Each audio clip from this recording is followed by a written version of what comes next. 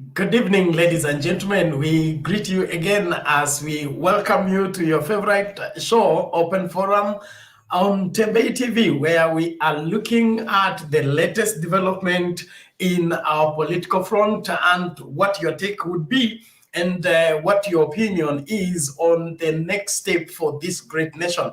I believe your voice matters and your opinion counts on the next move that this nation makes. So welcome on board, even as we begin the discussion tonight.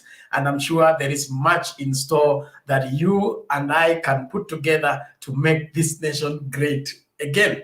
Well, today we'll be diving into the Raila Odinga meeting with Mt.Kenya Maa leaders today at Safari Park. And there is a looming or cooking a joint rally between UDA, ANC, and Ford Kenya in Nakuru. What is your take on the same? And I am sure that there is much to be talked about. The link to use to get into the studio is right now in the comment section. Please, let's make use of it so that we get into the studio. Just remember, when you click on the link, allow StreamYard, the app that we are using, to have full control over your camera and your audio. Then you will be able to be added to the studio and voice out your thoughts on the topic of today. Thank you very much for those that are joining us. I'm sure that all is well wherever you are. Be kind enough to let us know from where you're following us from and keep the conversation going. Just remain civil and see to it that you respect everybody you meet on this wide platform where we are all sharing a common space whereby we are looking at the current development in our political case. Salome Mbone, thank you so much for joining. We appreciate you. Thank you so much, Mr. Jackton. Karibu kwa show. Kuna Margaret nani huyu? Naomba nipate jina lake vizuri. Kuna Margaret Achola. Thank you so much for joining us. Ajanka Alex, karibu kwa show. We have Jane na what? Nairowao. Nairua, thank you so much. Sorry if I mispronounce your name. Timo Lagat, karibu kwa show. Thank you so much for making time to join us on Tembei TV. Nderito George, asante sana, karibu kwa show. Tuambie unatufuata kutoka sehemu gani ya nchi hii. Kuna Beatrice Murasi, sorry. Karibu kwa show from UAE. Thank you so much. Kengo Omwangu on board. Thanks thank you so much for the compliment. Eric Wekesa, asante sana. From Israel Machakos. Kuna Israel Machakos. I wish to visit. Instead of going to the Middle East, I can go to Machakos and I am bona fide fully fledged Christian. Okay, Balkis Mohammed, karibu kwa show. Thank you so much. Samuel Mutufa, karibu kwa show. Barak Ondiwa, thank you so much. And the rest, please, let's join and begin to have our conversation. I believe there is much to say tonight, even as we start out our conversation. The link to join is right there in the comments. Find it, click on it, and get into the studio and let us get talking. Please make sure that when you click on the link, allow StreamYard, the app that we are using, to have full control over your camera as well as your audio. If you disable any of the requests, you will not be able to be added to the studio regardless of your passion and your will to make contribution on this particular platform. So make effort and get in here. Alex, asante sana. Davis, karibu kwa show. Victor, karibu kwa show. Nyongesa Samuel from Eldoret, karibu kwa show. Thank you so much. Benja Karos, asante sana. Monu Alice, karibu kwa show. Thank you. I share the link again for those that wants to get into the studio. Click on the link and get into the studio and let us get talking. Let us keep the conversation going. Kathy Akinyi, Catherine Akinyi, karibu kwa show. We have Silvaris Kings, karibu kwa show. Eric Kariko, karibu kwa show. Thank you. We have this one called DPP. Whatever that means, thank you so much. Edika, asante sana. Routine Mkala, asante. Benz Jones, thank you from Narok. Tuendelee katika mazungumzo ya usiku wa leo. Tunaangazia mkutano wa kiongozi Raila Odinga na viongozi wa Maa community na Mt.Kenya community leo katika Safari Park. Nini kinaendelea na mchakato wa Azimio la Umoja na hizi mikutano ya hoteli. Kuna vile inaitwa na watu wa UDA wanasema mikutano kwa hoteli. Sasa utatuambia unaona vipi haya mambo. Alafu kuna tuhuma ama kuna rumors kwamba kuna joint rally ambayo itakuwa Nakuru na watu wa UDA wakishirikiana na watu wa ANC na Ford Kenya baada ya mtetemeko ambao tuliahidiwa. Sasa mambo yanaenda hivyo. Sijui wewe unaona vipi na tunaelekea wapi kama nchi na yote ambayo yanaendelea katika siasa zetu. Aidha tunasonga mbele, tunarudi nyuma. Tungependa kusikia maoni yako na mahala ulipo. Thank you so much. Thank you for making time. Shombo Malum, thank you so much. Ndimu Lamu Oriomno. Thank you. Wote ambao mnajiunga nasi katika studio tunawashukuru na tunaamini kwamba tuna show kali sana. Kwamba leo lazima tujue mbivu na mbichi na nani ambaye anaongoza katika masuala ya political reality versus political perception. Thank you so much. M100. Bwana Mumia, umebadilisha jina tena?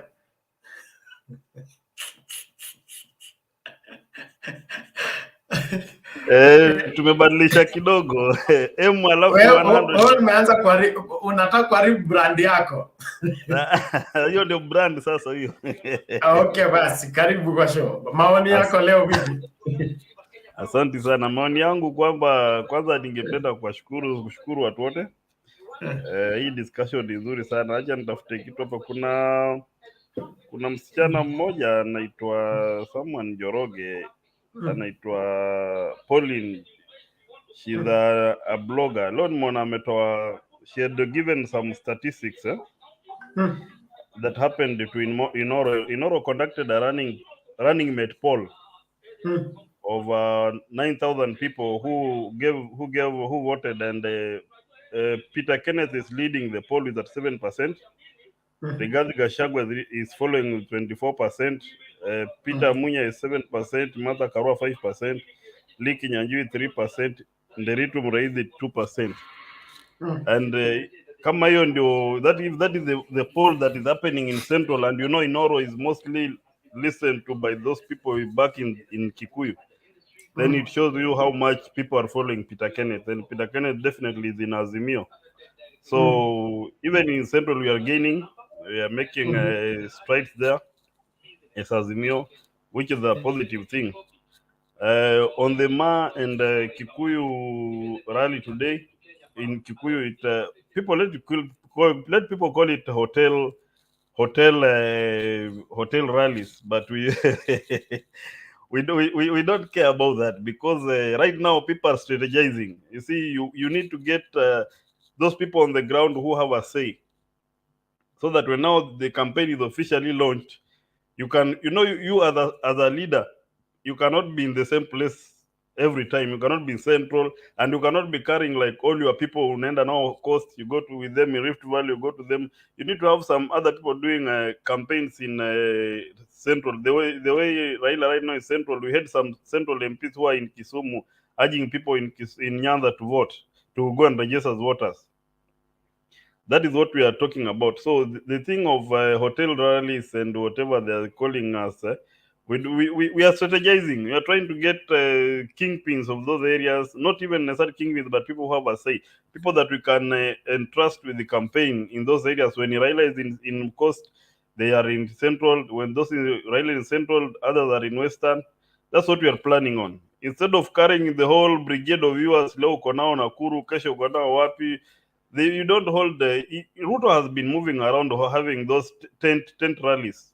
We have not told him that to stop. He has been holding tent rallies. So City kwa hoteli is not something bad. And the rally in Nakuru, it will just be a normal thing. Definitely, they've targeted Nakuru, which is the Rift Valley. Uh, People will come as obvious. They normally attend.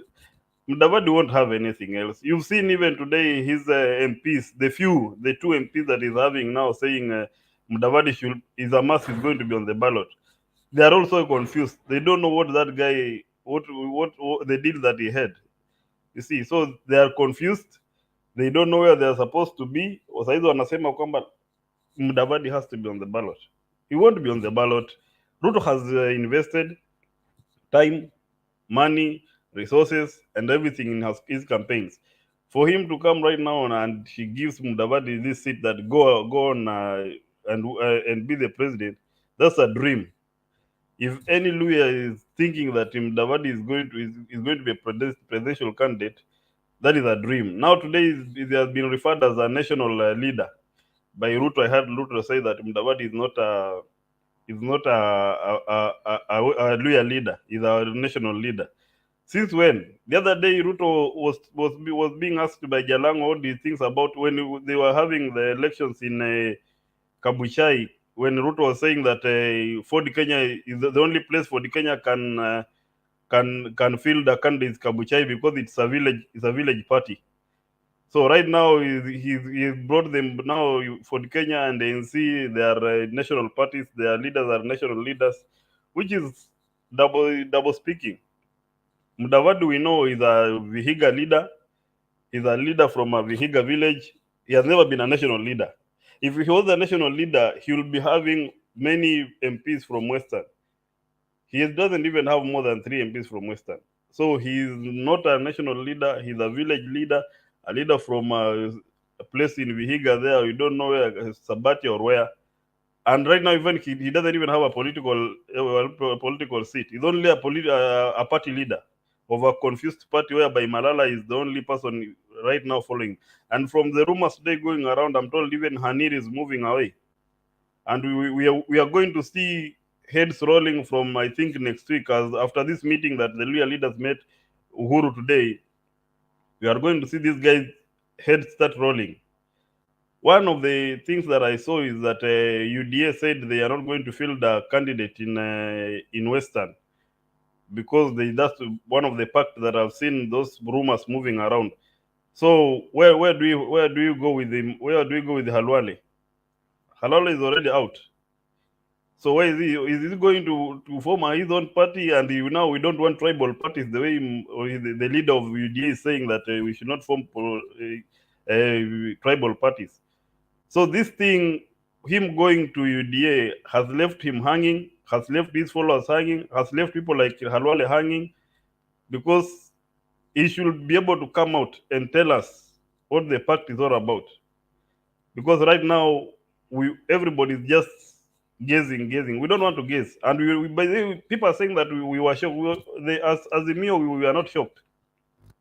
In fact, we are not even worried about him. We are happy. In fact, I can tell you right now, lawyers are 95% united. We are now focused on making sure that Raila gets what he wants in Western. So for those people telling us that we are having hotel meetings, the hotel meetings are for our rallies in hotels are strategizing. We are in Central to make sure that Central we have it.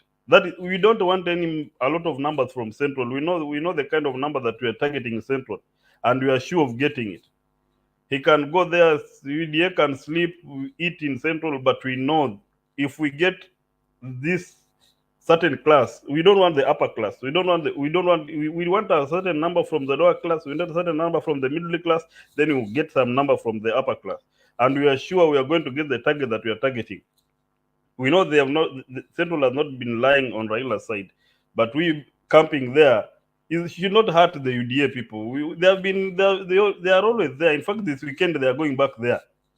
So let them not feel envious. Let not them be jealous of us. We are going there to win, and we are not going to win the whole thing. We'll win with the numbers that we want. So the Maa meeting, yes. So the Maa meeting today should not even the Maa and the Kikuyu meeting today should not shock them. Thank you. Asante sana M100. We appreciate your contribution and observation. Let's keep the conversation going. Naomba tumsikilize Bantu Warrior. Karibu, vipi? Nzuri sana Bernard. Habari ya jioni, asante sana na wasalimia nyote. Jakindu Bay inawezekana na wengineo Alex. Asante sana. Asante, karibu. Asante sana. Mimi yangu ni kusema tu kidogo alafu niachilie uwanja wengine waweze kutia, manake ni watu wengi, kila mmoja yuko na maoni. Mimi ni kusema tu baba, hata watu wasiwe na wasiwasi. Tunampongeza baba, tunamwombea Mungu awe na nguvu kwenye hii mashindano ili aweze kufika mpaka hiyo wakati wa election. Najua sasa yeye yuko busy sana. Na mzee anatambaa polepole kama vile rais vile alisema. Yeye anaenda polepole tu na mambo yanakuwa mzuri. Hata msiwe na wasiwasi kabisa. Huyo ametoka kule ANC, ameenda kujiunga na hiyo grupu ya watu wenye hasira. Manake ile grupu yote utajua wazi ni watu wako hawana confidence. Na ukiona sura kama zile, basi wewe jua tu they are the losers, wamepoteza. Sisi tuko na experience. Unaweza kuona wale ambao wametulia wanafanya election na kampeni zao kwa utaratibu, na wale ambao wamepanic. Waswahili wanasema hasira hasara. Ni hapo tu. Asante sana. Jakindu Bay. Habari mzee mwenzangu? Sana, salama sana. Nimefurahi kukuona. Hata mimi nimefurahi. Niko karibu. Watu wakiwa wengi nitatoka alafu nitarudi ikiwezekana baadaye. Asante sana, asante sana. Asante sana Bernard. Asante sana.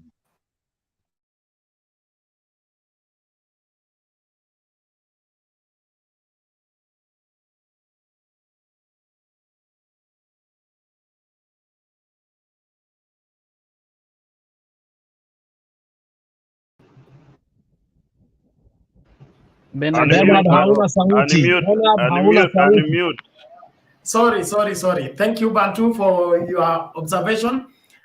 We appreciate your contribution. Let's keep the conversation going. Naomba tumsikilize Jakindu Bay. Tukienda hivyo inawezekana twende.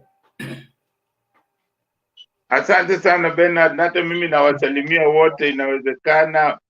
Bantu Warriors, Odongo, Sam, Master, Alex, na Shiko na Bundi, nawasalimia wote.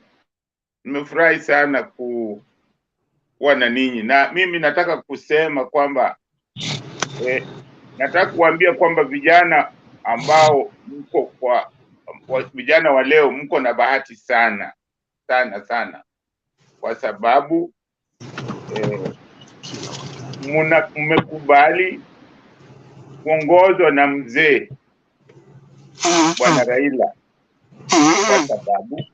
kwa sababu panapo wazee hapaharibiki. Hiyo ni msemo ambao unasemwa na ni ukweli.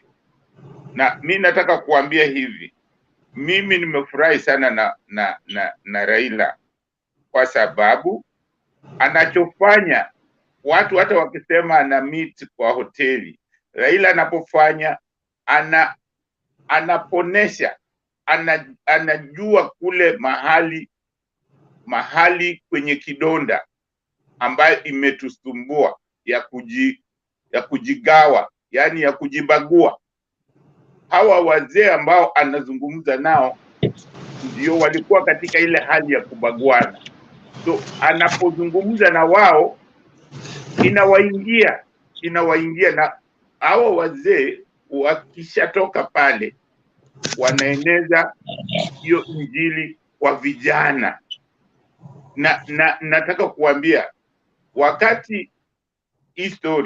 wakati Mwalimu Nyerere alipotaka kutaka uhuru wa Tanzania, alitoka kule, alikuwa anafundisha watoto shuleni, akazunguka Tanzania yote nzima akizungumza na wazee, akiwauliza wazee kwamba nataka niombe nchi yetu, tunataka tupate uhuru wetu.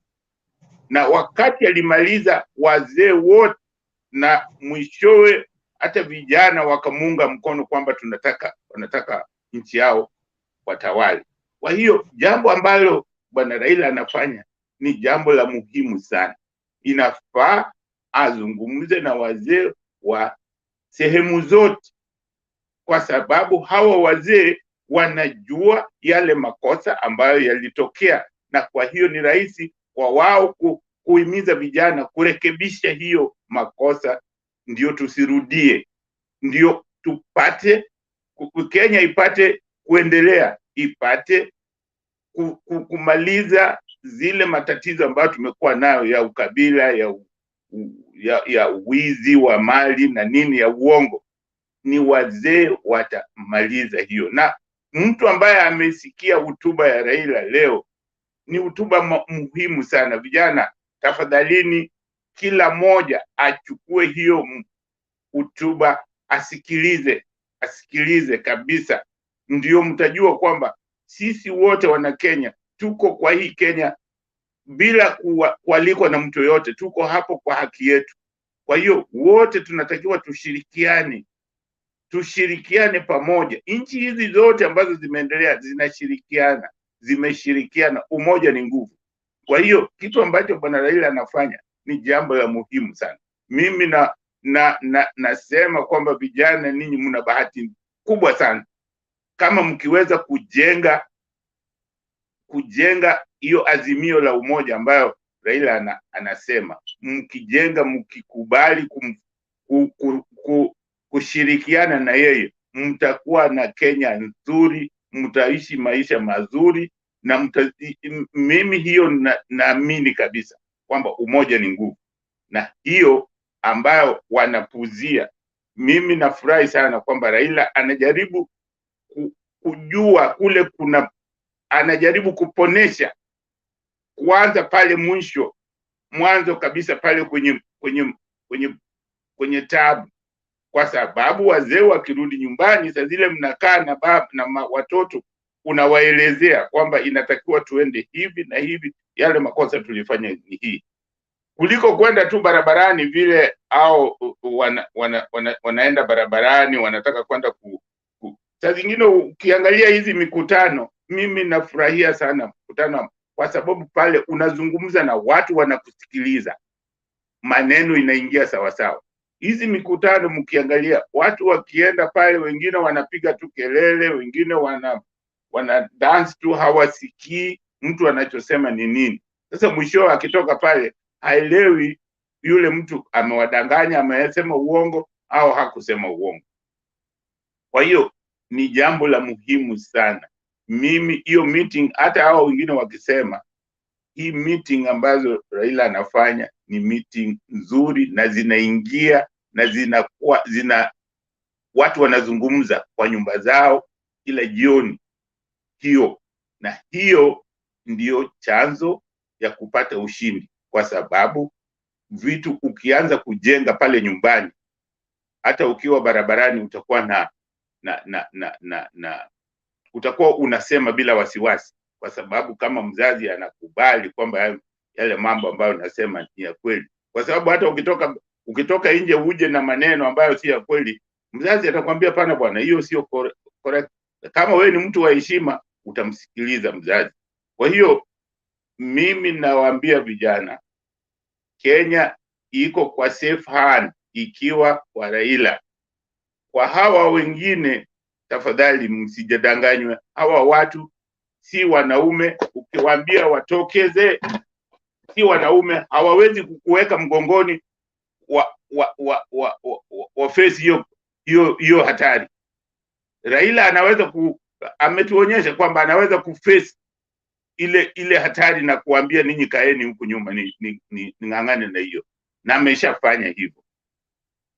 Naomba jana nilikuwa nataka kuzungumzia jana ile mkutano, lakini nilikuwa nilishindwa kuingia kwa sababu kulikuwa na watu wengi, lakini naomba tu Bernard nigusie kidogo tu. Sawa, dakika moja hivi. Nataka kusema mulisikia watu wakisema kwamba Mudavadi amekasirika na bwana Raila, lakini mimi nataka kuwauliza jamani, ama niwaambie vitu ambavyo najua. Huyu bwana Mudavadi kwa mwaka wa 2002 huyu Raila alipropose jina la Musalia Mudavadi awe president, na alikuwa ameconvince wakina Kibaki, wakakubali kwamba huyo akiletwa ndio huyo tutamuunga mkono. Mudavadi alikataa, akakubali kuteuliwa kuwa makamu wa rais kwa miezi mitatu. Huyo mtu ni rafiki yako, mtu ambaye anataja jina lako, badala ya kutaja jina lake, badala ya Raila kutaja jina lake, alitaja jina la Mudavadi. Wakati huo Mudavadi alishindwa hata na hiyo makamu wa rais alishindwa. Nani alimchukua tena akamsafisha, akamtoa hayo matope? Ni Raila huyu. Raila alienda akamtoa, akamsafisha, akamleta, hata akawa makamu wa rais akawa makamu wa Raila. Huyu Raila ambaye si huyo Mudavadi. Jamani, mtu wa namna hiyo hata leo hii yeye ndiye alikuwa Raila angemtaja kama makamu wa rais wake. Lakini kitu gani amefanya? Anaonyesha eti ana hasira. Hasira unakuwa nayo namna gani? Na sisi wote ni Wakenya. Hasira itakupeleka wapi? Hasira ni hasara. Na mimi nawaambia vijana, hata vijana ambao mko hapa, hasira tuondoe. Hii ni nchi yetu. Mtu akikukosea unamwambia, unamuomba, anakuomba msamaha, au sio.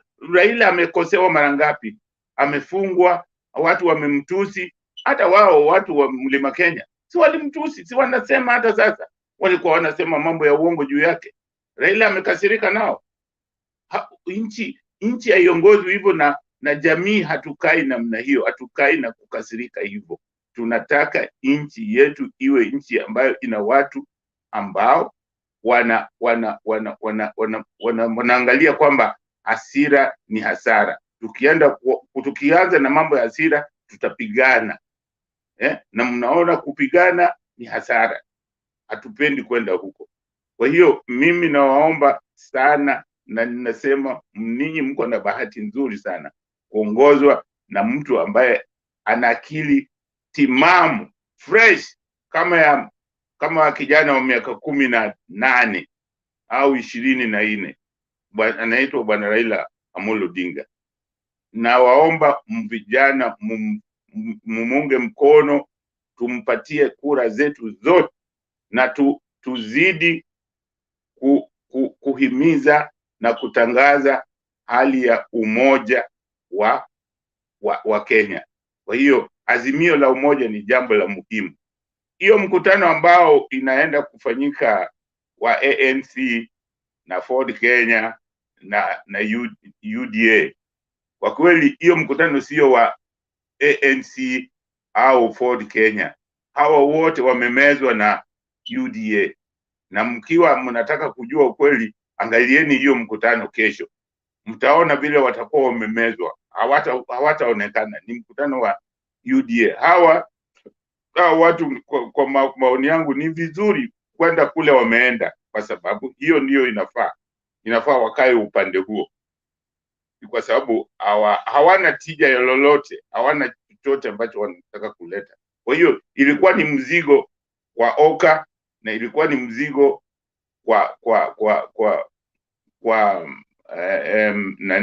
kwa NASA. Ilikuwa hawa watu walikuwa ni mzigo kwa sababu ni watu ambao sio waaminifu. Uzuri lazima muwe waaminifu. Asanteni sana. Asante Bernard. Asante. Thank you Jakindube. Tunashukuru kwa maoni yako na wasia wako. Naomba watu wote mko kwa comments, tafadhali hakikisha kwamba una heshima inadumu. Kama ukubaliani na mtu ni haki yako, lakini matusi hairuhusiwi. Tutakurusha nje. Alafu kuna vijana wanaosema ni wakati wa vijana, wazee waende nyumbani. Kwani hao vijana walitokana na nani? Wewe kama unalaani mzizi uliokuleta, sasa wewe utasimama wapi wakati unafanya huo uongozi unasema wa vijana? Ni muhimu tutumie hekima, tuhakikishe kwamba tunaelewa kile tunachosema, sio kurudia tu kile ambacho tumesikia wanasiasa wakisema. There is no youth without the elders, and any youth who ignores the council of elders, he's lost and he's not going anywhere. It doesn't matter how strong he thinks he is. It is important that we keep everything in the balance, even as we continue with the discussion. Please, let's get back to observing our 2 to 3 minutes so that we don't keep people online for too long. Na inawezekana, naomba tu kwa sababu ya gender sensitivity, tunaruka wewe tuende kwa Shiko kwanza, alafu tutarudi kwako baadaye tukifuata hivyo. Shiko, vipi?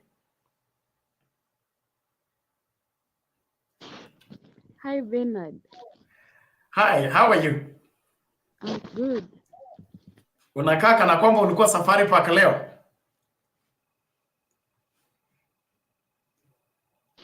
Why? Anyway. Wewe tueleze kama ulikuwa safari park ama bana. Hapana, ilikuwa tu kazi.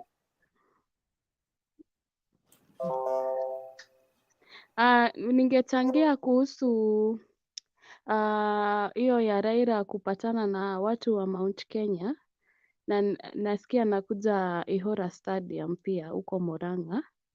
So and I've been telling you guys that Azimio wamepata njia ya kuingia Mount Kenya. That one we can't deny. Si kama ile 2017 or 2013, I remember when Raila came to do his campaign where I was living in Kiambu, around Kiambu town, and kama kawaida hawezi pigana, but no one would even stand to listen to him. But right now kuona anaweza enda mahali anakuja Mount Kenya even without, lakini hatuwezi sema ati ni Uhuru anamleta because hatujaona Uhuru akimfanyia campaign, so watu waache hiyo. Tunasema Azimio imeingia Mount Kenya. So what I would say is that it's a good thing. I saw kwa Inoro TV walikuwa wanasema wanaongeanga hizo mambo ya siasa ya Mount Kenya na wakafanya hizo poll. Na ukisikia saizi majority of Mount Kenya people they are not decided. They are not decided. Some are saying we've never been in a situation whereby we don't have a presidential candidate. Yeah, wengine wanasema they are still not decided. So at least when Raila akikuja pia ajaribu, as he is going for those grassroots leaders, waweze kuconvince watu wao juu wao ndio wanajua huko ndani sasa mashinani kwenye maybe Raila hizi fika, ongee nao watu who are not decided. At least we are hoping by the end of maybe February ama March, saa zenye ile percentage tuko nayo Mount Kenya at least itakuwa imeenda juu kidogo ama sana. You may never know. So for him coming to Mount Kenya, that is a plus. Let him meet the grassroots leaders, and I love how he does it. Like yeye haendangi ati kama anawapea chance kila mtu. You saw when jana venye walikuwa huko Murang'a, then Peter Kenneth ndiye aliwaalika. He was the host, and he would call them kila mtu.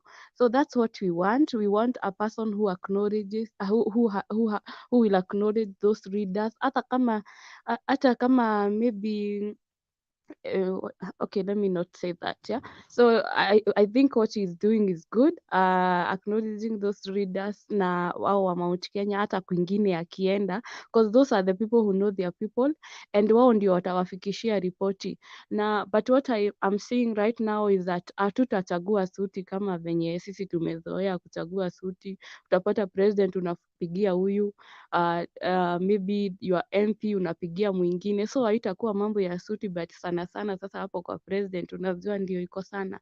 So I think he's doing a good job, and let him continue to do what he's doing, and with the support of the people he's having, like SK Macharia, kuna hiyo inaitwa Mugithi ya Inoro. They are going to different places wakiambia watu wachague kura, watu wachukue kura. That's a good thing, that's a good sign. And also wakishachukua kura na yeye sasa Raila anakuja kudismantle the rise that watu wamekuwa wakiambiwa huku Mount Kenya. At least sasa kuna mahali tutasema hapa, Bernard, I'm telling you, sasa ni 50-50. Hakuna mtu anayesema ati yako mbele ya mwingine, and that's what we are hoping for, yeah. So, and also like I was asking someone nikitokea kazi leo, nikamuuliza sasa wheelbarrow ukipatiwa wewe, what can you do with a wheelbarrow? Because tuliona the MP or huyo Senator Mwaura akipea watu Roiro wheelbarrow. Unajua Bernard, nikikupatia wheelbarrow nimekufunga. Because when I give you a wheelbarrow, mahali unafanyia kazi kama yule mtu anauza miwa, they rotate on the same place like the whole day. So kupea mtu wheelbarrow ni kumfunga, and that's what that guy told me, like I can't. Okay, aliniambia I'm not decided, but I cannot vote for a wheelbarrow because me kupewa wheelbarrow ukweli umenifunga. I'll just rotate there. Hakuna mahali penye ati naweza enda fast. So yeah, let him come to Mount Kenya venye ameanza kukuja, let him dismantle those ties wenye watu wamekuwa wakiambiwa for the past 4 years. Hatuwezi sema tumefika sana ati tujipige kifua, but we are somewhere at least now, si kama venye kulikuwa, and that's a good sign. About now the UDA and ANC, we know them. I am not in a place to comment on that. So thank you, Bernard. I'll give my submissions later. Taongeza kama kuna kitu ingine nataka kusema nitasema baadaye. Thank you. Asante Shiko kwa maoni yako na mchango wako. Tunaamini kwamba tunaendelea mbele vizuri. Nashukuru kila mmoja. Twende moja kwa moja kwa inawezekana. Inawezekana vipi?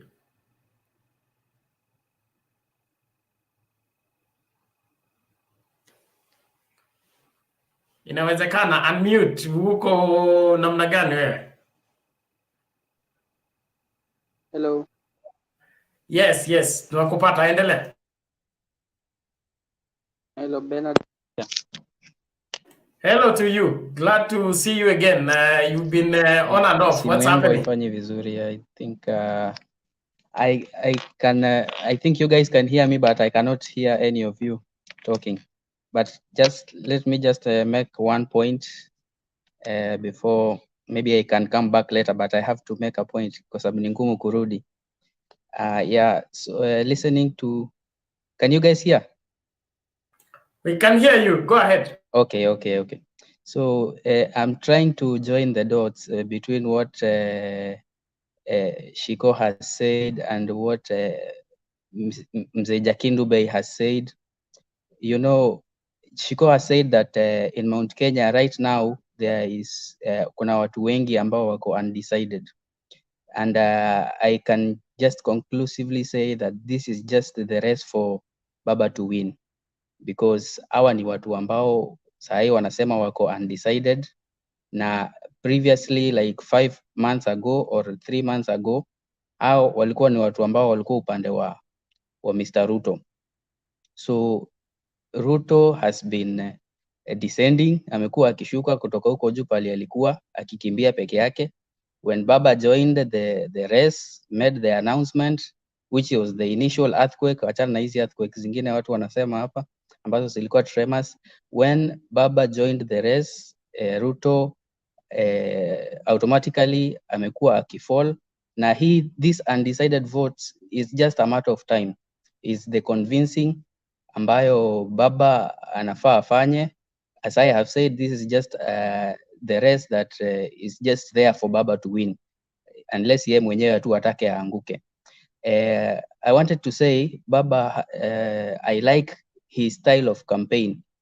It is gradual, it is well planned. Anajua pali anaelekea, anajua end game, ameshaiona. He can see the light at the end of the tunnel. He can see it clearly more than anyone else. Hapo ndio unasikianga wakisema mzee anaweza kaa chini, lakini wewe upande mlima ukue huko juu kabisa na hautaona what he is seeing. He has clearly seen where he is going. He has been a presidential candidate for the last 4 times or 5 times. He knows where he is going. When you see the way William Ruto has been campaigning, William Ruto, the way he campaigned, amekuwa yeye mwenyewe clearly ametuambia yeye anaenda kushughulika na watu, anaongea na watu direct. But this politics at the moment, say politics za Kenya, when you look at politics za Kenya at the moment, you can see that it's easy to kuona umati wa watu wamekuja hapo kukusikiza, na it's not actually ati wamekuja kukusikiza. Huwa haimaanishi ati maybe ati wamekuja kukusikiza. Watu wanakuanga na their own things zenye wamekuja kufanya hapo. Maybe wengine umewafungia barabara na ni during siku ya soko, sasa maybe wako shughuli zao wanafanya, umewasimamisha hapo, umeweka jam, inaonekana watu wako wengi, unajipiga kifua ya kwamba watu wako wengi wamekuja kukusikiza.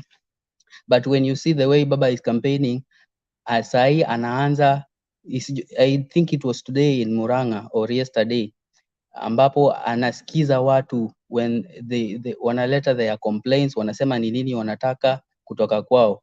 They have initially made their decision that they are going to support you, but wanataka uwasikize kwanza ni nini wanataka uwafanyie katika serikali, because wameshaamua kitu watakuambia utafanya, washajua ni nini utafanya. So with this, I think Baba is scoring very high, and you can clearly see hiyo message. Watu ambao wamekaa hapo ni kidogo, na watasikiza hiyo message na wataenda waambiane huko kwa kijiji, ya huyu mzee amesema hivi na hivi na amesema hivi na hivi, so tunafuata. And unaona hiyo ina translate kwa polls ambazo zinafanyika kwa Mizani, kwa hiyo ingine, kuna Radio Africa, kuna nini, wanasema Baba anapanda juu kila uchao, kila wakati polls zake zinaenda zikirise kila wakati. Nikiacha na hiyo mambo ya the way Baba is campaigning, ningependa kuongelelea mambo ya Mudavadi nikimalizia. Mr. Bernard Mudavadi is our good leader. We respect him as the Luhya community. Waluhya wengi wameongea sana kwa hii panel, but I also wanted to add my voice concerning the Luhya fraternity. I think most people, they do not hawaelewi the Luhya politics in this region. They think that the way Mudavadi akisimama hii upande, tutamfuata venye amesema, ama votes za Luhya zitakatika katikati. There has not been any other time than this time ambayo sisi kama Waluhya we have decided to vote under one basket. Wale ambao hawakukuwa na nini idea ya kwa nini wanataka kwenda kupiga kura, sisi wengine tumepata a very strong reason why we want to go and vote on 9th of August. We want to go and vote on 9th of August to prove someone wrong. He is saying that anataka kwenda huko, na yani we just want to prove him wrong. To some of us it might not be your kwa nini unataka kwenda kupiga kura, but to some of us we want to prove Musalia Mudavadi that he is wrong. He needs to listen to the elders. He needs to listen to other people. When we, the people of Luhya Nation, we tell you this is the right decision, this is the direction we want to go, you should listen to us at least. So more than 95%, I'm confident that we are going to vote for Azimio, we the people of Western Kenya, and people should take that one to the bank. Otherwise, nikiwa na another point, I will contribute. Mr. Bernard, thank you so much for giving me this opportunity. I think I will log out ndio nisikize watu wanasema nini. Okay, thank you. Inawezekana. Tunashukuru kwa maoni yako na mchango wako. Tusonge mbele. Wale watu mko kwa comments, tafadhali chunga lugha yako. Hakuna haja ya kutusi mtu, na wengine wenu ni vijana alafu mnamtusi Raila Odinga. Raila Odinga ni mzee, mtu wa heshima. Kama wewe huoni yeye ni mtu wa heshima, shauri yako, lakini ukiendelea na matusi yako tutakurusha nje. Alafu kuna wale ambao wanapenda kuteta kwamba platform hii ni ya watu wa ODM ama watu wa Azimio. Link naweka hapo kwa open public. Ni wewe uklik ukuje, kama una madai yako yalete hapa. Kulilia huko nje kwa kando alafu you run into your own conclusion, we can't help you on that one. Okay? And in every marketplace, you can't control the people that come in or out of that particular marketplace. Ukiona katika hii platform watu wengi ni wa Azimio, basi inaonyesha kwamba Azimio ina umaarufu kuliko UDA. So sio kutu accuse kwamba watu wengi hapa ni wa Azimio. Ni wewe uhakikishe kwamba your voice is heard about whoever you are supporting, not to brand a particular channel to belong to a particular group, or rather a particular political persuasion. We are in a free country, and you are free to join and give your valid reasons why you are for the wheelbarrow as opposed to Azimio la Umoja. What is wrong with Azimio la Umoja that makes you think that folding parties and becoming a single party state is going to help this country better? It's important that we remain sober and factual about what we are talking about. Naomba sasa tumsikilize nani, Alex huyu, alafu tusonge mbele. Alex, vipi? Salama Bernard, wacha mwingine aongee, nitaongea baadaye. Okay, thank you. Mute. Alex yako kuwa na kitu ya kusema, ajaenda kwa vocabulary. We honorable, tulikupatia jana dictionary ukaongeze vocabulary. Sasa tena umekuja kucomplain kuhusu vocabulary. Tutakuchangia Oxford Junior Dictionary. Kizito, namna gani? Poa sana Bernard. Good evening to you all. Good afternoon. Good morning. Alex. Kwanza Kizito anasema unatuwekanga mashiko pamoja. Mwambie wache hiyo kwa. Alex, why do you attack me before I even talk? Alex, you're my brother. Before when you are going to Nyamira, I pass next to your house before I reach my home.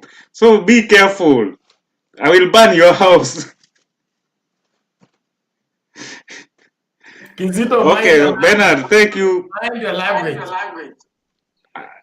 Thank you. No, Alex knows. He knows. Me and Kisii, we can even start speaking Kisii language now, and you won't understand. Please make your Okay, Bernard, I just wanted to say thank you very much. When I have to contribute, first and foremost, yesterday I tried to come in, but nowadays I think we have so many people. So we old people, we always live for young people to come and they air their views. We stay in the comment section. We give them plus, because nowadays I've come to realize to enter this channel, it has become a very big hill, not even an anthill. You can try even 1 hour until you say, let me go and sleep, because people who are married like us, we have to sleep very early.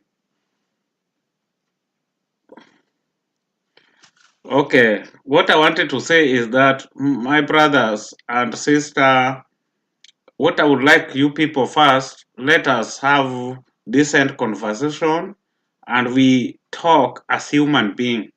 I've been listening to people the way we contribute. I don't discriminate, and I don't say anything bad. I don't even say that you never contributed well.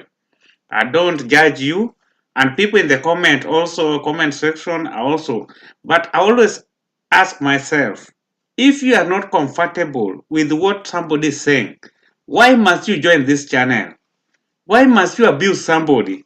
You find so many young people, somebody who was born even 1990 is abusing Raila Odinga. I really appreciate, I can congratulate Shiko. Not that she's a lady, she's beautiful, I accept, but not that because of that. But what I wanted to say, the way she always talk, she always reason like even thousand men who are here in the comments, because you find even Bernard, to just add on top, you just said it today. If you cannot respect the elder, you are very young. You don't know even where life is going to. You don't have anything, and you are abusing somebody who has got his life. Even if Raila doesn't become the president, he will never come to you to beg you in anything. If Ruto doesn't become president, he will go and rear his chicken, and he will never come to you and beg for you for anything. So why must you abuse him? Why must you insult somebody who is talking? There are jokes, and there are so many things that if you are talking, just air your views. Talk what matters. That one aside, according to my contribution is, I really appreciate the way our Azimio team they are doing. I've been witnessing, I've voted for so many years, and I've seen the way Raila used to conduct his campaign.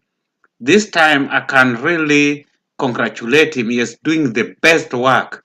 Because before, he goes to even Muranga, even Maa people, even where he is, he first go there, listen to them. Then he take all the notes of what they want. He comes back, analyze them, then he comes with a legit answer. What is going to convince them? That is politics. You cannot just stand and you say, Mama Mboga, you want money. Boda, you want money.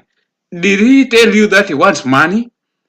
Did this Mama Mboga ask you for that money? You go there, listen to them, ask them, what is your problem? Why is it that you people don't make business? Oh, we buy our burgers and we don't know where to take them. Okay, let me go and consult with the people who are responsible. I look for my technocrats. I look where we can, then when I'm going to answer you, it's just like seducing a woman. When a woman asks you a question, don't rush to answering that question, because you have to analyze that question, you have to synthesize first, then answer when you are sure. But when you go, somebody is telling you, we Mama Mboga, we have our circle, give us money. Okay, I give you 2 million. 2 million from the word. Where is that 2 million? And how will they divide it? You find the 2 million people, you give 2 million. They take one shillings. I would like we people who are in the panel, we are the people who are trying to enlighten others who are not here, because this channel is not here. It always remain in YouTube. People always listen to it, even if we are not discussing. When you come here, try to make something that can change somebody's life. Try to enlighten something that if somebody hears, for example, if I can talk about ODA and ANC and Ford Kenya. If ANC was having 4 MPs, these 4 MPs, they defected yesterday, and Mudavadi come to order. Are you not saying that is just a problem to order? When somebody talk like that, you find people are abusing you in the comment. They are proving to you. Even the person who is trying to prove you wrong in the comment has never been to Western. You see, somebody like Shiko, she always concentrate in Western, in Central, because there is where she knows. There is where she understands best. Somebody is coming from Central. See, he talks much more about Central, Western. He talks about Nyanza. He has never been to Nyanza. He grew up. He went to school in Nairobi. He got the chance. He went to Qatar.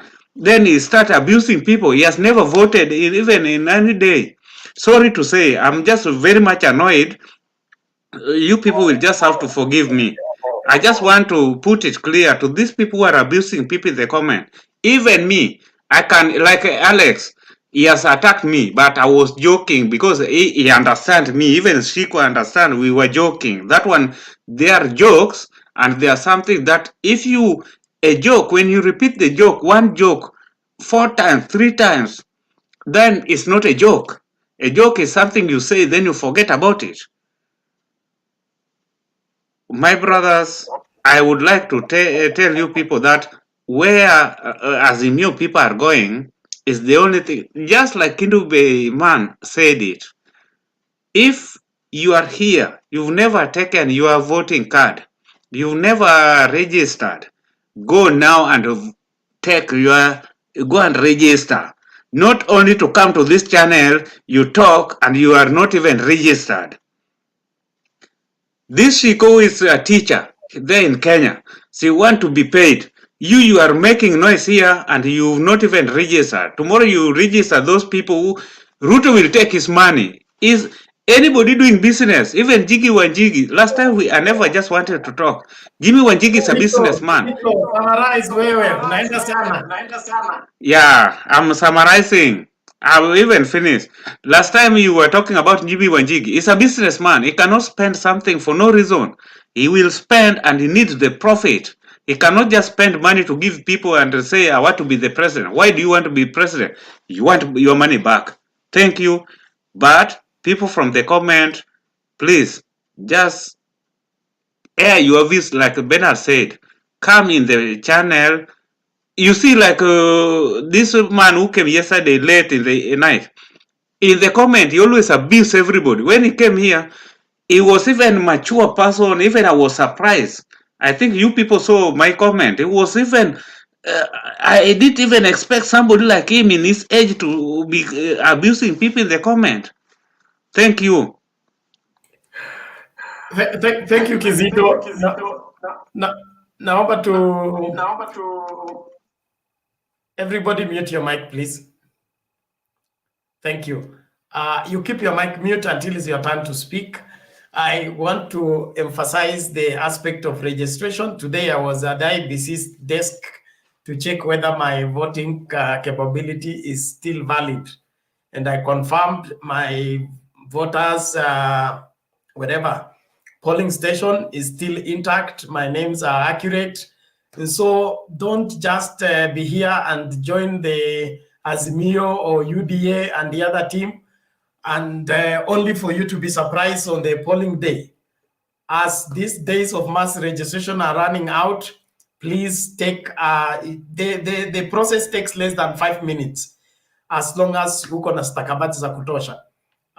Those taking it for the first time is what is elaborate, but just to confirm your details, it takes less than 2 minutes. You will have all your details displayed and they will confirm for you. So please go and confirm. Usiseme mimi niliregister 2010 na haijawahi badilika, nilienda 2013 ikaingia, 2017 ikaingia. Anything can happen to the register, and remember the register is going to be revised to remove the people that are no longer with us. So please don't don't assume that once you are registered, you are always in the register. We need every vote so that your voice is heard on the way forward for this country. Don't take it lightly. It's a serious matter. Remember, 2022 elections is historical election. Historical in the sense that we are changing the guard at the capital, whatever, at the house on the hill. So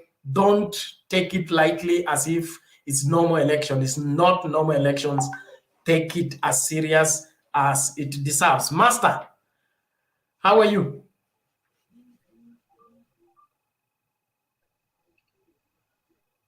Hello guys, are you hearing me? Yes, we can hear you. Oh yes. Thank you so much, Bernard, and thanks so much for the team. And for me, let me start by telling you, Bernard, that those people who are abusing you, remind them that it is Raila Odinga who fought for that democracy, who vote for that voice that they are using to abuse you right now.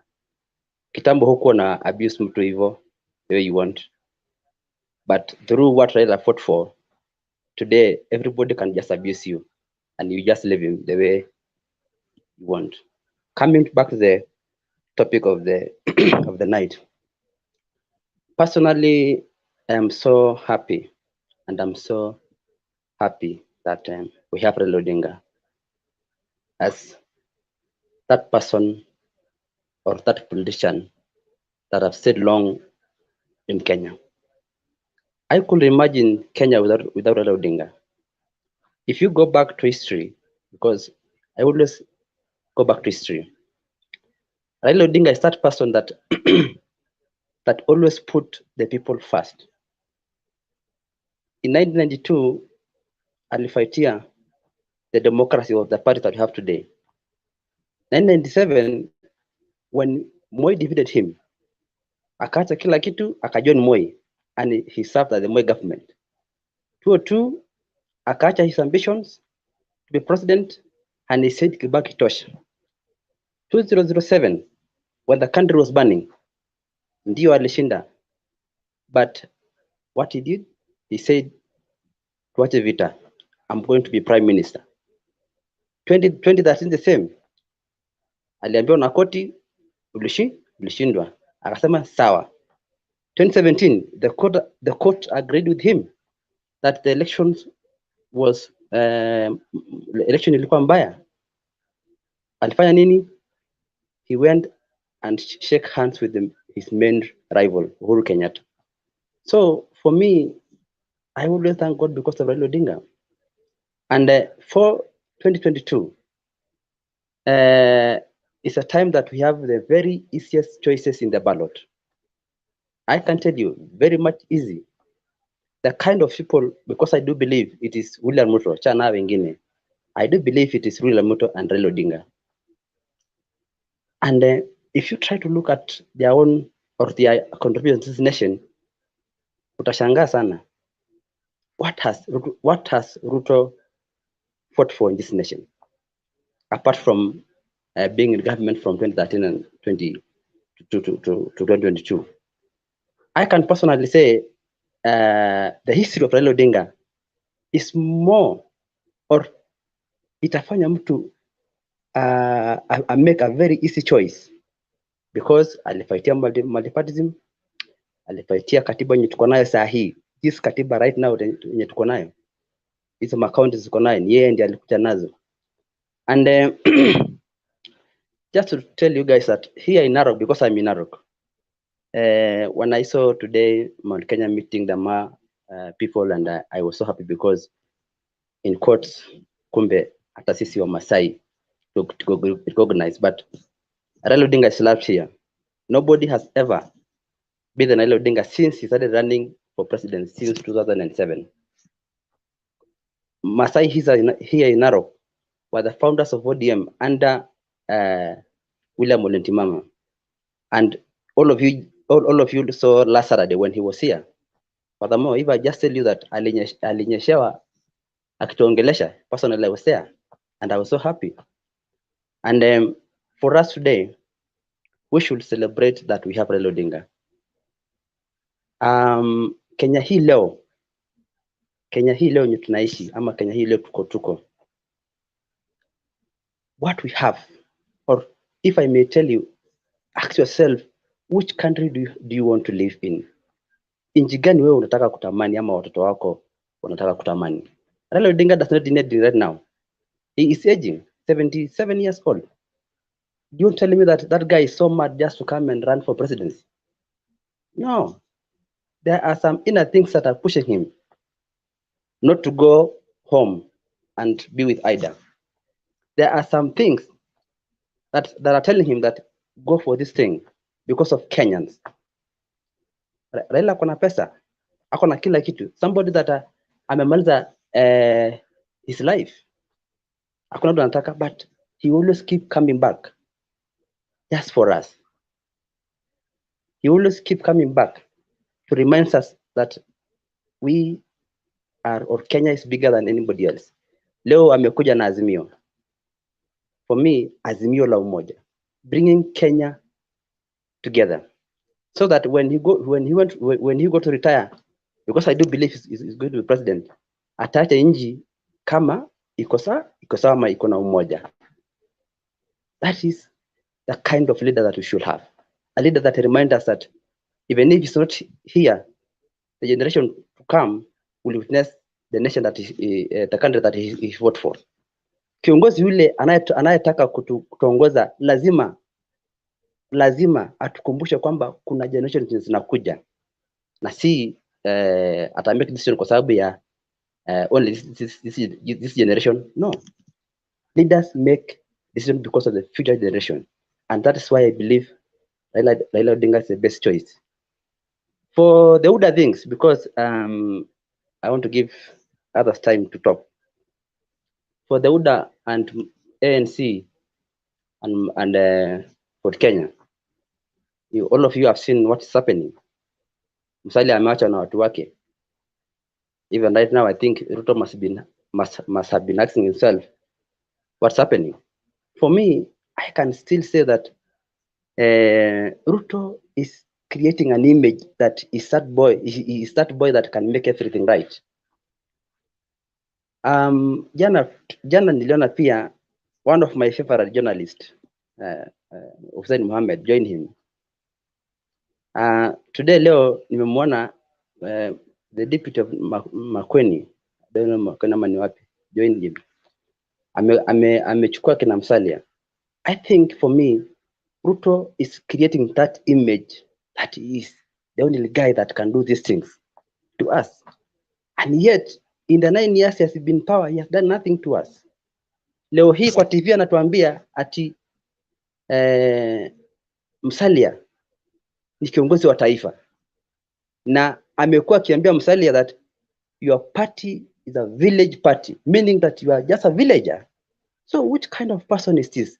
Leo anasema hii, kesho anasema hii, kesho anasema hii. Is that the kind of leader that you want? Kama kuna mtoto alizaliwa 2010 wakati katiba ilikuja, for example, wakati katiba ilikuja, not even katiba, watoto wenye wale walikuwa shule 2013 wakiambiwa that utapotea laptop, I think leo wanaelekea university ama wanaelekea wapi, but after 10 years. Where are those laptops? Where are those things? Amedanganya. It is so easy. It is very much easy to talk, but doing it is another thing. For Raila Odinga, akisema ni hivyo. Hata aliposema ataenda kuja picha, si alienda. So for the things that will happen tomorrow in Nakuru, mimi na believe kwamba that that is just a hype. But Kenya is realizing that we have leaders, and the only leader that we have is Raila Odinga. Thanks so much. Again, I remind you, Bernard, don't fear when people tell you that this is a platform of Azimio. They have their freedom to have their own things too, and nobody has not tell anybody not to do that. So thanks so much, guys, and let us take votes. Let us keep this voice growing. That this time it is Raila Odinga. Mungu awabariki. Okay, thank you, Master. We appreciate your perspectives and the contribution. Tunaendelea mbele. Platforms, there are so many, and I think there are people who left this platform in protest and started UDA TV. I don't know where UDA TV is. They came here with insult, we kicked them out. So if you're not comfortable here, you can be comfortable elsewhere. Kenya ni kubwa na sisi sote tunahitajika katika hii Kenya with our divergent opinions. But no insults, no demeaning of anybody. Everybody's decision on whether they support is their personal decision and constitutionally provided for. Only ensure that your decision helps Kenya, not an individual. If you are only helping individuals and you're not helping Kenya, at the end of the day, you will suffer with your individual because Kenya holds all of us. And so as young people especially, we must stop thinking about ourselves and begin to think about this country 100 years from now. Will we be a nation? Will we be a people? Will we still hand over this nation to our children's children? Or we want to eat all of it now and we die? So we must change our perspective. Let not our politics be about what can I eat. Let it be about what can I make that will make me be remembered after many, many years have gone.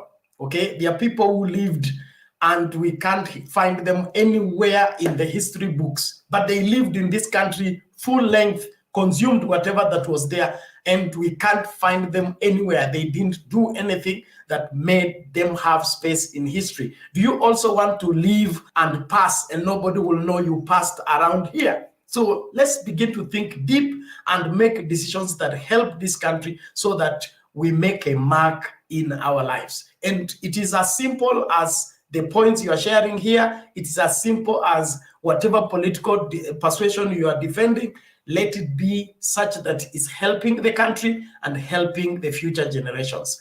Naomba tutachanganya ili kila mmoja apate nafasi ya kuongea, lakini tuchunge muda tafadhali. Tumsikilize Moon Joel kwanza, alafu tutarudi kwa Honorable. Honorable, nimekuona.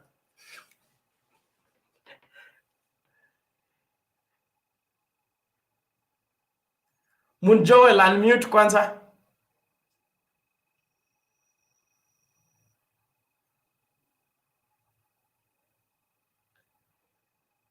Unmute the mic beside your name. You click on it so that it gives you voice.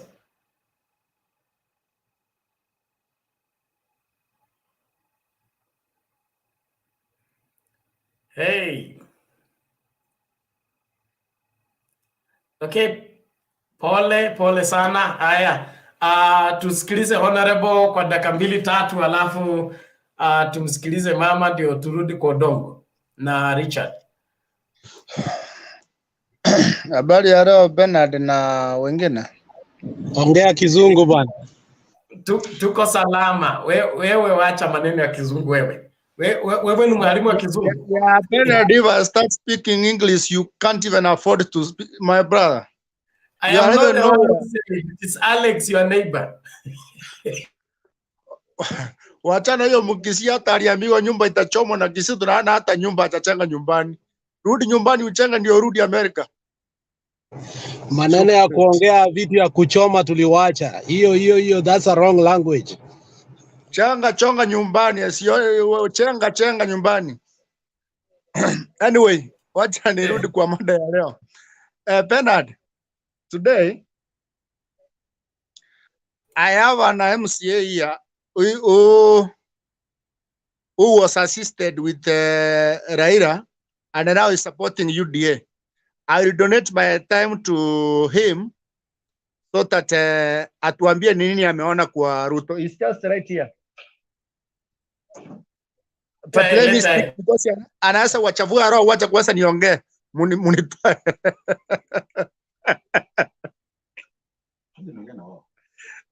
No, I'll give it to you.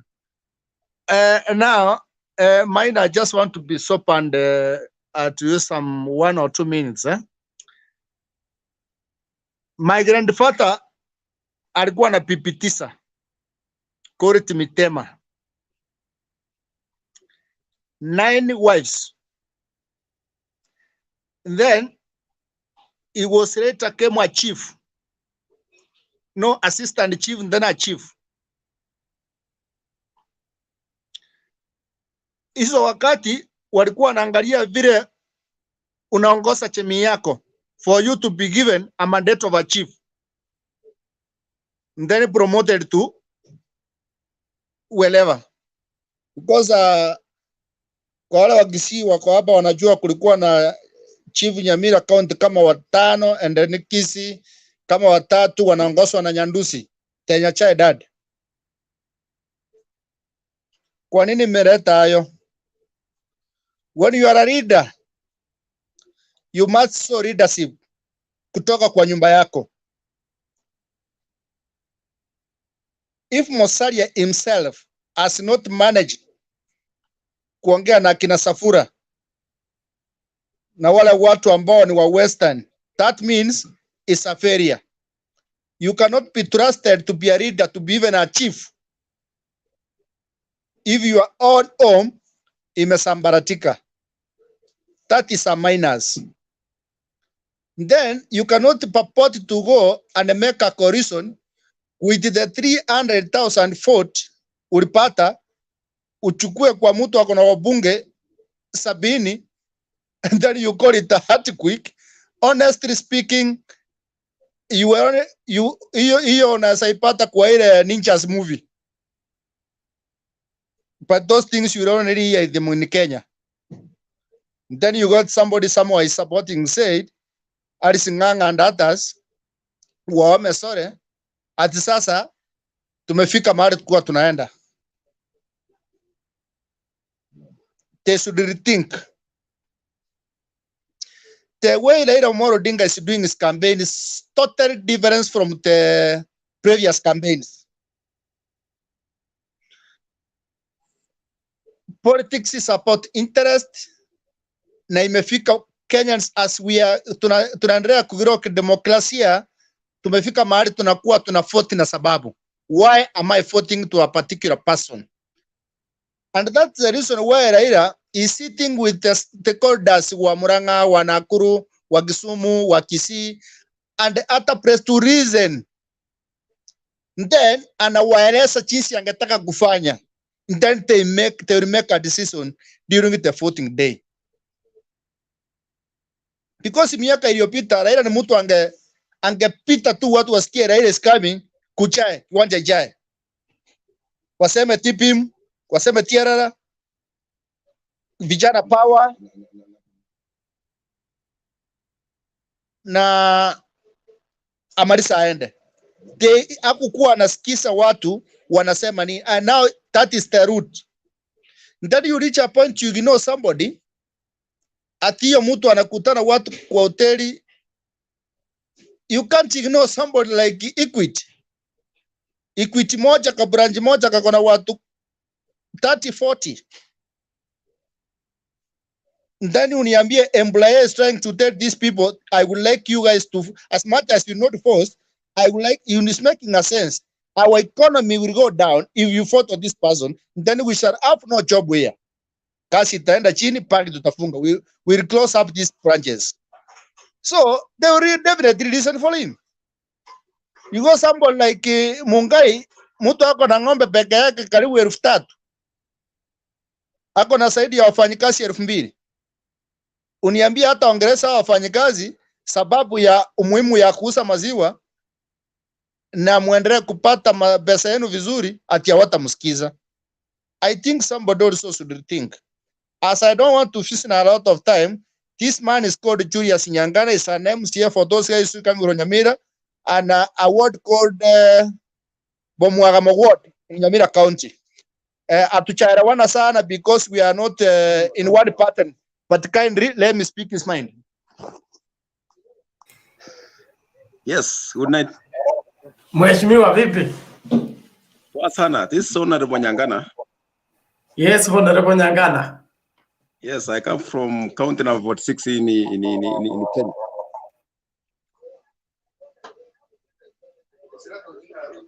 Na hiyo ni Nyamira. Okay. Yeah. Sasa shida yangu. Hello. Endelea. Tunakusikiliza.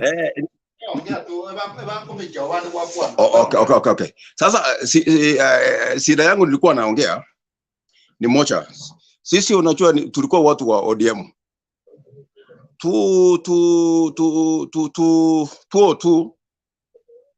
Raila akiwa na pati yake ikachukuliwa na KANU. 2007 ODM ikakuwa shida Kenya mzima. Vijana wote tukaingia huko. 202 hapana, it was 1997 my brother, not 202. 207. I'm talking about 207. 202 ndio KANU ilichukua tinga ikatumeza. Apana, that was 1997, my friend. 2002, Raila was with Kibaki. Put your facts right. No, Yeah. Alex, mpatie muda, we will question him after he has finished. Let him submit. Honorable, Okay. endelea. So yeah. Ni vizuri kuni collect mapema. So my question is this. Mimi ina support Raila, lakini kitu ya kwanza, mbona kila wakati after 5 years yeye kazi yake ni kupoteza marafiki yake? 1997 yeah, 2002, 2007, 2013, 2017, 2022 yeye kazi yake ni kupoteza marafiki yake wenye wamemsaidia, tumemsaidia. Akipata hivi anaruka, anaenda peke yake. Akipata hivi anaruka. Number 2, mbona yeye kazi yake ni kufanya kazi na outgoing? Uhuru outgoing. Hapa kwetu Kisii tuko James Ongwae outgoing. Tukienda Western gavana wa Kakamega outgoing. Yeye kazi yake ni watu wa outgoing. So tutakuwa na imani yake gani? Sababu yeye kazi yake ni outgoing peke yake. Outgoing. Ule mtu yani hana future. Hata kama mimi nikikuwa, tuseme for example, nipate kuna hiyo ugonjwa inasumbua sana watu wa Kisii inaitwa AIDS. Unajua wakati niko na AIDS siwezi panda hata mti ya watoto yangu sababu najua nakufa. So outgoing. Namba ya pili, wakati tumeleta shida 2017 tumechukua kura, alafu anaenda yeye peke yake handshake. Kwani handshake yeye aliambiwa handshake ni kuchukua tu kura ya 2022. Sisi ndio tumemfanya hiyo handshake ikakuwa. Alafu anatuacha tumetukana na Chupiri, alafu sasa anatuingiza Chupiri. Alitutoa Chupiri tena ameturudisha huko. So tutakuwa na imani yake gani? That's another question. Ya mwisho, sisi tunampenda, lakini what has staff this time around? Angesupport mtu kama Mudavadi, angesupport mtu kama Kalonzo, sababu agreement. Tutamwamini ache. Yeye aliambia Kalonzo 2013, Kalonzo akakubali. 2017, Kalonzo akakubali. Sasa hii 2022 tutamwamini ache. Sababu sio lazima uwe leader, amekuwa prime minister, that's enough. Mko na swali Sasa wewe bwana honorable, kabla uendelee, niko na swali kwako. Yes. Katika siasa kwa sababu watu wa Kisii wanajua huyo jamaa maswali kwanza. Tunaenda pole, tusikue na haraka. Okay, Alex, uliza swali kwanza. Alex, your question. My friend, are you an elected MCA or you are a nominated MCA? I'm elected MCA. 2013, 2017, ODM. 2017 up to now, ODM. But sahi nimetoka kabisa. Sitaki maneno ya ODM. No, it's good you have told me you are an elected MCA. And because you are a big disappointment, even in the manner you articulate yourself. You're not giving us policy or any philosophical or any ideological issues regarding your beef between you and the Prime Minister. You are putting personal things. I will tool down. I will not ask you any question, but you are an embarrassment to yourself. You cannot even articulate yourself. No. Hautakuwa na question hapo. Next. Hauna question.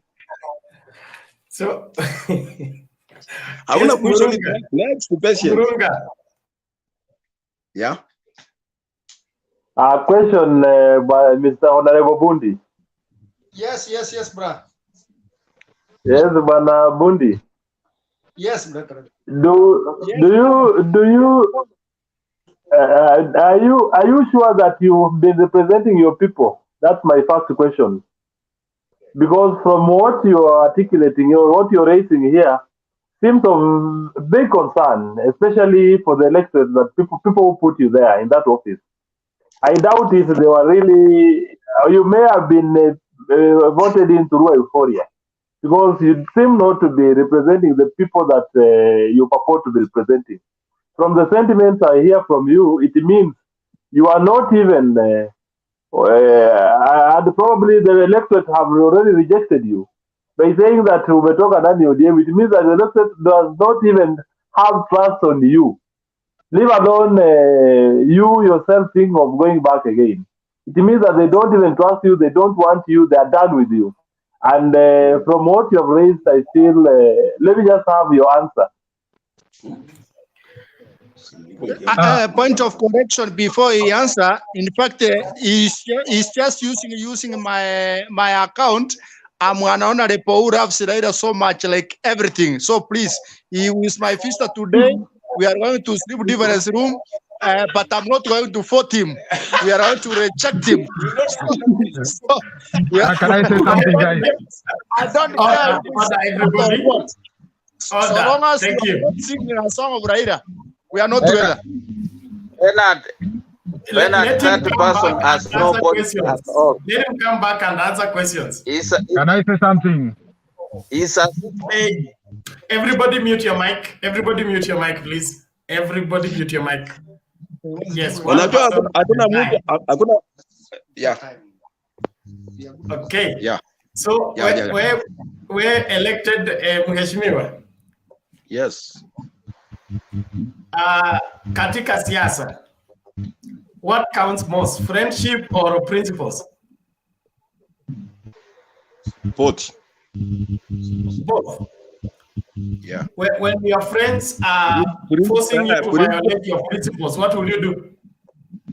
Hello? Pardon? When your friends are forcing you to violate your principles, what would you do? What will you choose? Principle. You choose principle. Yeah. And in your opinion, you don't see anything constant in Raila's decisions of sticking by the people other than keeping friends who want to deny him from serving the people? Yeah. Absolutely. What I say? Hello? Did you understand my question? Ask. Hey, let's do this. I think we are giving too much time. We are giving too much time to Bernard, just give this time to somebody because this guy does not understand himself in terms of. Yeah, give this. Even I don't know how. Don't make it back to the county assembly, please. And they sioni kama alipita mtihani ya IBC. Let's do this. Let's move on, please. Thank you very much, everyone. Thank you, I love the excitement, but let's leave that where it is. If he wants an interview, we can accord him an interview peke yake. A book Mtembei TV will host him, alafu ajitetee. Lakini kulingana na ile 3 minutes we have had him, Toshi Mboga, in my opinion, and nothing personal. Thank you very much. Naomba tuende kwa nani huyu mama kwanza. Tuende kwa mama Selina, alafu kama maswali ni kwa huyo mheshimiwa yuko saa hii ameenda, tafadhali achana nayo. Mama Selina, upo? Okay, inaonekana Mama Selina yupo. Okay, Omar Richard, na dakika 2 kufika 3 tunakukata. Tafadhali go specific to the point. Okay. My submission today, it will be so short. I was just observing what Mzee was doing in a Thika. The way it's going is a very beautiful way, which he was not doing in the other former campaigns. was doing. And in fact, they to inject sense to people, you have to deal with all kinds of people. From Mamamboga, Boda, youth, and was that is the thing to go. And according to this, I see this as Azimio as just moved all over the country, because as Raila was in Sabari Park, the Kisii County was having also Azimio in a Kisii farmers. The same way they were having with the governor was having with the MCS and groups or community groups from our county. So, in fact, what the Raila is doing is a very good move. I saw our sister there from Central. She witnessed and testified that what he has been doing is gaining ground, and we are praying that it goes on. And I saw that the other day, Peter Kennedy said that now presented 30 MCAs out of 35 of Murang'a County, and they frankly said that they are taking the song to the grassroots to make people understand, because they are the one who created that problem that Raila is not a good man, and it was false. And in fact, Murata said, asked the question that there is nothing which was wrong to Raila with the central people. The only thing was that he was standing against their candidates, Uhuru and Kibaki. So I think the message is driving home, and I think it's moving somewhere. And when we come to the issue of Mudavadi and whatever, I was, in fact, I can testify that today I was watching a certain clip which was Safura and Ososi were being interviewed concerning the Safura was very bitter, was so much very bitter, and said that they want to teach Mudavadi race in Western. They don't want to see any sign of NSC in Western Kenya. Now I was wondering, now where is Mudavadi going to stand? Which party is going to present to Ruto? And already NSC is being forced out from Western. Anyway, that is politics. For about the rally which will be on the other day, let's go. That's their Kenyans. Let's hold a rally. Then we will receive from there. That's my quick submission for today. Okay, thank you, Richard. We appreciate your contribution. Let's keep the conversation going. Nasubiri kwa, naomba kila mmoja asubiri. Tunakuja kwa Godongo. Moon, nilikuwa nimepatia nafasi kwa Moon alafu akafungiwa. Moon Joel, upo? Yes, Bernard, and of course, okay, the panelist. Thank you very much for this. Thank you. Welcome. Give your contribution, please. Thank you very much. And of course, okay, first and foremost, I'll stick to the topic where, of course, okay, we have a meeting of Raila, the Mt.Kenya, and of course, okay, the Maa leaders, which is of course, okay, a very good and the best move that now we've started as a country, where the Azimio la Umoja is being now championed. And as we champion, of course, as in the Kikuyus, okay, I'm a Maasai, of course, and I'm proud to be one. And as in the Kikuyus, any other tribe, of course, we've always been good, and of course, okay, we live with them. And as an example, of course, okay, as a Kikuyus, we intermarry with them, and we live with them together. So, of course, okay, as a good example, we've started the Azimio la Umoja, we appreciate. And as a community as well, we do appreciate as well Raila Odinga for this. That it is only the people from his region, and as well the Kikuyus who met once, and now we are the same. of course. Now it is a big move, and we appreciate and we are welcoming that one as well.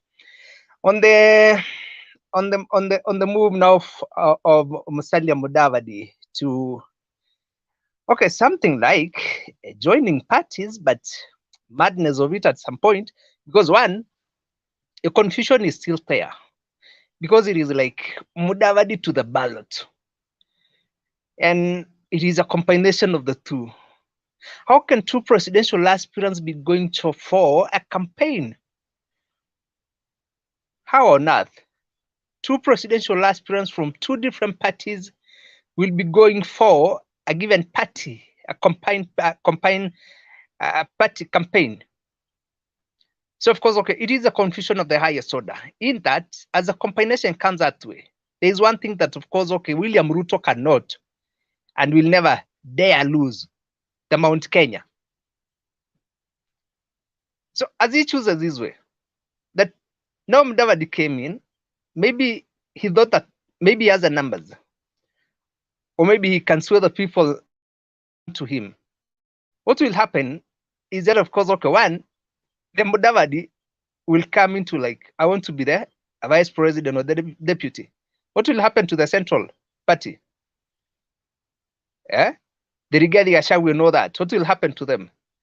So, of course, it is like a joke that Musalia Mudavadi has gone to maybe do there, because it is like, what is he going to do? And he remembers very well that the moment William Ruto and his deputy from Mount Kenya has an agreement, the agreement is yangu kumi, yako kumi. Mudavadi is 61 years, I think, plus 10 years ya Ruto, plus another 10 ya deputy wa Ruto, ambao hujui kama atamchagua kama deputy. He will be 81 years, which of course I'm very sure he won't be going for that. So it is a joke of the highest order. For sure, we are moving well, and it is a move that we appreciate. And for those ones that ambao tunasema kwamba, nilisikia mkisema kwamba to champion about the kuras and all that, tujaribu kuregister vizuri sana, because it will be a historic, and I'm very sure that mbona wale majamaa pia wengine hawaongelelei hilo. Kwa hivyo tunaongelea kusema kwamba register your votes, and of course, the field is just open for us. Kwa hivyo tusichukue muda mwingi, tunasema tu kila wakati inawezekana. Thank you very much. Okay, thank you, Moon, for being brief and precise and to the point. I believe everybody's following. We go straight to Odongo, and then from Odongo to Drudi kwa Murunga. Alex, ukiwa tayari utaniambia. Okay, thank you very much, the panel. Is my voice clear? Your voice is clear. Please mind time. Let's go on.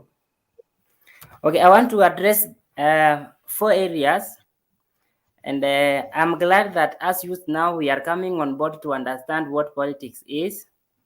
I think something which is lacking in our syllabus is political education. We have taken Christian education or religious education in school. We have taken home science, but an element which is now missing, and which is, I think we should add it to our CBC, is to understand what politics is. The reason why I'm saying this, if you ask a youth today, maybe he is supporting Raila or he is supporting Ruto, you ask them, do you know the reason why Ruto is moving all over the country to look for vote? How much do you think he's investing? Is he interested in you? Is there a politician who has come to you to ask you what is the problem in your area?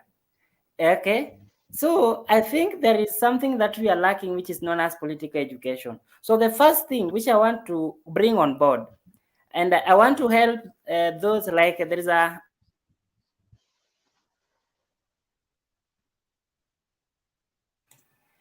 UDA are really discrediting political parties amendment bill. This is a coalition agreement that seeks to allow other parties to come together. The same MPs really voted in political parties amendment bill. So in between ANC, within the ANC and UDA coalition, They are not reading on the same page at all. I listened to the discussion between Kositany and the Ford Kenya deputy party leader, Chris Wamalwa.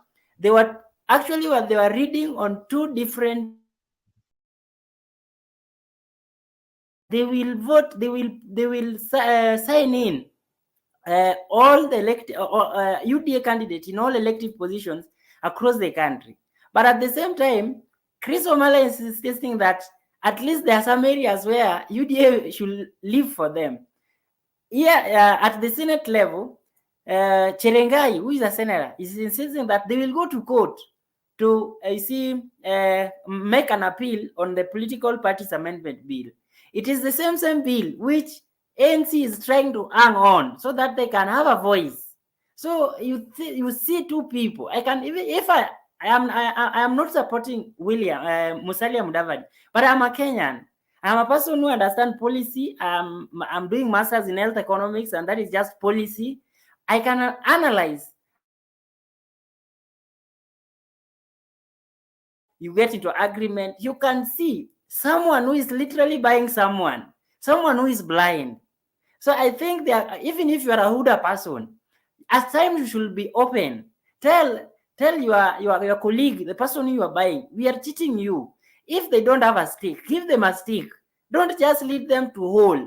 So I know that, yes, they are excited, but I can see that ANC is led by people who are blind. They are with a person who is rejecting something that they have hope on. I think they need to think on that. They need to reassess themselves.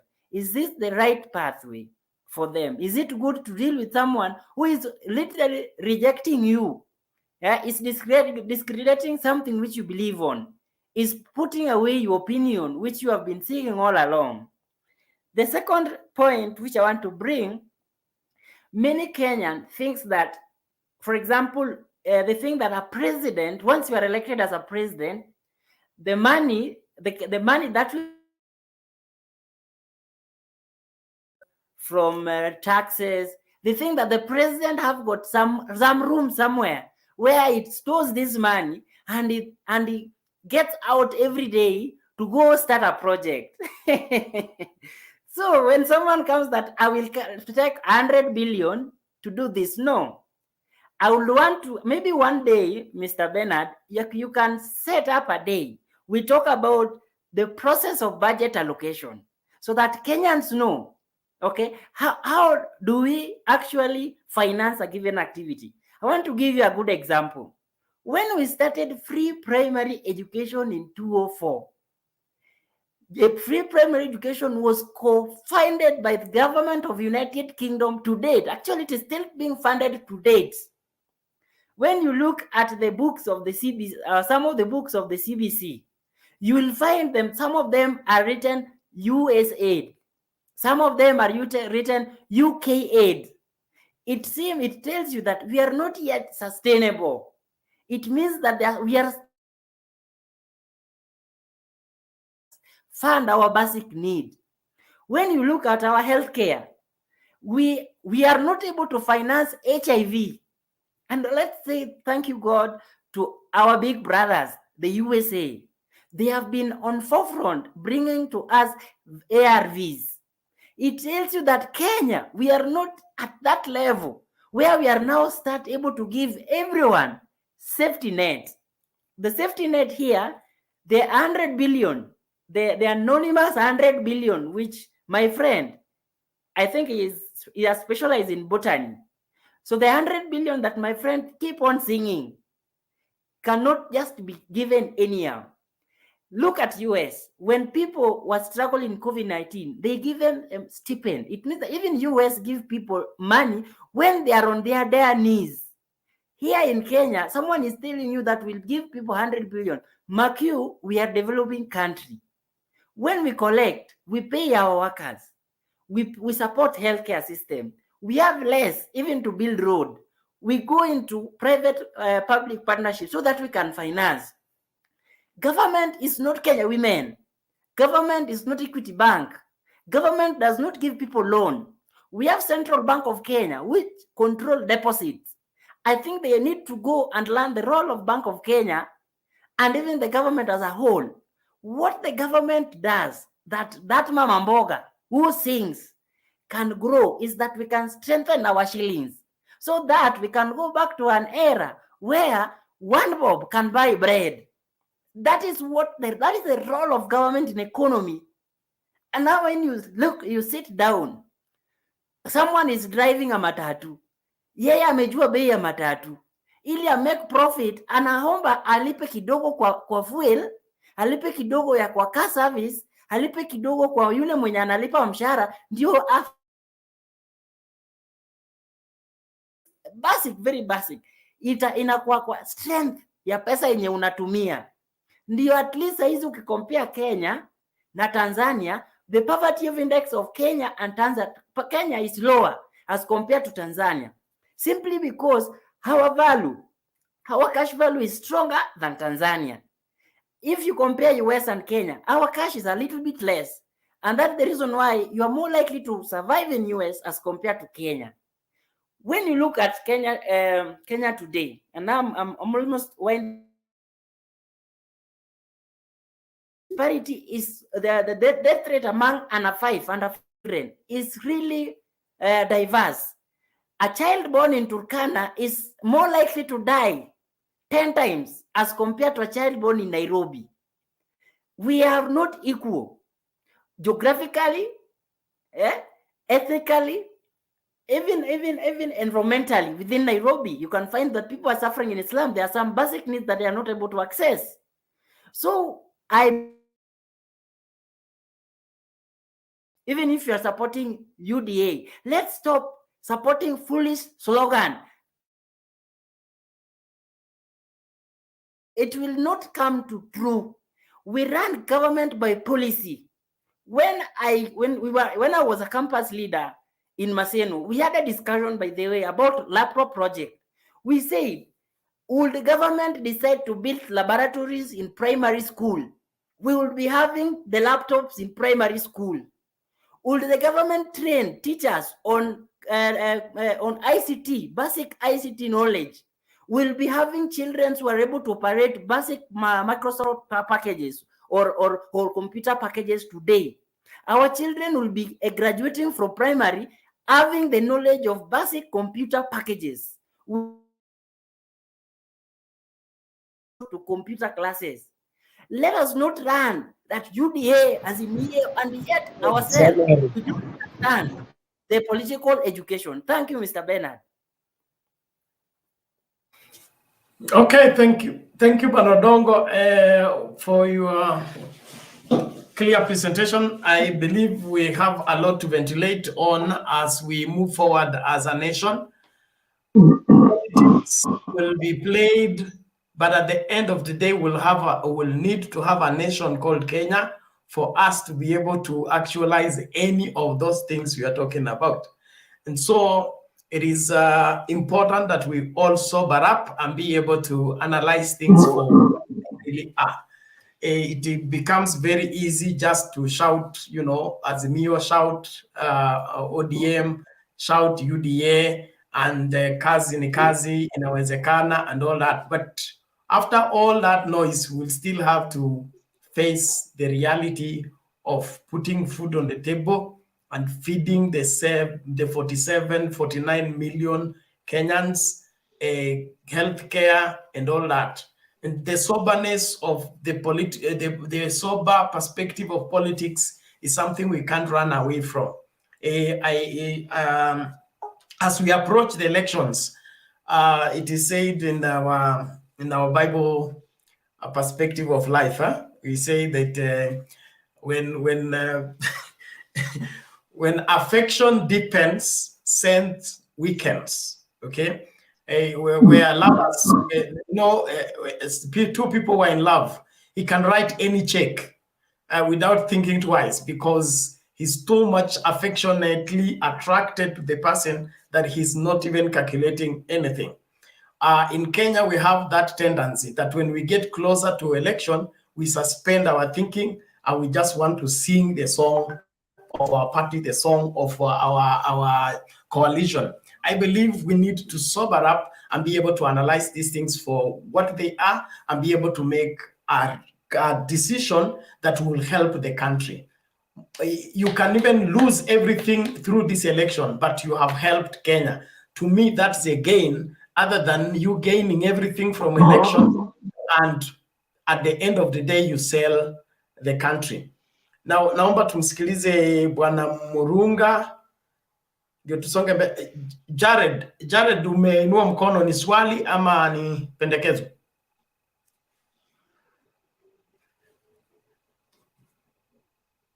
Unmute Kwanza, we can't hear you.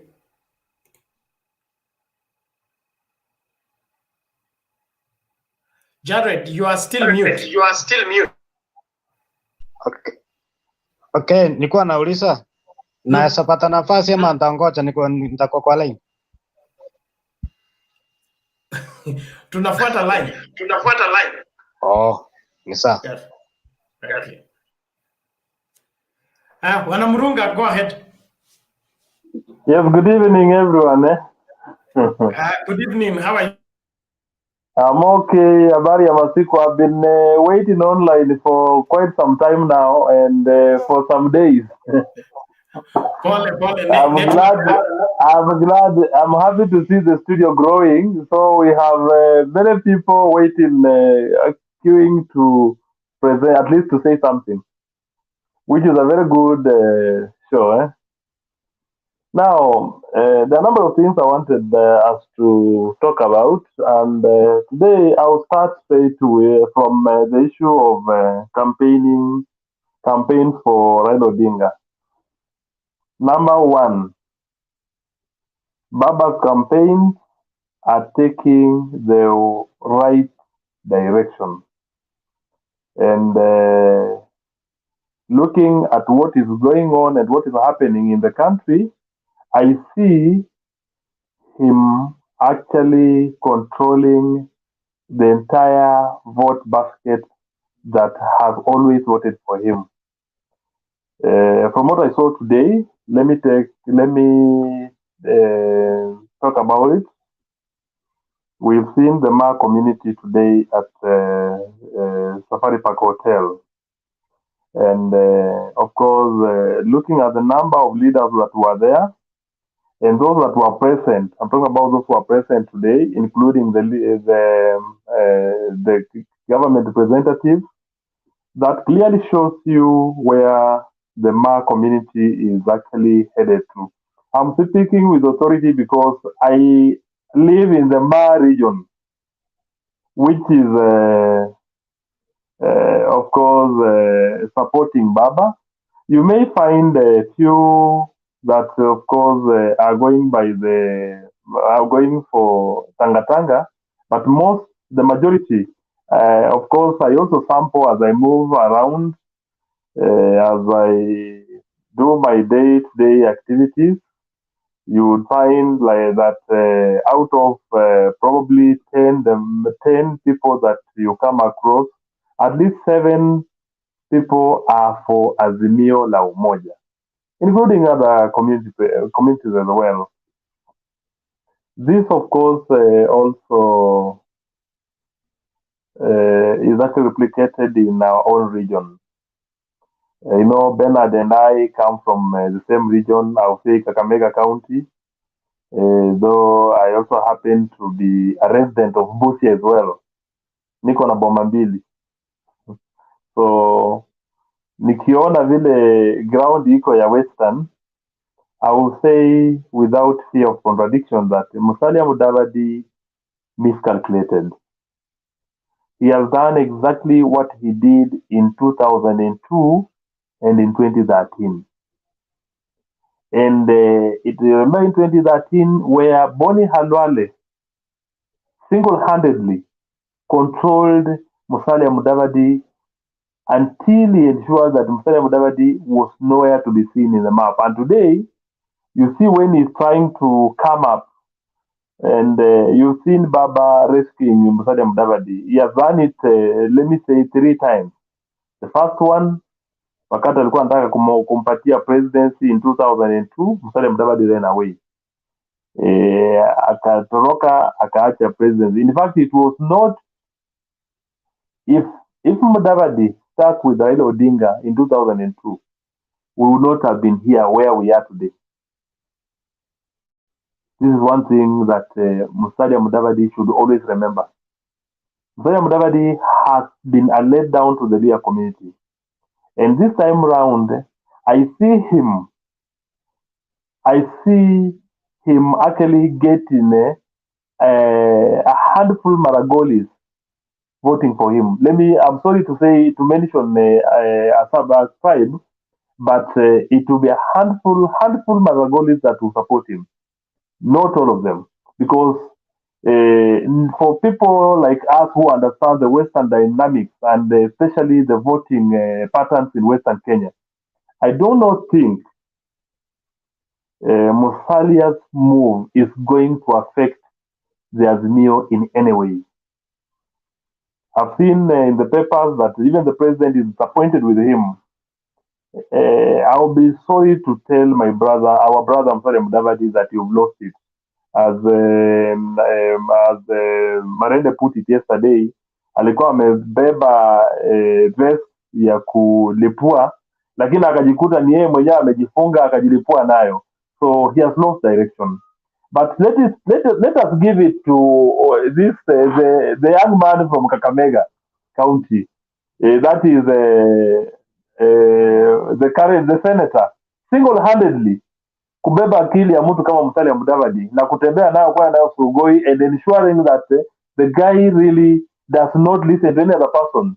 That the only person he consults is himself and the senator. Hapo I give it to the senator. And abreast of the fact that the senator as well is also heading home. Hakuna mahali huyo hawezi pata chochote. And what I'm seeing in our county Kakamega, sioni kama kuna chance yoyote. Naona wale watu wako pale, kuna uzito ambao unaegemea upande mmoja kabisa. So I will not mention the candidate who is likely to emerge victorious in the contest in Kakamega, but I will say this: our senator, sorry to say this, hata yeye na kiongozi wake wa ANC wanaenda nyumbani na tutawasahau kisiasa. And what we feel of Babu Namwamba is also going to claim our own young senator. Mungu amsaidie vile anaenda kwa retirement ya mapema. Now, we as Azimio, kuna kitu ambayo tunafaa tuhakikishe ya kwamba, na najua tukiongea hapa, haya maoni tunatoa ni maoni muhimu sana ambayo yatasaidia chama tukienda mbele. We need Kalonzo Musyoka as soon as yesterday. Tunahitaji Kalonzo Musyoka. Now that Kalonzo Musyoka has been left alone, and of course Gideon has been leaning towards Azimio, Kalonzo Musyoka now has a room to find a space for himself in Azimio. Kwa sababu tunajua Azimio is going to form the government, next government. There will be BBI, and BBI will come, and BBI will go through, and Kalonzo Musyoka is going to be considered for a senior position in this country.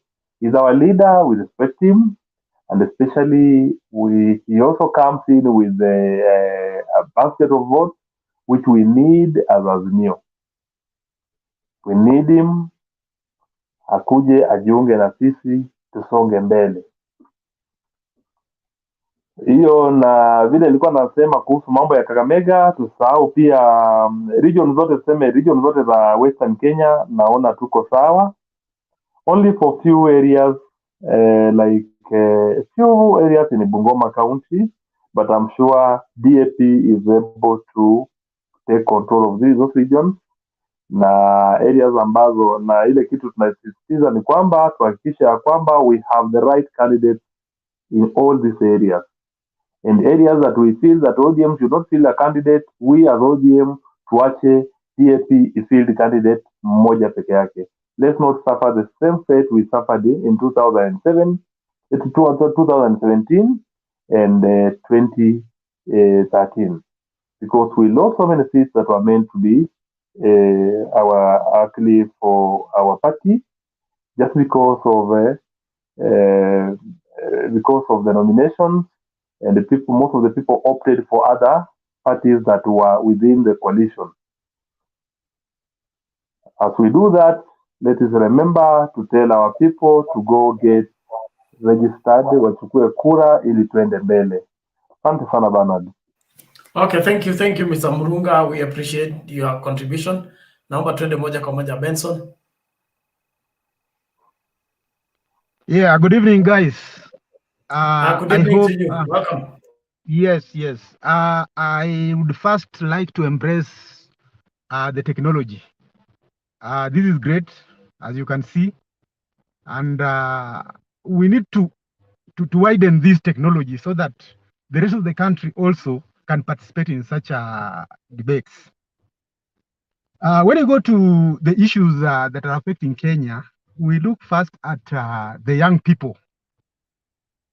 I think our young generation have a problem, and it's like they are not focused, and they jump into conclusions without verificating issues that are ahead of them. Especially in politics, the youth are very much behind. For what we can see is that whenever there are rallies, our youth run to those rallies, and when they go there, what they can do is only to make noise in support of whoever is speaking without looking at the issue being presented to them. When you look at it at that angle, you find that our youths are lost.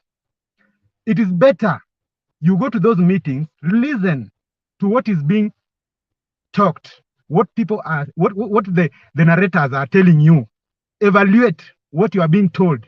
Is it real, or somebody is just trying to play around with your minds so that he can lure you to make him achieve his goals? This is very critical, and kindly our youths all over Kenya, try to be focused. Try to be focused. And we need a better Kenya tomorrow.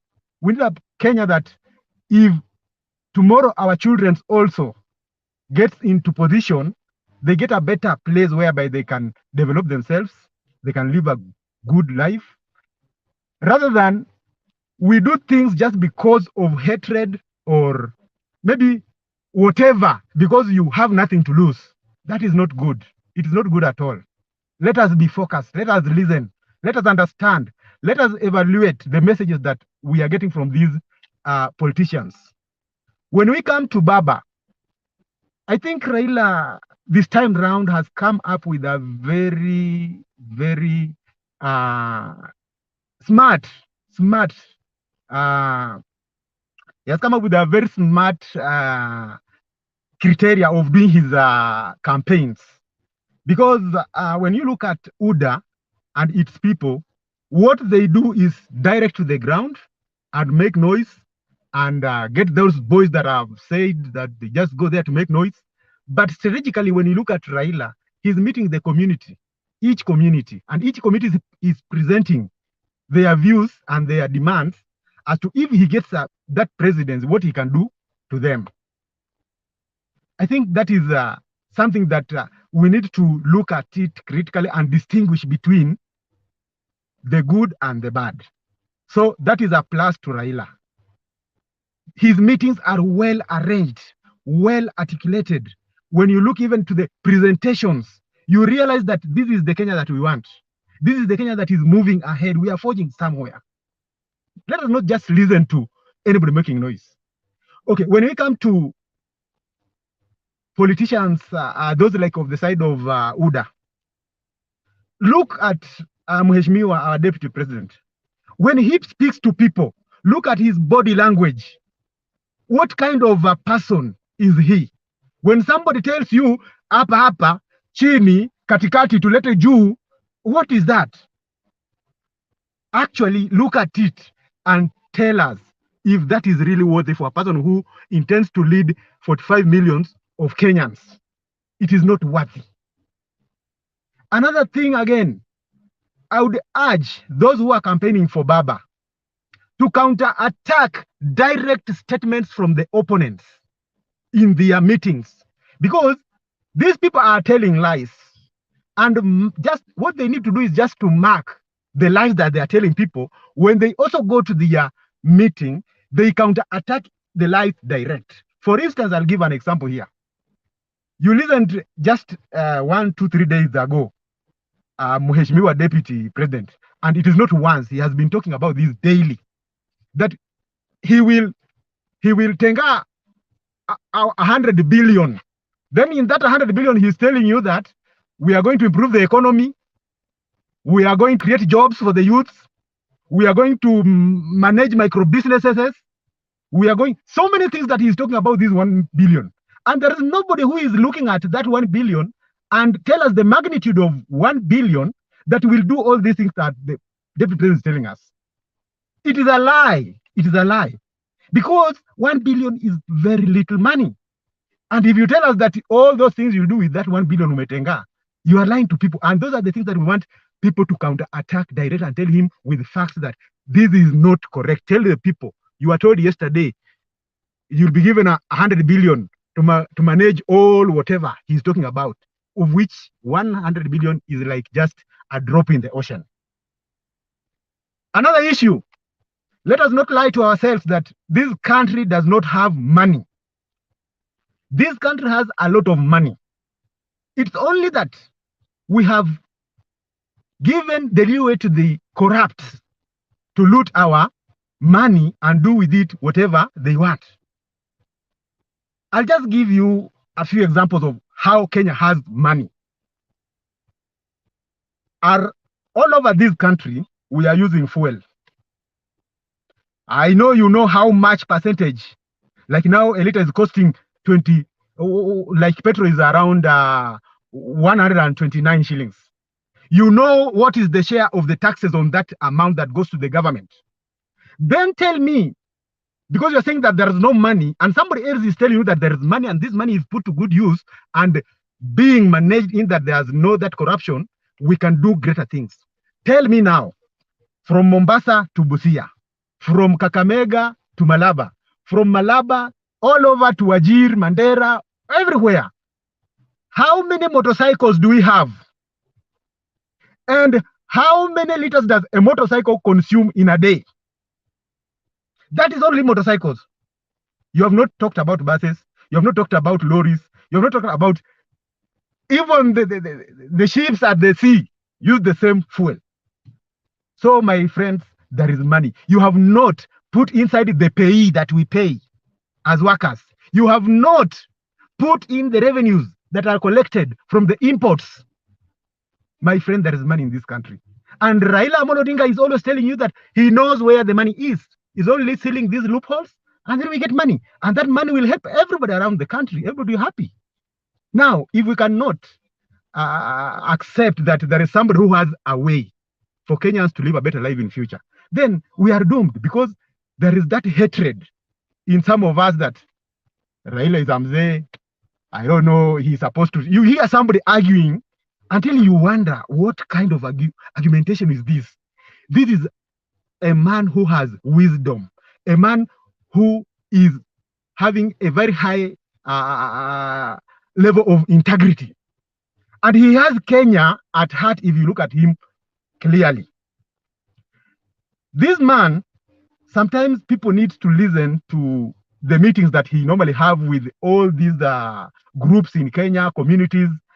There is I would like you, Mr. Presenter, there is a clip, and you should do something to get this clip, a clip that Raila held with the Mt.Kenya business class community.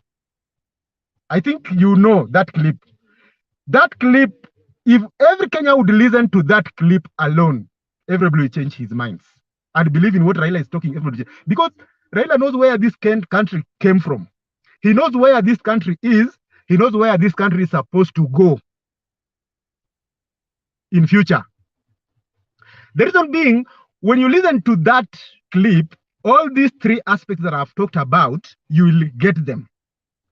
He knows how our industries were deflated, how they were mismanaged, and up to what brought the mismanagement. Then he knows how we can revive these things and make them work. He talked about those things until the Mount Kenyan community business class told him that, Mzee, we still want you to tell us more because this is very important. And he told them, no, I'm tired. We'll talk another day. But they were still agitated. They were still urging him to tell him because they were hearing words which carries a lot of wisdom. So I would like every Kenyan to embrace this. Bana Benson, summarize time. Okay, all in all, I would urge all Kenyans to support this Mzee.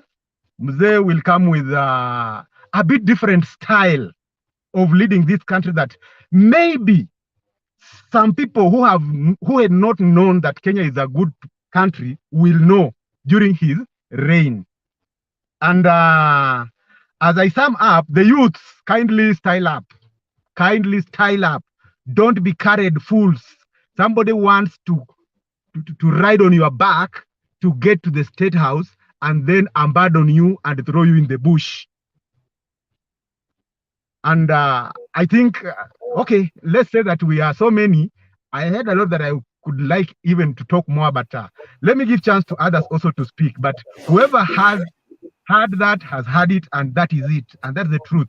About Mudavadi, Mudavadi has messed us as lawyers. I'm also a lawyer from Busia. But I think what he did is wrong. Thank you, Benson. Yes. You will have another chance to hear. Don't finish everything now. Okay, thank you. We are here for the next 6 hours. So if you... I'll be around. I'll see. I'll hang around still. Okay, we can continue. Bernard, can you hear us? Looks like Guys. Bernard is not. Bernard is I not. can hear you. It's Benson. I can hear you. I had just muted the mic. It's Bernard. Yes, we're talking about Bernard. Benson, were you next? He's the one who's been speaking. Let him continue. Alex, take over. Oh, okay. I don't know who was next, but I think we have lost Bernard. So I think maybe Benson, you can. Benson, you can have a few words to say as we wait for Bernard. Spoken.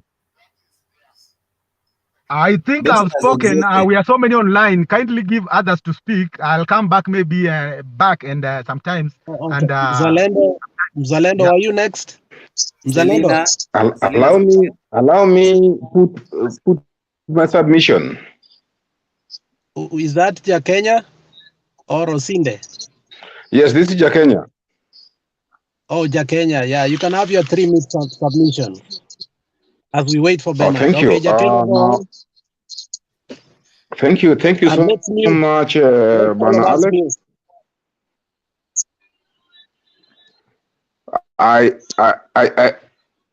Bernard is back. I don't know whether to give him back the mic or I continue. No, continue.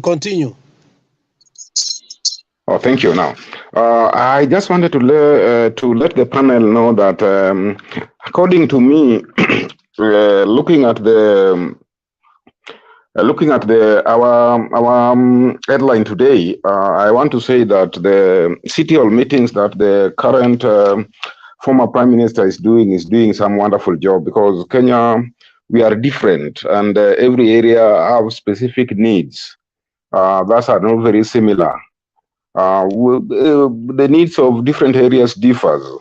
So I think the city hall meetings that the Raila is doing is bearing fruits, and moving forward, I think that's the way to go.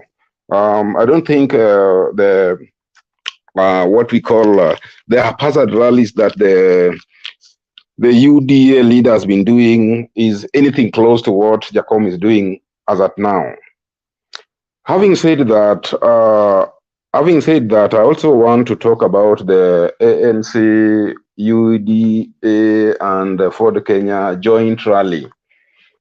I think we are losing it because today, by yesterday, for a moment, I thought that Davadi had joined DP on his mission.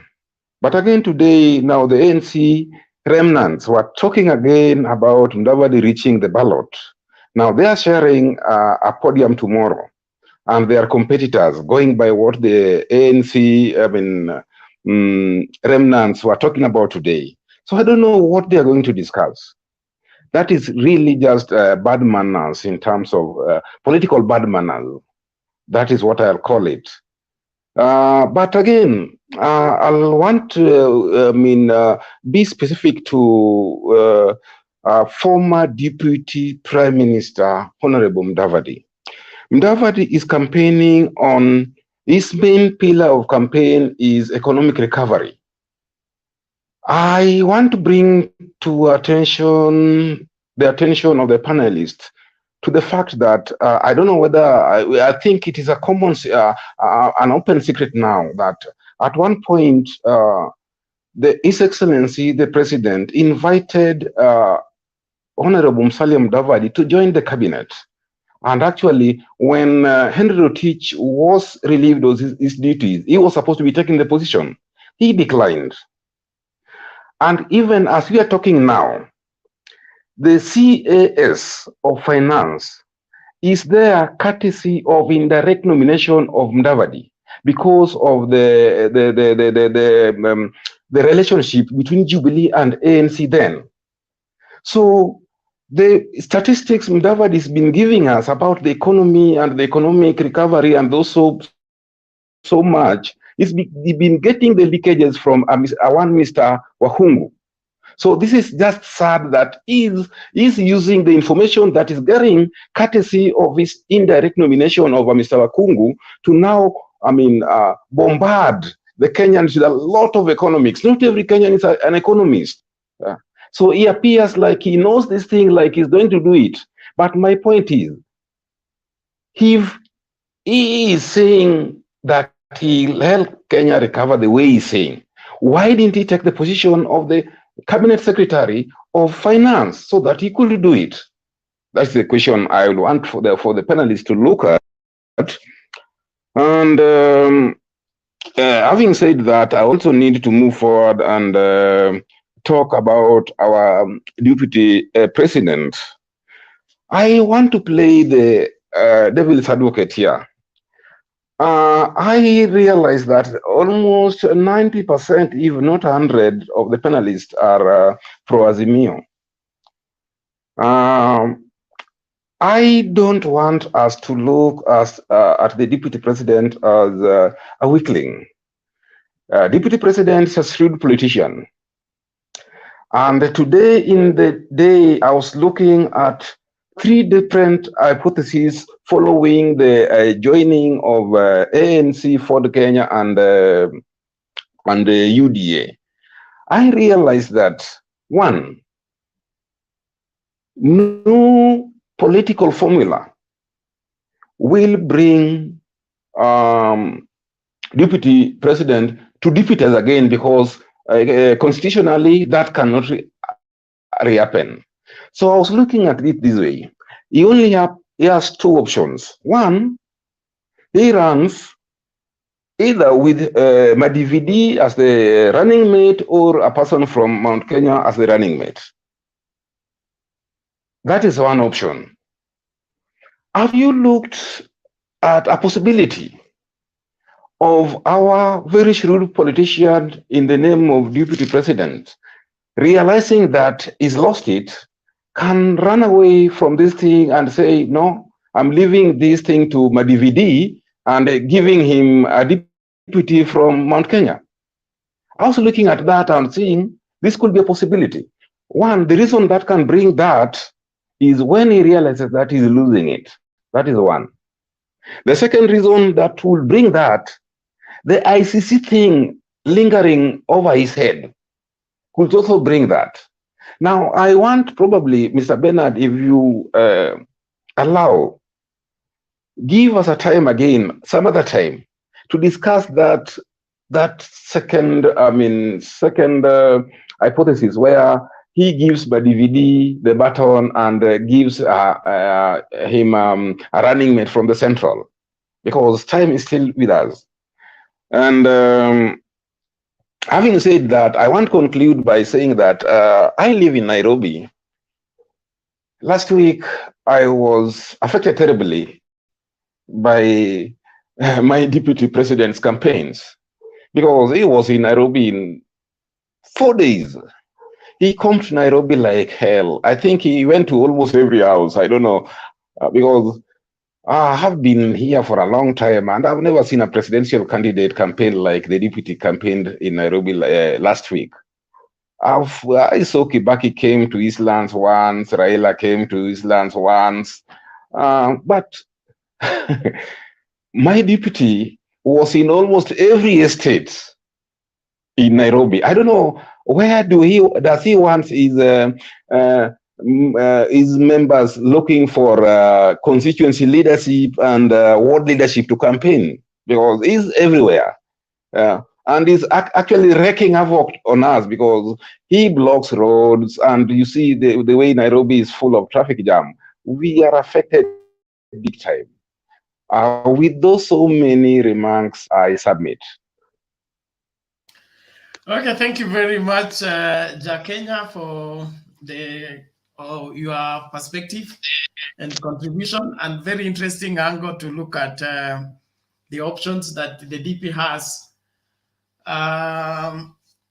There is a high probability, what you're suggesting is not far-fetched in my opinion. He can jump on a different train and leave Madividi and another person to run under his support. But there's the brand of them being his project will not help their campaign at all, because having already accused Raila to be a project, then his project will not even leave wherever, whether it will be Nakuru, wherever place it will be declared. I don't think Kenyans are going to buy into it. And so all indications, I think DP is cornered, in my opinion. He's cornered. He has very limited options, and whatever he holds on, I don't think he should begin to plan for 2027, 2032 from where I sit. Otherwise, naomba tumsikilize Mkenya now Mkenya Alex, wewe kwanza umeleta feeding program kwa hii show na hujaona comments.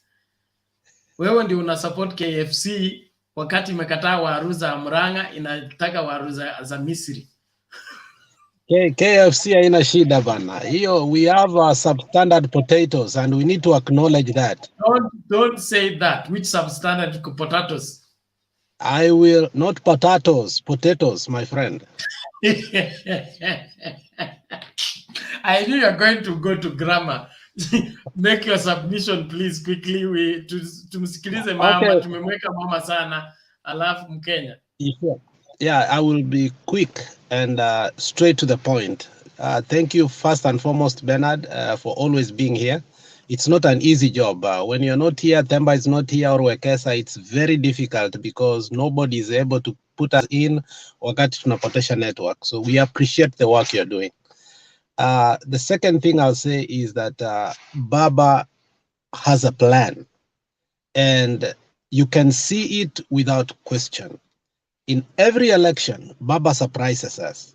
He always comes with a new style and a new smile. The Azimio smile is too contagious. Now, and you can see it. Everywhere Baba goes, he looks for leaders, and those are the leaders that the grassroots look into. And I like what Baba is doing. But I would like to challenge Baba, because there's a person that just came here from my home county, and I was a little bit disappointed. Because when we do that, the leadership that we choose on top, when Baba is busy looking for the great seat that we all want, the trophy, these mini kinglets that we have in counties as county representatives are very, very disappointing. And for the record, Bernard, if you went to Nyamira County and you have been there 4 times for the so-called the county meetings, public participation, when they have bills and they come for public participation. And I don't know if you've been to them so that you can understand that we need to set a standard. Even if we have said here before that education does not matter, honestly, education matters.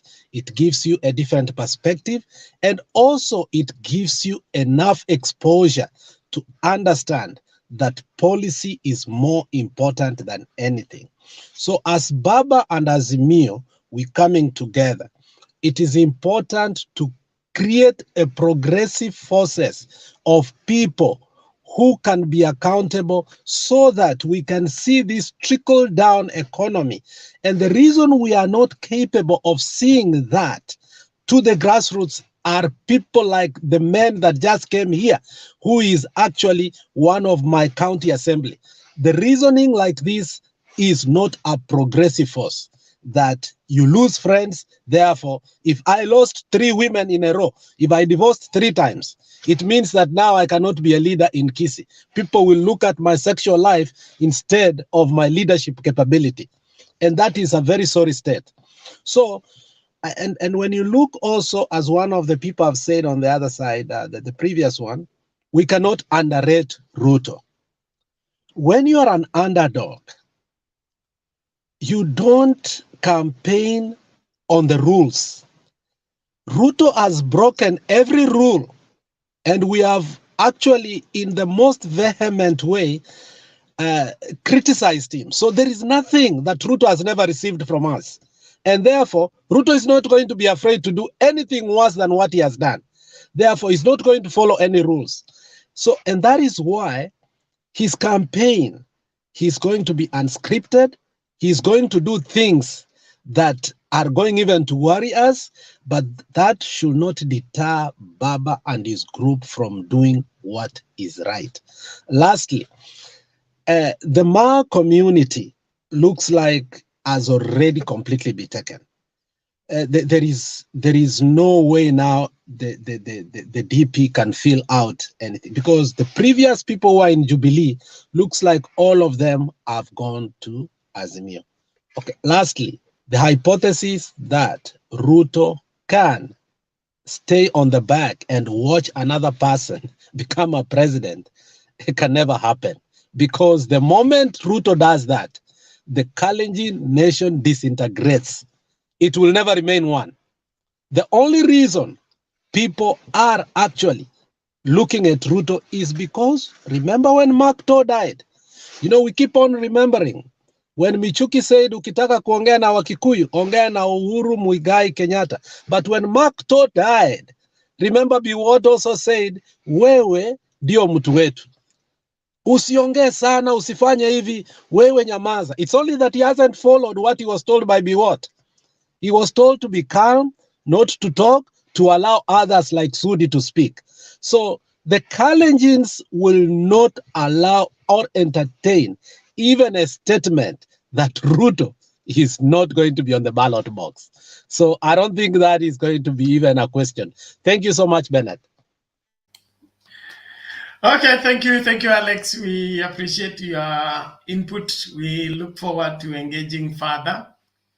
Naomba tumsikilize Mama Selina, wengine wote ni kina baba. Subirini kidogo, you can be a little bit patient.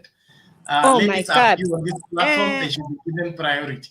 Karibu mami.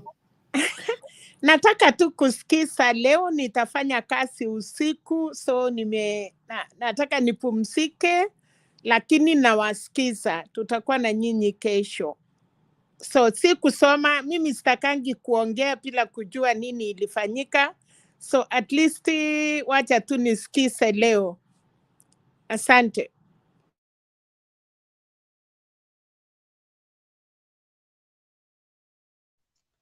Bernard, again, you are not.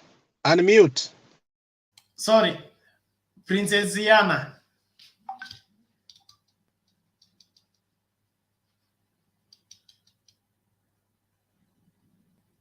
Princess Ziana, upo?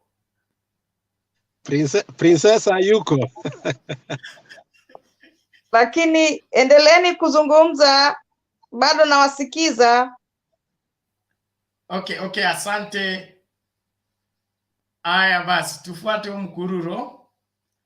Tunaenda kwa Mkenya, tukitoka kwa Mkenya tunaenda kwa Osinde, alafu nani huyu? Wala wajaongea kabisa. Mzalendo, Jonathan, then Patriot. Kwa hiyo lineup. Mkenya, karibu. Okay, asante sana. Thanks very much. Nice to be here and contribute. Today I'll be very brief. Sometimes back a few days ago, was it on Sunday after the earthquake? I said that the person who will destroy Mudavadi is Uhuru Kenyatta. Today you send the meeting. Now, Bernard, wait around in your area of Western, there are two songs which will be quite famous. That is Lero ni Lero and Luere. So you will be seeing a procession in Western. I told you that Uhuru will hit hard. And when it comes to today's topic, I'll be very brief. I followed what Raila said, and he brought a lot of history, especially in the Germans and how the Maasai were driven away from their land. So mostly was trying to champion for the coexistence between the Maasai, especially in the Laikipia region, which seems to be having a problem. Now, when it comes to Nakuru, I don't expect anything big. What I expect, why Nakuru? Now, one thing is, what I suspect is these people are going to correct the Amadoadoa thing. That is why they're going to call the rally, and mostly the clarion call will be about, they will be championing for peace. I suspect they'll be championing for peace, and the same way telling the Azimio to stop violence. So they'll be playing psychological game. That's what I suspect. Mudavadi expecting to spew is normal anger. So there is nothing big there. Now, there is one thing to monitor, which I'm keenly monitoring, is this relationship between Mudavadi and Ruto. So they say they're campaigning together. And this could be the mathematics. Now, let them campaign together and see what happens. There is two scenarios here. If they campaign together and Ruto is not getting, Mudavadi seems not to be bringing much support on Ruto's side, this could be the game. That Musalia to go to the ballot to split the vote. So if the will not be resonating with Ruto, then Musalia will run up to the presidency to split that. If it will work according to plan, then Ruto will go ahead. Then in Muranga, I think the Muranga is the one to watch. I suspect that Muranga is the key to watch. And maybe I'm expecting some defections to UDA. That will not be surprising because it will not be adding great numbers because that area as it stands right now, the DP enjoys massive support. And I'm also of the opinion that the deputy will be going for president. He can't leave that right now, as Alex said. That will be suicidal because even the Nandi will rebel against him. So he will stick with that. Then he may pose a question to the people. Mnaona nani anastahili? Tuende huko juu tusaidia mama mboga. So maybe he'll be posing that question. And I suspect he'll still be picking a running mate from Central. Now, there is something which we need to observe here. Let's go to 90, when ODM was joining KANU. And there is something which is in boxing. You don't, if you want to give your enemy counter or a knockout, there is one thing, if you have observed, it was brought by Muhammad Ali and Floyd Mayweather. You sit in the ring and absorb. Let your enemy come to you. Take as many blows as you can. So let him exhaust all that he has. So this is what I suspect. And the Uda people should listen this keenly. Now, we may have in Murang'a people shifting to UDA. Now, when is the deadline for forming coalition? It's May 9th, 120 days. So we're in January. These people joins UDA. UDA seems massive. Then come late April, they all shift, move out, and say that you fall in this person, we can never trust him. That you are Kenya. in with him.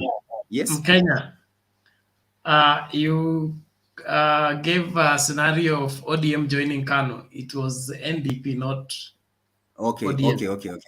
Thanks for that. So that may be the case. So they may enter UDA, then the last minute, they stage a walkout. Like what is happening to ANC right now. People are staging a walkout. So because right now it seems strong, they may go in, stay there for 2 months, then stage a walkout. It is a possibility. This thing never it is a possible it may happen. Then there's one thing which I think Deputy President, maybe they have been playing PR and now they're smelling the coffee. Now, what I want to tell UDA's people, they don't have numbers. That I may tell you. Now, mostly bloggers, this is what happened. Many bloggers were set in a place, and I will tell you how also musicians do this. If you want your music to hit very high views in YouTube, you form, you're in a room, people have their laptops with different accounts, so they click. So they'll see the number of views goes very high.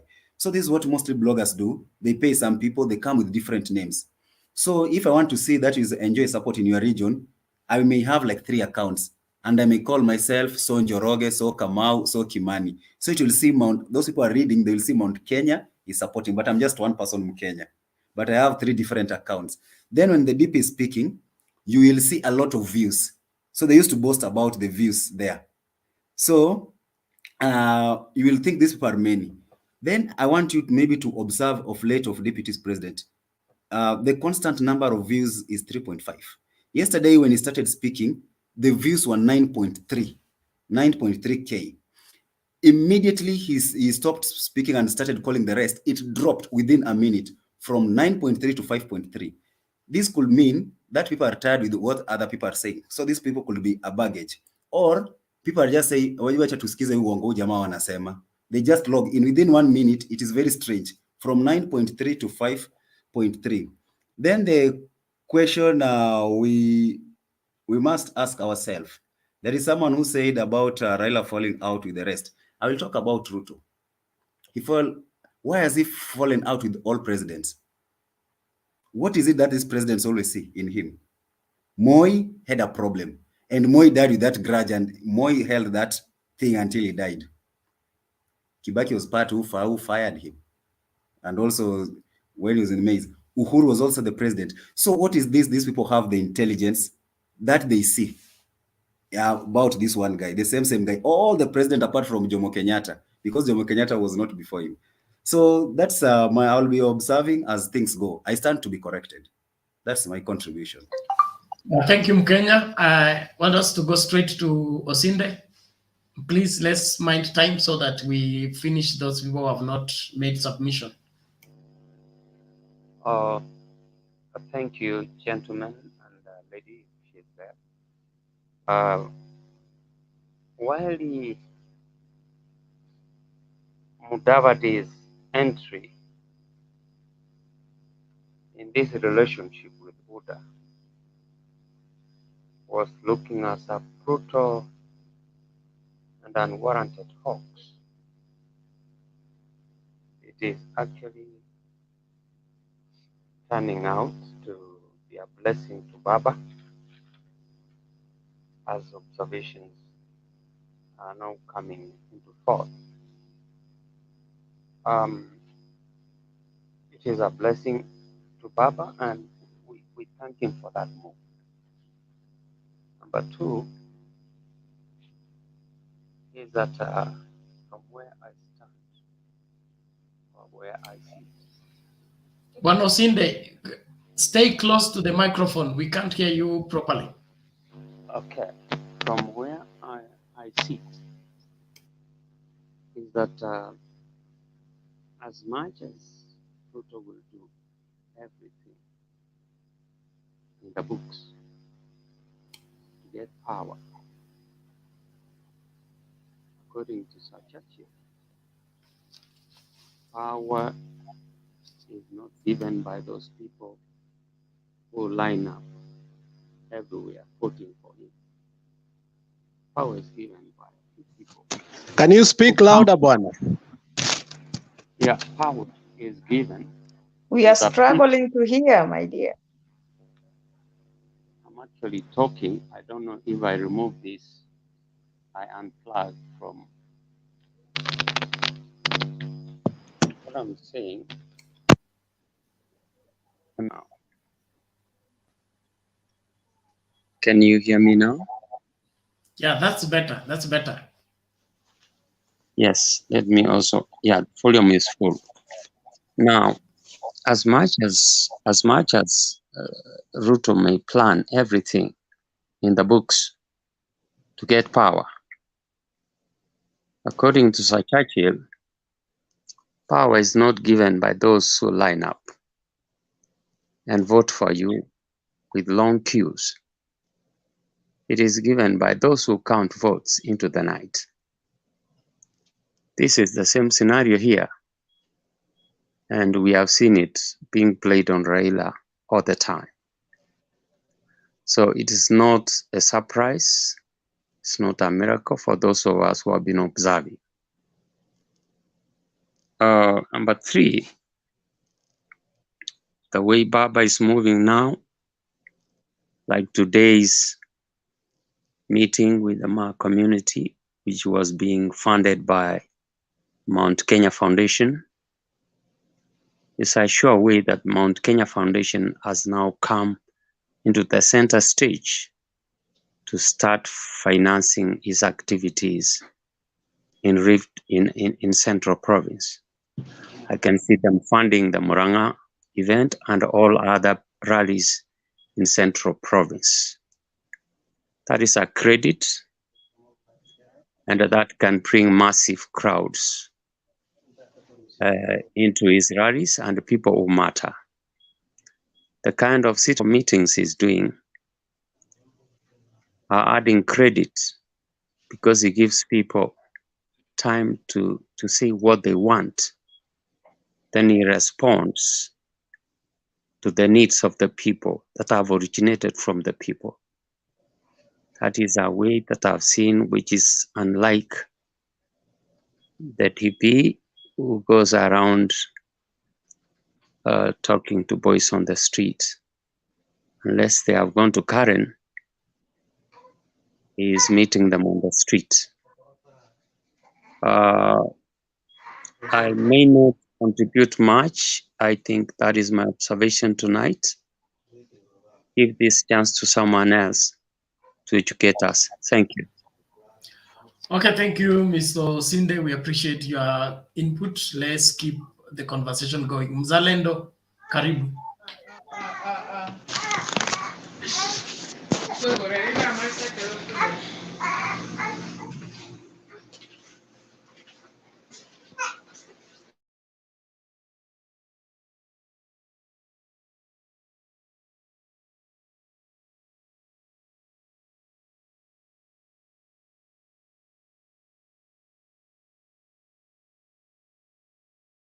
So you unmute first. Unmute. We can't hear you.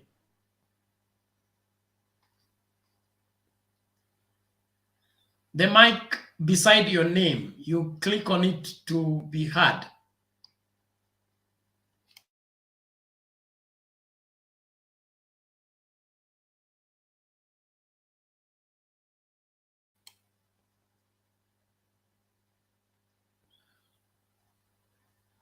Bwana Mzalendo, we can't get you. Please unmute first.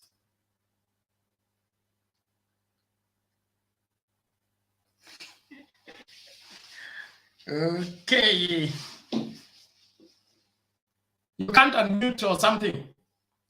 I think you have some technical hitches. Alafu watu wa behind the curtain, tafadhali, brighten up the screen.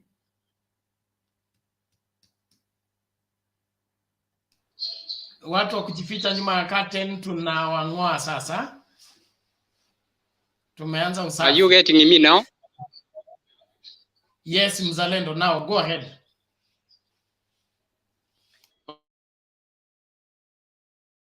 You have mute again. Unmute first. You unmute and leave it open until you finish talking. It's open now. What I'm saying is that still I continue congratulating Mr. Raila because I saw that rally which he had with the Maa community and the Mt.Kenya Foundation. You see, last time I said that Raila, he has a strategy. And you know the way Raila is moving his things, is doing it humbly. He's a very humble man. And you know, the campaign has not started. What Raila is doing is just consultations. He wants to get the problems of the people and explain how he's going to solve those problems. Like now, yesterday, because today is a different day. What he talked yesterday about the history, where Kenya has come from, where the Kenyans we are now, and where we are going. In fact, he was very clear. Especially this one needs the young people to understand. And I'm very sure somebody who has gone to school and he can know how to read and write, he can never degrade Raila. Raila explained everything, how we came about, how our tribes came, and how every tribe is in a different place. And they clarified and said, the Nandis, where they are staying, that land belongs to Maasai community, especially these sides of the airport. But he said, where you have been allocated, it is not your fault. You never welcomed yourself to be there. You are a Kenyan. So according to myself, and according to the sequence Raila is following, it is the right way to go. About Raila, I have no problem because now I can see, I'm very happy, in fact, the way Raila is bringing his things. When we start a very serious campaign, all things will be okay. Over 10 million votes, those ones, I have no doubt about them. Let us come to Mudavadi and Yuda for Kenya. You see, when you are desperate, you can do anything. You know, Mudavadi was waiting for technical team of this Oka to give him a ticket and okay that now you are the flag bearer. When he started hearing that now maybe things are not going the way he wanted, he has been frustrated. Now he wants to spoil everything. You know me, from my heart, I respected Mudavadi as a humble man who is educated. He is somebody who can make his stand. But from yesterday, part one, is when I saw Mudavadi cannot stand on his own. Mudavadi cannot stand on his own because even the report he was reading, in fact, it was written by somebody else. He only revised and crammed some of the things. When he came to the podium, he was reading what is not written by him. How can somebody stand? You are joining somebody today and somebody saying tomorrow We are going to a certain meeting. From there, we go there. From there, we go there. How? And you are a presidential candidate. That means Mudavadi, even Marara, can stand on his own than Mudavadi himself to stay at Western. I know Western. I voted in Mumias one time.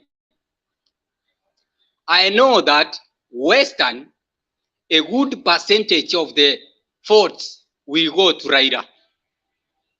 Whether you like this or not, all those votes will go 85% and above will go to Raila.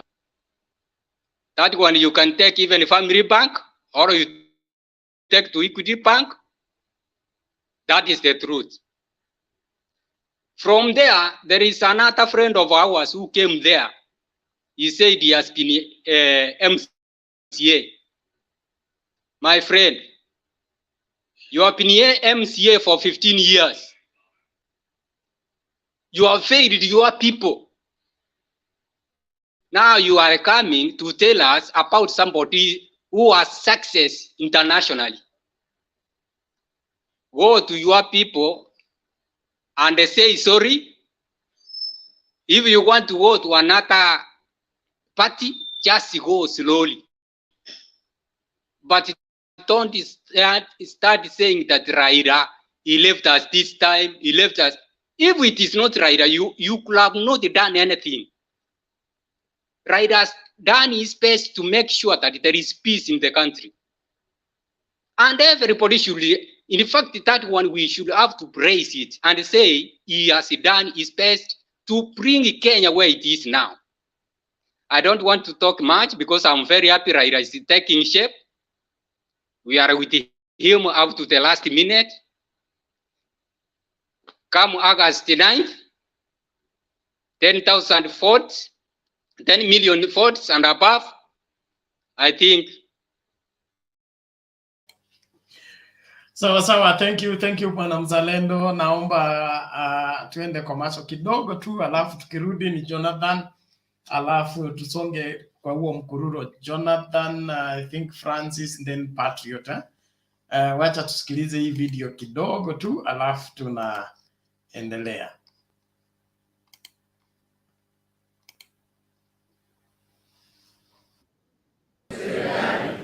Ile mshahara unalipwa?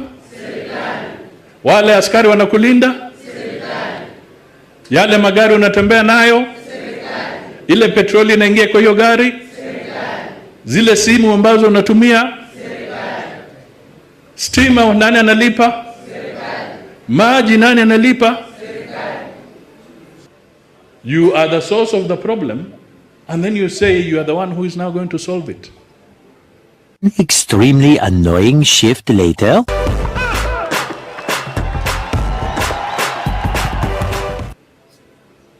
Sasa nani mjinga? Ni wewe tu.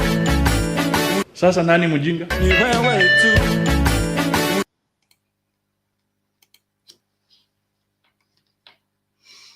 Naomba tumsikilize Jonathan tafadhali.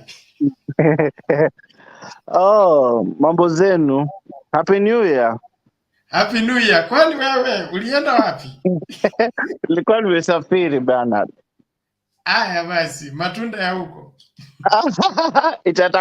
Yatakuja mwezi wa pili. Sasa mimi nimekasirika sana kwa sababu mlia mwenzetu amekuwa akituada kwa siku nyingi sana. Mimi ni mbaliwa wa Kitale Trans Nzoia. Sasa mimi Jumapili nashtukizia kwani but kuna siku Bernard kwa hii show I told you, I think it was on 2020, I think on August ama September, I told you Mudavadi will work with Ruto, but ukaniambia we mwenyewe Bernard, ukaniambia hapana Mudavadi hawezi work with Ruto, lakini nikakwambia mimi penye naona Mudavadi penye naona anaelekea kwa UDA, and this is my prophecy, so ime work. Now what I'm shocked is which stake is he going to get there? What I don't understand, unajua watu wanasema ati our dearest Deputy Ruto atamwachia ataamka siku moja aseme ati amke ati amemka. Hiyo matunda yote hiyo tangu aanze ku campaign for now it's 4 years. Mudavadi has been Ruto has been campaigning for 4 years and above. Ataya ati Ruto anaweza simama aseme like atasema ati mimi namwachia Mudavadi like nimeona siwezi shinda namwachia Mudavadi. No, that can never happen. In Ruto's book, that will never happen, and I don't see that happening. Ruto will be the president. So what I don't understand is where is our lawyer going to be? Is he going to be the vice president, the deputy president, or what is he going to do? Because what I understand and what I know very well is Ruto ameshagawa tayari. Like the deputy president will come from Mt.Kenya because wamekuwa kwa chama yake since wamekuwa wakipigania campaign now since 4 years ago. So I don't think like Ruto pia atasimama aseme like namwachia Mudavadi like tupatie Mudavadi akwe DP mimi nikuwe rais. That can never even happen, and those few from Mount Kenya who support DP, they will not allow that to happen. That Ruto amwachie Mudavadi mwenye amekuja juzi, and they have been campaigning since 2017. That can never happen in Ruto's book, and in some few politicians from Mount Kenya who supported him wenye walianisha UDA wawezi kubali. So it's impossible. Kuna vitu yenye viwezekani. So what I'm asking myself, where will Mudavadi be in August, in 9 August, when he's just saying that no, I am going for the presidency?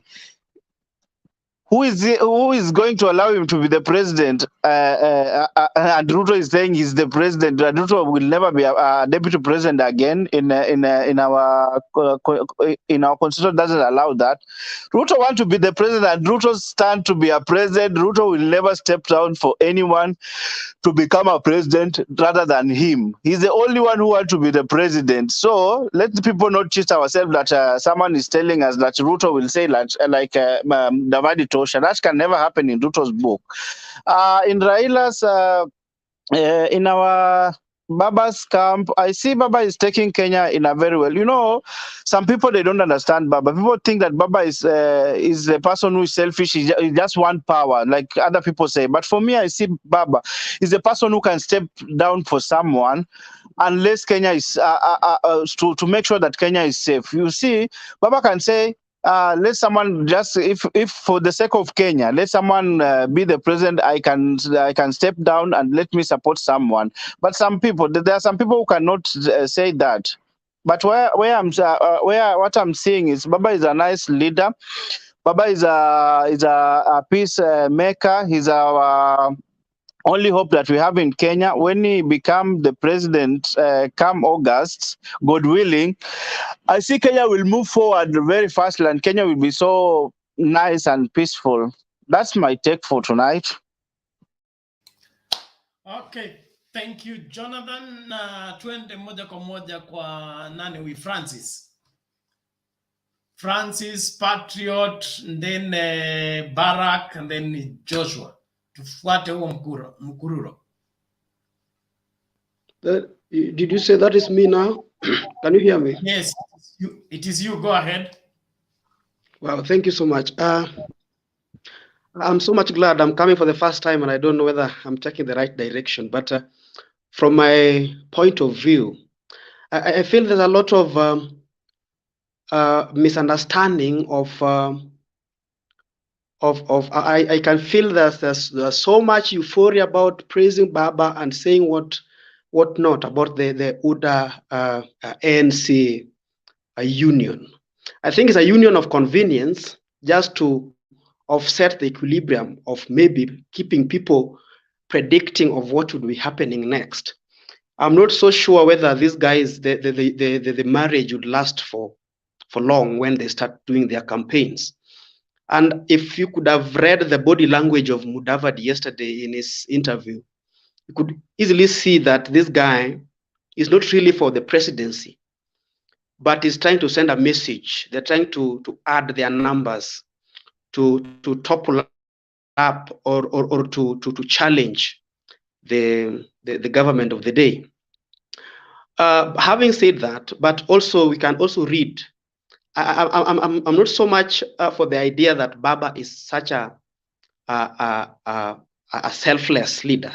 You see, some of these the decisions that these politicians make, they make them for the convenience.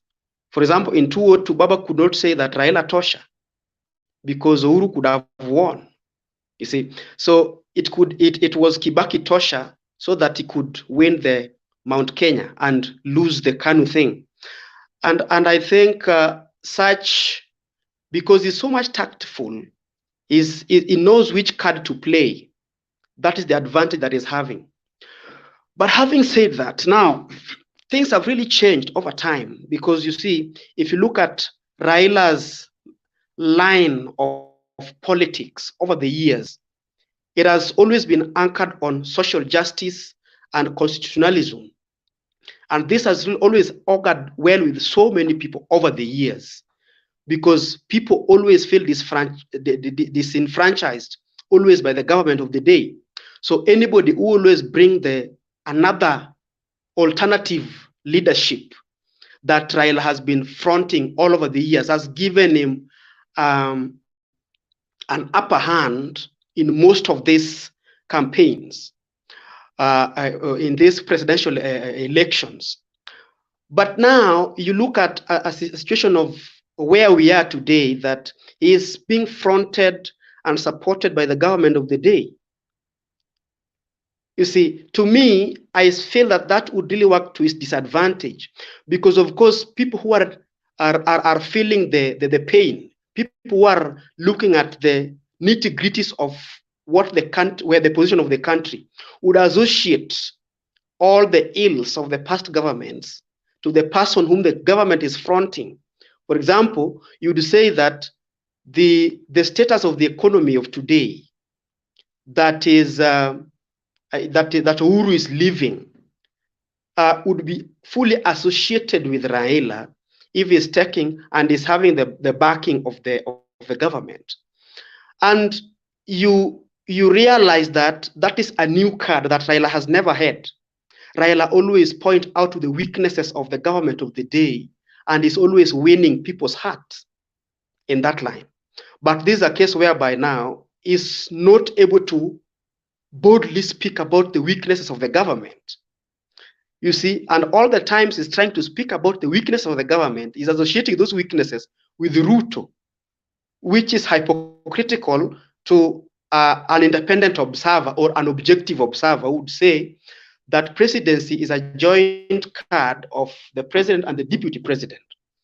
So now separating the two and saying that Ruto brought the rotten eggs and Uhuru brought all the good eggs. So you realize that if he does not get into the real issues, into real, because he's saying that he's still hiding his manifesto. So we ask ourselves, hiding it from who? Hiding it from the electorate, or hiding it from who? Because who is interested in this manifesto are us, the people. So if he's still hiding it, then we are looking at alternative who is really presenting, because of course the youth, who are the bulk of the voting bloc today, are looking at what is my place in the next government, what will this, because who is lying less, because of course all of them are lying. Yes, I hate to cut you, but I need clarification. Okay. Yes. One, on I will not go much on the selflessness of Raila Odinga, because that is a historical fact that even those who hate him appreciate it. So it will be very, very unique for you to notice that he has been selfish all along. But you have made a very strong sweeping statement saying that the bulk of the voters are the youth. Where are you buying that from? Because from the last statistics, the youth who are 6 million that were to be captured by IEBC as voters could only get 1.5. and we hope to get maybe 2 million in this one. So, and we have almost 18 million registered voters. Where are you basing that claim of bulk of voters are the youth? Secondly, who says that the youth have no appreciation of historical facts? Can we have Kenya without its history?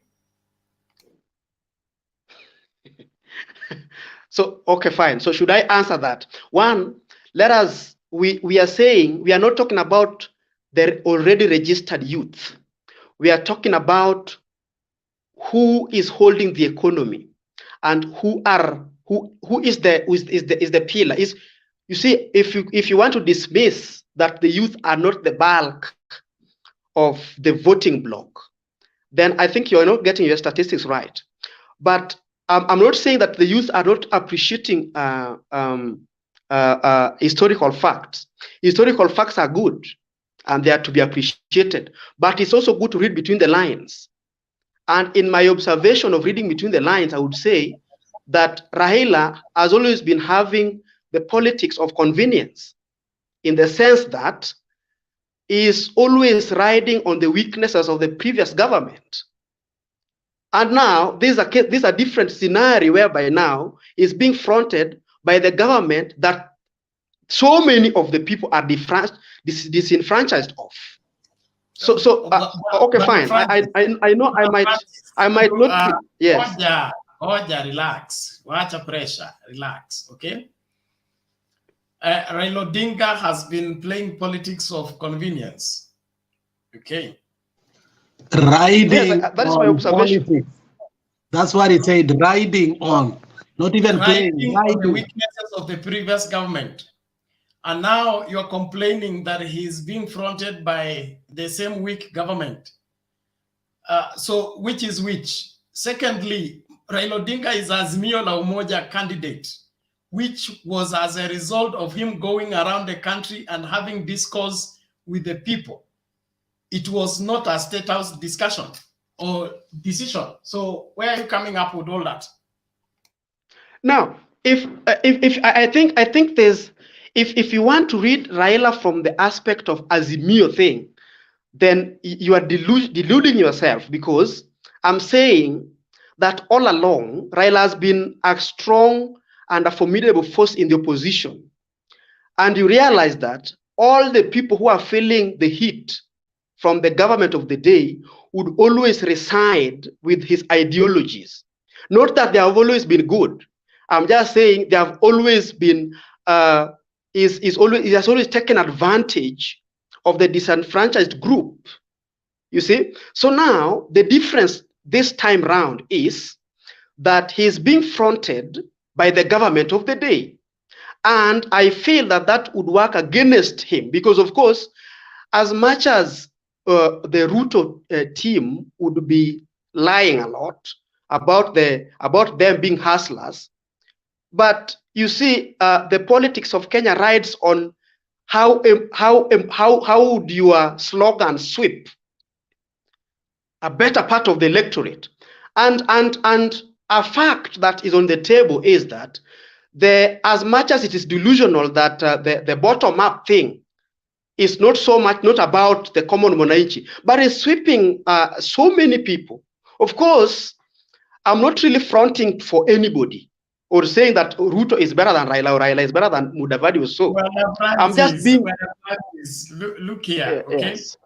There is political perception and political reality. The Yes. reality of our Kenyan politics is that we vote regionally, we vote on tribal lines, we vote, those you are calling slogans and all that, those come second. That is the political reality of Kenya. And then That's true. That's true. is able to resonate well with the aspiration of particular people wins the majority of the vote. It has nothing to do with the weakness of the previous government. The only thing that we could say that gave Raila advantage was Kibaki Tosha, and it was after 24 years of KANU government, and everybody was tired of the KANU government. For that, I can give it to you. And nobody wanted Kanu. So even if Raila would have said anything, even the tree tosher, everybody was ready to have anything except Kanu. But as at now, the animosity against Uhuru, I don't see it. People that will want to punish Uhuru by voting him out or voting his project out, I don't see those people. So calling Raila a project of the government is not even taking off because you cannot make him a project of this government. Okay, fine. Let me bring it. Let me break it. Fact, he has been a savior of this government, not he has been a savior of this government. And for that, that makes him a more mzalendo and a more statesman that deserves to run the affairs of the country. Now, I said something that you did not capture. I'm seeing people lifting up their hands. There's something that you did not capture that I want you to get. The politics of Raila has always been one anchored on constitutionalism. He has been championing for good governorship, government that is working under the rule of law. And also, Raila has been fronting social justice.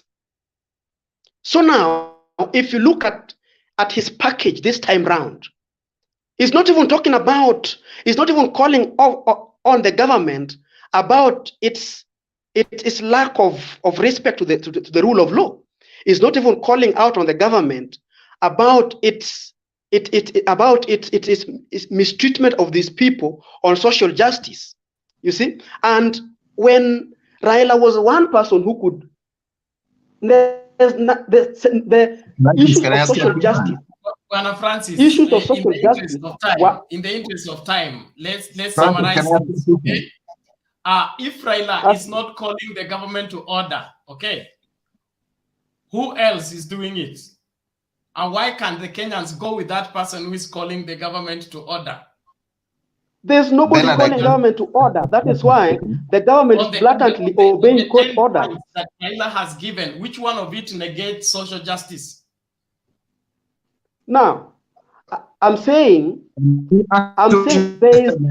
Okay, hold on, Francis. Ngoja kwanza, ngoja, relax. WG, ask your question. Well, I want to ask the question, but to put him to just to rebut what he's saying, please. Number one, the sweeping. He's getting Raila wrong. Raila has repeated that in his current revolution is economical. And that is where he's putting more emphasis, Francis. But because there was the first two revolutions, the first one was for independence, and then the second one was the democratic revolution. This time round, it is economic. And it is economic because already the institutions that should be handling things like law and order and democracy, he made sure these things are in place. So those institutions should be checking on the powers of the executive and those other things. The main thing today that is going to fight, and he's been repeating it, is economical revolution that will be driven by the youth. He, is inviting the youth to do that. The other thing that you are wrong, and I like the way you are arguing. You are arguing very soberly that we are able to understand you so well. How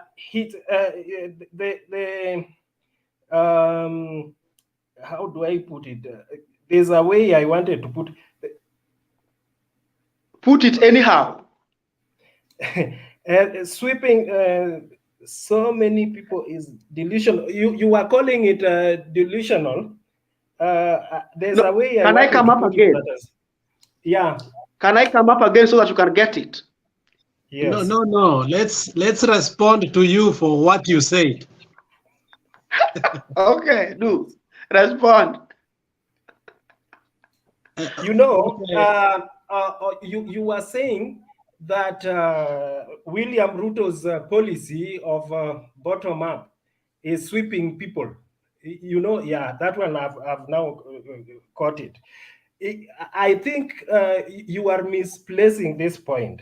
You were saying that his style, this one has swept many people around, especially the youth, which is not the case.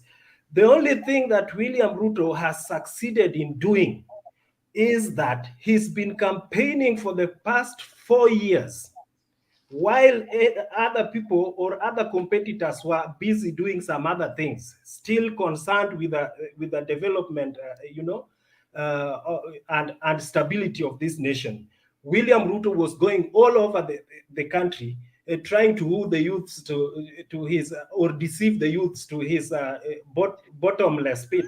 So I want to suggest that there was no way that the comparison would take place between William Ruto's policy and Raila Odinga, because Raila Odinga had not hit the road yet. His style of handout taking has been deceiving people that he has majority in his side. But surely Kenyans are very disparate of handouts right now because of the nature of their status. They are down there where Ruto took them. Ruto took them down there where he wants to raise them from. You see, so Ruto is using that handout. Please, let me just finish. Please finish quickly. Yes. So he is giving out handouts and deceiving people, and that's the reason why you see every other person going to Ruto's meetings. Not that because they believe in his policies. No, it is because of the hunger they have. Even in Kisumu, when he was coming there, so many people went to greet him in expectation of what they would get. Thank you very much. Bernard, I'm through. Okay, Bernard. Yes, Alex. My friend is called who? Let me address him by name. Francis Okoth. Oh, Okoth. Oh, Okoth, Mr. Okoth. And I like how you giggle, which is good. It's almost like Okoth Obado, which is good. Okay, first of all, I think you're looking Raila from a monolithic point of view. There is only one thing you're looking Raila at, and you are trying to persuade us to look Raila from that point of view. And if there is anything I can say, sorry for that. If it's anything I can say, my camera fall down. If there is anything I can say, there is a difference between a coalition and a handshake. And I think this is where you are having a compounded delusion. You are the one who is having a compounded delusion. There is a problem here that you think a handshake was a coalition. No, my friend. And thirdly, when you have contact with power now, previously what you were doing and agitating because the government was not listening, the tools you had to agitate for the government that is of the day was to picket, to rant, and to do all these things. Now that you are on negotiating table to tell them, you don't take your people again to do what? To picket. Raila is still agitating for the same things you are saying. But because you have a monolithic point of view, you want us to go to the streets, you want us to do the things we were doing, and that is why the negotiation that you can see that is going on and the reforms that you can see, including the BBI, had to be a gentleman agreement whereby no one loses life. And I think that is what Raila has been agitating for a very long time. Democracy without losing life. So I think you are the one having compounded delusion here. Okay, now before Francis responds, just to reinforce WG's point, DP has been around the country campaigning for 4 years, and it seems like after 4 years of campaign, he has not made any converts. That is why he's under pressure to buy crowds to attend his meetings everywhere he goes. Now that, to me, makes him a politician that doesn't have a stamina because he doesn't have a faithful following if he has to buy followers everywhere he goes in every meeting. That's what makes him not to compare with Raila in any way. Secondly, according to the 2010 Constitution, the oversight of the executive is the entire parliament. Okay? It's not Raila Odinga. So if you are expecting Raila Odinga to keep the government to check, then you are the one that has living in a different dispensation. We are in the 2010 Constitution, whereby the parliament is supposed to hold the entirety of the parliament, not the Jubilee part or the ODM part. The entirety of the parliament is supposed to hold the executive, to keep the executive in check. So if there is anybody who's not holding the government to order, should be the parliamentarians. And I'm sure there is one from your village who you voted for, or from wherever you vote from. So the blame game of you people who claim to be on the neutral ground, heaping blames on Raila Odinga for everything that goes wrong, I think that is over what? Overshooting, if I would borrow that expression. So una dakika moja ya kuresponda, tusonge kwa nani. Joshua nasubiri. Thank you so much for giving 1 minute to respond. One, you can hear me? Yes, go ahead, we can hear you. Now, people only don't lose life in elections when there's something called social justice. If there's nobody fronting social justice issues, or trying to solve them, or trying to put the government of the day who own the gun on check, then I can assure you that there's still no social justice and people would end up shedding blood. Number two, if you say that DP has been campaigning all along and lying to the youth, I think DP is a true liar. So these other people, unlike these other people who are liars, because of course, all these are politicians. Whatever Uhuru does is politics. Whatever Raila does is politics. These politicians will not give any money without making the media mention their names. And that is politicking. So trying to lampoon DP and brand him that is the only one campaigning and dishing out ill-gotten wealth, I think that is not well grounded. Number three, I would respond by saying that if you're talking about parliament to oversight the government, which the Constitution 2010 really put it as their core mandate, you are right. But you are very wrong because you don't understand what kind of parliament do we have today. We have a parliament where people hit each other with water bottles. We have a parliament where people, even look at what happened in the Senate today. Something, you see now, they've held the Senate. The Senate cannot, in fact, the National Assembly cannot continue. So that is the parliament you're talking about. Now, finally, whatever was saying about Raila, if people did not get it right, the bottom line of campaign of Raila, whatever has raised Raila to his stature today, were two things. And all along he has been known to be that. And if Jimmy Wanjigi is saying that Raila today is not the Raila he knew, I think I can agree with him. One is social justice, and then two, constitutionalism. When you go to bed with a government that disobeys court orders, and you still sing Hosanna to them, then it means that you've really deviated from your roots. Thank you so much, Mr. Chair. Well, Francis, you have not... I think there's things he has added there that should not go on. Let's do this. Whatever issue you have with Raila, please find him and sort it out. Secondly, holding brief for the DP absconding office and campaigning for 4 years. You are the one that is perpetuating injustice and the social injustice that you are trying to hire Raila Odinga to fight for you.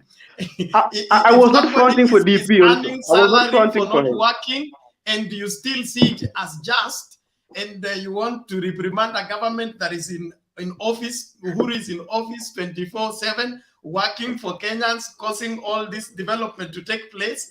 You blame him for court orders, and you want to support somebody who has been out of office, earning free salary. I think both of you need to have a sitting and agree on which Kenya you want. But the Kenya you are proposing is not the one we are looking for. Thank you very much. Twende moja kwa moja kwa nani, Bwana Joshua. Thank you, Bernard. You know, every day I'm in this show, I have, I run something new. Francis, before I talk about one or two things, it's good for me to educate you that different times calls for different measures. And Raila has grown to be who he is through all those things that we're mentioning. Now it's your time to step up and, be on that shoe where Raila has been before, because he has grown to another level now. Number two thing I'll talk about is we cannot run away from Raila's power of negotiation. The fact that he has been in opposition for all these years, agitating for a new Kenya, agitating for new structures to be put in place, he has done that, and some of them are very, very successful. And you cannot mention one thing that, this guy from the Hasira Nation has done, right? You'll mention for me one successful campaign he has done Kenya-wide, and he has produced one structure that, whether with him or without him, can support the Kenyan Mwananchi, all his life, whether the DP or the YK youth or anything like that. I need to know one thing that he has done structurally that can support every person for years to come. Number two, when you are telling the Kenyans that this is a Hasra nation, do you want us to support that? Do you want us to support that honestly? When we need a peaceful country for us to go ahead.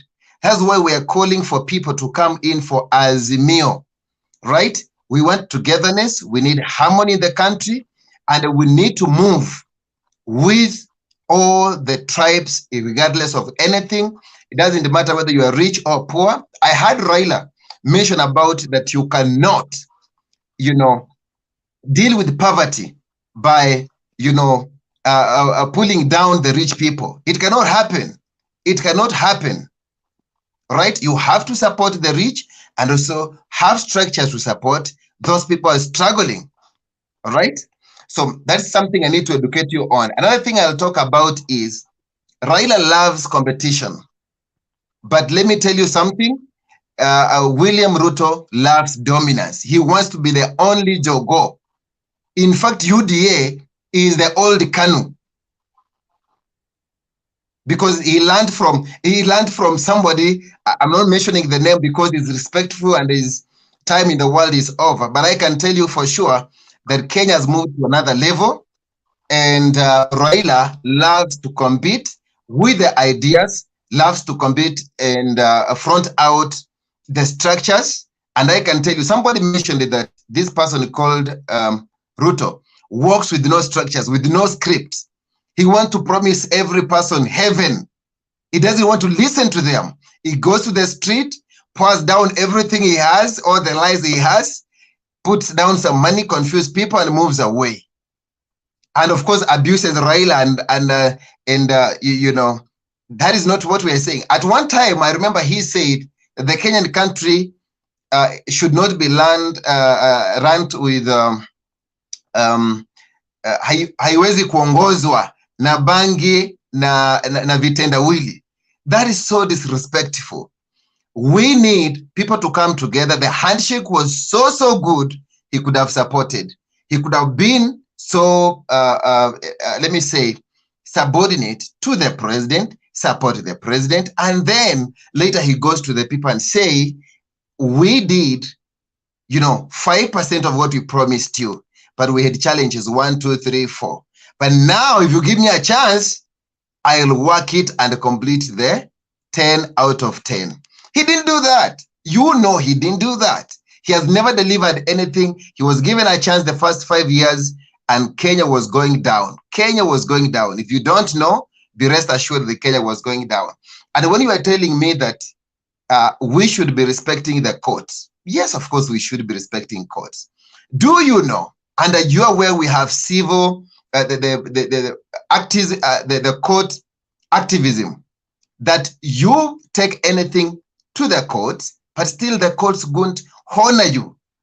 They won't care what the administration does. They have to bring you down.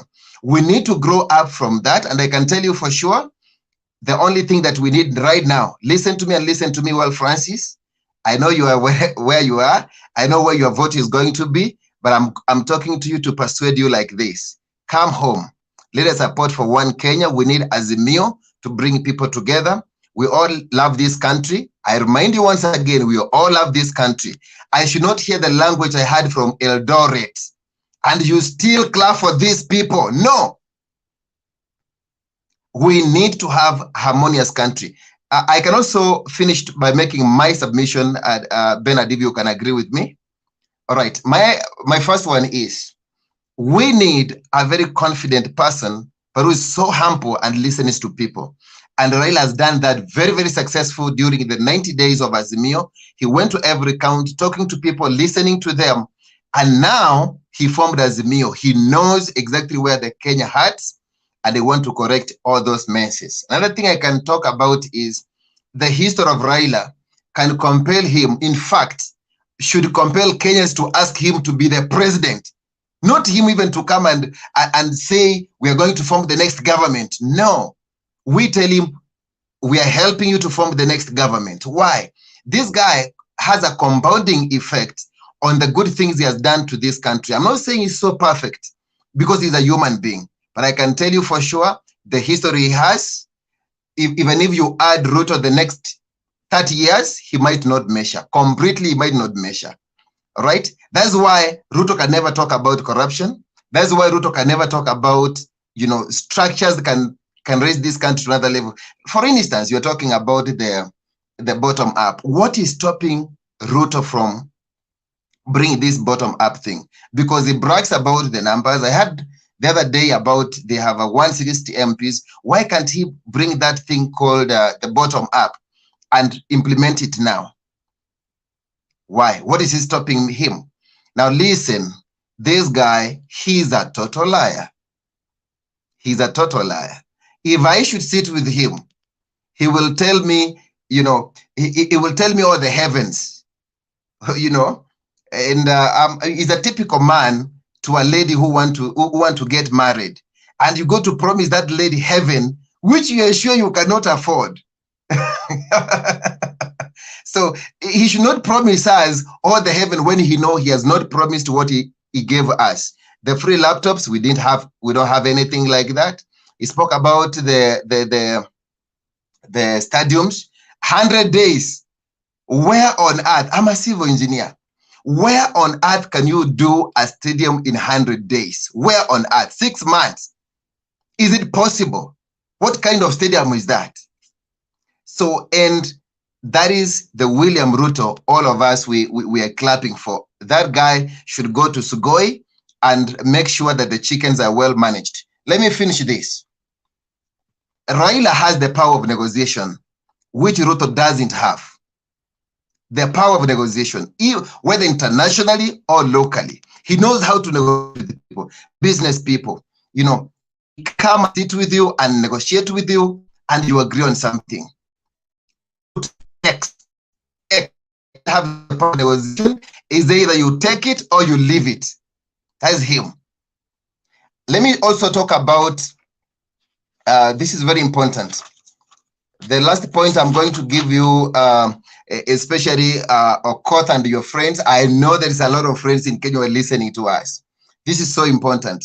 Raila has a desire to have a new Kenya, changed Kenya, where the rights are respected, the constitution is good, every person is served equally, and for sure, if you give him a chance, 5 years, you will see all this come to happen. So I'm asking all the people who are on the Hasira Nation, please calm down, come home, and let us work together, because this country needs us, and Ruto and his friends need to mature up.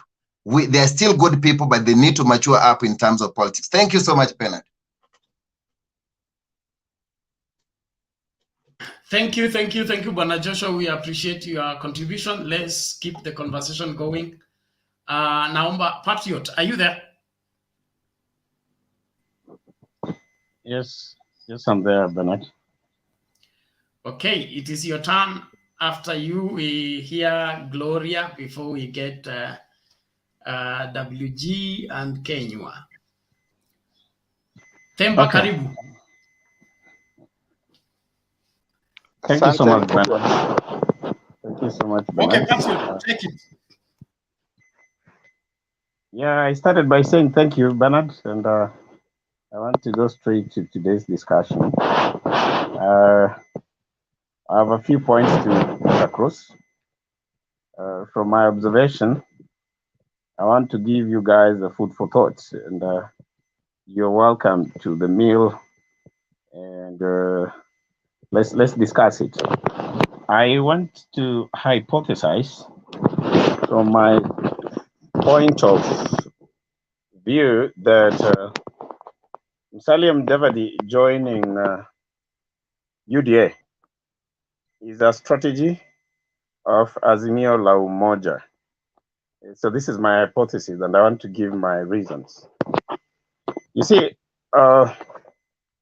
when you have a party happening somewhere, and then the master of ceremony or the gatekeepers are told there are only vehicles that are allowed in are vehicles that have capacity of people beyond 100, beyond 20. So matatus are not allowed basically because they carry people below 20. You can only come in with a minibus or a bus or anything larger than that. So I want to liken the story of UDA and ANC with a situation where a driver has been spotted, and let me use Limuru Road or Waiyaki Way for those who live in Nairobi, has been spotted somewhere around Chiromo, or call it Limuru, on its way to Nairobi city, and then a call is made. You're told, no, we have a few buses coming, so allow the buses to come in, and then don't allow the matatus. So the matatus have been told, no, you're carrying very few numbers. So ANC are people who have been spotted in a bus at Limuru, but by the time they're arriving in Nairobi to the parking, it's only the driver and the makanga who are in that bus. But presumably because the bus carrying people that are more than the matatu, these guys are given an okay to go through the gates. But then the people who were stopped entering and they own the matatus and they have people who are full, who probably are still hanging around the party, when they see this bus, definitely they will start, ranting. They will start arguing. That bus is a big bus, but it is only carrying 2 people. This is what is happening in as far as Mt.Kenya is concerned, because the parties that UDA referred to as small parties, if they were to have an MOU, if they are to have some coalition agreement between them and the UDA, they will add a lot of value to UDA than the way Musalia has done it. Because the last time I checked, in the bus that Musalia is driving, the people who are there is our friend, Dr. Boni Halwale, and the driver himself. And I think there is one spanner boy who I will call the Senator Kakamega. But the entire bus has no people. So it is correct that the matatus that have about 15 people will argue their case that that bus came empty, the fact that it had higher capacity, au watu walishuka njiani. So in my view, why I'm hypothesizing that this is the project of Azimio, it is because I cannot understand by any means. Why? One will not notice that a big bus does not necessarily mean that it's carrying people inside, because all the people have left. So I want to hypothesize and throw this to you guys that probably, in my view, it could be a strategy of Azimio la Umoja in terms of getting off grip UDA, the Mount Kenya votes. They had to sit down and probably find a way to do that. Those who understand how lions are fed, if you go to the wildlife areas, you take meat to the cage on the wire on that side, the lion thinks you are feeding it, only to realize that the food has been brought, now through the door, because if you give it straight, the lion will bite you. So UDA wamepewa mfupa ili wawache kura ya Mount Kenya. And the moment Mount Kenya, because already through the social media, guys are complaining. They're like, hey, come on. How come you are giving the second slot to guys that you are calling smaller? And in really fact, they're actually small, because you can see Khaniri, the former speaker, Marende, have already moved to Azimio. So my thinking that I wanted to let you guys discuss is this, Bernard. I am looking at a situation where, because I've really tried to think through, under what circumstances will one person look at two people as a party? There is no way, unless there is a scheme, unless there is a strategy, in my view, that comes from the government to disfranchise the support of UDA in Mount Kenya, and that is a strategy. Baba is a strategist. I wouldn't doubt if that came from Baba. I wouldn't doubt if that is the reality, because it's about politics, it's about competition. If there is a way you can see to that UDA loses ground in one or the other, that's it. And I think, in my view, it's already working, because Mount Kenya are already complaining. They're saying, come on, you told us we are small parties, but you're telling us Fort Kenya and ANC is a big part. That's what I wanted to let you guys think through. And if people have anything in line with that, you will say so. So lastly, I want to say this.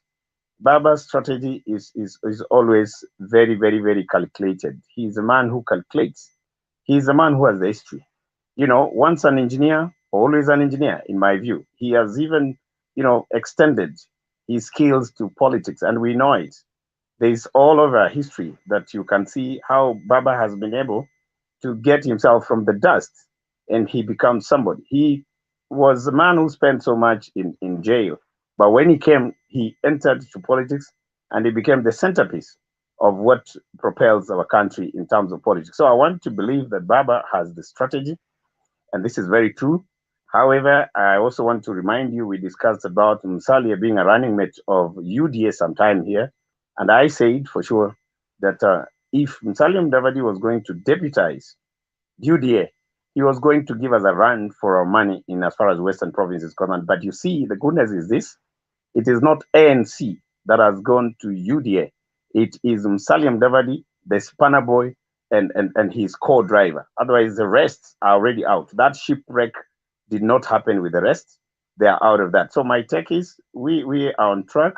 I wish Baba well, and I think the Baba strategy is actually working. So who is the winner, in my view, and the loser? I think in this case, Musalia Mudavadi and Azimio la Umoja are the winners, not the other way around. Musalia Mudavadi could be playing a game that is well understanding, which we might not know in this case, and is willing to be the spoiler, is willing to be the spanner that has been thrown into the works. That is just my hypothesis, and I thought that should be brought to the platform. Thank you, Bernard. Back to you. Okay, thank you, Patriot. We appreciate your angle of looking at things. Very interesting, and as days goes, we will see the unfolding. Probably it will become clearer, but all in all, hii nchi yetu na iko na nafasi ya kila mmoja.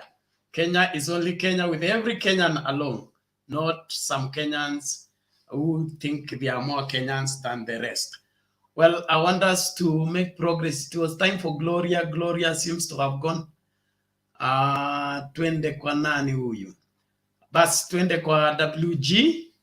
Alafu Kenywa. And then we bring in Themba. I sign out after Themba has made his submission. WG, quickly. Thank you, Bernard. How is your morning? It's morning already. The morning is becoming chilly in Nairobi. Okay, Themba, Patriot, Kinyua, and Joshua, and the rest of the panelists. How are you?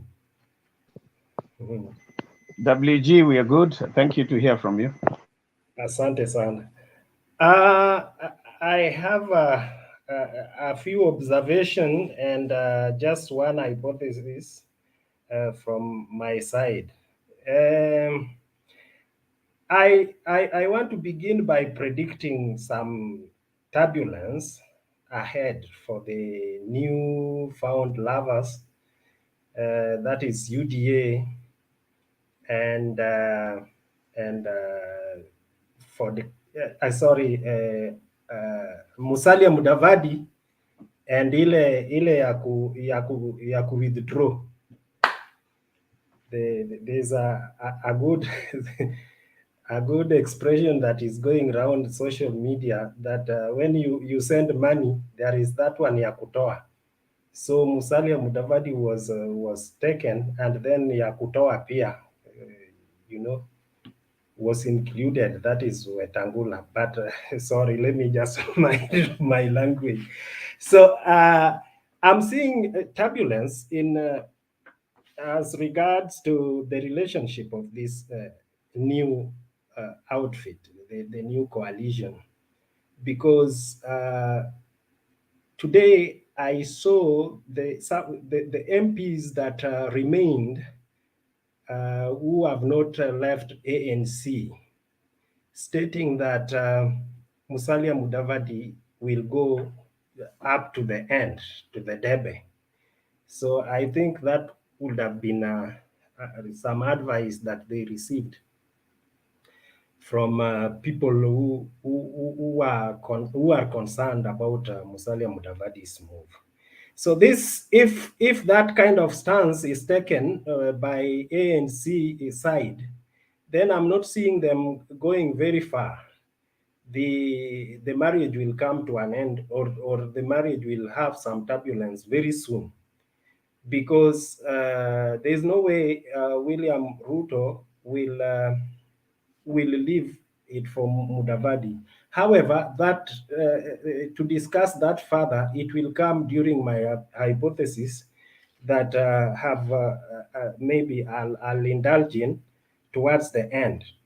The other observation today is that Uhuru Kenyatta met the Western leaders, caucus, and this was important because he had to move with speed to, now bring those leaders together and organize them so that that advantage of Musalia's exit must be enjoyed immediately by Azimio team. I think that is what Uhuru Kenyatta was up to, so that it can be seen that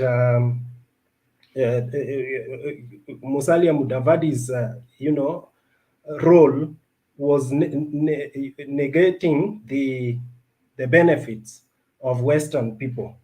So we very soon, as we will be seeing the developments being unrolled or being rolled up in Western, taking into account that earlier there was some controversy whether Musalia Mudavadi was the one to lead Uhuru Kenyatta's visit in Western, something that has made Uhuru Kenyatta stay away from Western to date.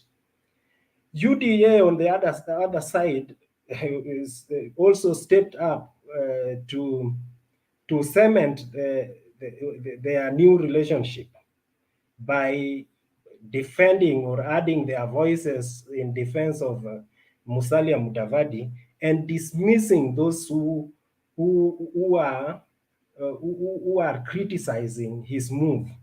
And they came up with with a lot of force and arrogance that is synonymous with them.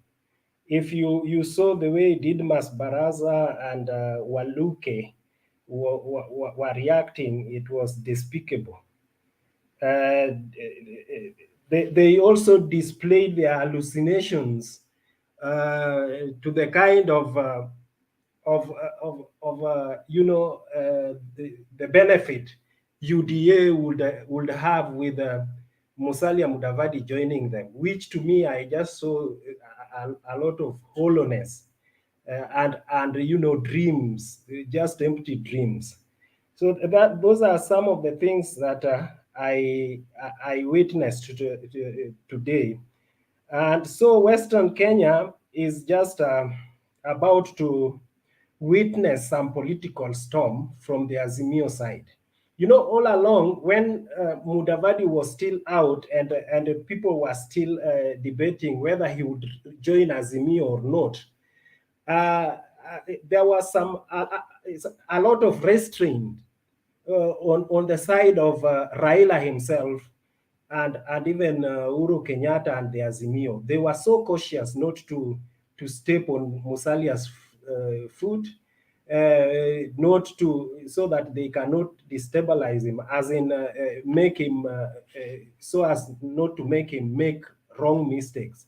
But now that he's gone on the other side, I think Raila Odinga will unleash some of his tactics that he's known for, without sparing anyone. So I'm seeing in a near in this time to come a lot of political activities in Western, and there is going to be a big battle between UDA if they will have the balls to sustain it. It's gonna be very tough for them. They should brace themselves for a very tough battle. Now, let me just come to my hypothesis. And this one comes with a question. Why would William Ruto be interested in getting Musalia, knowing very well that ANC was one of the parties that he would refer as to a village party? Why would he be so much interested in Musalia Mudavadi? Number one, William Ruto could have reached his political end in terms of tactics. And he's seeing everything going down, and therefore he's clutching on anything that comes along the way, like a person who is drowning in water. When someone is drowning in water, even some small grass, you grasp it with the hope that it will keep you afloat. So William Ruto could have reached that. And if it is that way, then how would this help him by bringing Musalia Mudavadi? It would help him by keeping faith of those who are following him, especially those leaders that he has around him. Those people will be like, okay, something is being done. You see, this guy is joined us, the other guy is joined us, and therefore we are gaining. Yet, when you see, it is just a small grass that will not help him sustain anything. That could be one reason. Or if not that way, then William Ruto must be very wise. He must be very wise and looking ahead, thinking that the issue of ICC sometimes before August may come to complicate things for him. Azimio may dangle that if at all they think that it will William Ruto will upset them in the election, and therefore if Musalia Mudavadi is there and Azimio would feel like William Ruto now use Musalia Mudavadi and leave him the presidency, then this may, and Azimio knowing the complication that Musalia Mudavadi presidency would cause to their plan, then they would go slow. You get me? They would go slow with pushing William Ruto to the ICC. So there is nothing that Azimio would want further than like now Musalia Mudavadi is the presidential candidate. That would completely, complicate things for Azimio. So William Ruto knows that, and therefore he's bringing Musalia Mudavadi to dangle him as the need to keep the Azimio away. Mudavadi therefore is just a scarecrow for Azimio, ile ya kujizuia, so that he doesn't get the storm. That is what I don't know how you take it, whether that one makes sense, Bernard. That is my submission. Okay, thank you. It is very wide. I don't know where to hold you, but for Musalia's presidency does not complicate anything for Azimio, from where I see it. As far as Western is concerned, Musalia is as good as banished. Wazee wakishaongea wamemaliza, hiyo masuala yameisha hivyo. So probably he may zoa some votes from some few sympathizers here and there, but not anything substantial that can disturb the votes that Baba has already put in the basket. We are only waiting for confirmation. That is how things stand on the ground as far as Western Kenya is concerned. And that is not imaginary, that's not hypothesis, it's facts from the ground. I was in Navajo practically, I went to Butere, and I have point men all over Western Kenya who can confirm all that. If you are not Azimio, you don't have anything for yourself in Western Kenya, to the best of my knowledge. And so the Musalia ticket supported by Ruto is even worse. If you went alone, it could be better.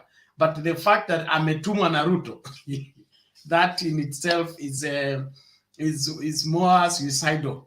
He would have just gone the way he was going in the bush alone. He would have gathered some few people to support him. But now that he has volunteered to be somebody's project, and he has confirmed it and demonstrated his anger, I hope he's on an underground mission like Patriot has implied. But if he's there on his own and with that attitude, Sioni, he has buried himself politically, because by 2027, he may not be on the scene. And probably one of the reasons why William Ruto could be interested in him is William Ruto has come to terms that 2022 is gone. He can only handle, he should be prepared for 2027. And then how does it deal with 2027? He begins to eliminate the people that will pose as a challenge for him in 2027. If for 2017 nomination for Jubilee have anything to go by, the way he eliminated key people in Central, probably he has begun to clear the way for 2027 by now sending Mudavadi to a billion, Weta to a billion, then probably he's still quoting Kalonzo, so that he will be the in thing in 2027. If that is what he's working on, our other brothers may not be in the picture, but probably that is a high probable issue, whereby he doesn't want a serious contender in 2027. And when Baba is off the scene, he will have a walkover over these other people. Pemba, karibu tafadhali.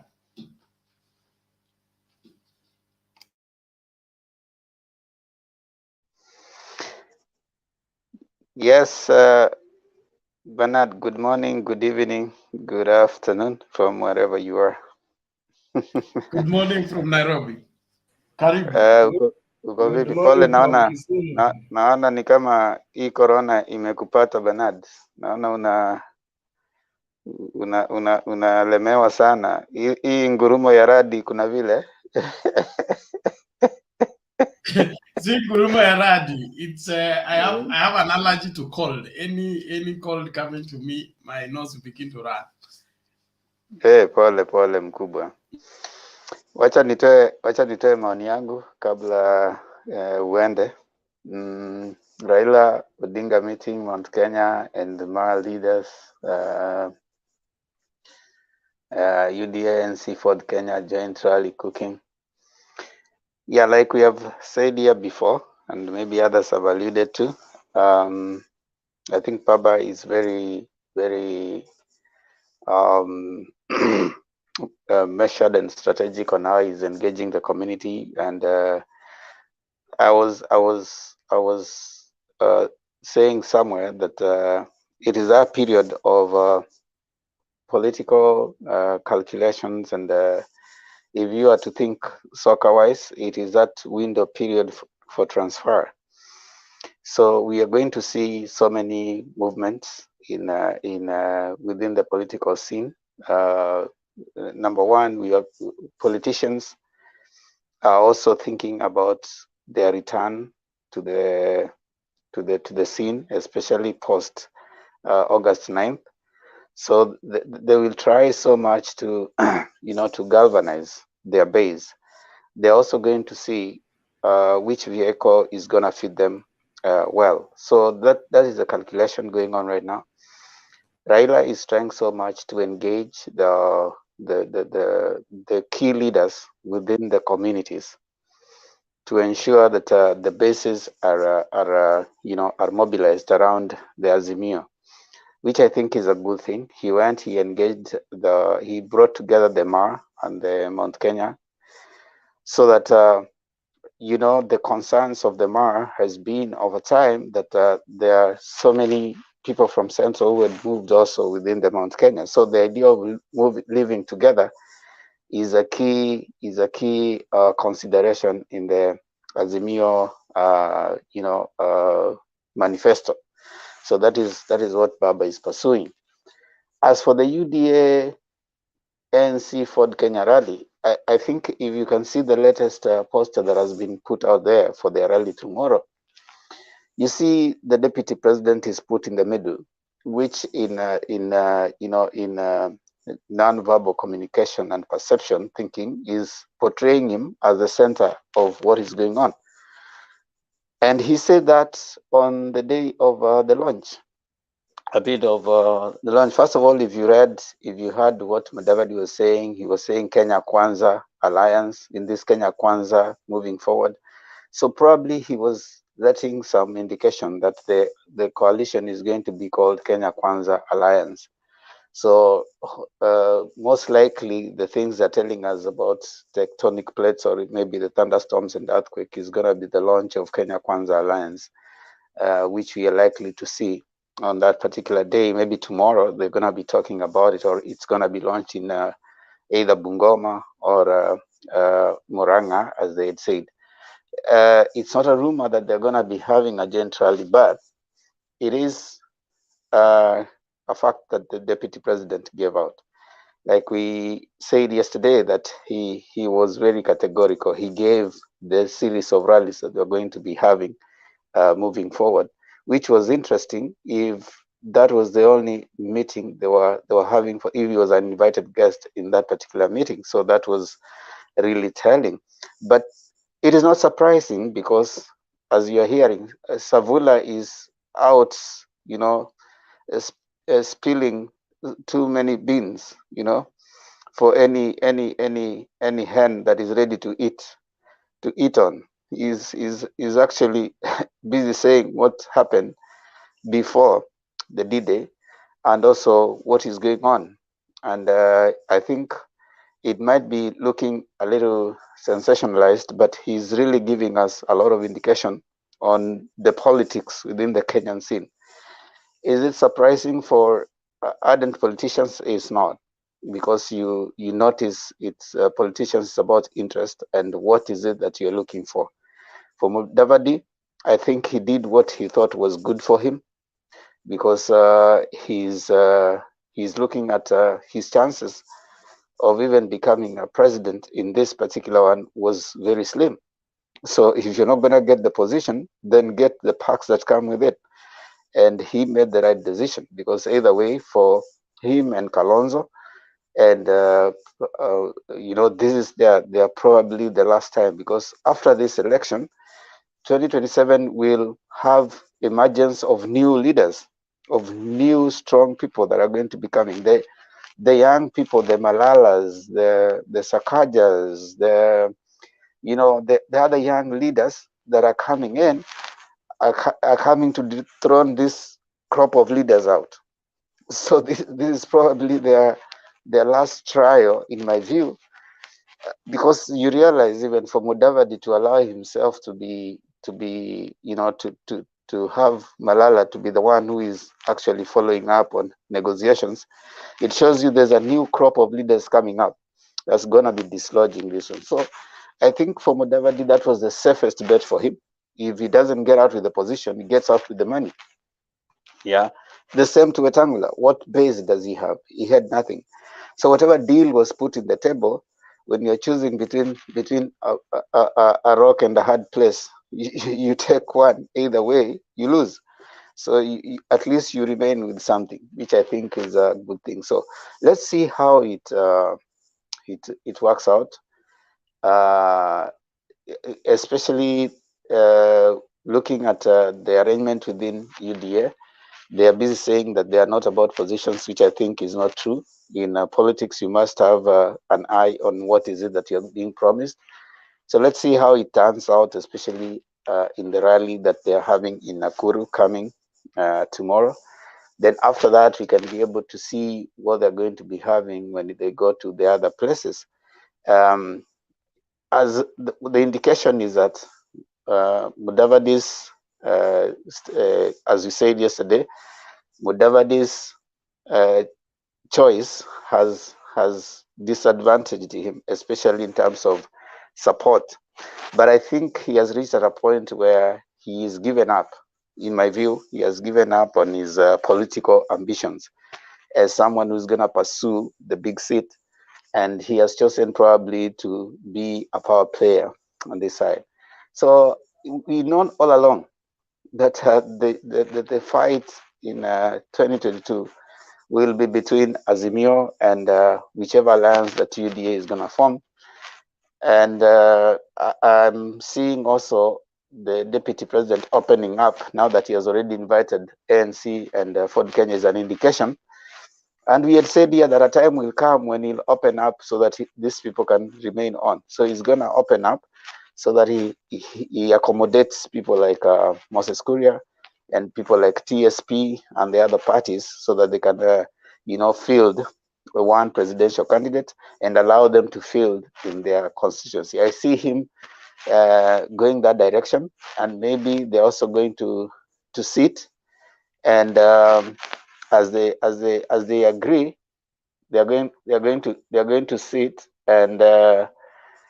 and probably tell them that, okay, fine, let's field a crossboard, let's field all the parties, let's have ourselves fielding our candidates in all the places, and then once we field it in all those places, we can we field candidates in every place. Let the party that wins whichever place win. That is, I think that's the calculation he's going to make with them, because he's going to tell them as UDA, we are also popular. So because we're also popular, let's field. But now for presidency, let all the parties support me. And therefore, that probably is the message that he's going to be taking. And that probably is what they're saying is going to be said in Muranga when he goes to the thing prepared by Kangata. He's going to tell them that, okay, fine, we have agreed. You guys can come with whatever parties that you have, but let all of us field with it, whichever place. If UDA wins, that's okay. If your parties win, that's okay. But for presidency, let me have it. Because already Azimio has set the stage. Azimio has told them, has looked for partners. So they have also now picked the idea of partners because they realized that they were losing. So they had to pick that. So that is probably the message that is going to come, which is okay. I mean, if he picks and accommodates all the parties, that's okay. So that now they're moving in, the parties will be choosing which area do you want to go to. That's okay. Now, will that earn him support? Probably for those people who are feeling like he was pushing them aside, they might go with him. But I am seeing also a situation where Azimio has already made a lot of ground. When he was still thinking about that, Azimio made a lot of ground and it entered central Kenya. So that's going to be also something that we need to look for. The idea of the president also now trying to come out a little actively, like he called the Western guys today. You know, when he's likely to be more active right now because now is that time. And that is also going to be a game changer moving forward. I see the Kalonzo. I see Kalonzo more of playing the same role that he played in 2007. He's likely to go straight to the wire, so that his coalition is gonna be one that is going to be deciding, in case of anything, which side do I go, so that they are going to be playing that part of, you know, like whichever side that government will go, he signs. So he's more likely to go with the post-election. The coalition of Kalonzo is likely to go with a post-election agreement than a pre-election agreement. So that is how I see it working. But yes, it's that window. You're going to see so many movements. You're going to see so many parties moving. I mean, people trying to think that, okay, this one is not, party nominations are yet to take place. So some of them will lose. So we are likely to see some of them decamping, you know, so that is what is likely to happen. But what I would say is, whichever thing happens, let's focus on making Kenya a great democratic state where people can compete politically and with ideas, but still respect each other. If Azimio gets it, that's fine. If whatever other alliance gets it, but my bet is on Azimio getting it because they are more organized, they have better strategies, they are more, you know, when you want to break a mountain, you hit it slowly, put some water, keep hitting it, keep hitting it slowly by slowly, you get it down. You don't rush. And Baba has done that. He's putting some water, hitting, putting and moving, and slowly by slowly it's penetrating. When your roots are deeper, the tree grows higher. But when you're just on the surface, it can easily be carried by the wind, which is what is happening with UDA. They are flip-flopping. They are turning on. One time, we don't want any parties. UDA is a national party. The next time, you are unleashing some other parties. One time, you're busy telling us that you'll have stadiums. The next time, I mean, stadiums and laptops. The next time, you are giving us wheelbarrow. Those are things that are going to work against them. One time, you're going to work with Mama Mboga and Mtu wa Boda Boda. The next time, you are unleashing Mudavadi and Weta as Mtu wa Boda Boda. So those are the things that are going to be really used against them, and they're going to hit them hard. One time, you don't want any parties. The next time, you're unleashing a coalition. So those are the things that are going to hurt them. One time you're in government, the other time you're not in government. So this at one time you're fighting corruption, the other time the people that you have are the same people who have corrupt deals. So it's gonna be a little climb for them, but it's political competition. It's now up to each side to work its side the best. So I want to leave it at that for now and invite any comment or any question. I think I can add on the Mudavadi and Ruto, you know, campaigns, which I had Bernard said very well that the DP was the person giving the instructions on how they're going to do their campaigns, where they start and everything. And that told us that the meeting, the earthquake was a UDA earthquake. It was not Mudavadi earthquake. It cannot cause an earthquake, even tremors. My concern is Mudavadi seems like he's going to be the person to regret it most. And a time will come for sure once he realized that the people on the ground are not, walking with him where he is going, he might come back regretting and tell people that I'm going to the end and I'm vying to the end just to clear his shame. But the worst thing is that Ruto could have finished Mudavadi completely from the political arena, that's for sure. And that is my prediction. And when he wants to come back to Raila, because I know Raila loves Mudavadi, and he knows he can make Mudavadi be somebody if Mudavadi is humble enough to, to finish the race together. But if not, and if it continues, this will be the end of Mudavadi. You talked about the young people, coming into play, like Malala, very bright boy, but quite misusing his talent somewhere else, And if these people are groomed well, they can go to another level. I can see from where I'm seated, Sifuna, I can see people like Eugene Wamalwa, being giants once more. They are going to be the giants from Western. So I feel like Mudavadi will regret this earthquake, and he thought the earthquake is going to affect the Azimio and the Oka, but this earthquake will, for sure, will eat Mudavadi himself. Thank you. Okay, thank you Bwana Joshua, thank you Themba. Tunakwenda kwa Kenywa. Kabla tufike huko, naomba tuende commercial kwanza turudi. Iko video hapa, sijui kama itacheza, lakini tujaribu tuone.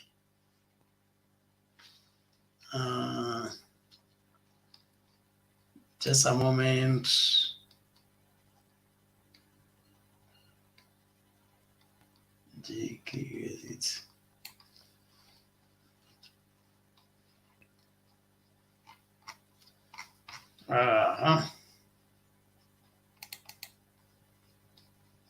Okay.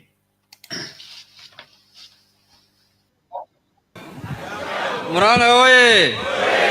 Muranga oye! Muranga tialala! Muranga tibim! Hiyo ndio salamu yangu. Sasa kwa sababu ya muda sikuwa natarajia pia kuongea. Mimi nimekuja kwa furaha kuja kushirikiana na nyinyi leo tukiwa na baba, kuja kuongea na watu wa Muranga. Jambo la kwanza nataka kushukuru His Excellency the President and the Right Honorable Prime Minister kwa handshake. Kwa sababu hiyo handshake imefanya kazi yetu ya bunge rahisi sana. Na mama county anajua. Imepatia sisi watu ambaye wanasaidia kutekeleza agenda ya serikali. Bills ya government kama ile muliona juzi ya political parties bill, budget ya serikali na mambo mingi. Na cabinet secretary yuko hapa anajua ya kwamba sisi kama watu ya ODM tuko na jeshi ambaye baba akisema left ni left, right ni right. Sasa akasema mwelekee kwa uhuru, sasa tukaelekea huko. Na bila kuuliza maswali. Kuuliza kwa nini hakuna. Unafanya tekeleza kwanza ndio unarudi kuuliza tulifanya sasa iko mambo gani? Sasa parliament ikanyoroka. Wale walikuwa wanasema wako na numbers yao ikapotea. Hayukuonekana popote. Na tunarudi kwa kesho. Nimesikia saa hii nikiangalia hii inaitwa ni simu. Nimeona na runinga huko Karen wakiongea na mbunge ya Kandara Alice Wahome ameongea akisimama na Deputy President. Wanasema wanataka kuleta amendment kesho tukirudi bunge ya kuongeza devolution money, pesa ya kwenda counties kwa 35% kupitia amendment ya budget policy statement. Mimi nataka kusema hapa nikiwa Muranga, sio Migori, Muranga, ya kwamba msidanganye wa Kenya. Hiyo ni uongo mtupu. Amendment ya budget policy statement hawezi kuleta pesa mashinani. Hiyo ni statement. Hata umesikia inaitwa nini? Budget policy statement. Siku gani umesikia statement imesaidia mtu? Statement ni kufunga mtu jela kwa police station. Ile kitu ilikuwa na mpango ya kusaidia watu ilikuwa BBI. BBI ndio ilikuwa nataka itoe pesa ya kwenda counties kutoka 15% kwenda 35%, na wakapinga hiyo BBI, mnakumbuka? Wakapinga, wakasema hakuna haja ya BBI. BBI ilikuwa nataka kuleta hapa constituencies nyingi, hata Kiharu ilikuwa inagawiliwa mara 2, walikataa. Sasa hii ndio wamefufuka, wanataka kudanganya Wakenya ati tunaenda kubadilisha, kufanya amendment kwa state. Hiyo tutapinga na itaanguka mara moja. Nimesema nikiwa Murang'a, sio Migori. Sisi tunataka mambo ya kulete pesa mashinani ikuwe ndani ya katiba, sio kwa mapenzi ya mtu kufanya amendment huko kwa statement. Jambo la pili na ya muhimu tena, Deputy President ndio chairman ya IBEC, pale ambaye serikali ya juu na serikali ya counties wanakaa. Amekuwa chairman mwaka 9, na hapo ndio wanaamua pesa ngapi inaenda kwa county government na pesa ngapi inabaki kwa national government. Yeye ndio chairman. Mbona hajapeleka pesa kwa county mwaka 9? Sasa ndio amevuvuka kama Yesu. Amevuvuka leo. Wewe ndio chairman. Hata Minister Macharia anaenda kwa hiyo mkutano, lakini wanafanya Karen kwa nyumba yake kama chairman. Huwezi kuita chairman pale yote, unaenda kwake. Mwaka 9 kabla hatujafanya budget ndani ya bunge, hiyo kamati ambayo yeye ni chairman ndio inakaa chini, wanasema mwaka hii tunapeleka pesa fulani kwa county na tunawatia national government pesa fulani. Kama wewe mwenyewe ndio unagawia pesa ndogo county government mwaka 9, sasa hiyo unataka kuleta bunge atikubadilisha kufanya amendment ya statement, hiyo hatuwezi kubali. Lazima BBI irudi, ilete constituencies vile tulipanga, ilete pesa mashinani, iongeze wamama kwa bunge. Hiyo ndio ile safari sisi tuko ndani. Tumekubaliana hiyo? Ya pili, jana nilikuwa Nakuru na baba. Nilikuwa na hofu sana familia yangu wanaweza pata mtetemeko ya ardhi. Kila dakika nilikuwa napigia wa simu, umeona chochote? Wanasema bado ngoja kidogo. Sasa watu wamekaa hapo wanasema ati tumeungana. Na hao watu na huyu mtu alikuwa anatuambia kila mwaka, kila mwezi ya kwamba yeye ako na chama, yeye anataka kufanya muungano na bodaboda na mama mboga. Jana ndio nimegundua sasa mama mboga na bodaboda ni Musalia na Wetangula. Sasa hao ndio bodaboda hapa Kenya.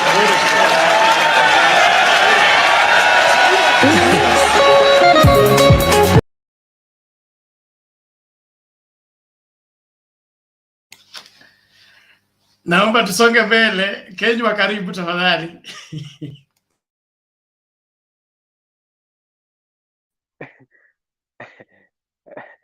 Mjamboni wote. Yes, good morning everyone. Good morning to you. Welcome to the show. Thank you so much. I've been away for a few days, like 2 days, 3 days, but I'm back. I'm so happy to see everyone. Can see Princess, kuna Joshua, kuna Temba, kuna Penny na kuna huyu mwingine anajiita I think Surest, something like that. Surest. So I'm back and I've seen the topic and it's a nice thing. I've seen Raila Odinga meeting Maa and Mt.Kenya. Karibu Eric. Okay, asante Princess. I think last week I stated this and I said in every house there must be a leader to show direction to the people. And the steps that Raila Odinga is making is the step that is required.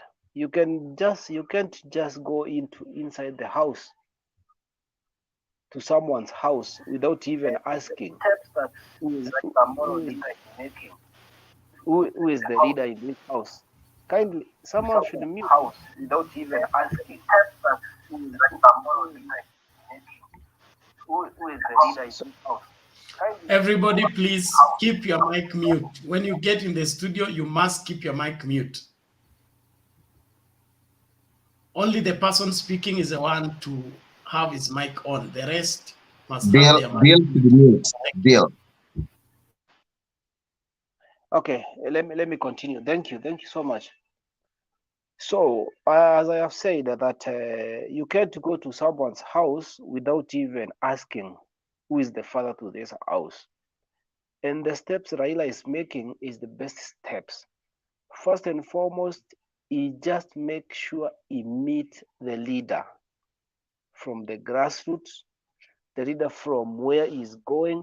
He doesn't just go like that I want to be a president and start talking to people. Those people, they have leaders whom they follow.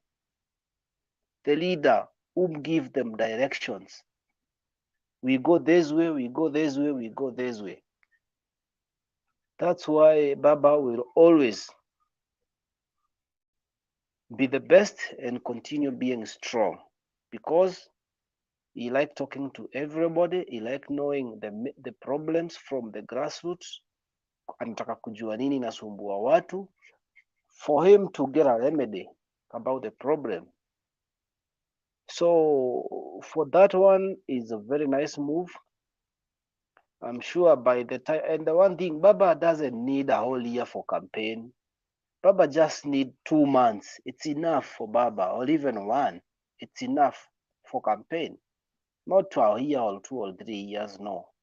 People who are going for a year plus, 2 years plus campaigning, they are the people who are not sure and they don't know what to offer to Kenyans. They don't know what to offer to Kenyans. They just want the leadership, nothing else. And I said, these roadside promises, you don't want to know who's the leader to this community, who is the leader to this house, who is the leader to this place, who is the owner of these cows. You don't want to know. You just go direct. Those roadside promises are very bad, and it's misleading Kenyans who are not wise. They are being misled so much. Because if worse comes to worse, you will not have a chance to ask anyone about it.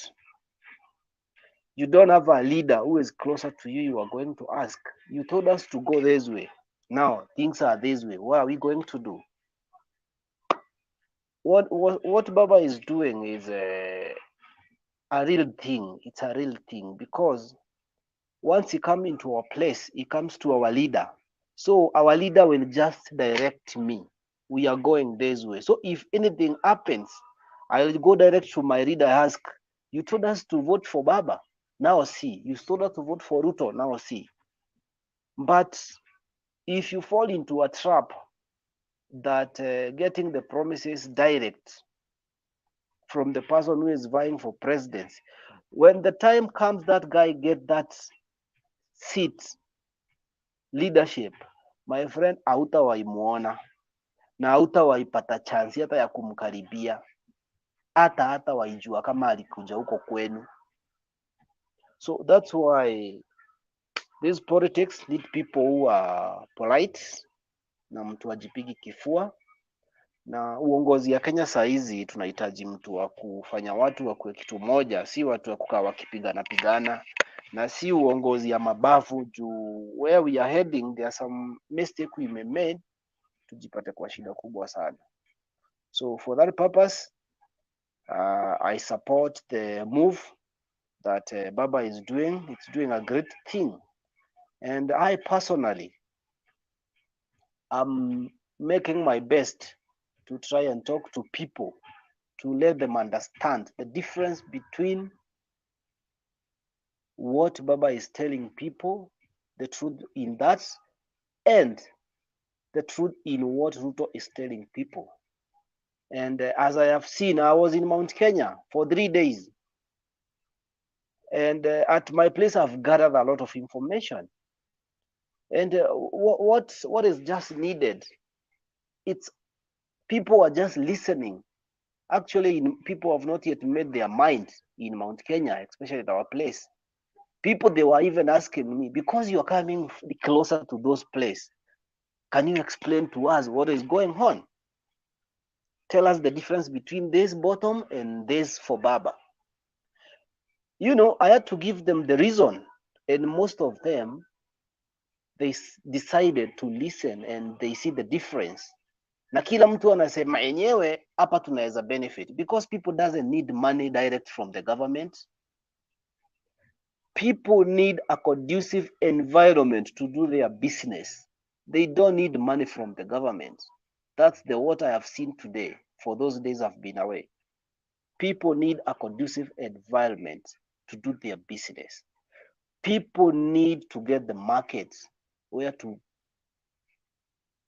take their produce. They don't need money from government. They don't need loans from government. That's the thing I've come to understand. Kwa hivyo vile Musali alisema tusidanganyane. Tuseme ukweli. Ruto anadanganya watu na nimekuja kujua kwetu Mount Kenya kulikuanga serious. The place was Uhuru Ruto in 2013, 2017. But the crowd has shifted like I don't know. People have seen, they are saying, no, let's go this way for Baba. And you know one thing, as I said the other day, I was arguing with Sam about leadership. I said Uhuru Kenyatta is our leader still, as a community. But as a president, it's a national president, a Kenyan president. But kwa community yeye ni leader wetu. So people are still insisting we are going the way our leader is telling us to go, come to what. Kwa hivyo hiyo nimemalizana na hiyo. Hebu niguzie kidogo hii story ya Hadi Quick. Just give me a minute. You know, I ran away fearing for my life from Nairobi. Literally died, no. It was all just a joke. Ilikuwa tu comedy. Ilikuwa visanga. And Mudavadi has no impact in anything. And count this. Mudavadi is going to make UDA fight. And do you know why they are going to fight? In UDA fraternity, who are closer to Ruto, no one is like Mudavadi. Mudavadi is ahead of them. And Ruto he will be confused. Because Ruto cannot run away and go to look for a vice when Mudavadi is there. Mudavadi can never, Mudavadi haezi kubali kukua foot soldier. No. Haezi kuwa mtu wa noise maker as long as wako na Ruto. Lazima Ruto afikirie achague Mudavadi akuwe running mate wake. Haezi enda Mount Kenya kutafuta mtu sasa. Already akiwa na Mudavadi. Mudavadi ameenda kubomoa UDA. Na UDA tunaimalizia kwetu Mount Kenya. Huko ndiko tunaimalizia vizuri. Checking on the meeting from Murang'a yesterday, you can see the move. Murang'a is the epicenter of Mount Kenya politics. Murang'a ndio iko na mabwenyenye. Business community. Wengi ni Murang'a, 90%. UDA tunaenda kuimalizia Mount Kenya officially. Now that Ruto amechukua Mudavadi, tunaenda kuimalizia hapo vizuri sana. Because Mudavadi ashakula chake na ameshiba. Western, I have Western naelewa Western a little bit. I've been there for some times. Western, they call them, they are brave and they are never scared. Na hawapendi mtu wa uoga. Waluya hawapendi mtu wa uoga. Juu Waluya wanajiamini. Na Mudavadi amewabetray. Mudavadi saa hizi ako peke yake. Actually Mudavadi anaenda kubaki na yeye na certificate ya chama peke yake. Mudavadi na certificate na Wetangula. Hao ndio hizo ndizo vitu watabaki nayo. ANC ni Mudavadi and certificates. Hiyo ni kali, certificate peke yake, hiyo ni kali. Yeah. The same Weta. Ni Weta na certificate, nothing else. And count on this. These people have messed big time. And they have been, hao wameisha na wamefanya vizuri actually, hata wametupunguzia pressure mingi ya kushinda kung'ang'ana. Because hiyo yao it's a dead on arrival. Ruto ameisha. And I'm waiting to see Nakuru rally. Because Ruto has been MC, has been chairman, has been admin wa group, WhatsApp group, everything has been Ruto. Now I want to see when Ruto na Mudavadi wakiwa pamoja, how this thing will work. Who will be an admin and the MC. Not forgetting the likes of Rigathi Gachagua, Kimani Ichung'wah, Ndindi Nyoro, Alice Wahome. Where will those people be? Count Weta will be there. Where will be Wetambi? So Ruto has to choose to put Mudavadi, Weta, then the other likes comes in. But those people, they will not like that because they have been in UDA. They have built that chama. Hao ndio walianza wameinvest to throw them out like the way he did to the Kirinyaga lady, Girishi. You see, that's what is going to happen now. Mudavadi ameingia, kuna mtu atatoka kwa UDA saa hii. Hao alais wake akina Gachagua, all those people, kuna mtu atatoka. Weta ameingia, kuna mtu atatoka. Because they go there with interest. Naruto amewa invite also with interest. So this is so confusing and rally zitakuja. But count on me, UDA tunaimalizia Mount Kenya officially, and people should be prepared for Baba as the 5th president of the Republic of Kenya. Iyo aina tashwishi. Furthermore, I think, let me say this, Ruto brought only 1.5 votes, 1.5 million votes to Uhuru. So I think he has nothing to do with that. So for now, that's my contribution, and I'm so grateful to see everyone. Alex, you are still driving. Huh? I'm making the dollar. I'm not driving. It's called 3 days. commerce. Listen, It's called making money. 3 days have been away, and now I come back. I find you still driving.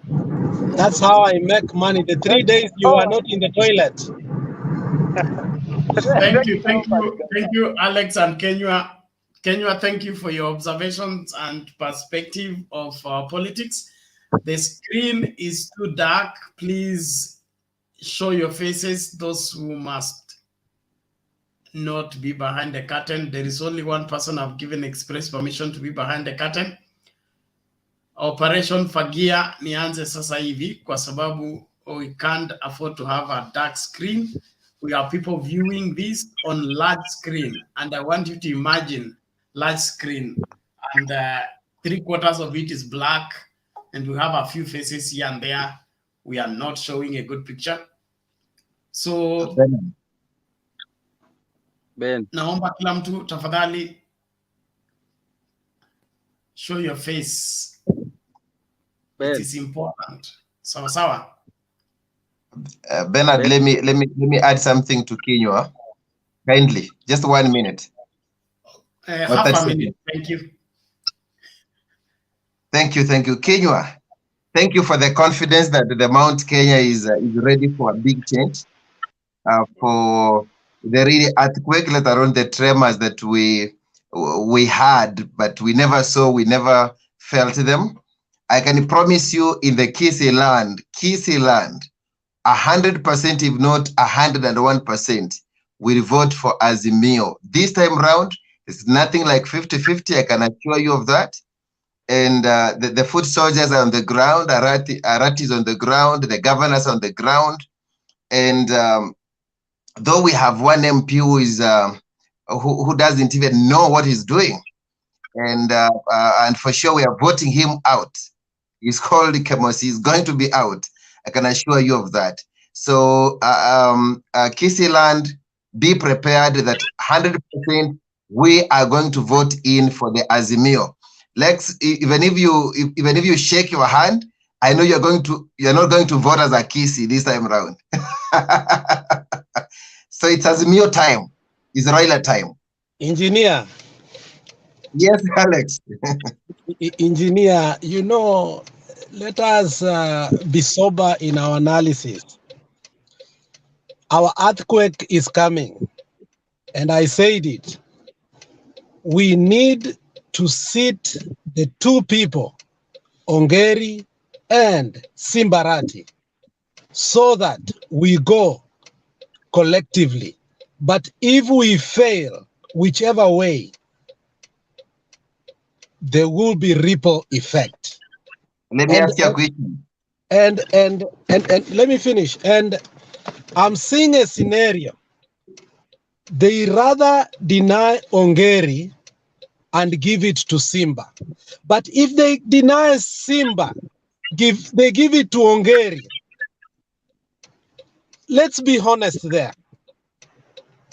We have a problem, and let's agree that we need a conversation on how to stop that, because last time we failed to do that, and you know what happened? Raila got the votes, but the MPs and one like the one MCA that came here today, a big embarrassment.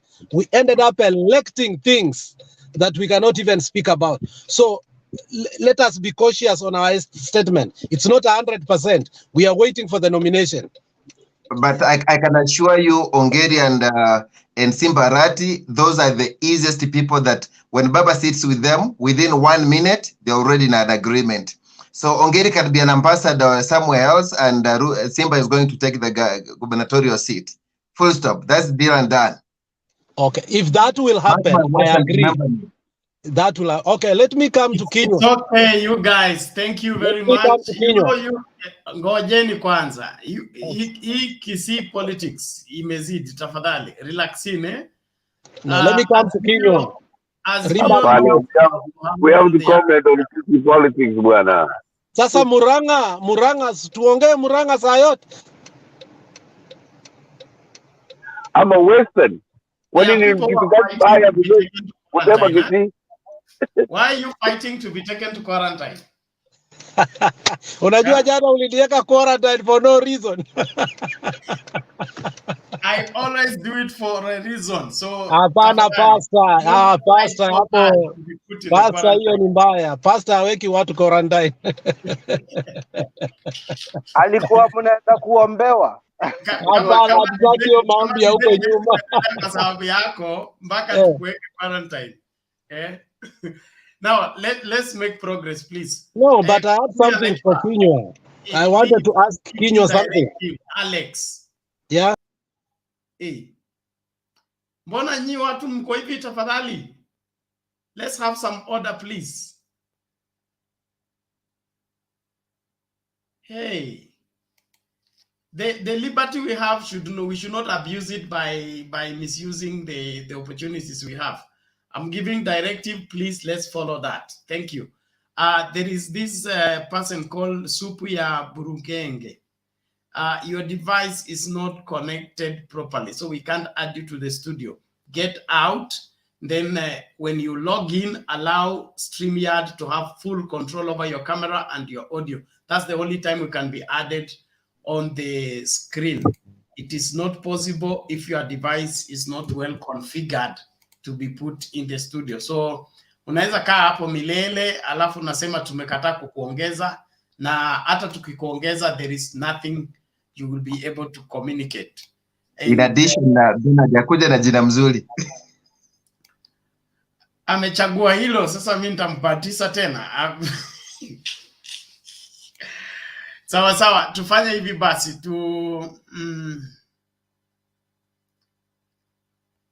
who are these the comment people? Now let's hear from this, I think Billy. Si tungemsikiza Luseti. Hiyo ni kura moja, wacha tupige ingine. Hata mimi nimesema hivyo. Hiyo ni corruption. Hebu tuangalie ingine. Naomba tumsikilize Billy kwanza alafu tumsikilize Lusweti. Thank you. Billy, karibu. Lusweti. Mandela wewe. Umemaliza ugali sasa hivi unasema Lusweti. Niko busy job ndio maana niko hivyo baba. Unisamee usinitoe tafadhali Ben. Msamaha unatanguliza sadaka. Sadaka, there is sin offering, wave offering, ndio mambo yako yaangaliwe. Siwezi ingia kamera ndio maana nimekuja hivyo. Sawa sawa, subiri kwanza. Thank you.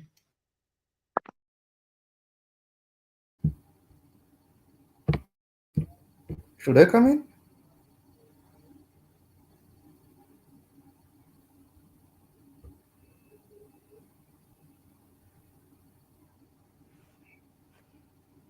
Should I come in or is it Lusweti? Hey, Bwana Billy, tumekupatia chance yako ama unataka kupass over tupatie Lusweti kwanza? Yeah, yeye ndiye amepata kura mingi, so mwache let her go before me. Sawa sawa, Lusweti, inaonekana kura zote kwako. Karibu dada. Asante sana Bernard na wengine wote. Nawashukuru sana kwa kujitolea kwenu kufunza wengi na kujifunza mengi kupitia hii channel ya Mtembei. Kinywa the first community ashaongea, wacha mimi ni represent the second one in the country. Nakuja kutipitisha ya kwamba Western tuko locked. Hiyo earthquake yenye tulisikia inatokea haijaathiri mahali popote. Tuko ngangari nyuma ya Azimio, ndio maana mnaona viongozi wameanza kutoka mtu kama Mudavadi wanarudi huku kwa chama mpya yenye imekuja. Hii mbolea inazalisha kuzalisha kweli, DAP ni DAP. Hasa kitu ya kwanza mimi nashukuru sana baba kwa sababu hana mbio. Nimeona kazi anafanya na mwelekeo anaelekea si mbaya. Kwanza kama leo ndio nilikuwa ninaochi hiyo live venye amekuwa na Maa Nation na Kikuyu. Nilikuwa naona kwa comment watu wanasema for the first time hizo chama mbili kukaa pamoja ilikuwa ni leo. Sasa tunaendelea kushuhudia yani wonders zenye hatukuwa tushaiona. Kumaanisha huu mwaka kusema ukweli ni mwaka wa baraka na ni mwaka wenye huku unaenda kuleta umoja katika nchi yetu. Ukiona president anaamua kuchukua kama community kama Waluya wenye wakati na wenye hatukumpigia kura, acha tuseme tu ukweli, hatukumpigia kura, lakini amejitolea kukaa nao ili ya kwamba yani wajitokeze wasimame kwa niaba yetu sisi, sababu sisi tunawatuma na tunataka watusaidie kupitia uongozi wao. Asa ile kitu yenye ninaendelea kuona katika nchi yangu ni kitu inaendelea kunifurahisha, inanipea morali. Hata nikisema baba the 50 sina uoga sana. Ninatembea na nguvu zote nikijua baba the 50 ukweli atakuwa rais. Wacha tutangulize Mungu na yote yatafanyika tu.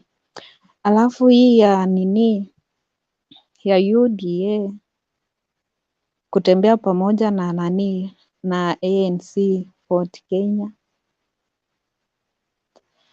Hiyo ni ukweli, si wamesema wanaenda kufanya rally yao ya kwanza na Ukuru wakiwa pamoja. Shida ni kuwa sijui Mudavadi atahandle aje matusi yenye inakuanga huko UDA wakati wako kwa hizo rally zao, the likes of Rigathi Gachagua, hawa kina Ndindi Nyoro. Yani ninashangaa sana, sasa sijui ama pia yeye atachukua hiyo tabia, sielewi. Na venye nimemjua sana amekuwa mzee wa heshima. Lakini wacha tuone venye kutaenda, tuone venye ataongea. Hiyo ndio natarajia kabisa nisikie ataongea nini, na venye alikuwa na anaongea ati bottom up sijui. Yani vitu zenye alikuwa anaongea akikashifu mambo na bottom up. Yani ni kweli siasa za Kenya ni siasa mandakali, tuambia ukweli, tuzizieke kwa roho, wacha tuzieke kwa lungs, ukipumua zinatoka. Yani mtu anaweza oppose kitu kabisa, but at the end unampata yeye ndio mwenye kusema hapo. Sisi Waluya tunasemanga uikana likumbanie, uikana kumurweniwa okusuda. Kumbe ni ukweli, hawakusema uongo. Sasa wacha tumewapea. Nimeona leo nani Weta amekaa na watu kama 5 hivi wenye si elected member, na nasikia amewapeleka huko, alafu watu wa Mudavadi nao wamesimama wanasema wanataka Mudavadi wao awe kwa debe. Sasa nakuja kushangaa ni nini itatokea, bali ninaona watu wakisema atakuja kama UDA itachukua uongozi atakuja kupewa nini, atakuja kupewa kazi kama ya Matiang'i. Sasa hiyo ndio Mudavadi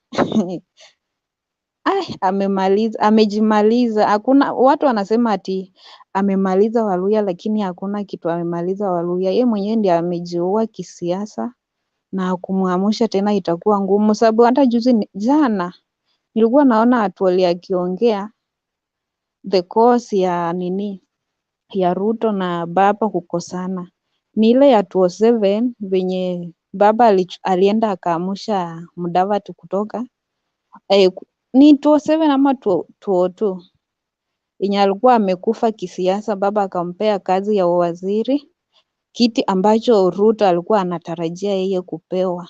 Ndio ilileta shida, ikaleta ubinafsi hapo hivyo, Ruto akaanza kuchukia baba. Mwana wewe.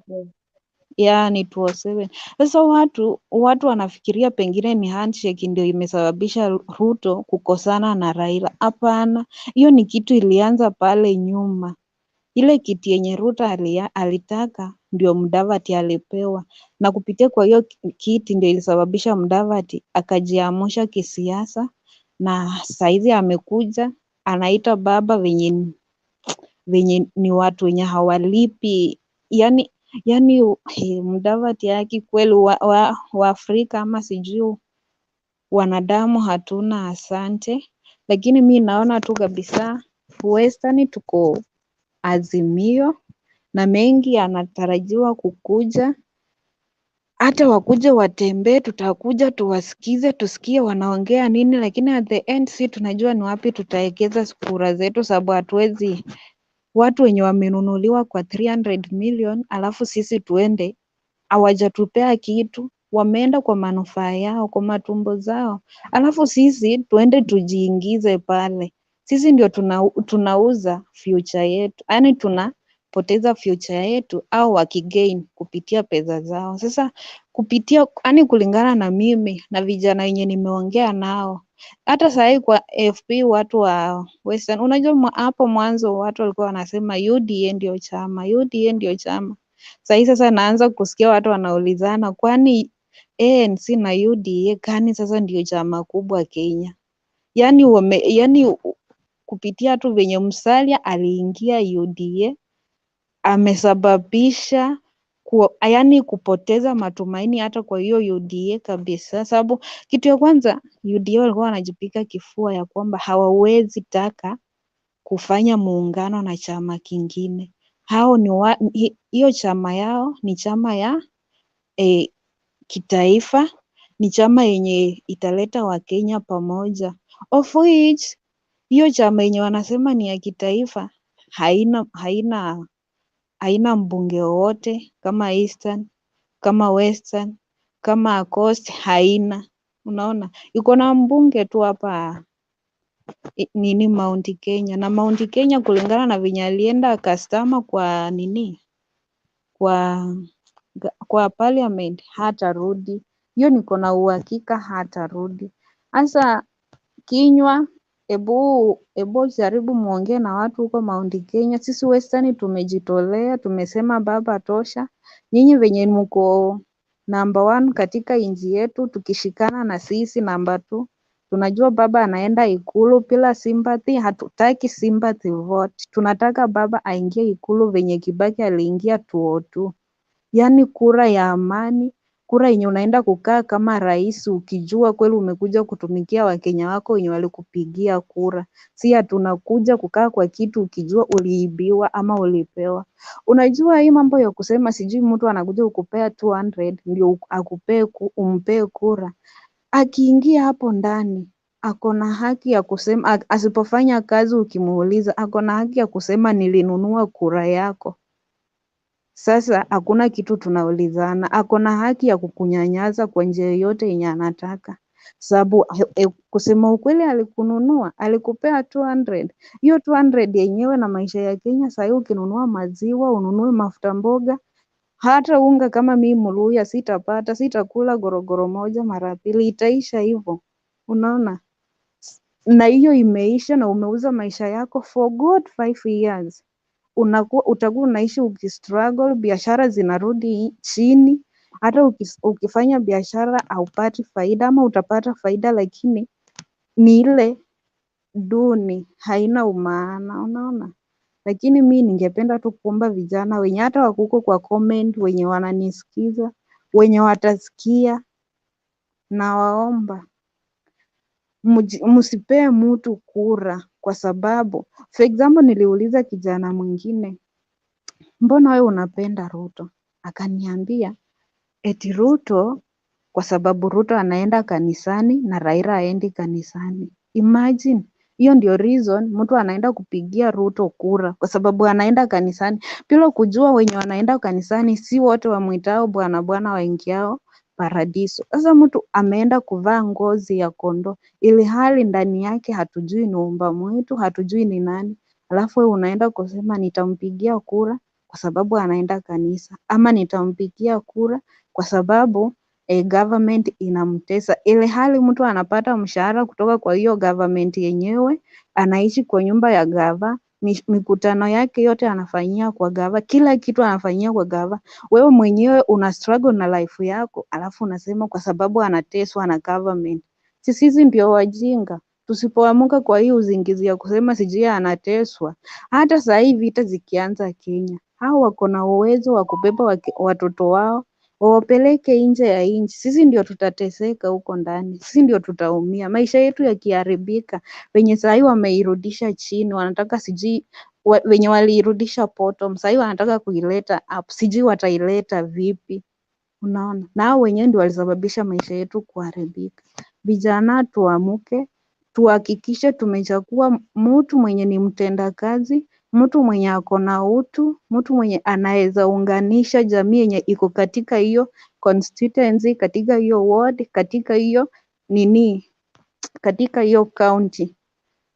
Hakikisha umechagua mtu mwenye utajivunia baada ya kumpigia kura, si kupiga kura kwa sababu unataka kupiga kura kuadhibu fulani, unapigia gavana fulani sababu unataka kuadhibu gavana fulani. Hapana, piga kura yako ukijua kura yako ni maisha yako, kura yako ni uamuzi wako, kura yako ndio itakupea kazi, ndio itakunyima kazi, kura yako ndio itakupea maisha mazuri na ndio itakupea maisha mabaya.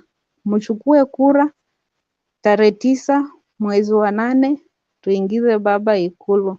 Hiyo ndio itakuwa tu furaha yangu kwanza. Bernard. Oh, thank you Nancy, thank you, that is clear. I believe everybody is following. Jukumu liko juu yetu kuhakikisha kwamba tunaendeleza hii nchi na inasonga mbele, haturudishi nyuma. Kwa hivyo kila mtu utadisi yule anayekuomba kura, weka yeye kwa mizani, jua anasimamia nini, angalia historia yake. Kama vile nilisema, hatufuati tu sera, tunaanza na tabia, kwa sababu sera zikiwa mikononi mwa tabia mbaya hakuna kitu kitafanyika. Kwa hivyo lazima the character of the person first before what he's saying begins to appeal to any one of us. Now Bill, you can come in as we continue. Okay, asante sana kwa fursa hii. Mimi najulikana kama Bill William. Ningependa jambo la kwanza kuongelea kuhusu mswada wa miungano ya vyama. Ningependa kuongelea kuhusu ni kwa nini mrengo wa UDA unapinga mswada huo, ilhali wao ndio wamekuwa wakimu-accuse Raila Odinga kwamba he never honors coalitions. I thought they should be the ones who are like supporting it because kama wamekuwa wakimwaccuse Raila kwamba he never honors coalitions, then the bill is really good for them because it will help Raila Odinga to honor coalitions. It just makes me wonder why they're against that same bill, no? Jambo la pili ningependa kuongelea ni kuhusu like recent developments. Nimeona tangu juzi Sabina Chege amekuwa Siaya, anasema they are popularizing Azimio la umoja huko, sio nampigia campaign Raila Odinga. Mimi naona Siaya is part of the larger Nyanza region, na sioni kwamba ni iko na umuhimu vile at you spend days campaigning for Raila Odinga in Siaya. I don't really see the major importance in that. So Sabina Chege could spend all that time, Sabina Chege with her, I don't know, friends, spending all that time in Siaya. Wanasema sijui they are popularizing Azimio la umoja. I think that energy and time should be spent in Mt.Kenya. I mean, Raila Odinga is already famous. He's already, I think people have already accepted him in Nyanza. So spending 3 days in Nyanza region, unasema ati you are popularizing Azimio la umoja, it's counterproductive. I mean, you're just wasting resources and time over there. Go spend that time in Central Province. We know Baba is gaining instead of Central Province, but more resources and more time should be put into that, either Rift Valley or Central. Okay. Mimi ni Mcoast, mimi ni Mpwani. I'm from Kilifi. All this time sijajua kwamba hii Pwani Alliance inaitwaje? Pwani Alliance, yeah, PAA, it's called PAA, PAA, hii ya Kingi. Sijajua kwamba, najua it's part of these small parties ambazo zimekuwa zikiprop up recently. Kuna DAP ambayo ni ya Western, kuna hizi jamaa ndogo ndogo ambazo ziko Central huko. Recently watu wa Kilifi wamekuwa wakisema sijui PAA ni project ya Raila kumsaidia kwamba aende Ikulu. So to some extent imekuwa ikireceive some backlash from some of the residents or some of the voters because they are saying it's a Raila's project. Na kuangalia performance ya Gavana Kingi, hata mimi mwenyewe hajanifurahisha. So na amekuwa akisponsor contestants and au contestants wa chama cha PAA, mimi mwenyewe siwa support, but I support his call for us to vote for Raila Odinga. So mimi nitamsupport at the top, pale ambapo anasema tumpigie Raila Odinga, hapo ndipo nipo. Lakini kurudi chini, sijui anasimamisha governor, aspirants, MPs, MCAs kwa chama cha PAA, kinasema tusipigie ODM in all those positions. So mimi kivyangu, although I don't think mimi si mpigaji kura, but niko na ushawishi kiasi. So kama ni watano ama ni watu 7, still those are still. Mimi mbona upige kura? Mimi siko Kenya na sijachukua kura. So yeah, but mimi naongea na watu home, so nitajaribu kuwashawishi who to vote for. And yeah, I just want to know like the importance of Sabina Chege spending 5 days in Siaya trying to sell Azimio. I don't think it's that important. That's all I have to say for now. Bernard, can I ask Bila question? No, hold on. Let me respond to his sentiments on Sabina JK in Nyanza. Part of the That's Azimio what I wa Kenya. wanted to do, Bernard. Hey. Okay. I give up. Bernard, wacha wengine pia wanaongea wakiribato. Wewe unaribato too much. Hapo kwa Sabina Chege pia niko hapa nitaongea kidogo. You know what? I'm going to leave you people here so that you rebuttal among yourselves. Okay, Bernard, nimekuachia zungumza. Hapana, wewe zungumza. You want to gag me because I'm chairing the meeting. Thank you. Now let everybody talk about Sabina Chege in Nyanza, starting with Joshua. Thank you for opening it for every person. I'll tell Bill that we love this country, and when we go to every county as we try to talk to people, it shows that Kenya is together. Number two thing, it shows it isn't about the politics. It's about showing the picture that Kenya is together and all the people from all regions have agreed to support somebody. That's the reason as to why when Ruto goes to Eldoret, the person from Mohammed, I don't know, this guy from Jijopev, he goes with Jijopev to his meetings. Why? Because he wants to tell people that in Mombasa, we have the people. So when these people go on their own to campaign, is a very, very good show. And I can tell you for sure, it cannot happen in the other side of the UDA side. It cannot happen because even the MPs from specific regions cannot talk without Ruto. So there's a good show of that Baba is gaining ground and has soldiers who are working tirelessly to make sure that the Azimio dream is reached. Thank you. Okay, Princess.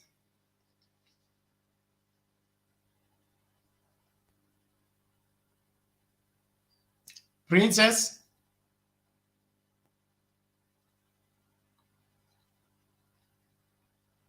Hiya, Alex. I'm coming. I'm here. Why, Princess, you're causing delay. The broadcast is Alex, I'm sorry. You are here. I'm sorry. Respond Bill. to Bill's claim first.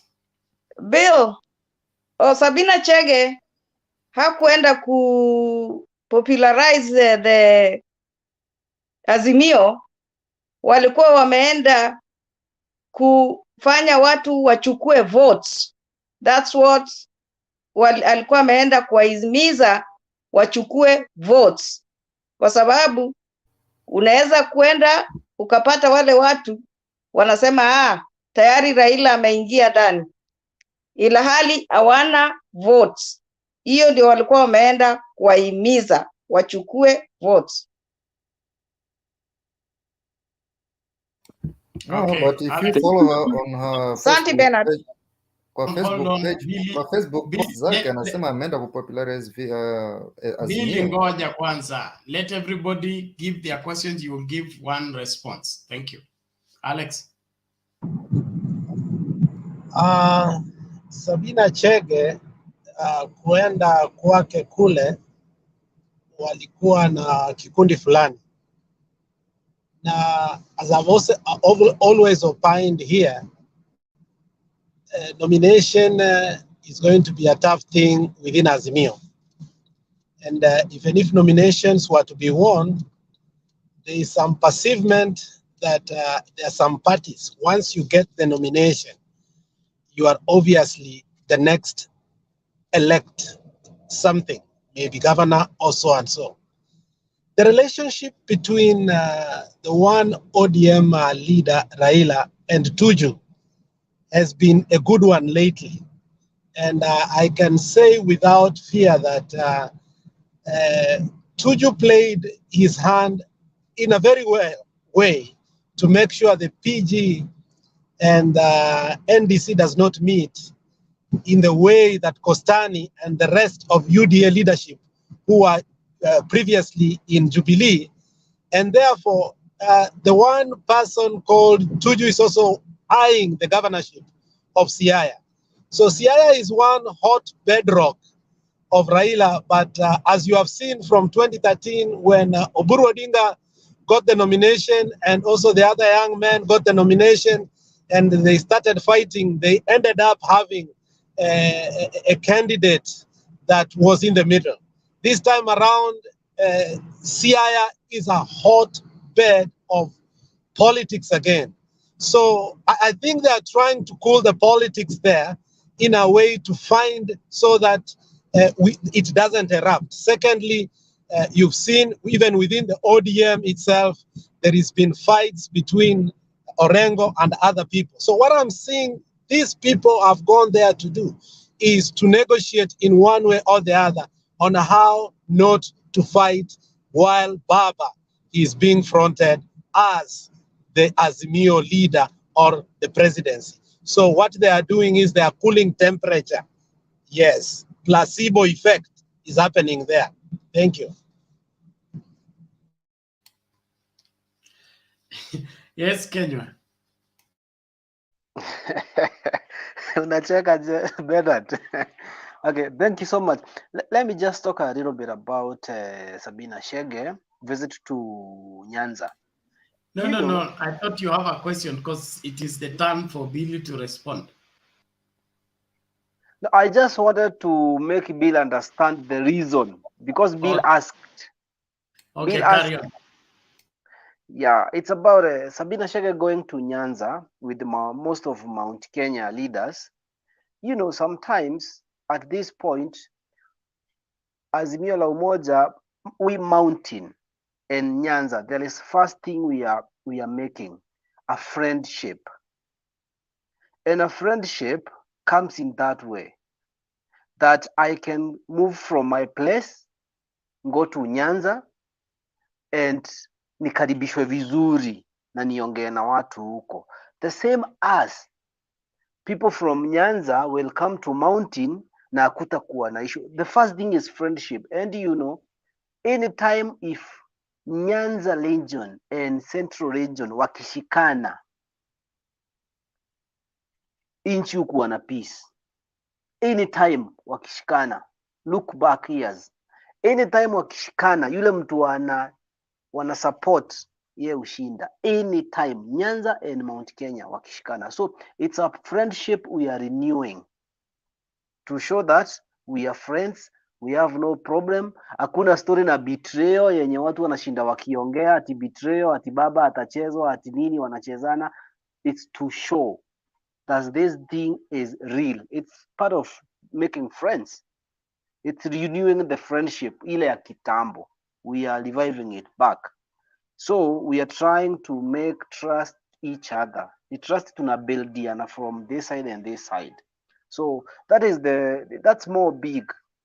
About popularizing in Nyanza is not much about Baba. Baba is already in Nyanza. Ile tunafanya ni urafiki, tunajaribu ku-strengthen. Urafiki ukuwe deep. Na urafiki kisha kuwa deep, the trust will come in. We'll manage to move anywhere. From Nyanza to Mount Kenya, Nyanza, Mount Kenya, freely. That's my point. Yes, Billy, your take now. Yeah, I think I'll just accept, agree with most of sentiments by my colleagues. Politics is all about perception.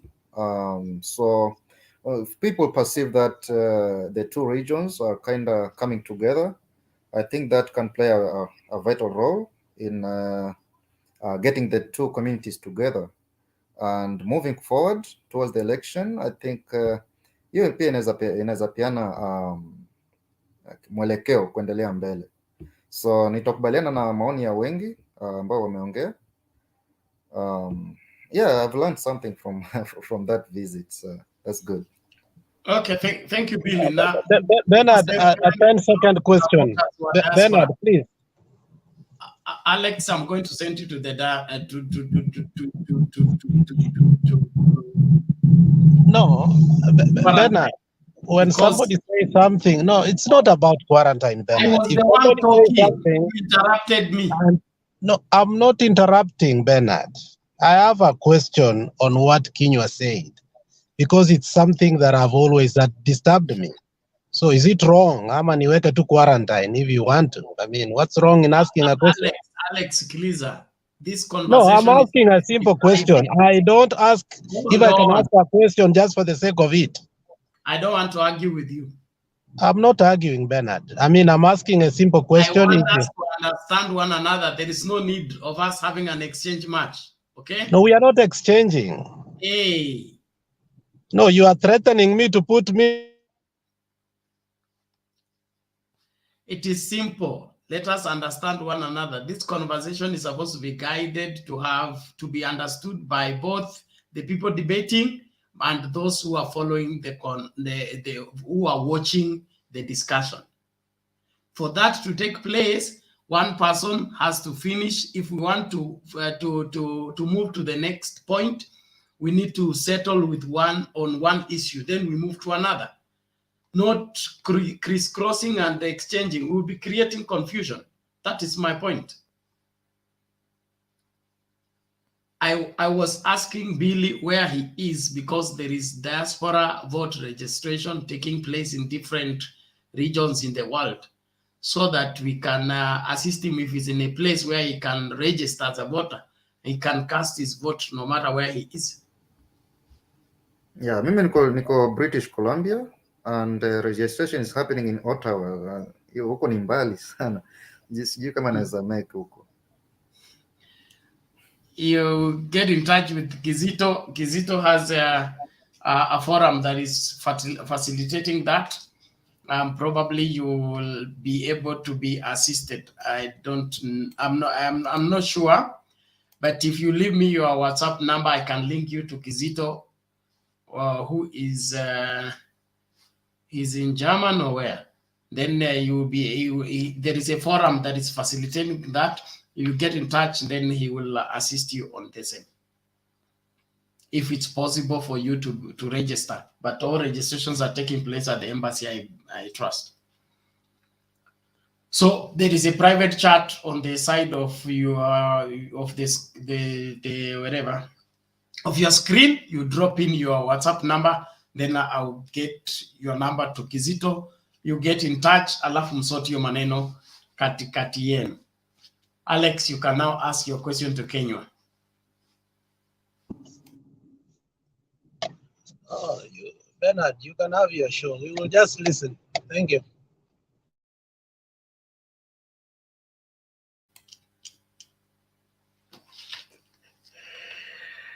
Hey, this country is interesting. All the same. Let's now have who else? Eric Epic.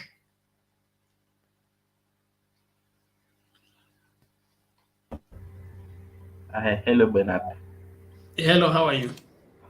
I'm very okay. The today's topic was about Baba with the Maa community and the Mt.Kenya Foundation. I think Baba gave out a very interesting history, not only about the Kenyan history, but also in correlation to the German history. And the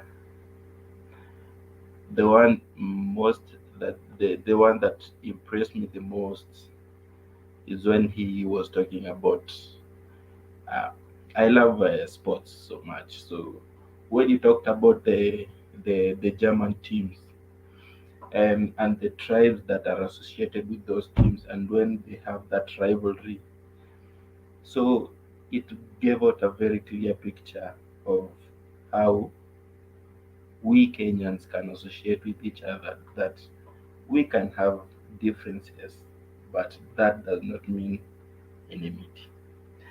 When it comes to the story of Mudavadi, I think Mudavadi is just an empty shell, an empty beehive that was abandoned long ago.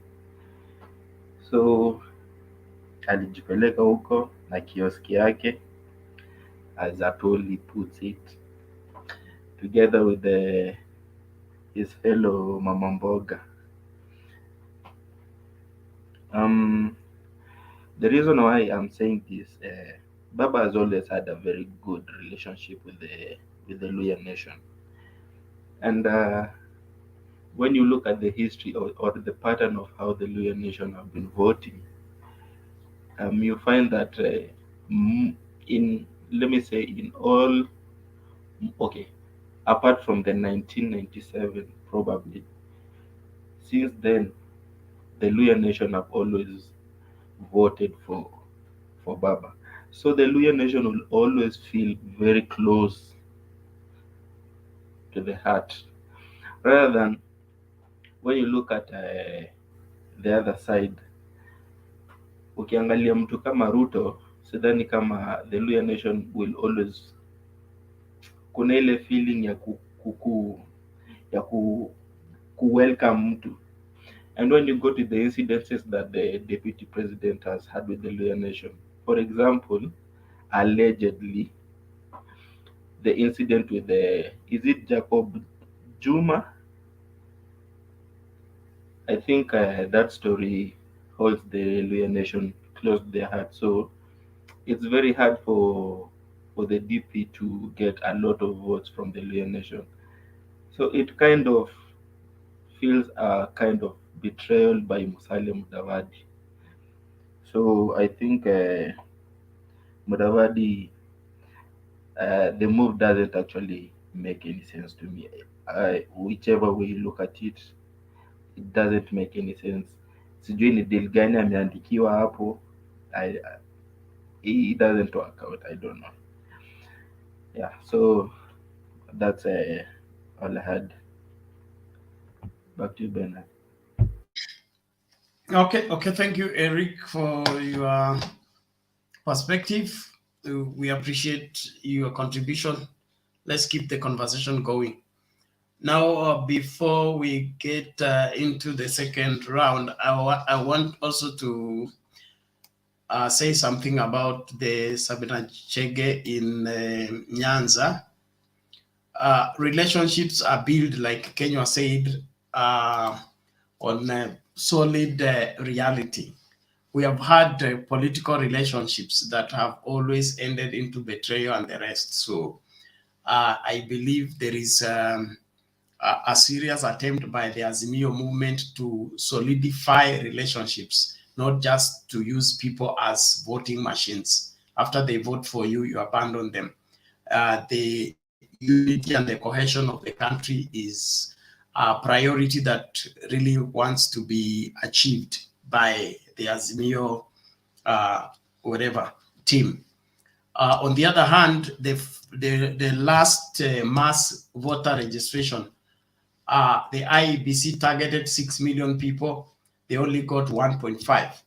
So that means there was voter apathy and there is less people registering. So this being the last mass voter registration process, they need to get as many people into the net as possible. And that is why nobody's taking chances on getting people to register as voters. That's why you see, like, we have full swing people in play. There are road shows in various places. I met them in Kakamega and the rest. Road shows are going on. The Royal Media Services is also participating. They have some musicians to just drum up people to register, because we need to get as many people to register as possible. So probably that is why there is intertwining of different people from different places helping in the process. Probably the Nyanza members of parliament may not be able to convince the locals to go and register, as when a foreigner has come and is telling you that this election is yours, okay? take responsibility before we get outsiders to come and help you. You need to show us that you're serious about it. And so I believe it's just the usual perspective of the Azimio movement, ensuring that every Kenyan is participating in the process, na isionekane ni kitu ya Nyanza ama kitu ya mrengo fulani ama ya region fulani. So to me, it's a positive thing, having people who are from far coming to your home and telling you this river has clean water, make good use of it, it will help you. It is said it will be taken more positively than the familiar faces, the familiar local people that you are always interacting with, probably. That is my take on the same. Mandela. Yes, I'm here. Oh, ulienda quarantine saa ngapi? Ni wewe sijui ama network. Aya, toa maoni yako haraka tusonge mbele tafadhali. Nimesikiza kila mtu na ningependa kusema kwamba nashukuru Mungu kwa kupatia uhai, na ningependa pia kuchangia kidogo mahali pa Azimio la Umoja. Azimio la Umoja, tumeona kila kitu kinafanyika kwa usambamba na kwa utaratibu, na ningependa kuambia ndugu zangu, dada zangu mahali walipo kwamba I must speak about my home, which is Busia. And Busia is locked, first of all, and that's why you will never see anyone including Busia to any other candidate apart from Bab. Na kwa Sabina Chege kwenda Siaya, mumeongea na dada yetu alijibu hapo. It was just to tell the people that us from the mountain, we are with Baba, and we are encouraging you people that we have strengthened our relationship. We have forgotten about the past, but now we are with Baba. Kura. Nikitaka kuongelea leo venye kunaenda kufanyika pale Nakuru, someone just talked here. He don't know Mudavadi. One lady talked here, anaitwa Lucie something hapo, Nancy. She said that she wonders and she don't know what Mudavadi will talk about, because from the side of UDA ni watu wa matusi, especially Nyoro, Gachagua, Alice Wahome. How is Mudavadi going to hold this thing tomorrow?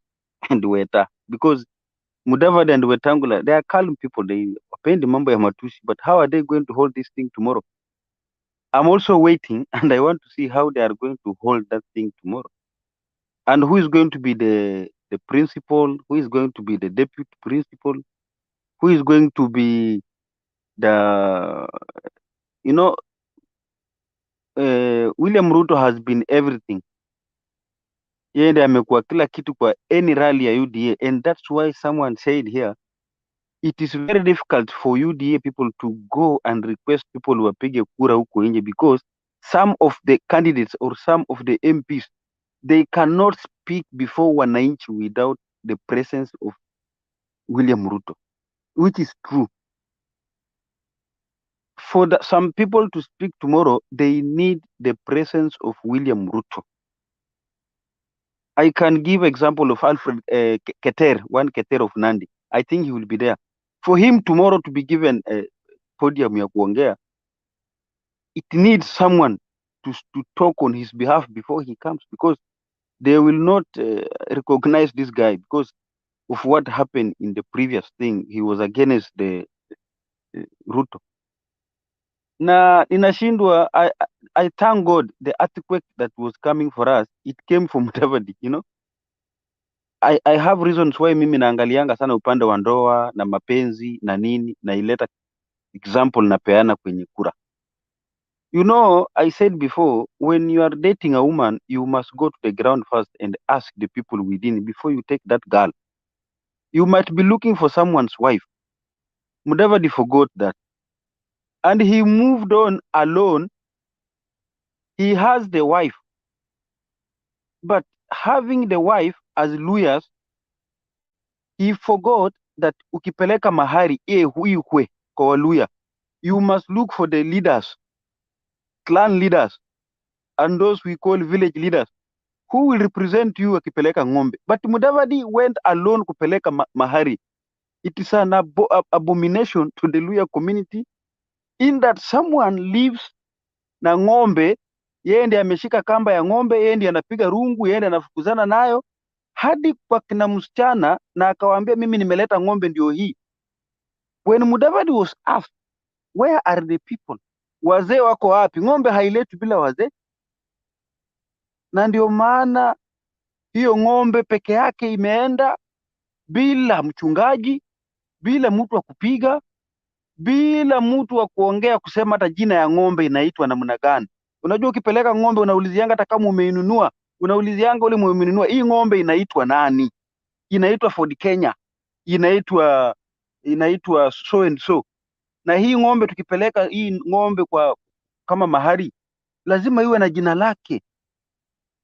All these things he forgot, and that's why he went alone without any leader. Na ndio maana tukaona sasa familia kama familia sasa ya Mudavadi amepeleka mahari peke yake, familia ikamkataa, ikamwambia hiyo sio ndoa, unafaa urudi uone wazee, tuongee na wazee ndio upeleke ng'ombe. Sasa ni aibu kwake, alipeleka ng'ombe na akatoroka, akawacha ng'ombe pale peke yake. Sasa pale ng'ombe inapiga tu mateke. Juu wenye ng'ombe wamepelekewa mahari hiyo ng'ombe, they are asking the name of that ng'ombe. Mudavadi cannot tell them jina ya ng'ombe ni nani. I don't know kama mnanielewa hapo mahali. Umepeleka ng'ombe ya mahari, lakini haujaambia wao watu ng'ombe inaitwaje na ukatoroka. The second thing is that in Kakamega, there is a scenario going to happen in Kakamega. And believe me not, Azimio la Umoja is going to take the governorship ya Kakamega unless ANC na UDA waelewane. Huyu stone thrower mwenye tulimsahau, we don't talk about him, na Malala, one of them abaki senator na mwingine aende governor, watatusumbua.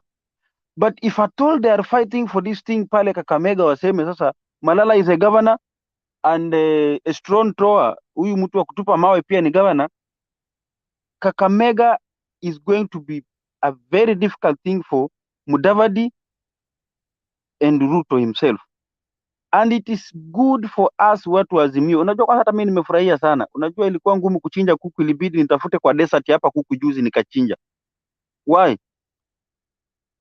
I had to look for kuku hapa desert. Ngoho. Ile mzima nichinjiwe nikiona, sio ile nakula ile frozen. I ate kuku. Kumbe ndio ile ngoho ulikuwa unakula na ubusuma na nani akasema ni kiswa. Ndio hiyo sasa, ilikuwa ni hiyo kuku nilitafuta ile hai nikule tu juu ya furaha. Why? Mudavadi is more superior than all the people, the Ndindi Nyoros, they were homeless. We cannot compare them with Mudavadi in that group. And it is going to finish either Ruto ama Mudavadi himself, but Mudavadi is already finished. Mudavadi cannot speak above anything kama sio kuwa president ama kuwa deputy. Where is Mt.Kenya heading? Where is Mt.Kenya heading? The same person that was alikuwa akigeuza chupa akisema ati nikigeuza hii chupa inaenda na bottom, inaenda na wapi? Sasa hizi ndio amegeuza sasa another way around. You see? Politics, sometimes someone talked about Mandago, anasema ati politics usiweke kwa roho, unaweka kwa lungs. But sometimes for me, I put it kwa roho kwa sababu mimi ni wa baba. If you are not for baba, you will put it in lungs. Mimi naiweka kwa roho. And for this one, I will never forget this man called Mudavadi. Why? Mudavadi amejiuza mwenyewe. And we have seen those who are saying DAP. DAP ni mbolea. Na kuambia mahindi ishapandwa pale Kitale. Saizi mahindi inafanya maneno. We have seen leaders from Ford Kenya, they have gone to transverse to DAP. We have seen leaders from ANC, and it's a scenario is just, hii scenario nakwambia, it's very calculated. Wale watu wa Bungoma na Trans Nzoia wanaenda kwa DAP, na wale watu wa Kakamega huko na Vihiga tunaingia ODM karibu na baba nyumbani, karibu na Siaya, in which I'm very happy to see hii mchezo venye nachezwa. And most interesting thing is that Mudavadi currently hana watu, alipeleka mahari peke yake.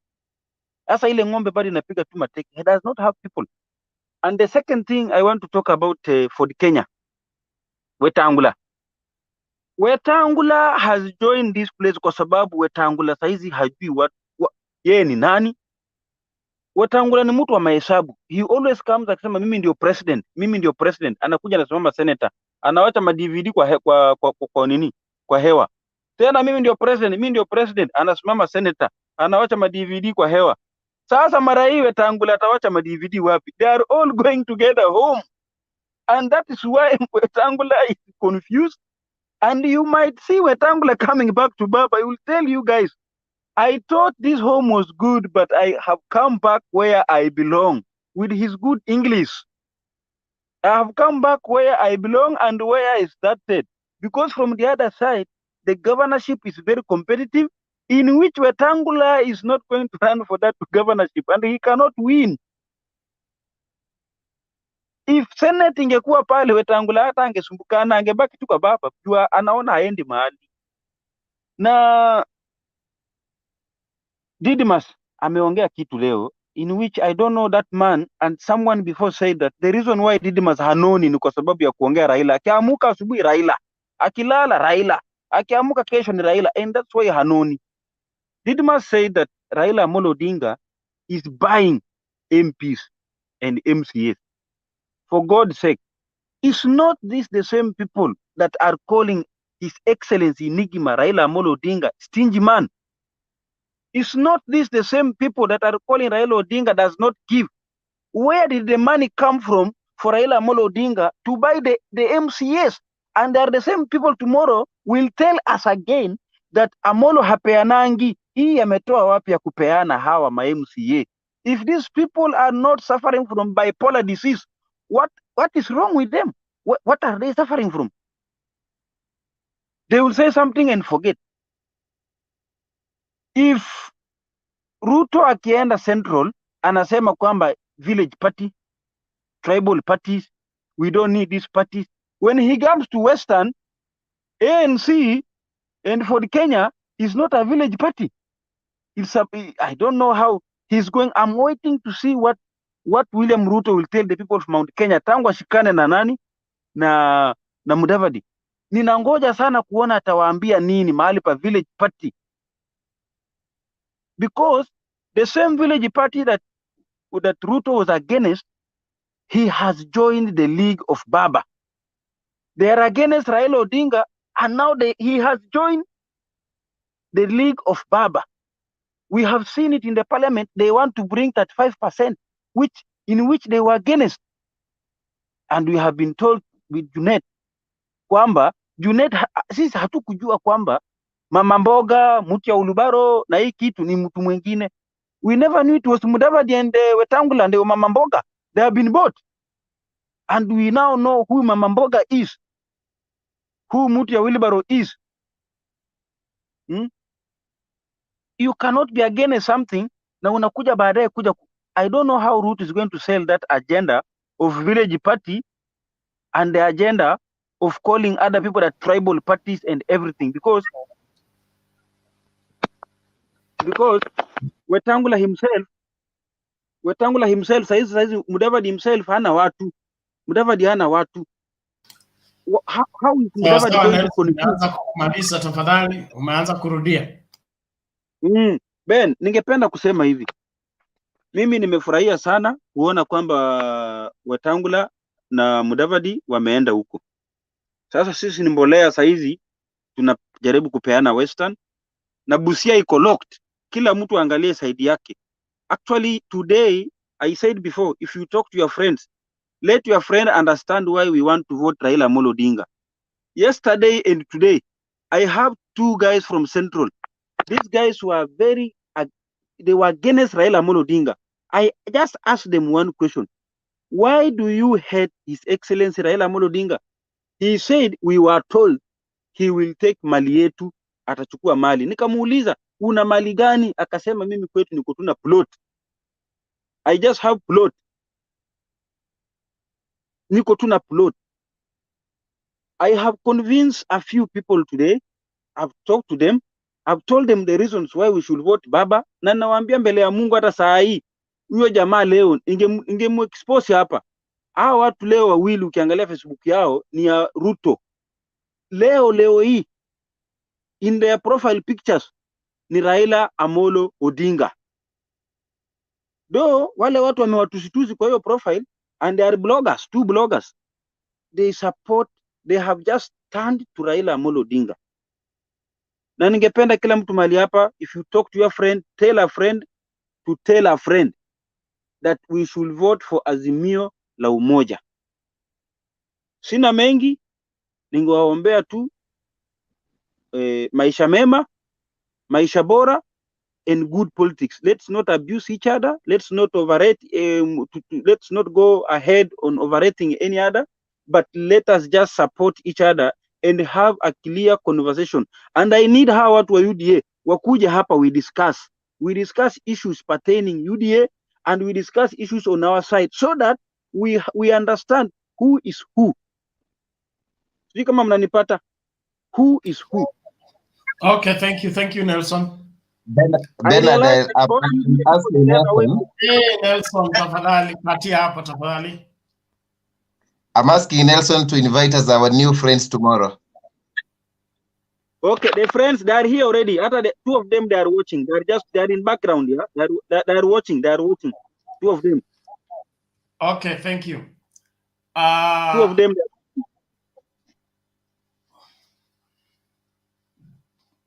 Okay, I want to announce those of you that are eligible for voting and you are in Doha. There is a contact for you to get in touch with somebody who will assist you to get your registration as a voter. So in case you need that information, get into the studio. At the private chat, you will get the number, or you can inbox me. I'll be able to hand the number to you if you are in Doha. Or it's called UA, whatever. So in case you need that information, those of you, especially on the comments, you click on the link, you will get to the studio. You may not make it to the screen because the screen looks full, but you will access the private chat where you can get the number of the person to assist you on how to get registered as a voter. And it's good that everybody registers as a voter. And those of you who have already registered, like yesterday, I went to check whether my details are right, and I confirmed my polling station and my number and my names are not misspelled. So please don't just sit and wait for the voting day. Make sure that you go and confirm your details. I've been waiting for Themba, and it still looks like it will take long before he comes. And so I want us to begin to close in case he doesn't show up in time. Tufungashe. Karibu saa ngapi? Karibu saa 10 usiku, Nairobi, Kenya. Doha is in Qatar, not UAE. Thank you for the correction. The Gulf country. Sorry? Gulf countries. Gulf countries, thank you.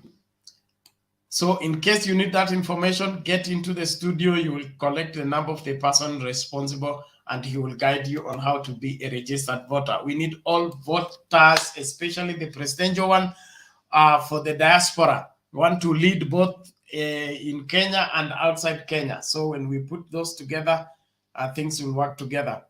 And then where is this Berlin, German.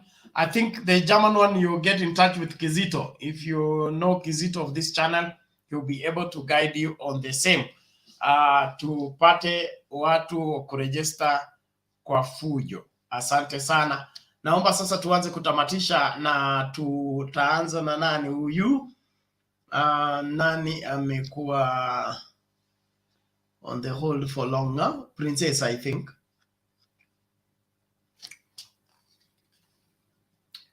Princess, are you still there? Niko hapa Bernard. Maoni yako ya closing remarks, tuanze kufungasha. Oha. Unafungasha leo mapema namna gani? Haina neno. No, I'm expecting Member to make it to a settled place so that he can carry on until late. But I think after 4, I should not be here. Okay. Thank you. Nashukuru sana kwa kunipa nafasi hii tena. Mimi leo sina mengi sana, lakini nashukuru kwa vile naona Raila anaendelea kukutana na watu. Kile mi naomba wenzangu tuchukue kura ili tuende tukapige. Sio kuchukua tu kura na usiende kupiga. Chukua kura na uende kupiga. Na tena kupiga kura yenyewe tupige vizuri. Si ati pale unaenda ukiwa umefurahi sana, unaenda unaweka baba. Wewe unaongezea vitu vyako unasema baba tick. Ama unaenda pale unaweka, unaona Ruto unakasirika, unaweka X, unaona baba unaweka tick. Hiyo utakuwa umepoteza kura. Kwa hivyo tunafaa hapa pia watu tufunzwe vile tutafanya, kwa sababu furaha huwa inafanya tunapoteza kura nyingi sana. Katika nchi ya Kenya huwa tunapoteza kura nyingi kwa sababu ya furaha. Mimi kuzungumza kwa sababu ya Musalia, hata sina mengi ya kusema. Bado ningali nakumbuka tu Savula vile alizungumza. Ningali nasema hasira ni hasara kwa ndugu yangu Musalia, kwa sababu Savula alikuwa akituelezea kwamba Jirongo alisema kwamba walikutana Raila. Sijui hiyo ni msemo wa Savula. Jirongo walikutana na Raila na Musalia na Rais Uhuru Muigai Kenyatta. Baadaye Uhuru akasema mimi na wewe ndugu yangu Raila tuache hii kazi tumpatie Musalia. Raila akasema Musalia hawezi hii kazi, wacha tumpe nani? Oparanya. Hapo ndio nafikiria hasira ya Mudavadi iliingia hapo aliposikia mbona ndugu yangu akaona mimi siwezi, anataka ampatie Oparanya. Alipotoka pale alitoka na hasira moja kwa moja akaenda nayo nyumbani. Sasa alikuwa anampiga Raila vita, lakini kwa kichini chini. Hakukuwa anajitokezea wazi. Alikuwa anamtuma Malala. Watu wanasema ati Mudavadi sio Mudavadi anasema hivyo. Ila hali ilikuwa ni Mudavadi mwenyewe alikuwa na hasira. Na ujue ukiwa umeweka hasira kwenye chungu, niseme kama ile uji uwe umeweka iwe chachu, ukifungua harufu yenyewe wewe mwenyewe hata inaweza kukuangusha chini. Sasa hiyo ndio ilifanya Musalia na akatokezea pale na hasira zake zote na kusema hayo zile zote aliandikiwa, lakini mi namuomba asiwe na hasira akienda kwa podium tena, awe mpole kwa sababu hasira ni hasara. Kama nitapata nafasi nitarudi na mengine. Asante sana Bernard kwa sasa hivi. Okay, thank you Princess. Tumsikilize Alex.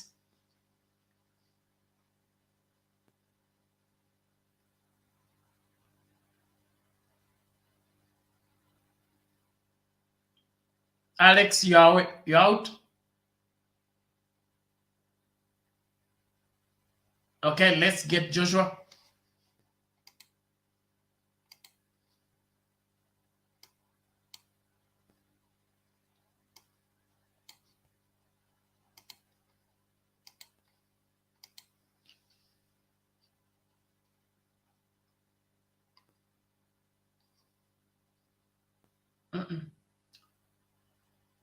Bwana Joshua, you are not getting me. Oh, thank you. Thank you. I guess you asked for our closing remarks, right? Yes, you make your submission and your closing remarks. Mine is to say that knowing where Kenya has come from and where it is today, I'm super excited that now at last we can see the light. The person who has been having a desire to grow this, to make this country as stable as it is Raila Odinga, and his time has come, and that is for sure. Though we can say that nobody can rise up to the highest position without opposition, and so we ask our opposition friends, William Ruto and the cohort, to try the best to give us the best performance, because when they give us, a good competition, we match as very good competitors and very good winners. And number two thing I'll say is that I'm so also impressed with Raila Odinga's mastermind alliance. Let me call it the mastermind alliance. The people that advised Raila Odinga, in fact, they see fun. Sometimes when you work with the wise people, you become wise. And most of them, they have become very wise. And I can see the country is being led by a group of people who are willing not to think about themselves, but think about this country in a bigger way. I also super excited because Raila Odinga breathes hope. Praise hope. He has never at any moment, failed to give us faith, to tell us we need to, to be there, still wait. We've gone through challenges. We have seen our brothers and sisters die before. And this guy now has said, enough is enough. We should not see the people of Kenya fighting in the name of, having their leaders. We should be having people compete without fight, and that's why he endorsed the BBI. And still, the president said that the BBI is a dream deferred. One time, it will come to pass. As long as we breathe oxygen, this thing will come to pass. I'm sure of that. I'll add on one thing called the Azimio. Azimio has confused the William Ruto and the cohort in a big way, because they thought the Hustler Nation has already sold in the world, and they had the nation with them. Because they thought as people are struggling, then you should agree with them or work with them. But when Azimio came, it's a card that then they never knew that Raila has a card of bringing people together other than the BBI. So they are more confused with the alterations that they had in Eldoret. Now they're trying to heal the wound because it's big. The injury is big to them. Azimio is a unifying language. Every person needs it. We need to live in harmony. We need to coexist. We need to shake, other people's hands and build a bigger Kenya. We should not be fighting. I want to wake up in a Kenya where the Kalenjins feel free to walk with the Luos, to walk with the Kisis, to walk with the Kikuyus, and work with all these people to build a Kenya. I don't want to have a Kenya whereby when somebody comes to shake hand with the president, you feel threatened. It's as if this should not happen. And I'm hoping that also as they choose their deputy president, both sides, Ruto and Raila, they should choose people who are more considerate of the country, more moderate. I wouldn't wish to see another Ruto as the DP of this country because he's too ambitious, he's too aggressive, he cannot subordinate the president, and that is a crazy scenario that we have gone through. And I ask Raila, choose a person who will work with you to the end, who will carry your aspirations, who will, be there, provide the energy that we need to build this country to another level, and a person who can inspire hope. Thank you so much, and I wish every panelist who is here on a daily basis, I want to thank you big time, because this conversation has to continue every single day until Kenya is bigger than it is now. Thank you so much, Bernard. Okay, thank you, Joshua. We appreciate your continued support and contribution. Let's keep the conversation going. There are two people who have joined us. I'll give them priority to make their submission fast and their closing remarks as well, even as we begin to close. James, Njoroge, and then Fred. James, karibu.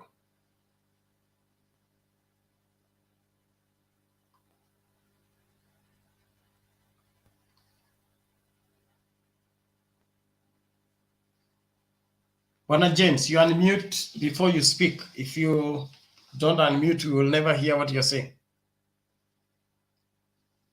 The mic that is beside your name. Is this the usual James or there's a new James?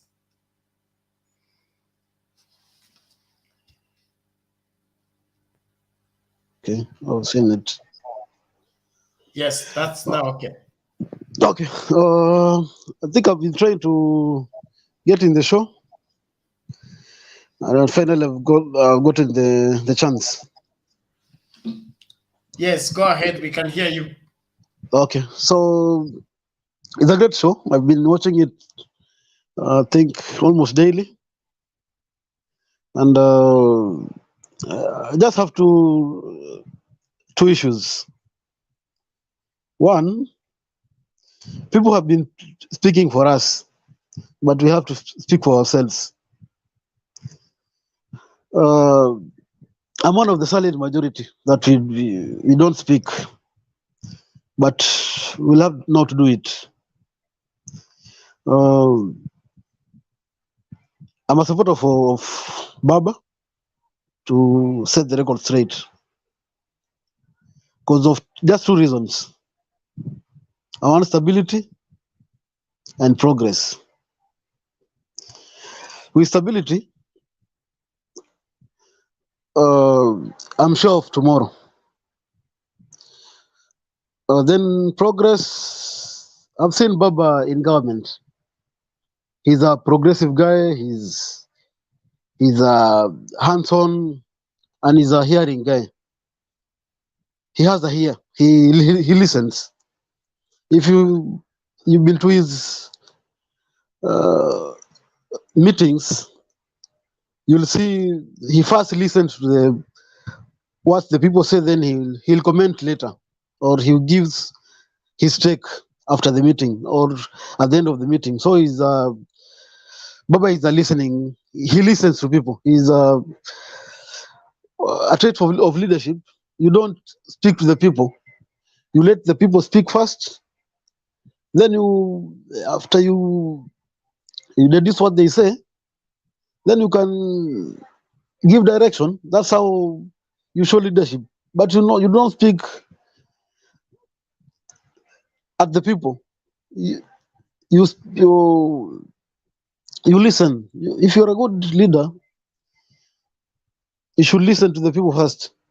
Then you can go to show direction. There's a saying in our place that says, "Pesa ipendi kelele."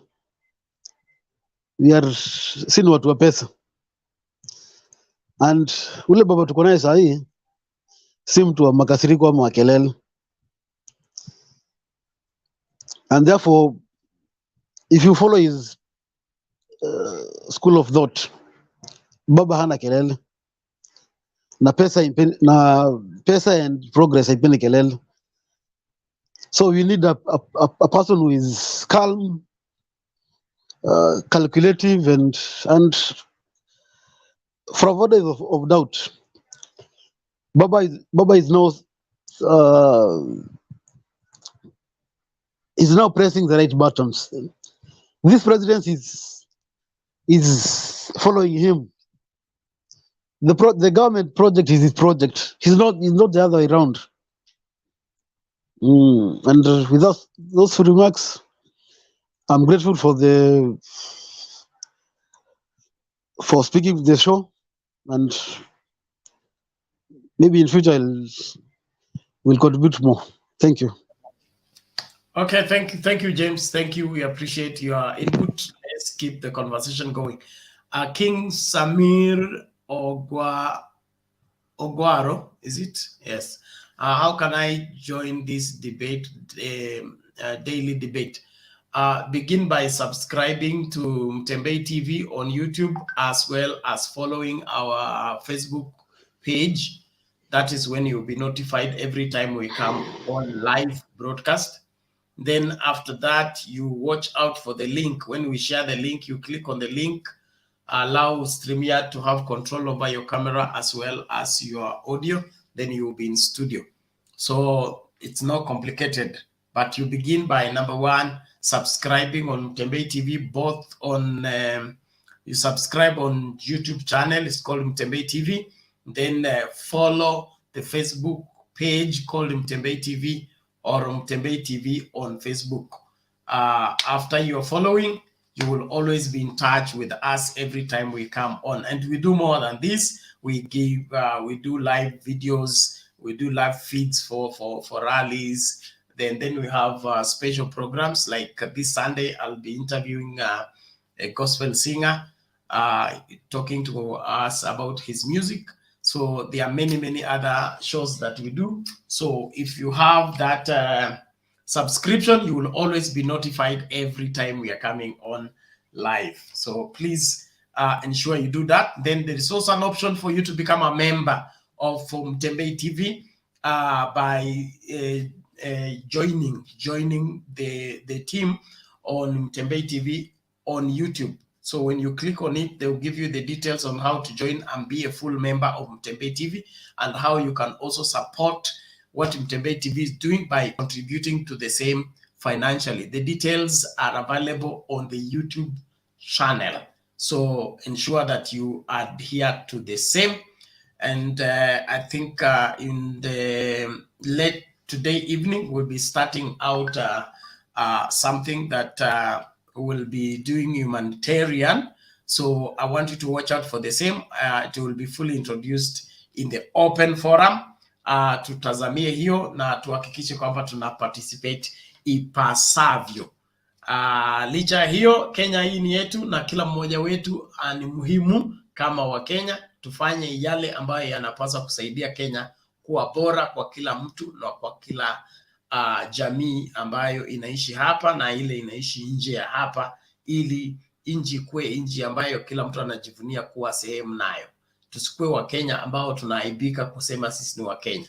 Na hiyo yote itawezekana tu wakati sisi tunafanya uamuzi wa busara tunapochagua viongozi. Na kuchagua viongozi sio rais peke yake. Kukuwa na rais mzuri I mean kuwa na rais mzuri alafu uko na MCA mkora, uko na governor mfisadi, na uko na senator ambaye amelala tu, na uko na MP ambaye hafanyi chochote, it will not help much. So from top to bottom, let's be keen to choose leaders who are credible, who are going to help build this country and make it better. And the building of the country begins by the policy. And that's why I'm going to do a very special show on the kind of people we are sending, especially in parliament. Hii revival nimeona ya comedians na journalists wamejiweka mkokoro, ndio wanataka kwenda kujaza bunge. Okay, wacha tu I don't want to decampaign anybody, but we must be keen on the people we send into parliament, because the kind of policies that come from parliament is what determine whether the country moves forward or not. The world and its progressive advancement in terms of technological advancement has been scientifically led. But we reversed the order when the world began to be led by art, to be led by comedy, and these other things. And that's why we are lacking behind. But we will deal with that when we'll be discussing that at length. So tutegee hapo. Naomba tumlete Fred aseme ya kwake, alafu tusonge mbele. Karibu bwana Fred. Hey. Hey. Abandu banje, bushere. Bushere mno. Princess, bushere mno mama. Bushere mno. Lusweti. Orie na yaya. Weacha uluya. Nilijua tu. Kwanza wewe tumekutafuta bwana. Umekuwa wapi? Orie ama hapari asubuhi ama jioni bwana? Umelala?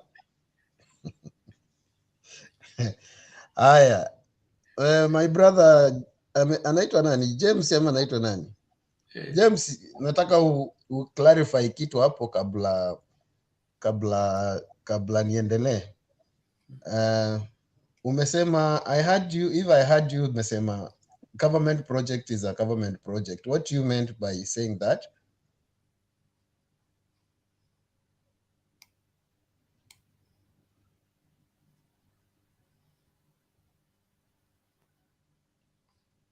Or you're not catching me? Okay. I'm getting you. Can you hear me? Yeah. Better go on now. Oh, what I meant is, people have been claiming that Raila Odinga is a government project. Me, I see it the other way around. The government is Raila's project. That's what I meant. Okay, am I clear now? Thank you for that clarification. Because nilikuwa nimepanga kwa shingo yako hapo haungetoka. What I meant is nipelekana sako kwa bako. Okay, asante for that clarification. Now, what I meant is Raila. Let me clear it further. Hello. Yes, Raila is an institution. Can I finish off?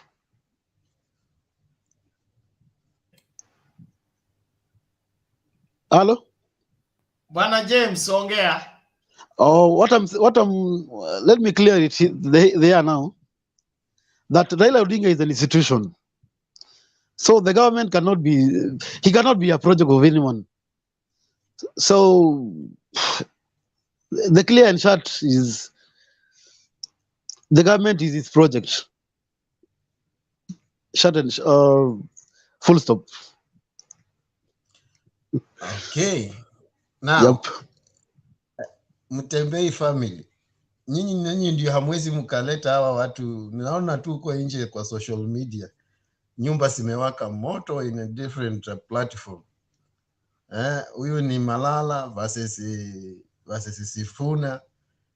Huyu ni Savula versus Chris. Naona tu Waluya tu mko kwa social media mnapiga kelele.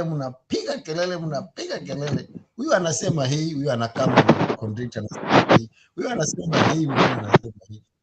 But the point still remains the same. ile issue Princess amesema pale at Jironga alisema it is true because there is no way ukieka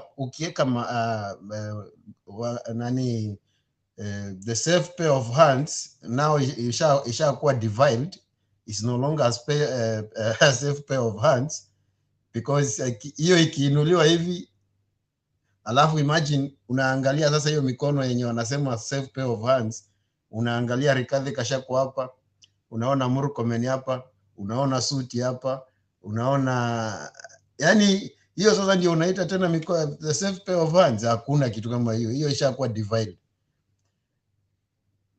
Uwezi ukawekanisha hao watu wawili na Oparanya. So baba alikuwa anajua tu ule mtu anaweza fanya kazi on behalf of Western people na at least to achieve some goals. Hata kama ni wewe ukiwekwa Mudavadi hapa na uweke Oparanya hapa, ni nani utaendea?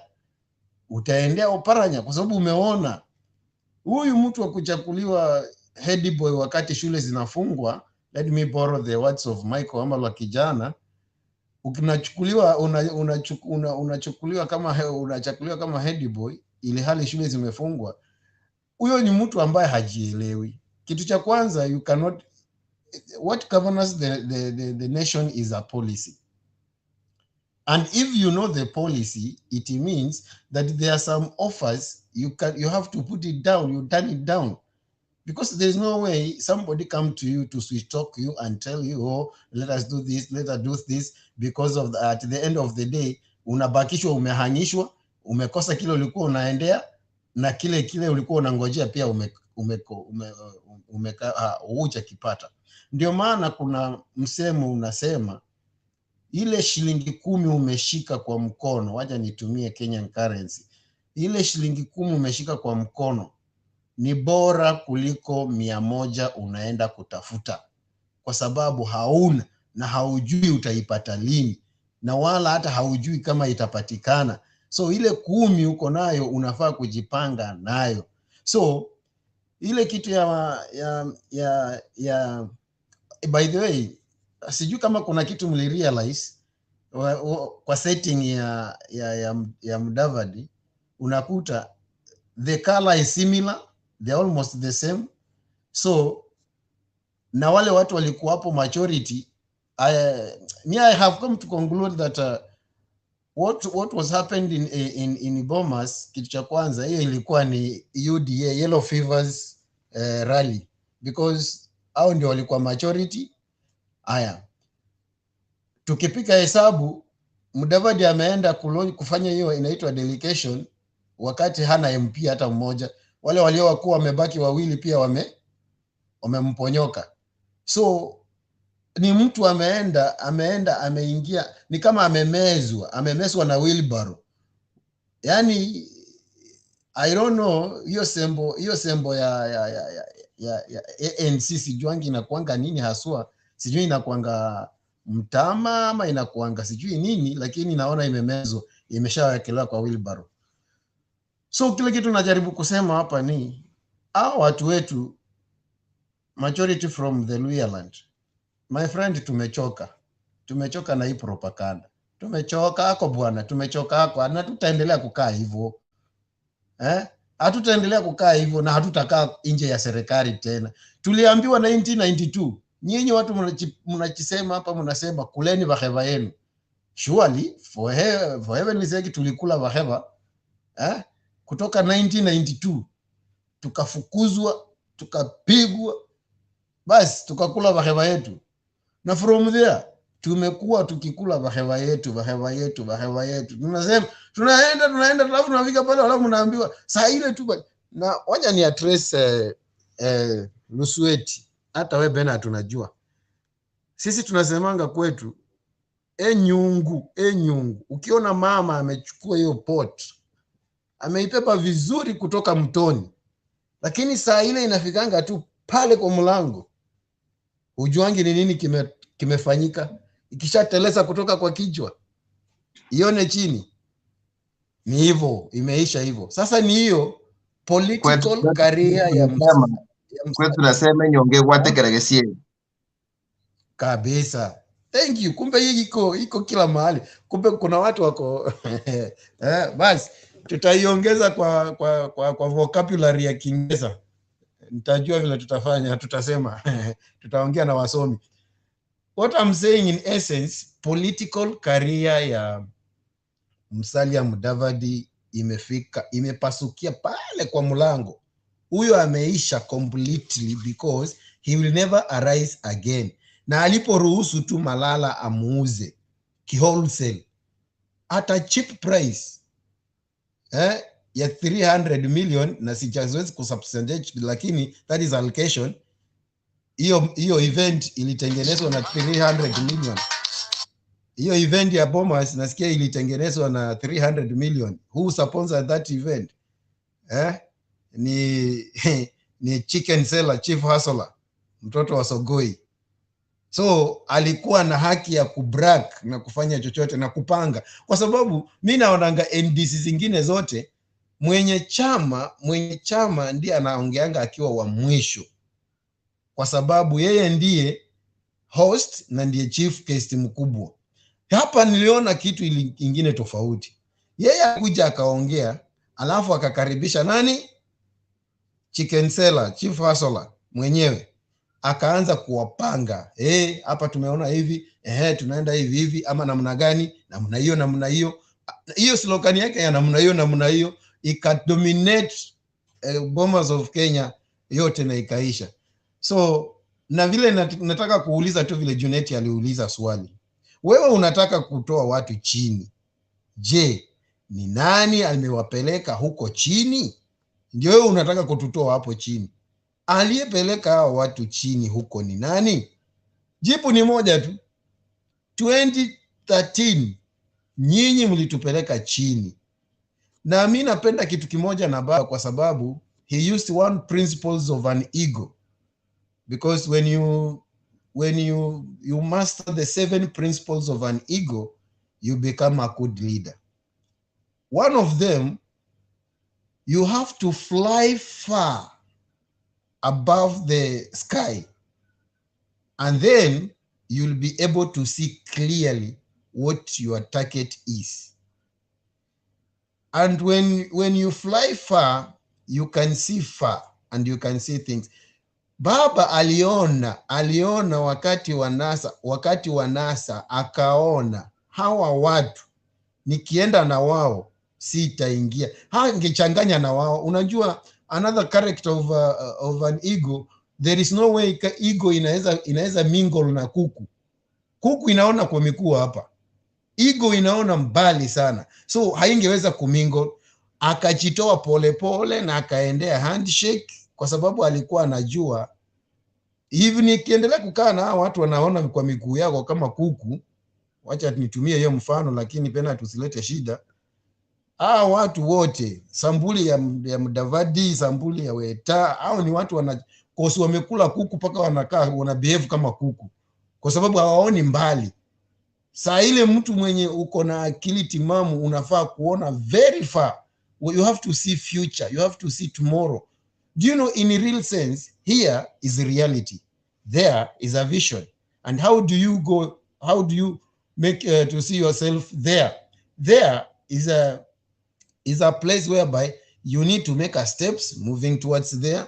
You need to have people to accompany you so that you can reach there. And when you reach there, now you can do what you wanted to do when you are there. But in reality, watu wetu jamani bwana, watu wetu bwana, in reality, sasa in Western Kenya tuko tu na matebe tupu.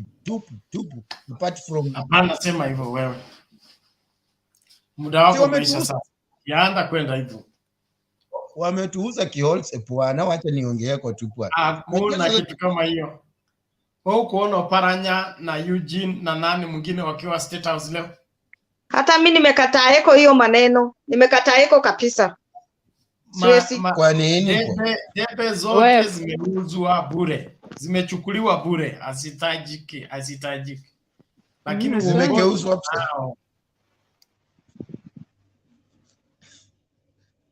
Luswetu unasema nini? Sisi watu kama sisi tunaweza nunuliwa kweli? Wacha watu waende kwa matumbo zao, sisi tuko na kwenye tunajua tunapeleka kura zetu. Wacha kuongea mbaya. Asante. Mimi naongeanga vile mambo iko. Mimi ninakaa kama mtoto wa pasta, kama Savula tu. I speak things the way they are. Sasa mambo ni mawili. Fred. How? Ebu conclude your conversation. Unaanza kuharibu ile mazuri. Let me conclude my conversation by commenting on what I had panelists discussing the earlier kuhusu Sabina Cheke kutua Nyanza region. Unajua vile nimesema hapa awali, you have to differentiate in between an eagle and a chicken. Kuku ni ile iko tu pale, inakula pale na inaishi pale, mambo yake yote inafanyanga tu pale. Lakini eagle inafaa kwenda kujiwindia na inafaa kuangalia mbali. So likes of Sabina Jeke waliona mbali na wameona mbali, na kama sikosei, kwa sababu hao ndio tunaweza sema ni watu wamesimama gangari na Kamuana. I'm telling you the truth.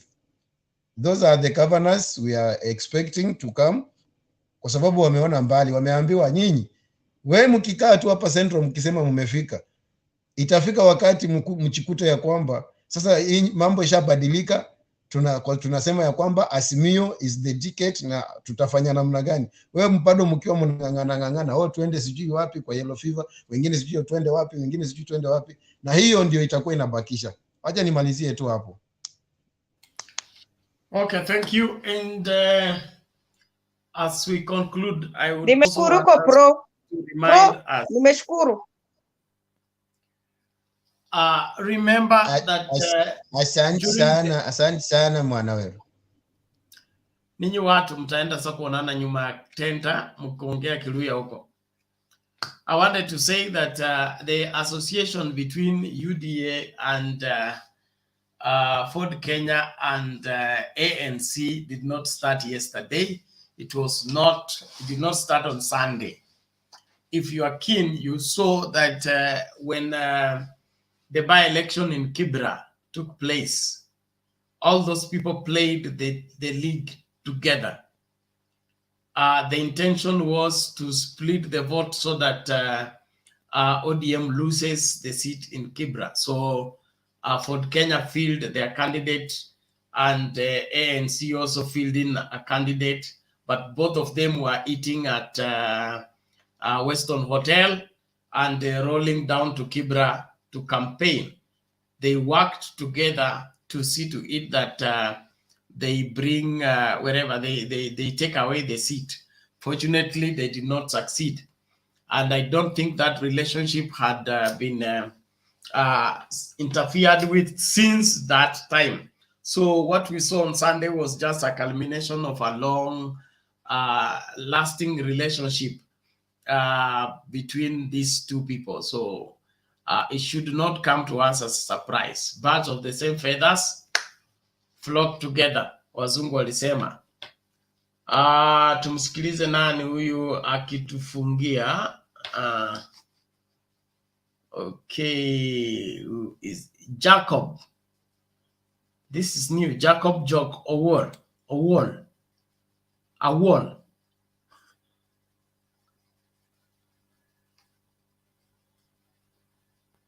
Jacob.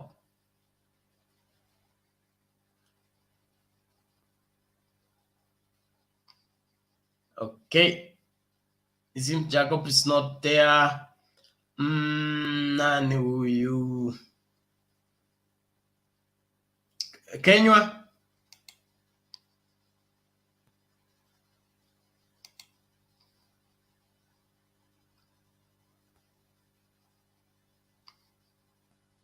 Kila mtu amelala. Alex?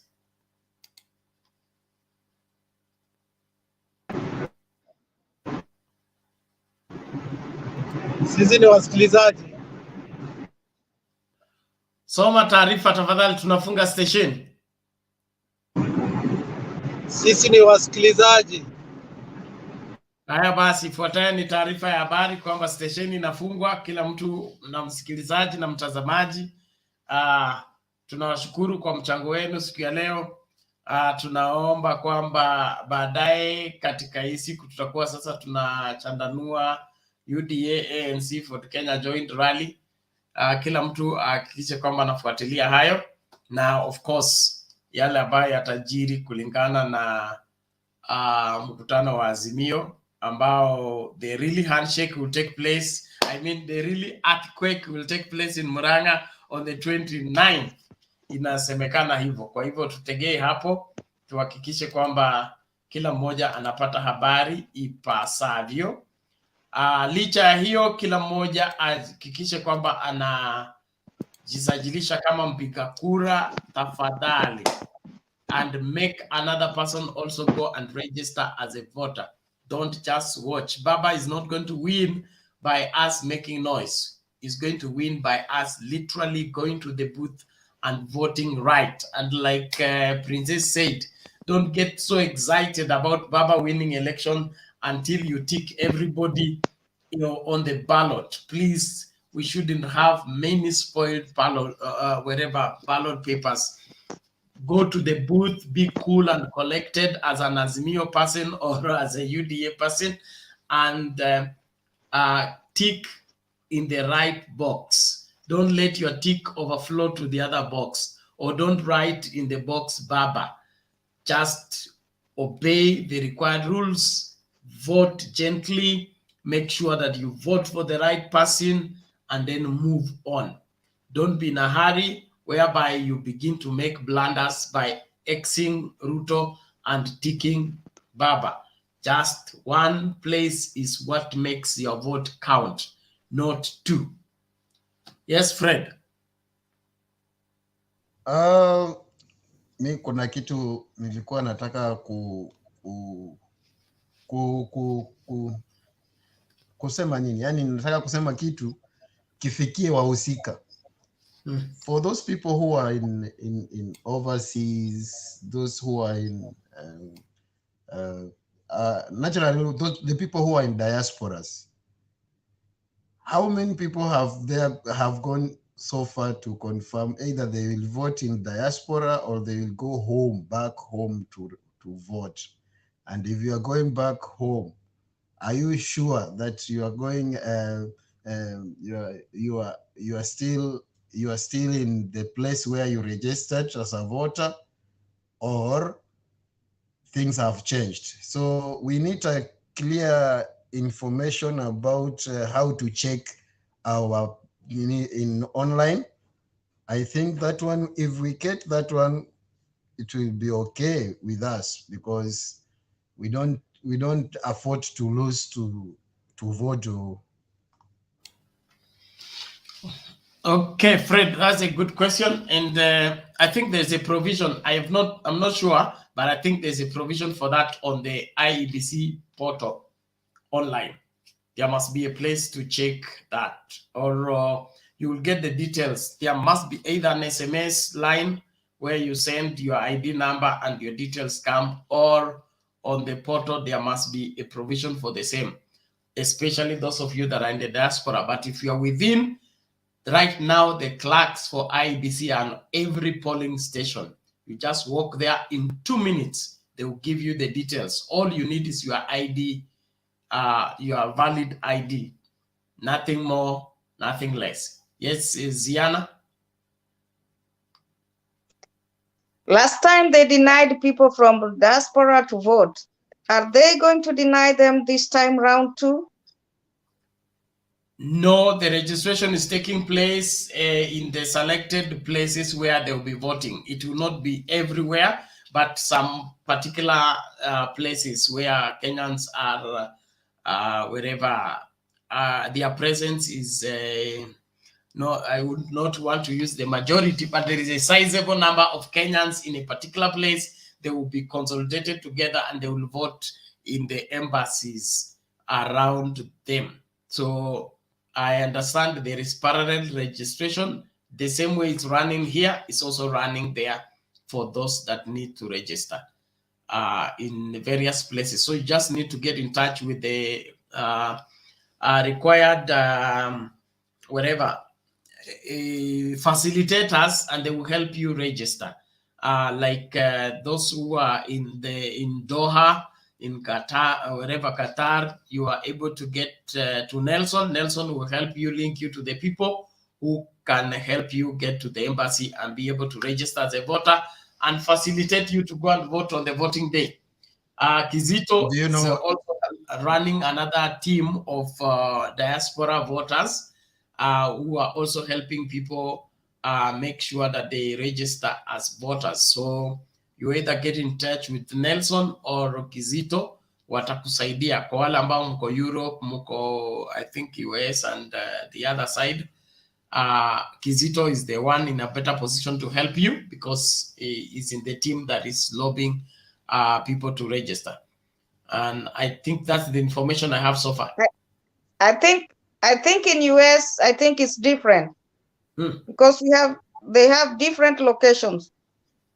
I think in US it's different. I'm not sure, but I think it's different. You need to confirm that and give it to us. That will help us much. But all I know, the diaspora vote is the voting will take place at the embassies. So if you are in a different state and the embassy is in another state, a part of your Kenyan sacrifice is buying an air ticket to go and vote and then get back to your state. That is part, I mean, it will be cheaper than flying back to Kenya and vote, then go back. So whichever way, let us do what is required. Bernard. Yes. IEBC have the resources. Why can't they allow, even they can put a system in place whereby people who are in diaspora, they are allowed to vote online? Why are they so difficult to understand? Fred, we are headed there. We are yet to get there. This thing of Fred, going to align in Ngoja kwanza, Fred. There is nothing you do for your country that will always be convenient. Everything that we have had in this country that has ever helped this country move to another level, we had people who are willing to pay the price. And until we get to that place where we can vote online from anywhere in the world and our vote will be secure, we must allow that to take place. I was having a conversation with my brother the other day on why you should be paying your token money via M-Pesa, then you wait for a code that you need to put in the meter before your tokens are processed. I don't understand why such things should be taking place when everything is automated. I can pay any bill and get response immediately. So why have they put this gap in between that I pay, then instead of the tokens being added to my meter, I am now sent another code that I'm supposed to use to put now in the meter so that my meter now registers that I have tokens. There has to be a reason why they are doing that. One of it is to create an avenue for somebody to control people. Iko nini? tunamsherekea gwiji. Sijui tumpe kongole ama tumpe hongera bwana, amechikakamua, ashafika katika ukumbini. Karibu. Sijui nikuite babu, kaka. Naomba nitamatishe niache nyinyi mkiendelea. So nilikuwa nasema hivi.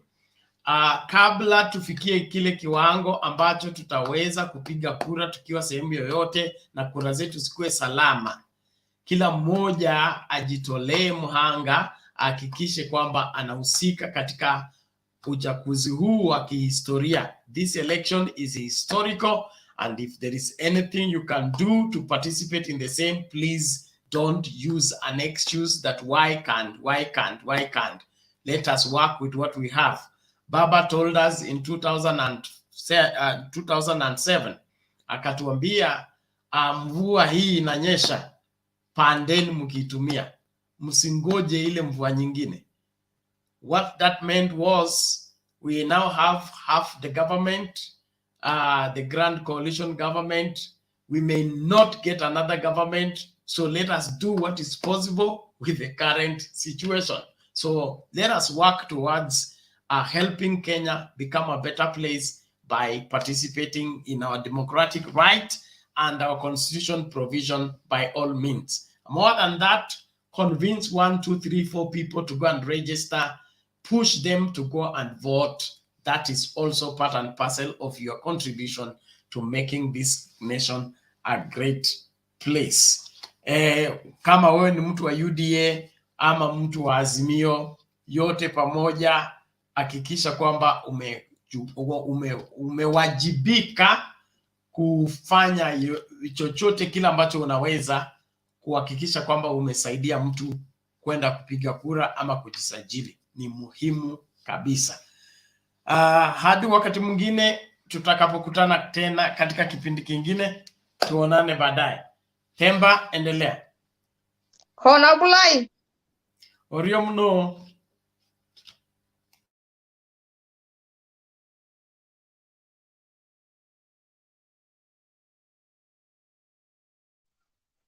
Bernard, vipi?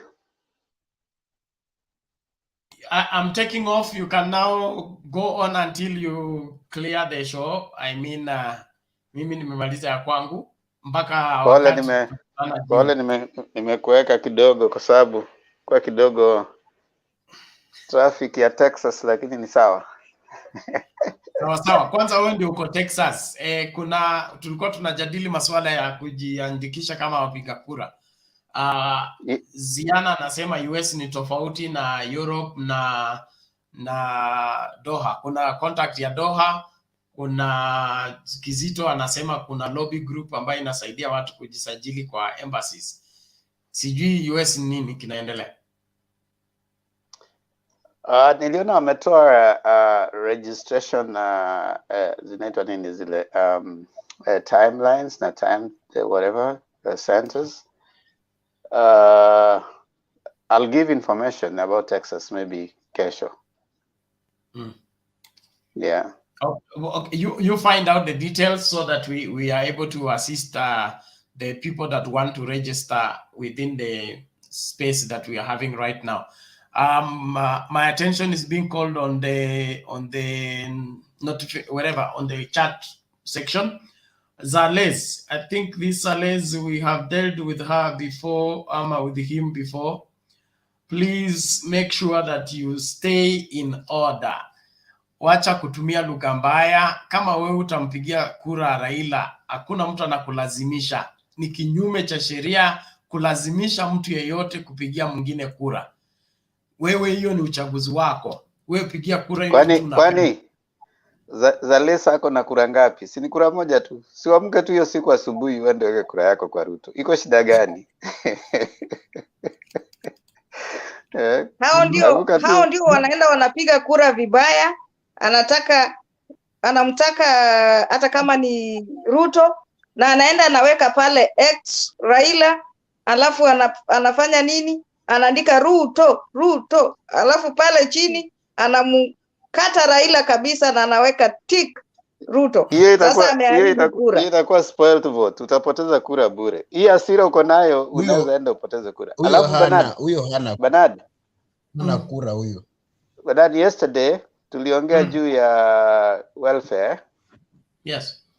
Na nikaambia watu tunapika chakula, baadaye tutakuja tuipakue hapa.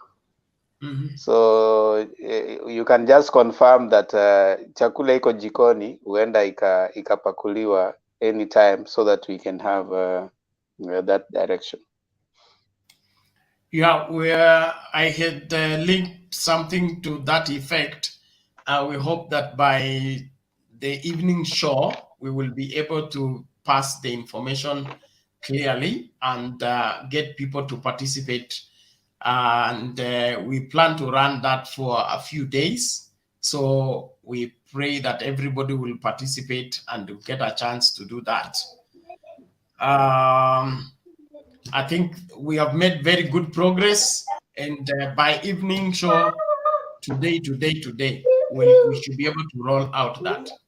Thank you. Yeah, so I think we do have that clarification from Bernard. So as you can notice, something is happening kwa wale ambao walikuwa nauliza maswali, mmesikia. So tutakapokuwa naanza kesho show from the first nini, Bernard atakuwa na communicate. So I think majibu yamefika.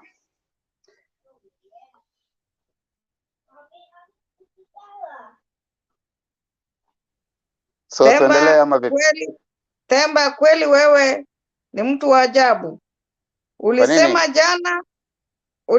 jana na leo tumesikia neno kutoka kwa Bernard ya kwamba itatendeka. Tunashukuru. I believe in action, and mimi na Bernard tuko katika hiyo nini, unaona ni watu tuna believe in action. So lakini mimi si pastor kama Bernard, lakini we share one common denominator. We believe in action. Unaona Bernard ana believe in action. Tunatoa ana hiyo pia ni kitu tunashare kwa Azimio. You know, consistency is something we share in Azimio. Unaona tuko ni watu consistent. So acha ni caution princess ujue Mgema anaishingi karibu na mto, na akiishi jangwani anahakikisha amechimba kisima. So tafadhali tusienda hapo. So unaweza sifia Mgema bwana. Sasa unataka akitie maji, wewe wacha hata maji. Imani yako ni duni. Imani yako tafadhali. Watu kama hawa walikuwepo, lakini si wa kwanza. Unajua kuna jamaa alikuwa anaitwa Petero, akaitwa na Yesu. Yesu akamwambia Petero akamwambia Yesu, kama ni wewe niite nije. Sasa alipoanza kupiga steps mbili, kiburi kikamuingia, akaanza kuzama. Ndio huyu sasa huyu jamaa. Hapana, nimesema tu on a lighter note, nimesema princess, unajua umemsifia sana bwana, umemsifia sana tena, hatujui kitakachotokea, lakini umemsifia sana. So usije ukatia tembo maji. Jackson Zombo, tuko sawa, wa Kenya wote tuko sawa. Haya, sawa Bernard, wacha tukuruhusu uende ukatufanyia maombi. Tunashukuru. Namwona pale jamaa anaitwa Steven Mutumbu, asante. Kichi anasema please, bitterness and rumor-mongering is not worth it all. Ya, tunashukuru. Joseph Mosoti anasema Margaret Achola, these people will be off soonest, let's be positive. Sawa.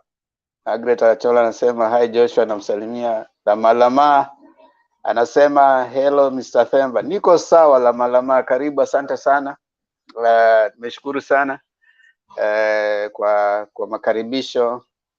Jackson Zombo, wa Kenya tuko sawa. Salez Nakuru Twasija, second earthquake Katambe, for in bottom up, driver ni Ruto, conductor Weta na Mudavadi. Sawa, hiyo ni sawa, tunashukuru. I mean that's good. I mean Salez, ukisema tu hivyo wewe usiwe na matusi, piga anasema kila mwamba goma uvuta kwake, so vuta tu kwako. That's good. That's a way to go. Piga jamaa wako, you know. Anauliza where is Pato, Bars, Dilahu, UDA members? I've missed them. Wameenda Nakuru baada ya earthquake ikawameza. Sasa kesho I think ni leo wako Nakuru. So wako huko wamepata new signings. Kuna signing amekuja pale anaitwa Mudavadi, anacheza wing ya kulia na Weta anacheza wing ya kushoto. Sasa wanatafuta, I think wanaenda kutafuta striker. Wanaenda Nakuru alafu waende huko Bungoma, waende watafute striker. Alafu waende waende inaitwaje, Murang'a Central, I think Central somewhere on Saturday, waende watafute another signing. So wako katika harakati za ku sign in key players, and it is that time in politics, so don't expect any surprises. Those are movements in politics around this time, so let's just appreciate when they move. Politicians have to make, as a politician, you have to make calculated move, and you have to be sure that you are in the right place ambayo inakupeleka. Usiende mahali ambapo pia unajua hutapata tiketi. Kama saizi ukikuja Azimio Nairobi, uenda tiketi, kama uliona Jago ametoka ameenda UDA. Jago alienda UDA kwa sababu aliona hapa kwa Azimio kuna watu hivi, kuna watu tayari watampatia run for his money, lakini akienda kule UDA huenda akapata free pass. Naona pale anaweza pata, ako assured of getting a ticket. Ukishapata ticket, nomination, so you are ready now to move on na kumenyana. Lakini Azimio bado kuna mchujo itakuja hapo, kuna watu wengi sana. Naona Alex ndio huyu hapa. Alex, kaka Alex amekuja. Pen bana, link iko hapo chini, wewe piga link, ingia. Haya basi. Penny alienda wapi? Yupo hapa chini, naona nauliza ati nimuingize. Mimi sikuingizi, piga tu hiyo nini hapo ati Themba, let me in Themba. I can't let you in. Click on the link, then I will let you in. If you don't click on the link, how do I let you in, Pen? You are a person who has been here many times. Mbona unataka kutu Themba. Naam? Kuna mtu alimuita ati yule mwanamke jana nilimsikia akizungumza hapa vizuri sana. Na kule chini anapiga watu makofi, na alisema hapa kwenye group hapa. Nilicheka nikasema hapana. Penny sio mwanamke. Haya basi, nataka nimpe nafasi. Anaitwa nani? Ni Joshua Njoroge Kinyanjui ama nani? Alikuwa shaongea huyu? Alizungumza, lakini unaweza mpa tu, ni senator. Ni senator mtarajiwa ama ni senator ashaingia? Mtarajiwa. Haya, Njoroge, karibu. Na sasa senator analala hivyo, si watu wako wanataka kuona sura yako?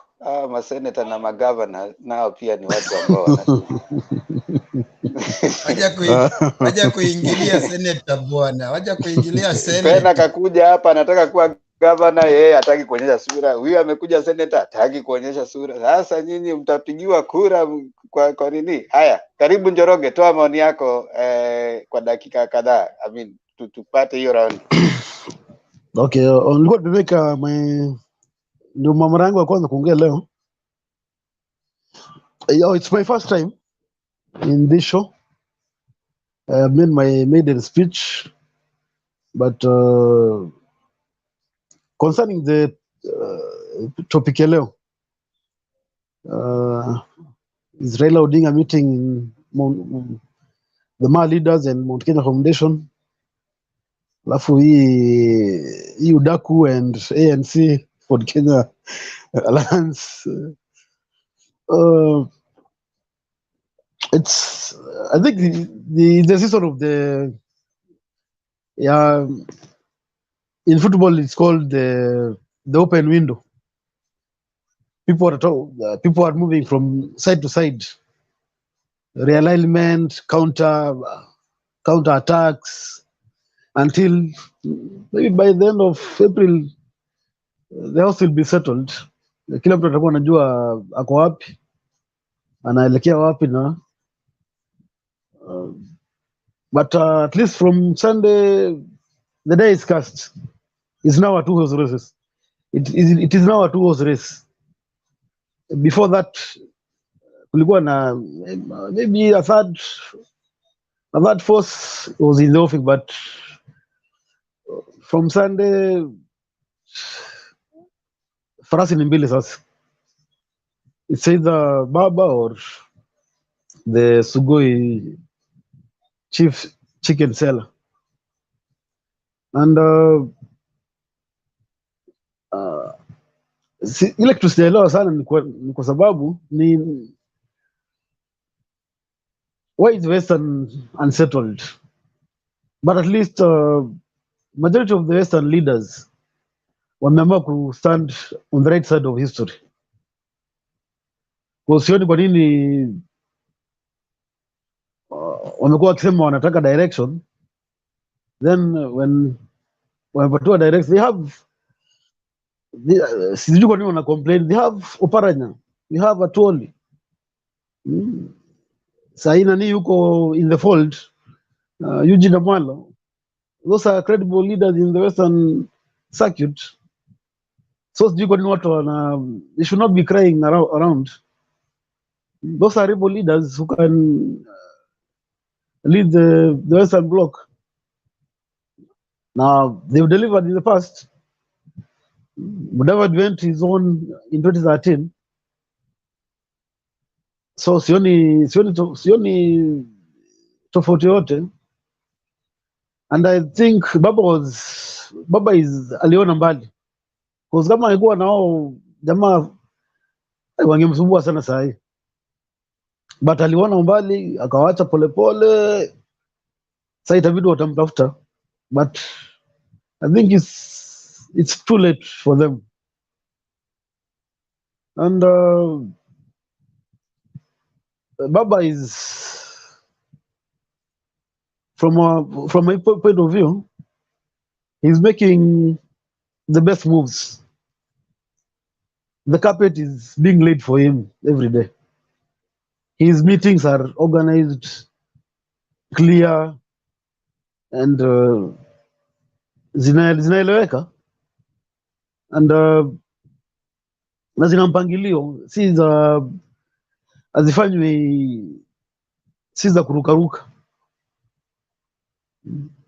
ziko na wazito.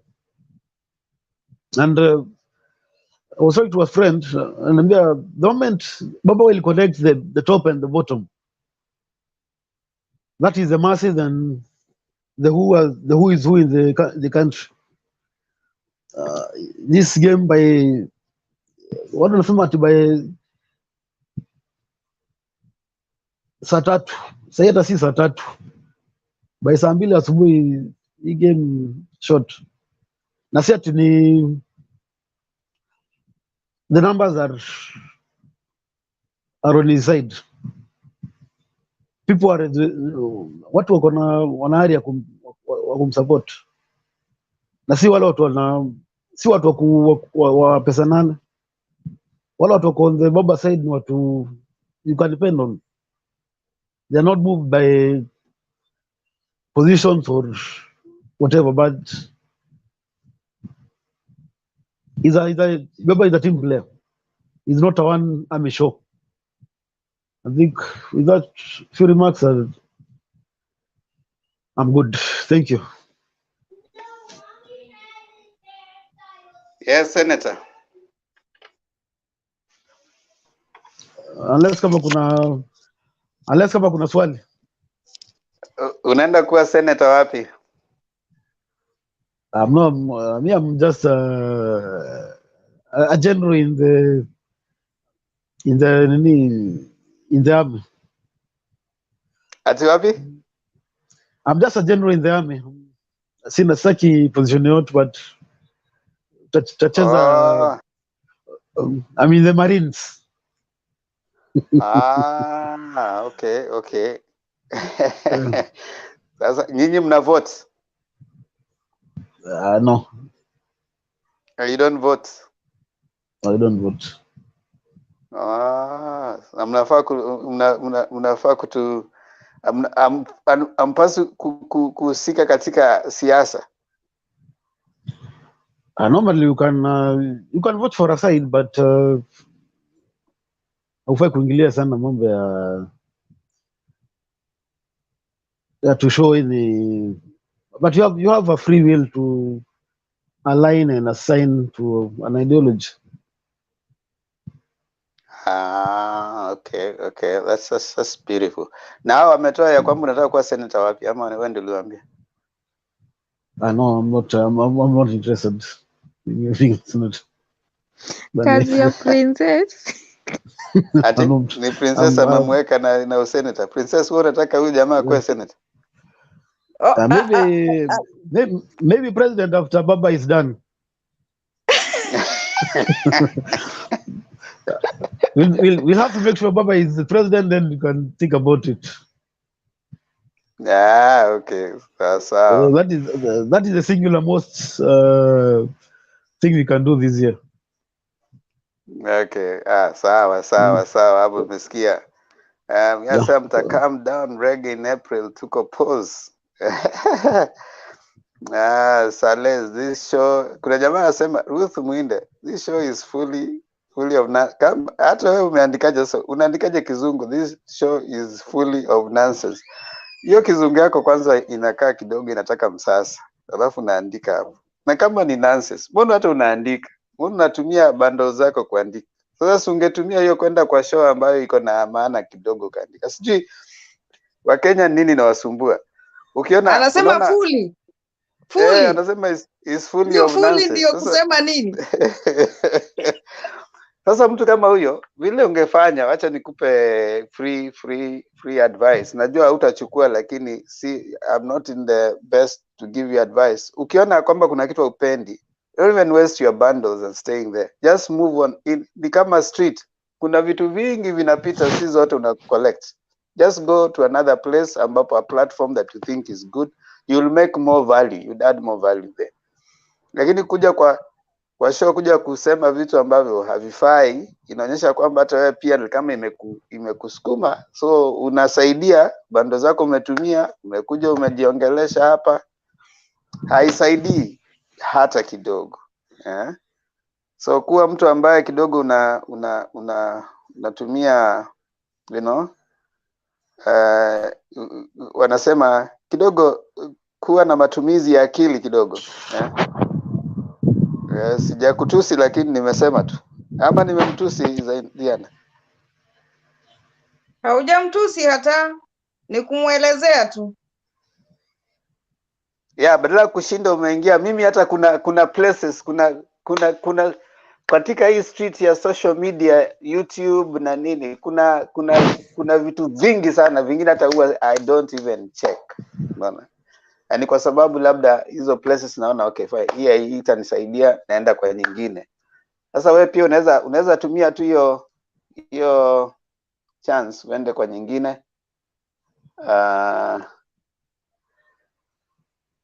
Nancy, ongea, naona unasema unataka kulala. Nashukuru sana Temba. Yangu ni kuwatakia asubuhi njema wote wenye mko hapo, wenye mmesababisha hii show kufika kwenye imefika. Ile kitu nataka tu kuwaomba mtuombee sisi watu wa Western, especially Boni Khalwale. Simuoni akiendelea vizuri, anapoteza ugavana. Mtuombee sababu hata akikuja Azimio DAP, it is too late for him. Amepoteza na hivyo ndio amechezwa na hivyo ndio kutaenda. Mtuombee sana, tunaumia huku watu wa Western. Nancy, kwani Boni anakuja DAP? Hapana, mi venye ninaona Malala asha replace yeye. We ukiona yeye atapata kitu kweli? Hata kama anapiga kelele hatapata. Malala hawezi pata governor. Hata Malala apati. Hawezi pata governor, but watapea yeye tiketi na Boni atabaki hivyo, unaona? Sasa imagine hivyo. Malala hawezi pata hiyo kitu. Malala hawezi pata. Unajua vile inafanyika sasa hivi. Gani Boni asipopata hiyo kitu Nancy? Mbona tuombee Boni Khalwale? Hapana, sini hujuma kutusi watu miaka 4 alafu ukuje utupwe kwa nyakati za mwisho, sina. Unajua Nancy vile inafanyika kule. Nancy. Alex, najua utaki Boni, please. Alex, najua utaki Boni, lakini wachia tu Nancy azungumze. Najua Nancy vile inafanyika huko Unajua nini? Unajua nini Nancy? Unajua Nancy ile kidogo Alex. Unajua ile agreement ambayo wako nayo pale Kenya Kwanza Alliance, kwa sababu hiyo ndio itakuwa ati nani? Ati nini? Kuna jamaa anaongea. Endelea Temba, endelea. Nasema Richard Wafula, you need to either nini kuweka audio yako iweze kuwa access na StreamYard ndio wakuruhusu ingie. Naonekana kuna vile hujaweka audio yako vizuri, no wonder StreamYard haijakuruhusu. So ukiweka audio yako vizuri, StreamYard watakuruhusu kuingia kwenye show. Kwa sasa bado hujaiset vizuri, so jaribu kuiset vizuri. Ukitoka alafu uingie. Allow StreamYard to access your audio. Allow StreamYard to access your audio, then watakuallow. So Nancy, pale Kenya Kwanza Alliance, karibu Margaret Achola, Margaret Achola amepiga kelele na ameenda tena. Amepiga kelele pale chini, ameingia, ametoroka. Haya, hamna shida.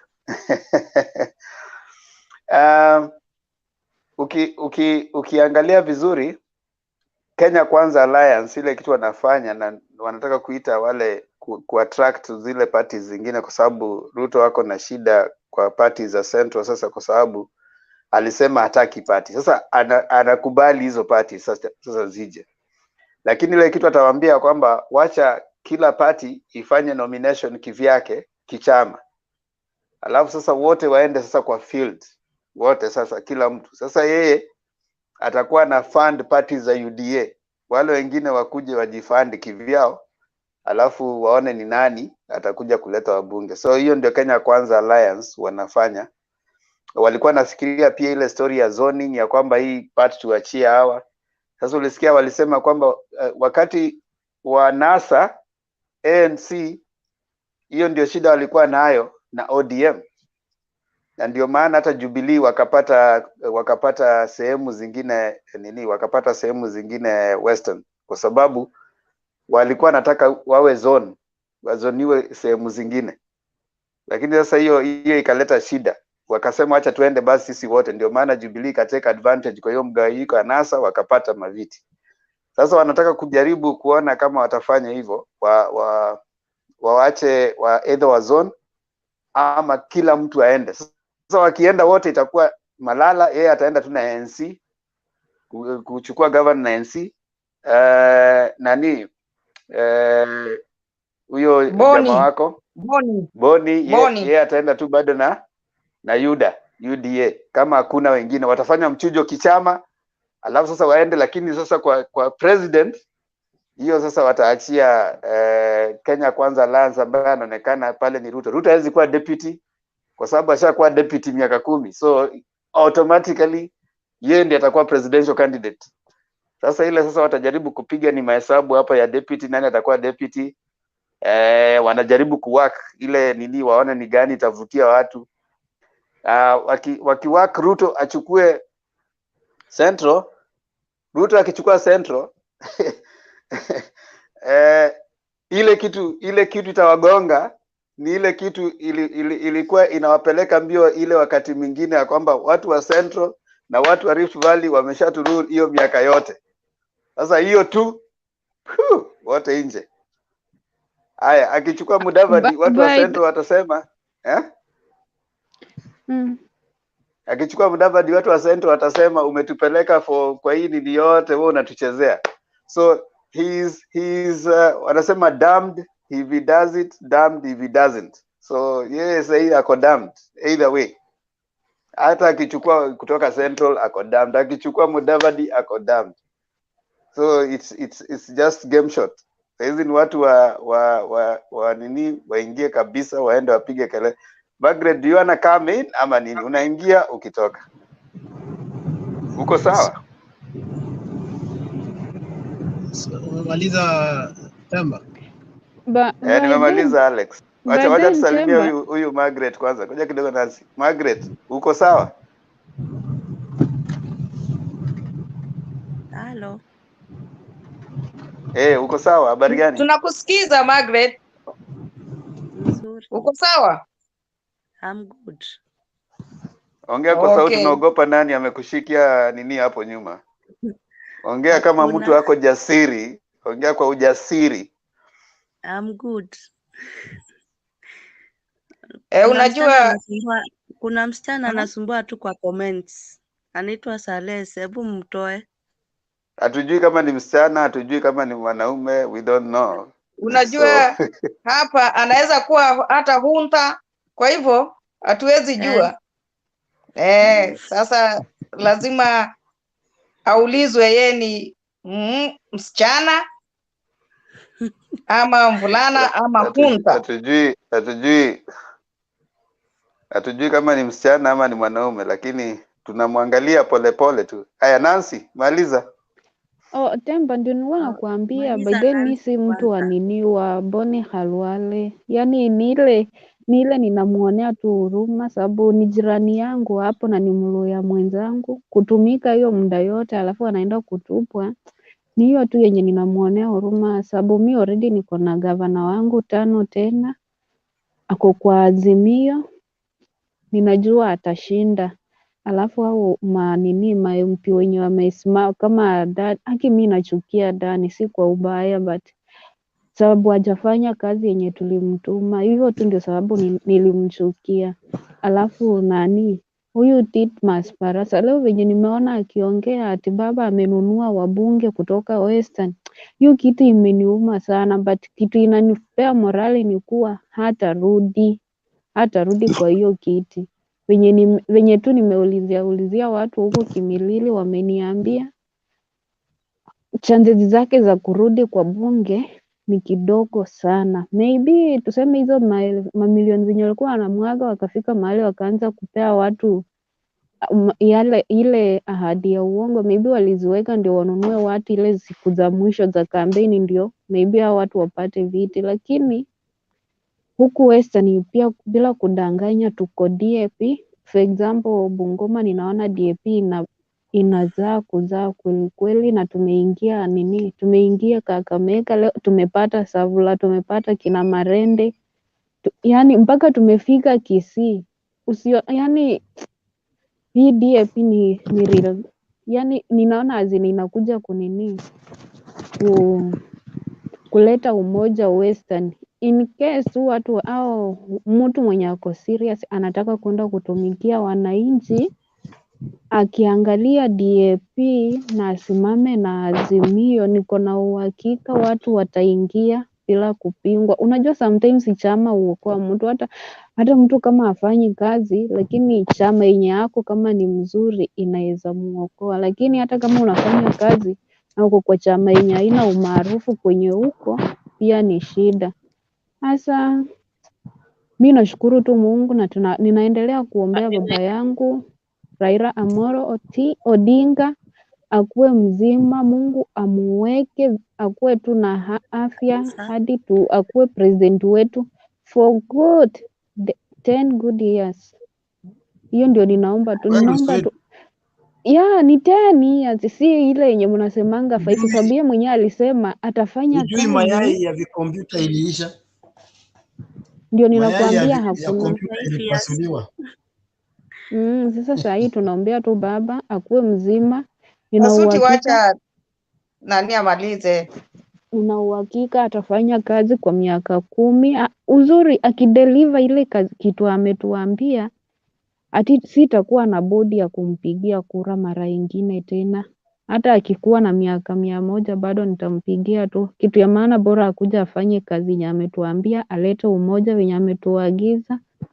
Hiyo ndio itakuwa furaha yangu sababu saa ile umoja inaonekana nchini si ile ya kawaida. Ukiona mtu anatembea kutoka Mt.Kenya anaenda Siaya, ukiona president anaita wabunge wa Western wanakaa pamoja, watu wenye tu kumpigia kura, lakini kwa sababu ya kutaka kuleta umoja katika nchi ni kitu ingine yenye inafurahisha sana sana sana. Sasa acha tujikaze kwa maombi na watu wachukue kura. Tarehe 9 tupigie baba aingie Ikulu na tuchague gavana wazuri, tuchague wabunge wazuri, tuchague MCA wazuri saidi watoke Azimio. Sawa, bye. Bye, ni mimi naenda kulala. Haya, wewe lala Nancy, Kona inshallah Oblai. tuonane. Tuonane. Lusweti. Haya, anasema nini? Swa. Lusweti. Kasudi nimesema vizuri. Kona Oblai. Umesema vizuri papa. Lakini wewe ujue kompyuta zilipasuliwa, hakuna vifaranga za kompyuta. So Dismas Barasa out. Kenny Lusaka out. Dani Wanyama out. Au wote hiyo mkuro yote. Hiyo ni vifaranga za kompyuta. So kuna jamba anasema will Ayub Savula win Kakamega governor? Hatujui. Mimi ningependa as long as mtu wako Azimio iko sawa. Steven Mutuma anasema Temba weka pen studio. Kuna link hapo. Click link. Margaret anataka kuzungumza. Ni kama Margaret anataka azungumze kidogo. Margaret, Ziana ngoja kidogo. Yani Ziana ikifikanga hii wakati unakuwa na mapepe sana. Na kitu moja nataka kusema.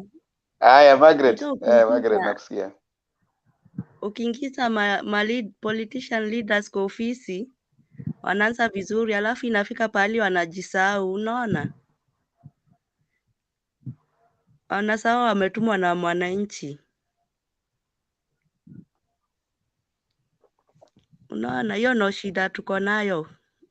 Not only Kenya, African zote, country zote za Afrika. Sasa hapo sijui tutasaidiana aje. Hapo umesema ukweli Margaret. Tuangalie wale viongozi ambao tunachagua. Unaona, tuwaweke kwenye mizani. Hii kura ambayo inakuja ya tarehe 9, wale viongozi ambao mnachagua, wale ambao wanakuja kutafuta kura, muangalie wale ambao wamekuwa wakisaidia vizuri. Kama ni watu ambao niliona kwa YouTube anaitwa Samuel Okuema. Akaambia watu wa UDA, mkivote UDA, ingia kwa government, mtalia machozi. Sasa wale ambao jana nikaona Shiko akiongea kuhusu mambo na Turkana, kuna watu wanalala njaa huku nje. Sio hiyo kaunti pekee. Nikaanza hiyo kitu, nikasema kama ningekuwa na pesa ningetoa kitu kidogo. Yaani tuchange. Tutaweka nini? Tumesema hapa already tuko katika mikakati ya kutengeza nini ambao tutaanza hiyo rally fans kuanzia leo jioni Kenyan time. Tutakapoanza leo jioni tutakuwa tayari tuko na kila kitu tumeweka. Tutaanza hiyo campaign kuanzia leo. We want to go with it from Wednesday, Thursday, Friday, Saturday, Sunday, kila siku. Tumalizie by Sunday, tuone ni hela ngapi. Watu wanaweza toa shilingi 5, shilingi 10, unga 1, unga 2, watume. Tutakuwa tumeweka hapa kila kitu, till number, kila kitu tutaweka hapa. So ule ambaye atakuwa ako na ataweza ukiwa na kitunguu, nyanya. Ukiwa na kitunguu, nyanya, mchele, chochote kile uko nacho.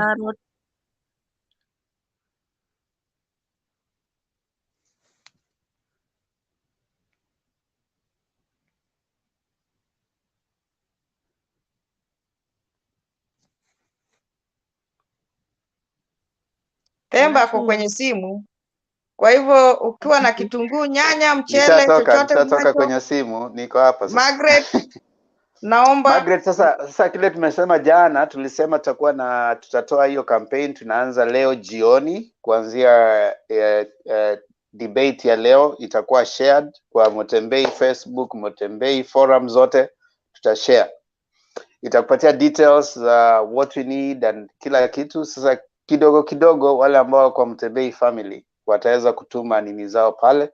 Utaona poster itakuwa shared hapa na kila kitu. so that now we can start the nini for the next 4 days. Every day when we meet itakuwa inakuwa shared. Whatever little uko nayo natuma pale, wanasema hata shilingi 1, shilingi 2, shilingi 10 tuma pale, so that by Sunday tujue tutakuwa tume collect hela ngapi. Sawa Uko kwa WhatsApp ya Mtembei Margaret? Uko kwa WhatsApp ya Mtembei? Siko. Ungependa kuwepo? Ndio. Weka namba yako hapo kwa private chat.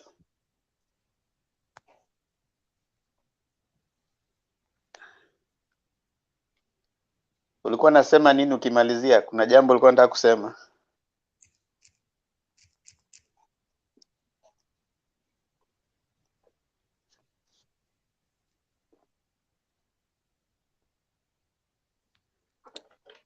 Kuna jambo ulikuwa unataka kusema?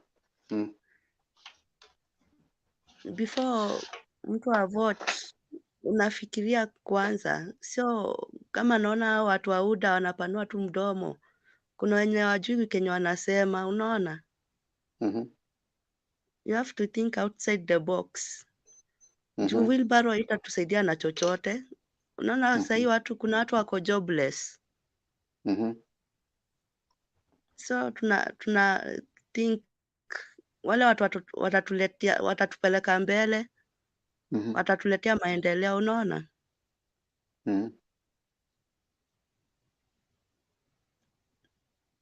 Unaona kama mtu kama baba anaweza fanya hizo vitu. Mimi by then ni mtu wa baba. Mimi niko Azimio la Umoja. Tunaendelea kumwombea. Uko pande gani? Uko Kenya ama? Mimi ni Kenya. Uko Western? No. Nakuru.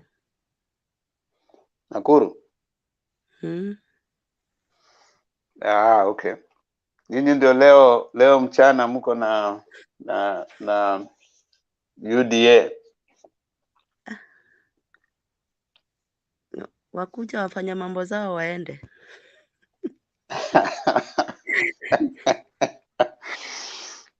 Kuweni wapole bwana. Tumezoea hiyo kelele. Watapiga kelele. Watukanane kisha. Asante sana Margaret. Pia wanasiasa wetu waache matusi, waache kelele.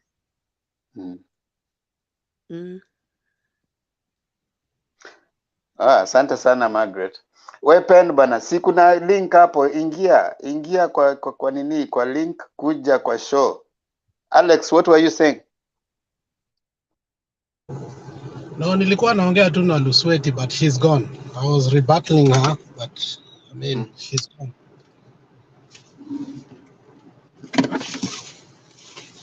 Sema tu atasikia. No, ameshaenda. Wacha wengine waongee. Alex, mbona uko hivyo leo? Wacha kasirika. Kwani ndugu yangu, kuna jamaa najua ni kama dhuluma kidogo, lakini kuna jamaa amemdhulumu kidogo tu, amemtikisa kidogo tu, lakini nani huyu? Sio sasa niseme nini? Sina neno mimi, labda Kasuti aseme jambo. Haya, Kasudi, nasikia unataka kwenda job. Hebu ongea basi, alafu tukuruhusu pia wewe uende. Aisee, nakwambie hapo sasa, mimi naona tu nyumba imewaka moto, lakini sina la msingi, ila tu kwa kumalizia nitasema hivi ya kwamba mla nawe hafinawe, ila tu mwajua vile namaanisha. So tusije tukadhani ati tunatembea pamoja, tuacheka pamoja, tuwala pamoja, hata safari ya mwisho tutakuwa pamoja. Hapana. Kila mtu tu ako na zake, na kila mtu tu ameandaliwa kivyake. So kile najaribu kusema ni kwamba hawa watu unaona wanatoka upande huu wanaingia upande ule mwingine. Kuna jambo ambalo wanafuatia. Na ndio unaona basi wewe fuata nyuki ule asali. Na ujue ukuwe na tahadhari ya kwamba ndiposa ufikie hiyo asali, kuna kwenye hiyo mzinga kuko na nini? Kuko na nyuki. So wengi ambao wanaingia kwa yellow fever, saa ile itakuja wakati wa majeruhi, na kuambia kakangu, tuko hapa na wewe. Wengi watatoka huko wakiwa wamevuliwa nguo, wanatembea uji. Manake chochote kilo likichokuwa na ashako msima si matusi, simaanishi kutumia hili, lakini wacha tu nitumie. Kama mmezoea sana vya kunyongwa, vya kujinja hamtawezana navyo. So hapa hivi mmezoea sana vya kupewa bwerere hapa hivi. Sasa ile itakapokuja ifike wakati sasa ambazo zenye zimechinjwa zinasomewa alafu zinafanyiwa sala, najua ya kwamba wengi hawatawezana nayo kabisa kabisa kabisa kabisa. So naambia kaka zangu, dada zangu, wakubwa zangu, tafadhali ukijua ya kwamba unachokiendea ni cha ibilisi, ujue ya shetani hailiwi bure. Utalipa, na utakapolipa tunasema vya mtoka kwa pua, maana hamna aliyekukaribisha kule. Ulijikaribisha mwenyewe na tamanio zako za moyo wako. So laiti wanaonisikiza wakuwe salama na wakuwe kwa ule mrengo ambao uko sahihi, kwa sababu wakati Mungu anapanga kufanya mambo mazuri kwa watu wake, pia shetani naye ako na mipango ya kufanya na kukozi uharibifu kwa hayo maisha. Sababu tunaambiwa ya kwamba shetani ama mshtaki wetu hana chochote cha kutuaccuse nacho ama cha kutushtaki nacho mbele za Mungu, lakini ila tu wanangojea hati ile wakati wa udhaifu wako. Ukishaonyesha huu ndio udhaifu wangu, basi anaingilia pale, anaenda kusema sasa umeona bwana, wewe ulisema huu mtu ni wako bwana, sasa angalia ndio huyu tu, nimempa tu vipeni hapa vidogo hivi, ashakeuka, ashanifuata. Sasa tuchunge sana vile tunavyopewa, vile tunavyolishwa. Twalishwa nini? Heri tule makombo na ile hali tukawe salama, kuliko tule kwenye meza moja na wafalme na matajiri, samahani, alafu mwishowe tuje tuchudie. Ni hayo tu, waje niwaache na hayo. Mbarikiwe sana, tuonane mida za jioni. Asante. Inshallah tuonane. Richard Wafula, you have to let StreamYard control everything, the audio in your gadgets for them to allow you. Otherwise you might not be allowed to get in this. You'll get in, but kuingia itakuwa ngumu. So jaribu you put the settings. Work out the settings so that ziweze you allow StreamYard to control your gadget. Hautaweza kuingia in that way if you have not allowed StreamYard to access your gadget. So jaribu, you need the setting. Just get out, make the settings of your phone kwa StreamYard. Enda StreamYard, weka setting, allow it to access the audio, everything, so that you come in. Otherwise hautaweza kuingia the way you are trying. Yeah.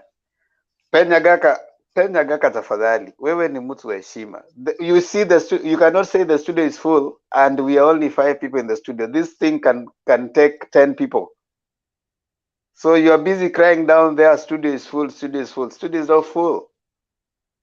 We are only 5 people in the studio. If you have anything to say, come on, Penya Gaka. We namna gani bana?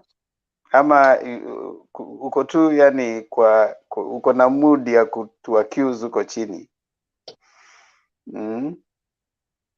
Habari gani my brother Kelly? Vipi, mnaendeleaje hapo? Nimesikia maongezi siku hizi siingii sana sababu ya mambo hivi, kazi, masomo na kuchunga familia yote. Hamna neno, yote lazima yafanyike bana, yaende kwa usawa. Inaitwa work life balance, lazima balance zote. Lakini leo nimefurahi kidogo. Unakoroga ugali ama nini? Napika chai ya tangawizi hapa, ndio ninyoroshe kidogo nikuwa gangari. Haya, toa maoni yako kabla Pen Nyagaka akuje hapa, mzee ambaye ana kelele sana. Na siku sijamsikia, ni vyema pia. Lakini jambo la kwanza nataka niseme nimefurahi kidogo leo, nimesikia sauti ya dada zetu ikiongezeka. Jambo ambalo pia linanifurahisha. Ningetamani sana kama ingekuwa dada zetu wanahusika kwa siasa, maanake hao ndio mmoja wale watu ambao wanafanya mambo ya kuwa magumu kidogo, wataki kuongea mambo yao, tujue wana msimamo yao iko wapi. The last time niliongea nilisema tunaangalia dhika, na watu wengi hawakunielewa kwa nini nilisema tunaangalia dhika, na sikurudi niongee niwaambie haya tungoje hadi quick. Lakini kuna jamaa amenifurahisha hapa, aliniambia kukuwa na ardhi quick, ameniambia kulikuwa na umomonyoko wa udongo.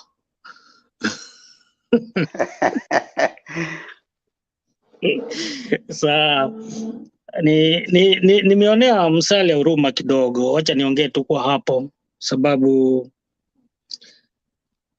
tayari kwa kitendo alichotenda tayari msisimuko uliofuatana. Kwa ufupi, ile ardhi quick imeenda saidi yake, haikuja kwa watu wengine. Manake nimeona kiamwa ni watu wameama. Nimeona kumekuwa na stampede ya kuama, watu wanaingia hiyo chui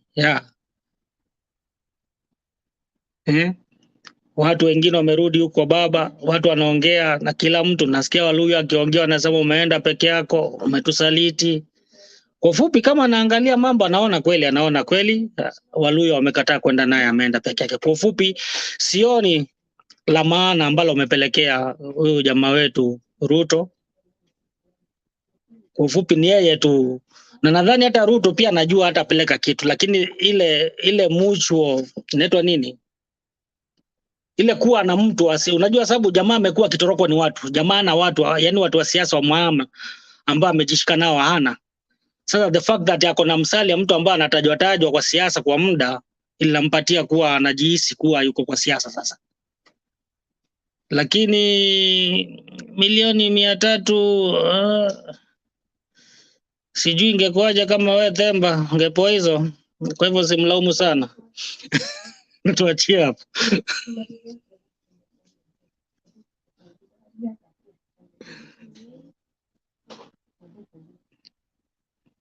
Wacha niwachie hapo, muendelee kuongea. Milioni 300 kaka, unajua ukiangalia hapa mbele unaona hakuna dalili ya wewe kuingia pale State House. Sasa ukipewa hizi milioni 300 utaachia watoto urithi, na nasikia amejengewa nyumba pale Karen. Amejengewa nyumba Karen. Wow. Na milioni 300. This guy has invested. Unajua nataka tunapiga kelele. Huyu jamaa amejipanga, ameretire poa. Manake this guy he was going for oblivion.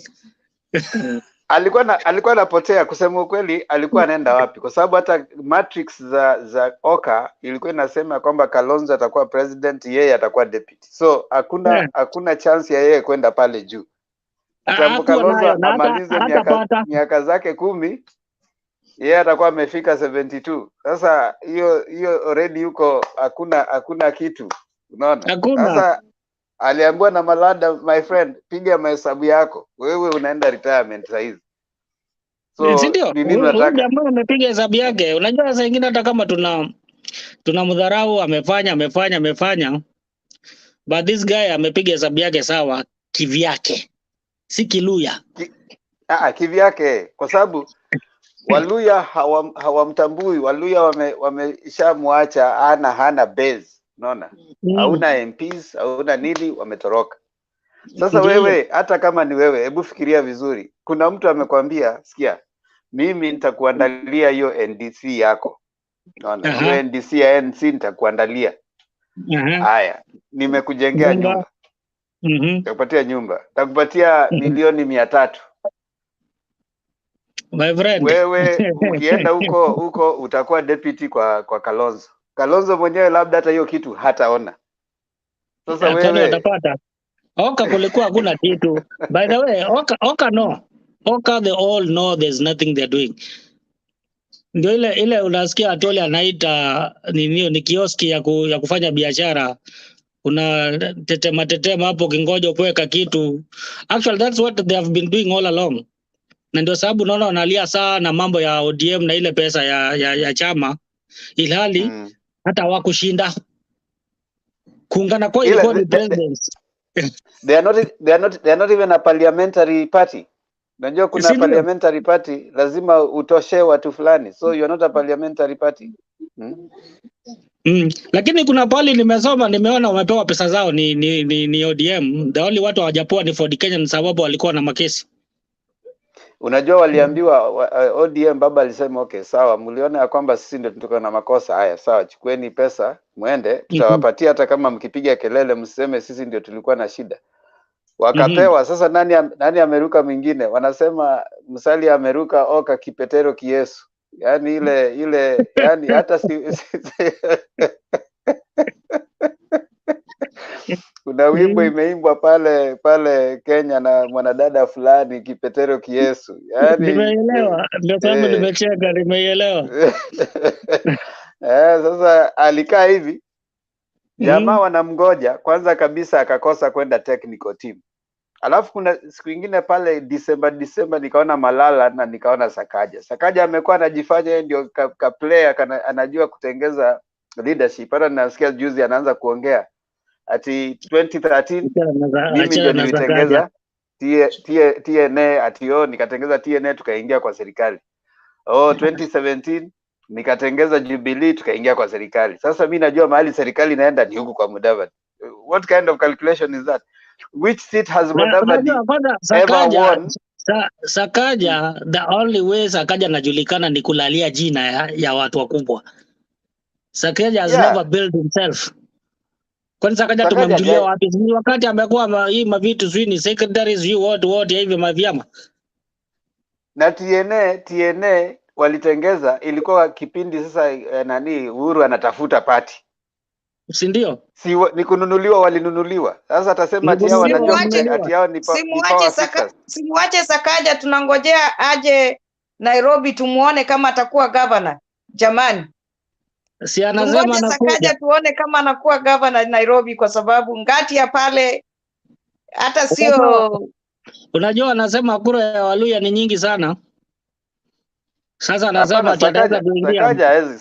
Sakaja haezi shinda nani kwa haezi shinda Ladwa kwa kumobilize Nairobi Luyas. Ile kipindi ingine ile kitu ilifanya ashinde ni ile ya kina Sonko.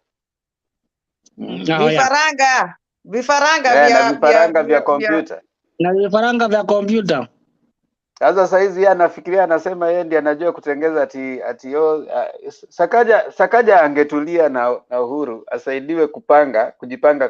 Kuna a group of young leaders wanaweza kujipatia nafasi kidogo wa take over, lakini sasa hii pupa inawapeleka mbio, wanajifanya hao ndio hawa brokers. Tamaa imewafinya sana, sioni wakivumilia. Unajua, na kuna kitu hata niliongea the other day here, nikasema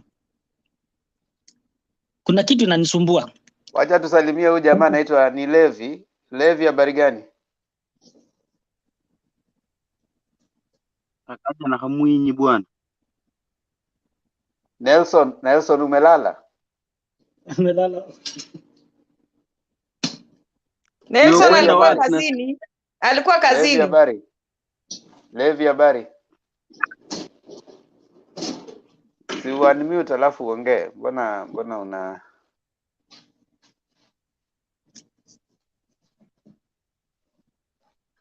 Levi, ukiunmute utaongea. Usipo unmute utaongea. Kelly ulikuwa unasemaje?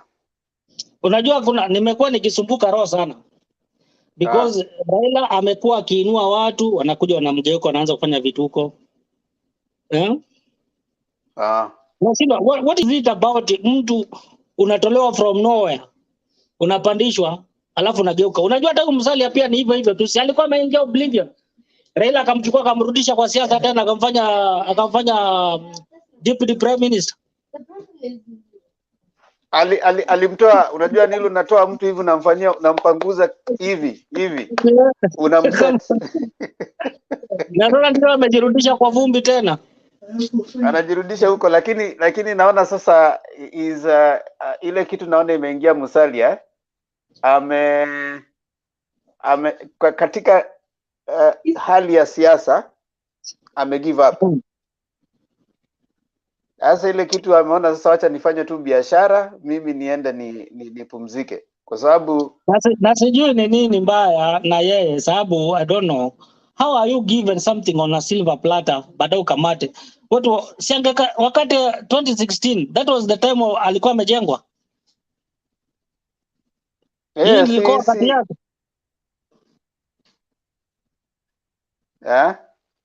2016 wakati alikuwa ni Atwoli. Wakati alikuja si alienda akawekwa spokesman. Sasa yeye ile kitu angefanya angeenda hapo nayo aweke mizizi sasa kule Western. Lakini sasa ni mtu amezoea kupewa yani anakaa hivi. Anakaa hapo katikati. Anaenda kuzungumza na kina Uhuru kwa nangoja apewe. Alafu unajua kitu inanifurahisha, yule mtu alimcheza the last time ndo amerudi kwake tena sasa hii Ruto. Hata ile kitu nilikuwa nafurahia sana, anaongea mambo ati tutaenda kufight corruption na Ruto amekaa hapo. Uliona vile Ruto alikuwa uncomfortable. Sijui kama uliona hiyo siku kwa grupu niliandika hapo, asema jamaa kwani anaskini Ruto akiwa naye hapo bana. Na Ruto naye na mjinga yake na club kabisa mpaka anashindwa gai. Kwani hao watu ni kuona waone? Kuna wakati watu walipoanza kunini mwizi. Uliona Ruto kiangalia clip amejishika hivi, yani akakuwa very uncomfortable hapo, kwa sababu wezi akakuwa very uncomfortable. So akasema kwani aliita Ruto akuja hapa ndio ampatie kisomo. You know, that was very interesting. Hata saa nyingine ninakaa nikisikiza hiyo, nimesikiza hiyo neno yake mara 3 sasa hivi. Mimi hata sioni kama Musalia ndio aliandika hiyo kitu. Ni kama aliandikiwa. Ni kama aliandikiwa hiyo kitu. Levi, is your audio okay? Yeah, you can hear me? Yeah, we can hear you. How are you, sir? Salama sana, nashukuru. Endelea kuongea Levi. Naendeleaje? Piga gumzo tukusikie. Toa maoni. Maoni yangu ni kufuatilia hii mjadala, naona inabamba sana. Tembo nimekuwa nikifollow up, sometimes I'm busy, nikasema ndio nimeingia, wacha nifuatilie nisikia Tembo anasema nini. Karibu. Nikiongea basically on Musalia part. You know, that guy has been very bitter when it comes. I don't know Jacomo alimfanyia nini, but I know in politics, if you are bitter because he wanted to show off that Amanda side your Raila sikio uchungu, but I know he's also trying to fight his space. You know, as for fight kwa space yake, another 10 years it will be atakuwa irrelevancy. That's my make sure amefight space yake, hata kama atapata ndio remain irrelevant. You know, Paranya ndio wamekuja. There are some guys coming up from Western, which I think in the really sense wanamtoa kwa hiyo space, na yeye ni pia ni mtu ni mtu wa kupenda pesa. Sasa nasikianga most things hizo ma events zimekuwa zikiandaliwa, normally Gideon ndiye amekuwa akifacilitate, so akona weakness part yake, but in politics I think I see kama kuna party mbaya it has been happening left and right, which I think for now, when to follow up the western part, I think Azimio iko more chance of gaining more votes to compare to Musalia hata akikuja na hiyo wave yake, because you remember 2013 Jacomo alikuwa almost 1 million. I'm not very sure, but I'm not very sure about the numbers. Na Jubilee alikuwa na almost 200. So basically Western ndio I think amepatiwa aende tu mpaka debe mwisho, in the real sense ameenda kuchikaranga, atenda opposition. Sasa wacha atakuwa hapo nje for another 10 years, because Jacomo akiingia hapo, by the be very sure that Jacomo hakuna Musalia mahali ataonekana. Because I believe this round Jacomo ataingia Ikulu. Then do you think that guy gonna have any space? Hakuna. So I think what we need to encourage vijana sana to kwa hii mjadala, we need to make people, my youths, we vote the right way, so that now at least for once in a while tupate change. Ruto amekuwa aki-campaign for the last almost 9 years, inaenda kumaliza sahi, then anakuja anadanganya kina the likes of Dismas Barasa. That guy mzee anaongea mpaka saa nyingine anaingia hivi, ingekuwa natoka hiyo area nifanye nini? But the fact is that sahi ukiangalia the way temba vitu ziko, I think Western itafanya raha kuwe na kura mingi sana kuliko zile sasa alikuwa na feel zitaenda. Yeah. Asante sana Levi kwa maoni yako. Is it your first time ama umekuwa ukikuja? Mimi na kuanganga sometimes, it depends on the time na kuwa na follow up. I may not able to join, but keenly na ku follow up sana wewe na kina Bernard. Mimi na join, I'm a member here. Asante sana Levi, karibu. Kiptum Arap check, Arap what? Hebu sema hiyo jina, Kiptum Arap nini? Unajua kuna jina umeandika hapa tena nashangaa. Hebu sema. Kuchure. Kiptum Arap Kuchure. Habari gani mkubwa? Mzuri sana, habari ya nini? Salama, karibu kwenye faraga. Wanasema hapa ni faragani. Respect vipi? Respect kitu nilikuwa nakaribisha tu, lakini tulia hapo. Kuna jamaa anaitwa Respect. Hivi mbona unaitwa Respect?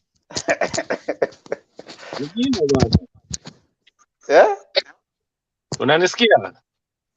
Nakusikia. Mbona wanakuita Respect? Lakini karibu. Bila heshima bwana, yote ni bure.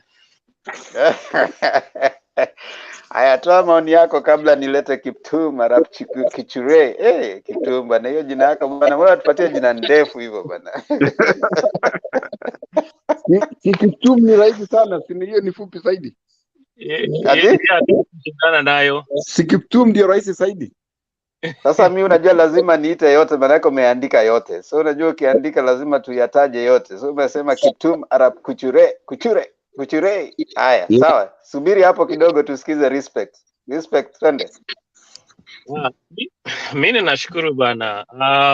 Nafikiri ni mara yangu ya pili kuingia studio. Nilikuwako jana kidogo. Sana uanga ninasikia tu, nina watch from the bench. Kini sasa nikaona vile mambo ilienda kule Bomas, nikaingia kidogo, nikasema wacha mimi nichangie kidogo. So actually sahi nimeingia juu I had two things that have been on my mind ambazo zimekuwa zikinibother kidogo. So I just wanted to pick your 2 cents, Themba, and other contributors. See what you're listening. What you think of that. But kwanza kabisa kuanzia na hiyo ya Mheshimiwa Mudavadi,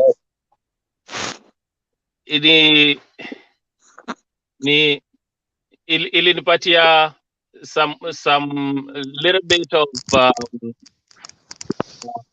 cold pit about him. Levi na Kiptum mnaweza kumute tumsikize, ndio tuta mute baadaye. Asanteni. Kuna feedback kidogo hapo. So my man Mudavadi, nilisema jana kwa it's like he was planning his own funeral and he had to make sure that everything is in place. Unajua yule mtu ambaye anajua, nafikiri umegusia hapo Themba a little while ago that he knew he's done. Where he can't go Azimio, he can't go to Uda, like he can't be the third horse. So he had to pick one and run with that. So aliona tu mimi wacha niende na hii 300, at least that one will take care of my family, will take care of my funeral expenses, whatever it is that I have to incur before I leave the stage. That one will take care of me and into retirement. So that was his personal take, or his own personal gain. He had to make that decision. And in life you have to go, tunazungumzianga mambo ya interests, you know, you have to go with what you think is the best for you. So as a man, he stood and he looked whichever way that he would have had to go, akaamua ndio hiyo. Over time I think he's been someone ambaye huwezi kumtegemea, and I think there's been a discussion already about him not being decisive in terms of what route to take. And ni kama mtu ambaye anangojea tu someone to tell him amshikilie mkono, amwambie you come this way, and then he goes. Alafu anangojea, he's expecting something bigger than what he has to offer. So anangoja kupewa. And if you are that kind of person, it won't take long for someone to get tired of you. Sema wewe sasa unakuwa ni baggage. You come this way, you are asking me to help you, and you're not pulling your own weight. And then when someone gives you that feedback, you start to attack. So in his speech, that's how he came out of, like, ni kama alikuwa na hasira, ni kama alikuwa ni he has this grudge against people who is expecting to hand him all these views or all these other things or this money, and they have not handed him whatever he was looking for. And he in counseling, for those who have had an opportunity to go to counseling, wanakuambianga, if you have an issue with somebody, you have to realize that you can't change that person. You can only change yourself. You can only change your attitude. You can only change what you can control. But wewe kama your target is to change the other person, how they think, how they react, sana, especially couples. Unaambiwa, if you want something to change, if you want an environment to change, if you want a certain issue to go away, it has to start with you. And I looked at the whole speech and I didn't see humility in him. I did not see anything that says, you know, I've played my part here and here. I know these are the challenges that I have with myself, and then move on and say, I want to build on that, even though the other side has done this and this and this to me. I know that if I am willing to work with them, if I'm willing to work on what they've perceived me or as my weaknesses, then I will extend that hand. So hata jana nikasema, there's no person in Kenya ambaye has a right to hold a grudge against each and every government that has come than Raila Odinga.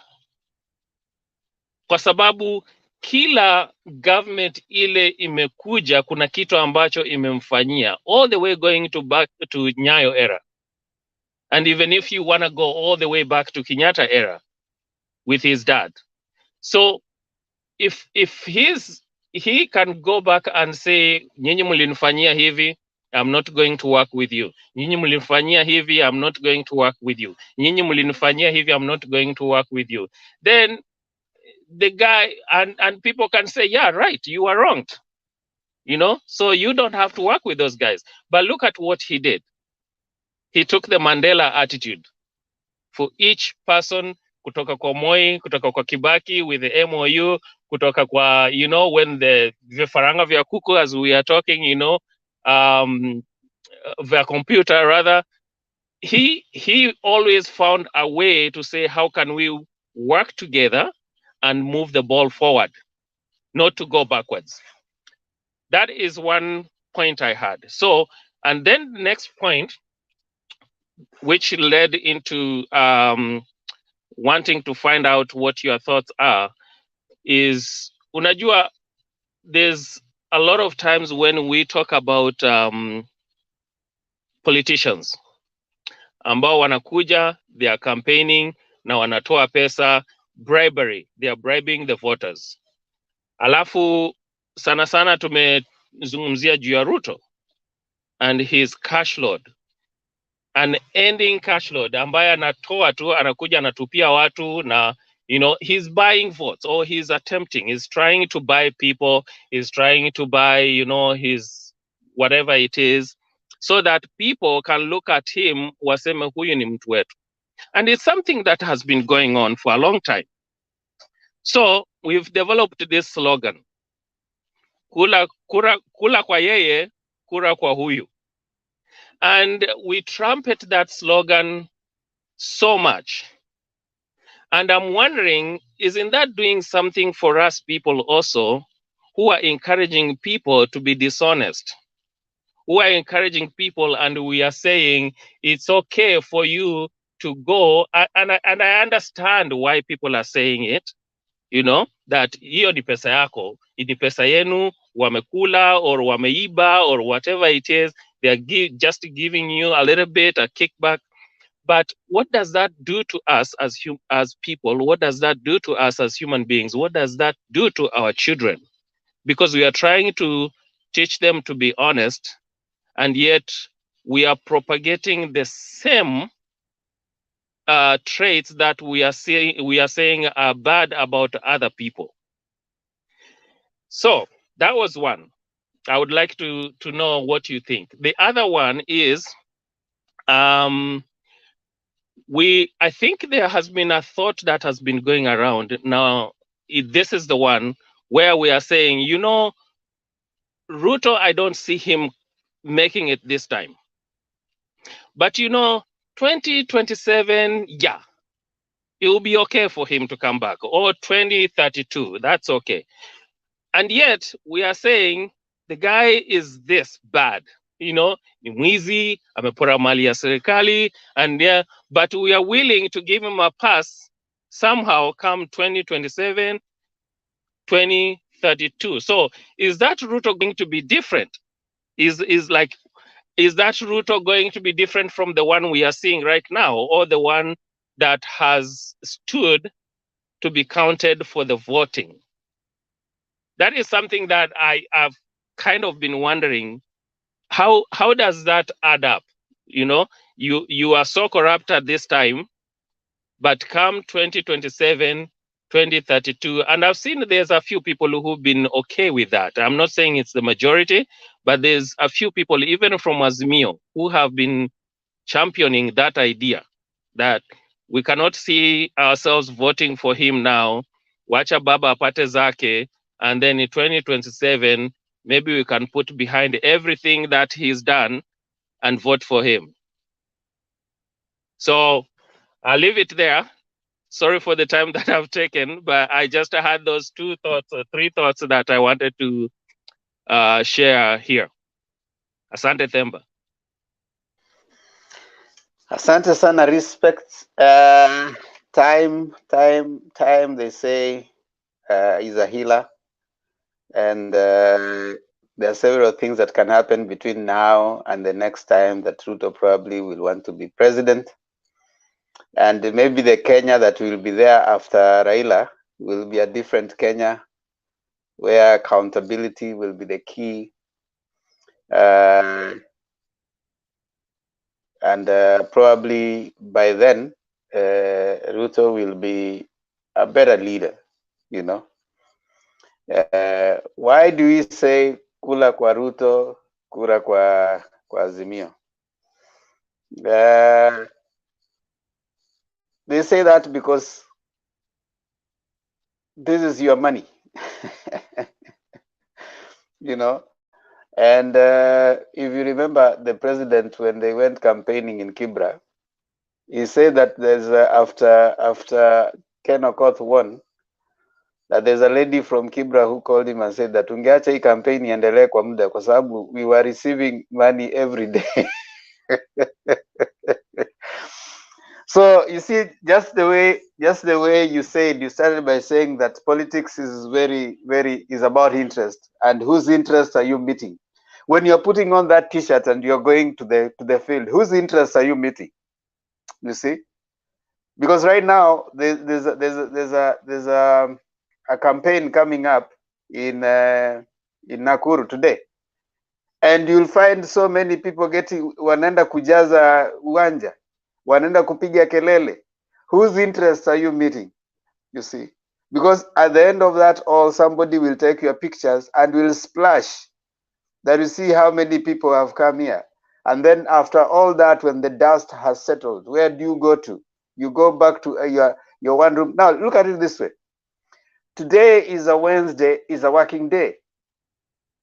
So what does that mean? It means that you are not going to work, right?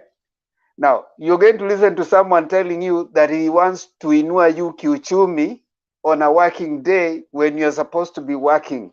You see the irony? Today is a working day. You are supposed to be working. But you're going to listen to someone who is telling you, nataka kukutoa hapa chini nikupeleke juu kiuchumi. So what you're supposed to be doing, kukuinua, you are not doing it to go listen to him. So the irony of it all is this person wants to, to unshackle you from the shackles of poverty and economic freedom. But what you're doing, he is actually coming in to call you to listen to him tell you the way he wants to save you. So they need to compensate for that. So if they can pay you for that day that you're not working, why not? Pay me for that day. Pay me for putting on that T-shirt. Because after the dust settled on 9th, I tell you, and I can assure you, that's why someone is saying in the comment section. But some of these people, once you voted them in, you don't see them until towards the 5th year. So for sure, you might not see these guys again. So for me, by all means, if they have the money to waste on you, use it, eat it up. But when you need to remember, and I keep telling our people here, that your vote is the only power you have. If you sell it and you give it to someone because he gave you money, for 5 years, you will not hold them accountable. So we will meet here again and start discussing how my leader has disappeared. We haven't seen him. Why? Because he has gone to recoup what he gave you. So those are the things that we need to think about. So when you can sell your vote, you can sell your conscience, but be ready for 5 years. If that is the only reason you're going to vote, then for 5 years, you are not going to see that guy because he's gone.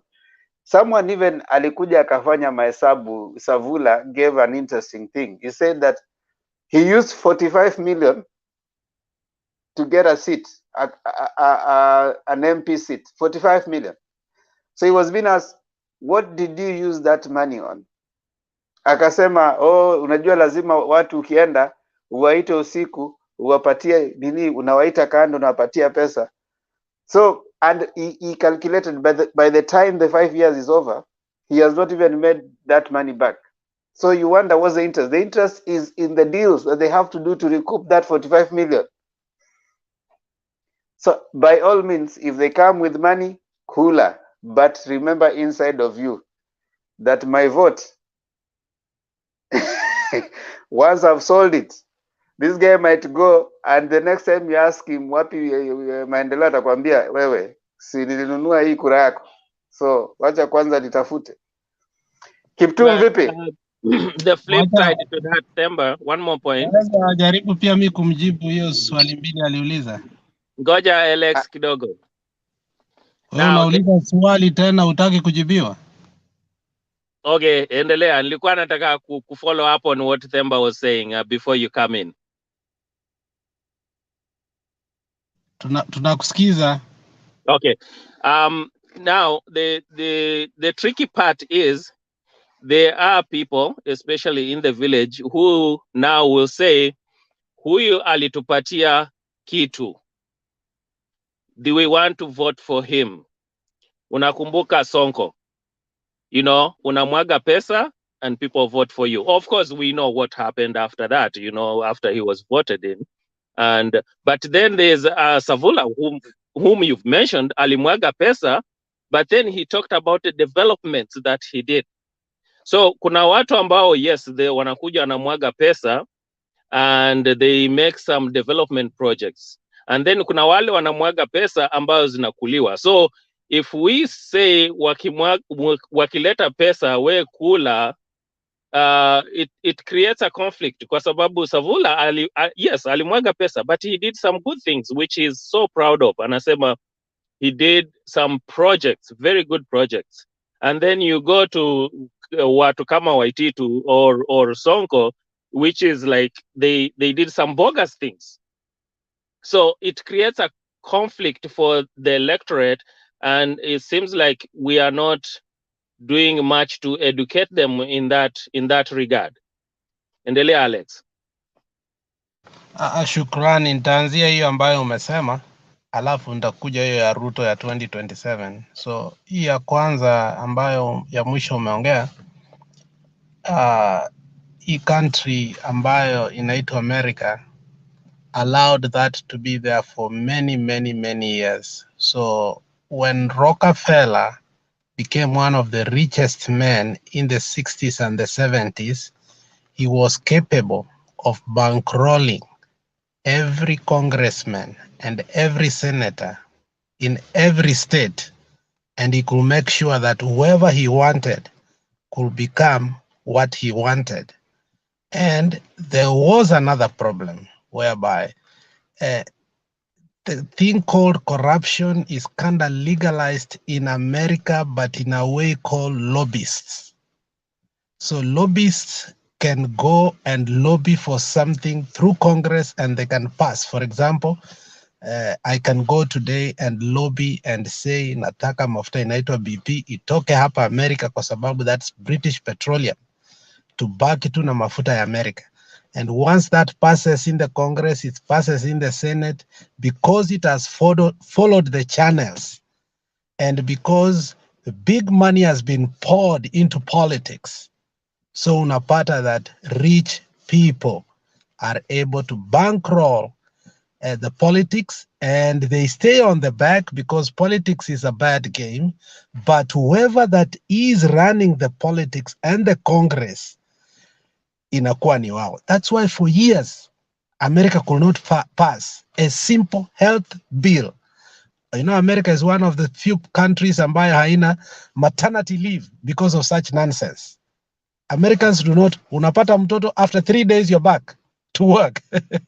So the problem with the big money in politics, it ends up in that I can sponsor Themba today, but when he gets there, he must vote for my business interests.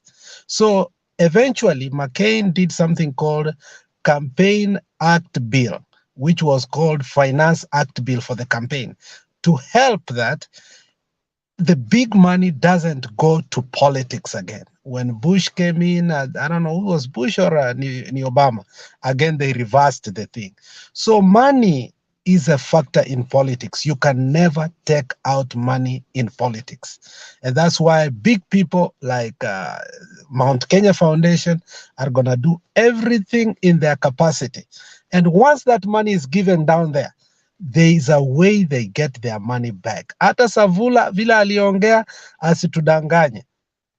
Asitudanganye ile because he couldn't even explain the case yake ya 1.5. Alisema tu alienda kotini hiyo kitu. He didn't explain it very well the way he needed to. Uliona tu the way he perused through it. But somehow when you put money in politics, you get it.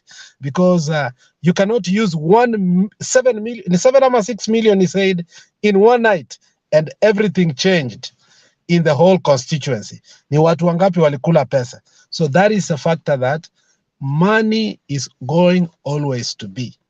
In my county in Kisii, I've seen whereby Simbarati is putting people on the line na watu wanapewa pesa in a funeral. Funeral inanyamaza, watu wanaanza kupewa pesa. We have seen here on YouTube, watu wanapewa pesa. Yet we are able to criticize Ruto, but if it's the other person, we kind of think that it's okay. Both are wrong if we have to criticize on equal terms. Now, on 2027 Ruto, watu wanasema anaweza kuwa, and Themba amesema time changes. Truly, there is something funny that happens to politicians. When they lose power even for 1 week, they start reasoning, they start speaking of rights. You know, people like Murkomen nowadays, when they speak in the Senate, I wonder if they are the same people who passed the security bills. So, utakuja kuona somebody like Ruto akikuwa nje ya government in 2 years, the way he will be speaking, people will start resonating with him because he will become sober. He will start listening to people. Sasa atakuwa kweli anasikiza mama mboga. Mama mboga hatakuwa Musalia Mudavadi ama bodaboda hatakuwa Wetangula. Now he will reach out to the people. So I think vile amesema time washes people, it might be true. But if Baba takes this thing, I don't think Ruto can ever be another leader in that country. I think they will have to destroy him totally and completely. Thank you.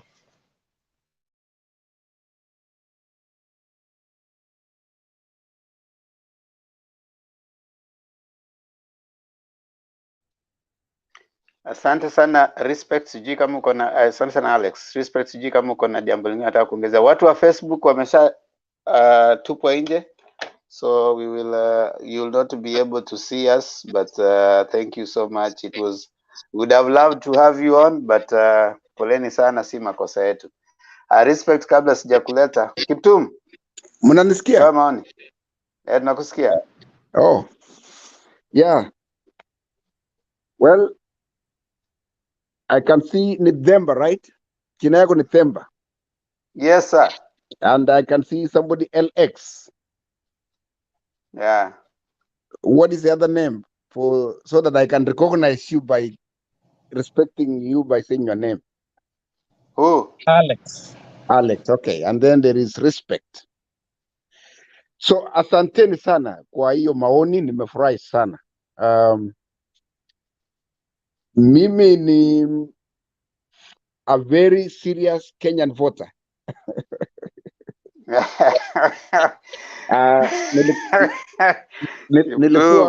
Nilikuwa huko Oktoba, register kupiga kura, na Mungu akipenda mimi naenda kupiga kura. And number two, I'm also a very serious participant ya mambo ya kura hapa Amerika. Kama a poll worker, nilihesabu kura za Obama tangu 2008 up to now. Nimekuwa nikihesabu hizo kura hata za Biden. So mimi nafanya kazi saa zingine kama msimamizi wa kura.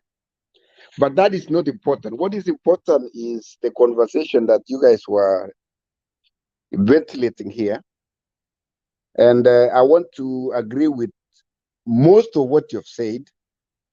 And because it is opinions, and we whatever we are saying here is just for opinions, nothing more than that. I don't represent anybody, but I just say the way I see. So on top of that, let me say, kuna kitu moja mimi na Musalia tunafanana. I associate myself with Musalia in humility. I am that very humble guy, humble like Musalia. When Malala was describing him the other day or a few days ago, giving the virtues of Musalia, one of the key things that he said was humility. And he said, humility is not a weakness. And I want to say that in respect to the earthquake. I think this earthquake, kwa maoni yangu, vile mimi nimeona, of course, as an analogy, not a real earthquake, because kama ingekuwa earthquake, sisi wote hatungekuwa hapa. The analogy used by the ANC guys, kwamba there was an earthquake coming, it has really come to be a real political earthquake in Kenya. If it is not an earthquake, then vyombo vyote vya habari pamoja na social media would not be on fire up to date. It just came as about 3.5 or so Richter scale, but it's almost now going up to 10. And I can only equate to one thing. I come from Keses, was in Gisha, as you say. And in 2007, William Ruto was very reluctant in joining Raila Odinga. He wanted to stick with KANU those days. And the wananchi walimpatia pressure sana kwamba wewe ukikataa kuingia Raila tutakuacha peke yako. Yes, tulikuwa the people had already endorsed him as a spokesman of the Kalenjin after Moi. But he was reluctant to join Raila because of his own personal reasons. But people put pressure on him. And the professionals, the business people, the farmers had saw that, well, our interests will be better be taken care of by a Raila presidency at that time. So the people were ahead and the leaders were behind. So it just came because of people's pressure. And as I said, I was following Kenyan politics during all that time. I was in Kenya during that time, and I was part of those campaigns and stuff like that. So one of the things that was going around across the Kalenjin land was why are the people in other regions voting as a bloc and not us? Why are we ever divided? So, and I think it was evident, though Moi had a very commanding support, but Ruto's support in the Kalenjin land has really rose. And I think this time now, during this earthquake, this is the moment for the Western region, the Luya community, that the people are more ahead than the leaders. And it is not because of anything. It is because of the problems the commoners, the voters are facing. And I will say there is an aspirant in Nakuru who defected today. And he said that he doesn't want to be late during this time of the third and final liberation. So there is a very big clarion call across Kenya that wananchi are ahead of the leaders because of the ufukara ambaye imejaa kwa nchi. Hakuna pesa kwa hiyo nchi. Fertilizer, hakuna kazi. So it is the people's problems that has made them have a different stand than they have ever had before. And I think what we need to say at this, as a Kenyan diaspora and a patriot, what I would really want to see in my beloved country, Kenya, is for the vote to count. Mimi niweze niende kupiga hii kura yangu na ihesabuliwe. I don't want my vote to be counted. And if you have been following Dr. William Ruto's statement, I think today, and ever since UDA came up, we have seen the language of the commoners, the language of the people. And especially what made me proud today is when he said, yesterday actually, is when he gave an assurance of a peaceful campaigns and telling the aspirants that the UDA will not condone any kind of violence whatsoever.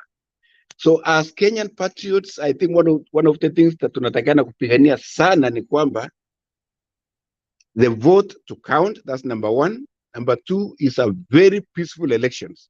The one that I, as Arab Kujure in the United States, can comfortably go to Kenya, vote and come back without fearing that, hey, kutakuwa na clashes na vitu kama hizo.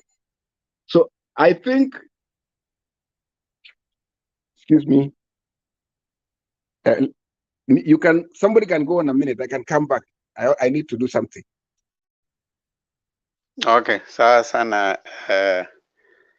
Kuchure alikuwa anasema maneno mazito hapo ambayo yanaweza kutujenga kutoka kwa watu wa UDA. Okay, sorry, I'm back. Endelea.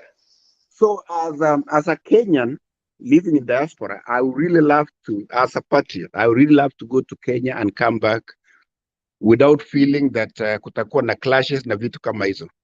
So I know there were big things going on right now. There is Azimio and there is now the UDA, ANC, Fort Kenya. So the big things that Kenyans are conversing right now is, do we need a concessional democracy, the Lebanon style, where we agree and then we just go and formalize, or we need a competitive democracy? So the UDA wing, though there are some behind the scenes discussions that go along, is still a competitive democracy. The Azimio is coming a concessional. Concessional will eventually be very costly because we will end up getting 47 countries in Kenya. Is that what we want? No. So what I want to encourage the participants of this channel is let's raise our patriotism. It is clear that anybody saying William Ruto is a thief is a liar. Because look at what Mudavadi said, that the real thieves are the ones in government. The money comes from treasury, it goes to big corporations. Those corporations are not willing to create jobs for the young people. And we import milk, we import viberiti bwana, ile kiberiti. Kila kitu, and even importing them becomes so expensive. Nothing is being produced because these are the people who are so selfish. They don't want to bring policies that are dynamic, that are people-centered. They are very, very selfish. So we really need to be patriotic. Let our vote count. Let policies that are people-centered come. And I think the winning team, let me say something about the winning team. Whoever says Ruto can try in 2027, that is wrong. I want to say on a very honest note that At the moment, as we stand today, January 25, maybe until the early March is when we can know who will win and who will not win. We can just know some few things about, maybe a clue. But as we stand right now, Kalonzo Musyoka, Musalia Mudavadi, William Ruto, and Raila Odinga still have a chance of winning if the Kenyan voter votes and the vote counts.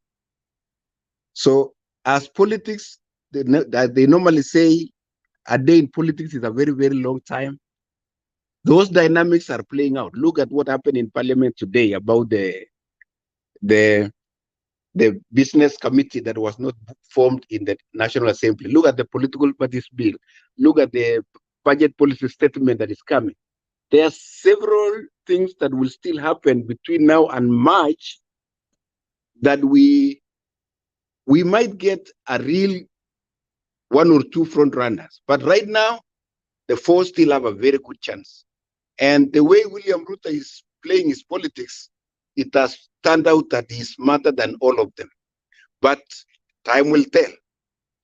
Even up to now, there is still another chance of a surprise candidate from anywhere else to still arise. But if by March, things are still the way it is, then the four still have a chance unless something so drastic happens. So I want to say thank you for listening to me. And those are purely my opinions. Those are purely my opinions. I could be 100% wrong. I could be somewhere right.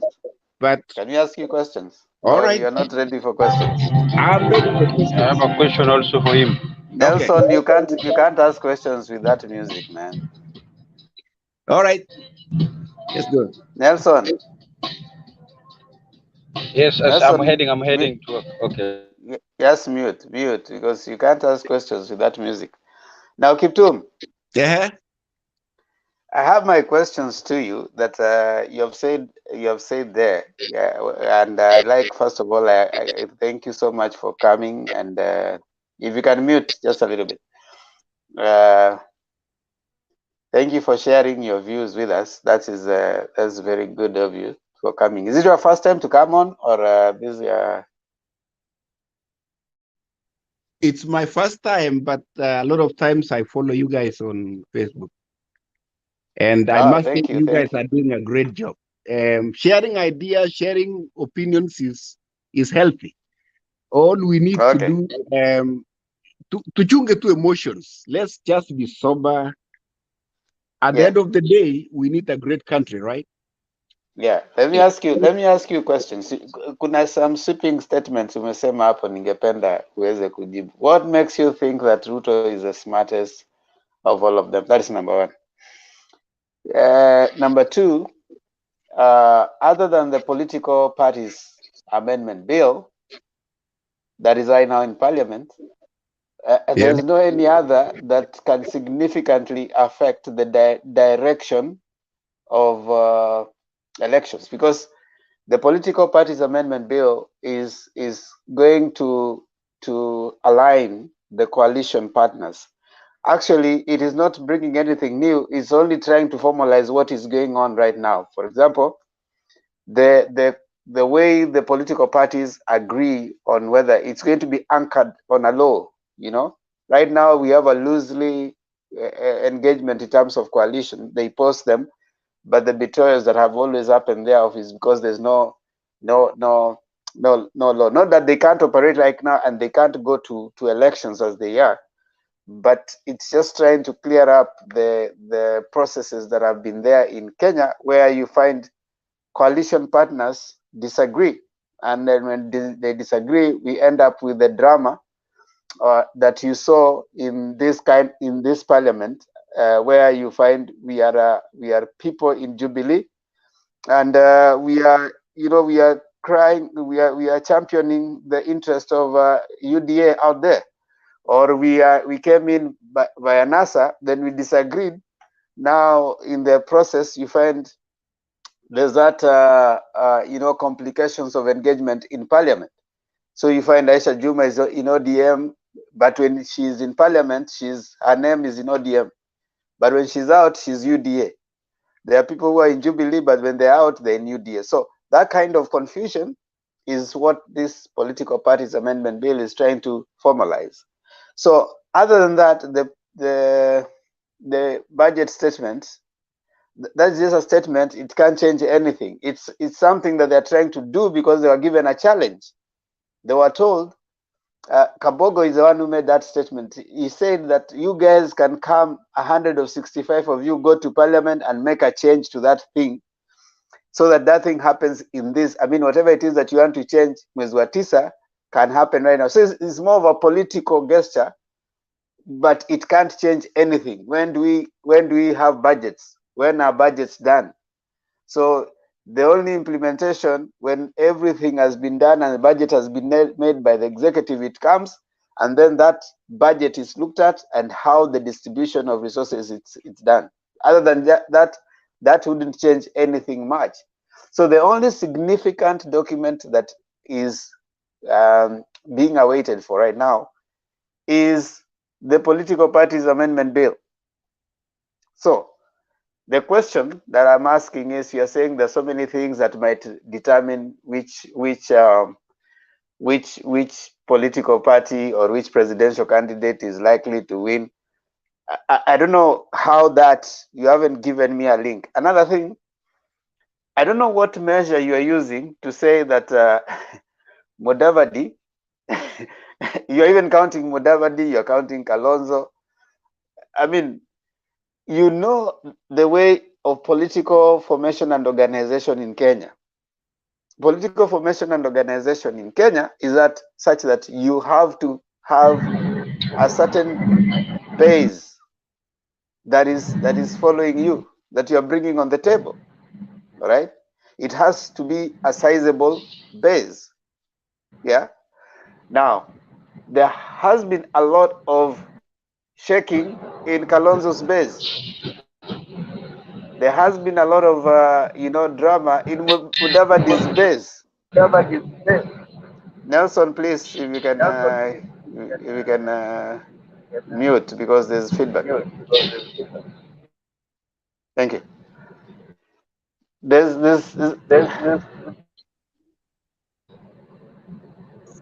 Temba, can I respond?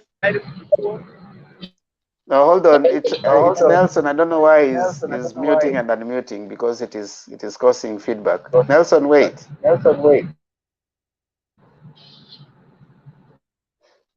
It is not.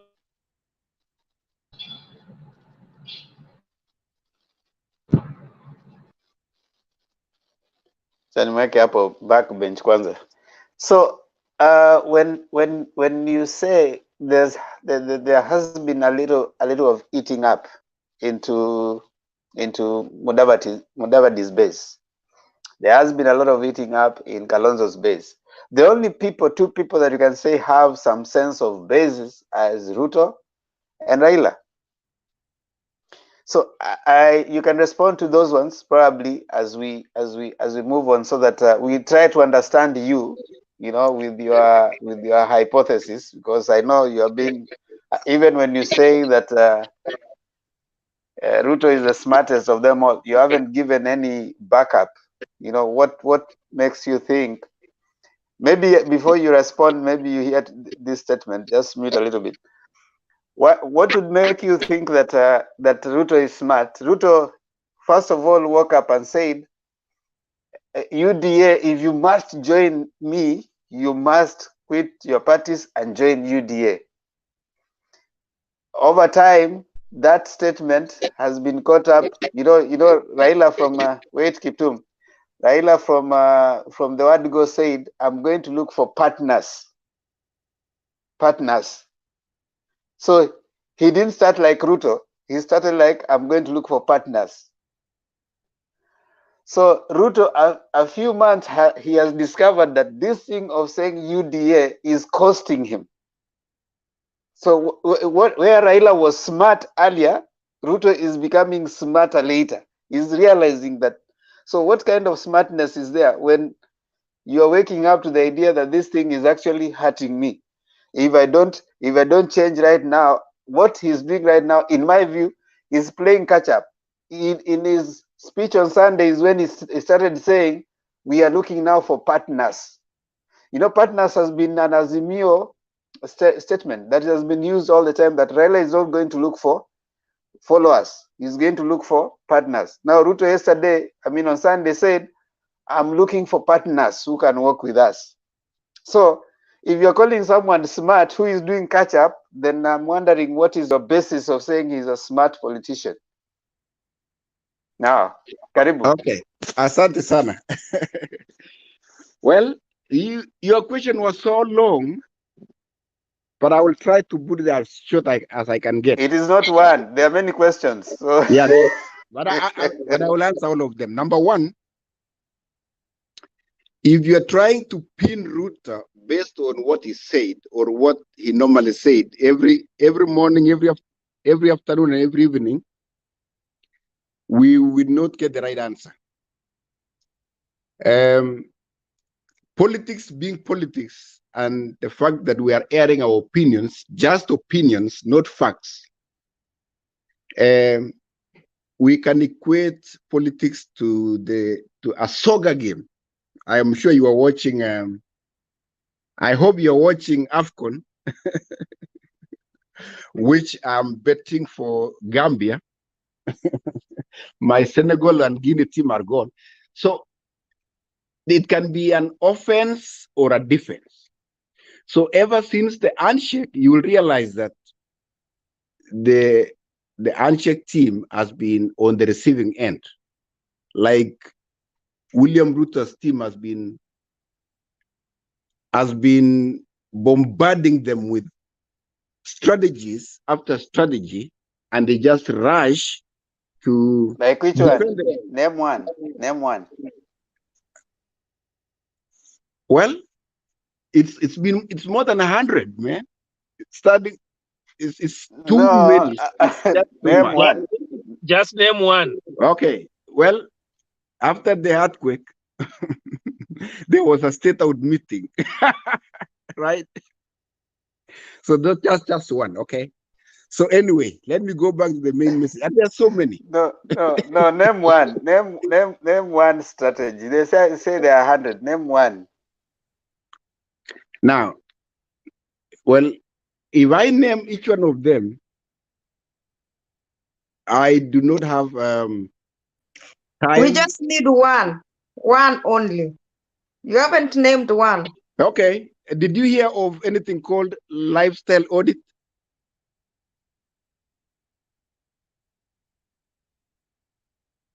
Did you hear of the roles of the deputy president being taken to Matiang'i and stuff like that? Was that a strategy? What are you talking about? Okay, let me tell you this. That's what I'm saying. Okay. If I name one, do you know any strategy? Okay, you have said that he has been bombarding them with many strategies. I was imagining you'll come and say like he did this, he did this. Okay, Demba, it's about opinion. So when I say an opinion, it's an opinion, okay?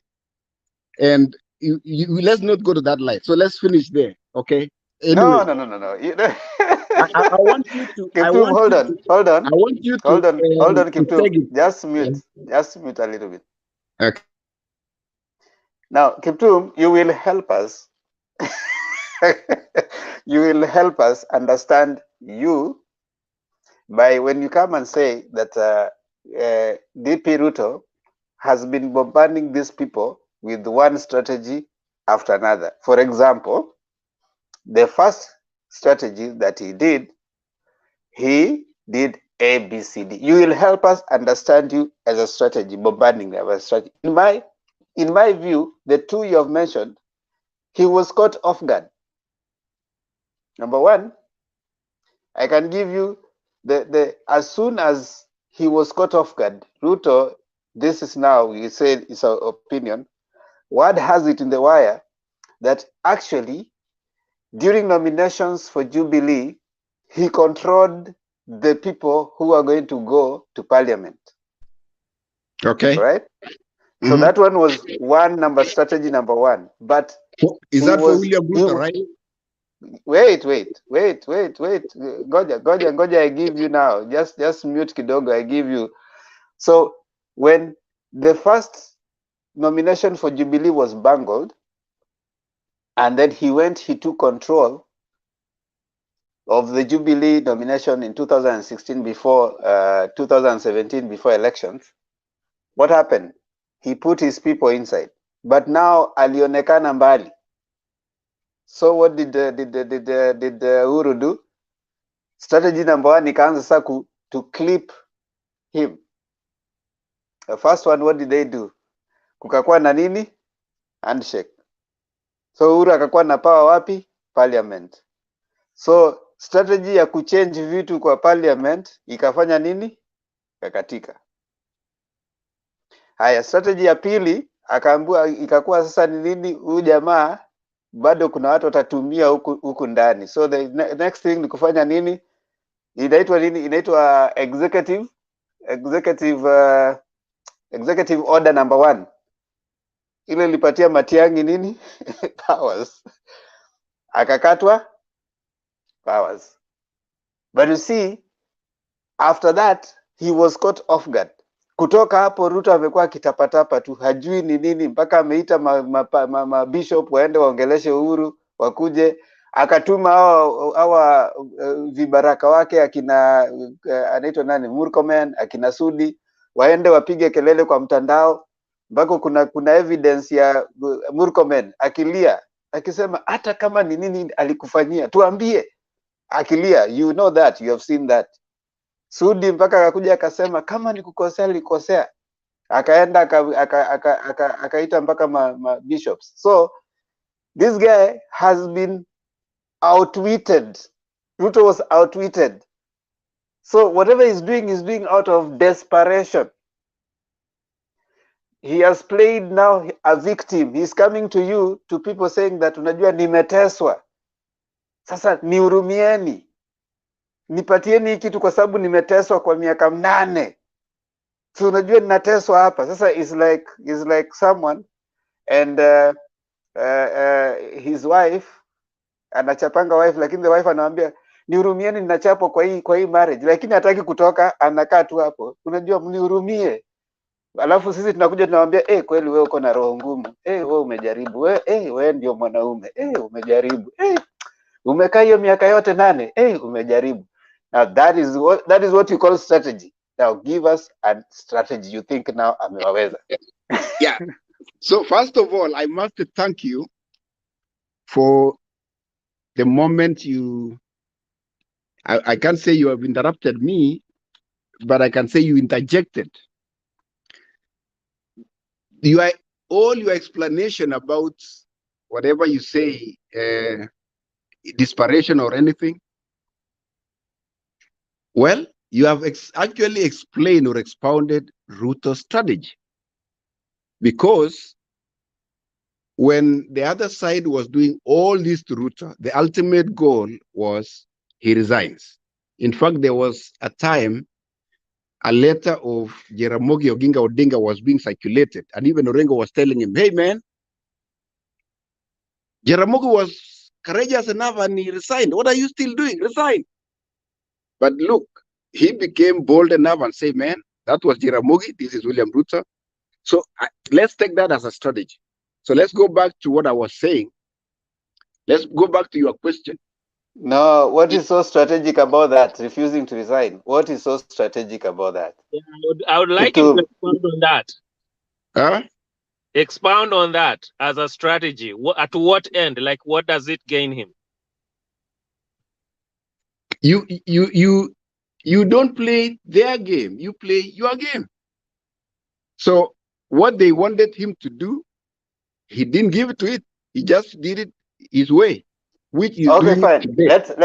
Let's give it to you, Kiptum. Okay, it's a strategy. Having no moral conviction to step down as a strategy. So that's a strategy, okay? Okay, then let me go to the next one. Anyway, so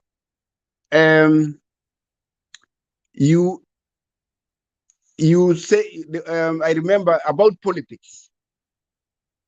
When I was there during the 2010 constitution, when the NAC government promised the constitution in less than 100 days. So when Graiti Murungi became the Minister for Constitutional Affairs, the Kenyan public who are telling them, hey man, ulituahidi ya kwamba mutapitisha katiba in 100 days. What have you done? Of course, you heard Michuki say, we didn't need katiba, tulikuwa tunataka serikali. But Graiti Murungi said,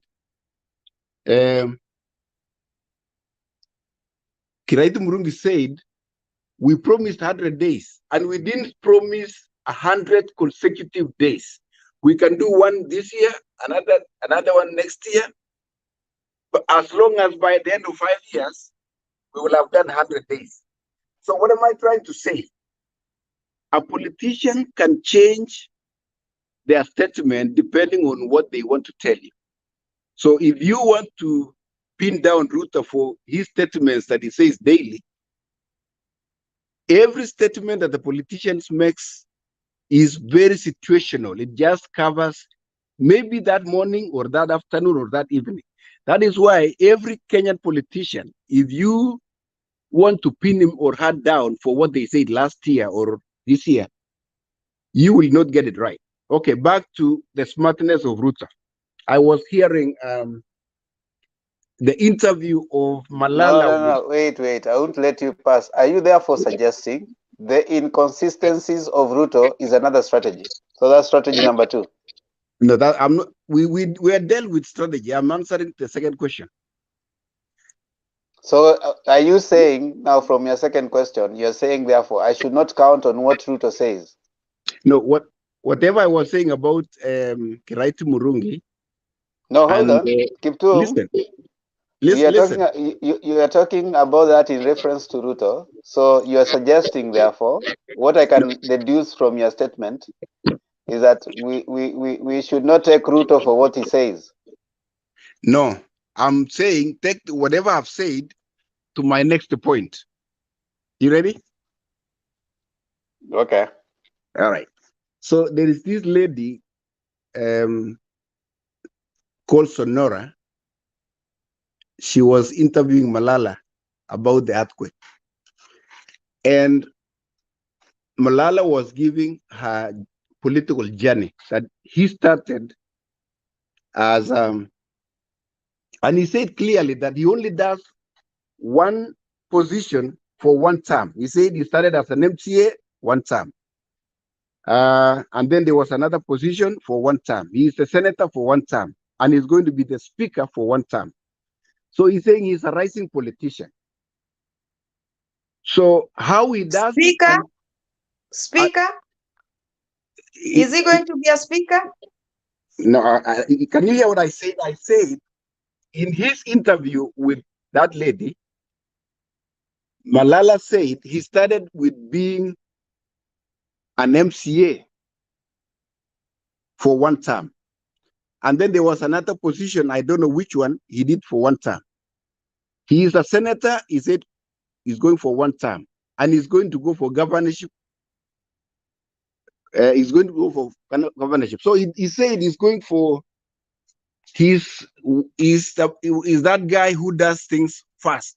Like, so, and then I was connecting that to the life history of political journey of William Ruto Daktari.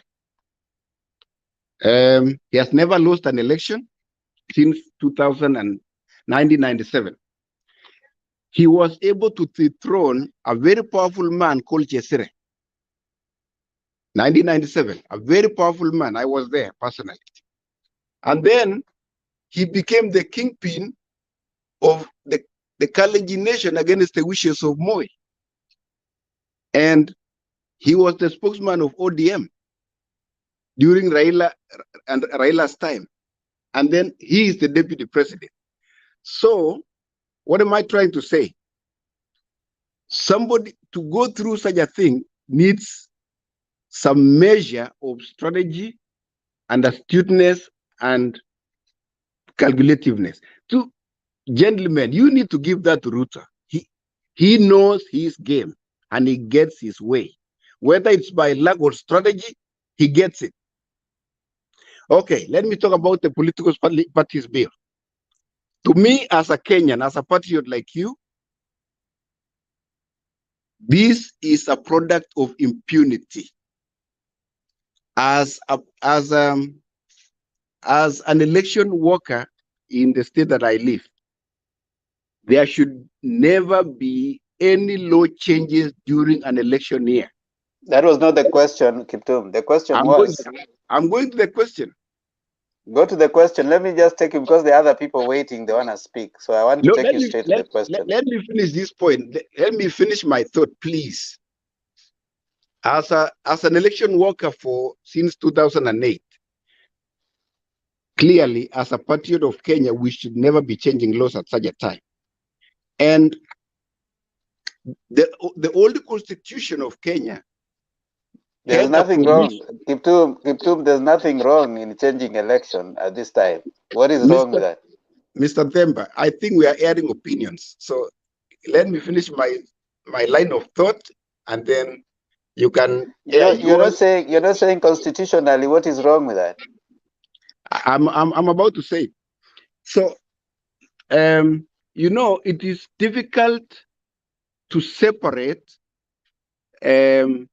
an interest. It's called a conflict of interest from the sitting members of parliament.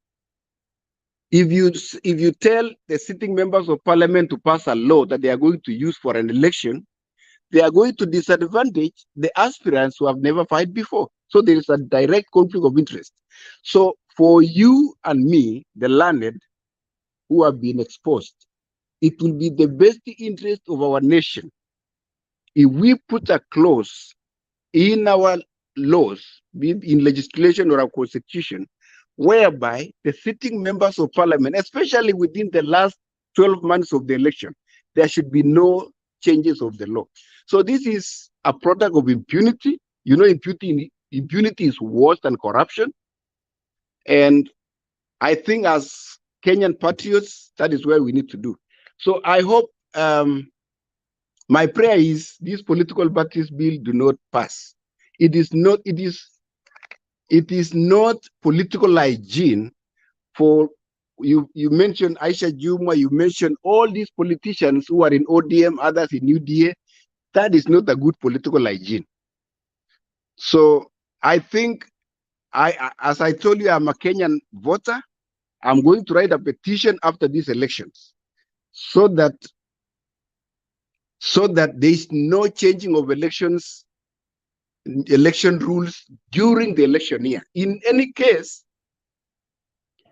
there should I'm suggesting or I'm proposing a situation where if you are elected in UDA, for example, or ODM, for example, you don't change your party until after the term ends. Like those who are going to be elected in 2022, you can only. Okay, Kiptum, yeah. Just a second, because you can mute because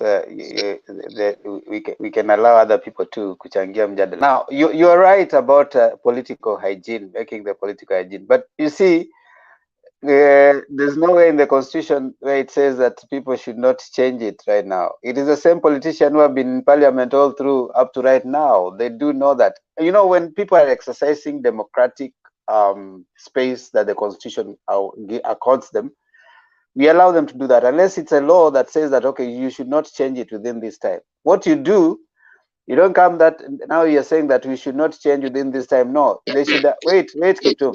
Hold on, just a minute. You don't come and say, okay, we should not change it at this time. Are they exercising their constitutional right? You should mobilize the senators and all, because when they were changing, you remember some time back when the UDA guys were making noise right now, were in parliament, they went and they changed the security laws, so against the wishes of the minority. So you see, sometimes in politics, hold on, just mute Kiptum.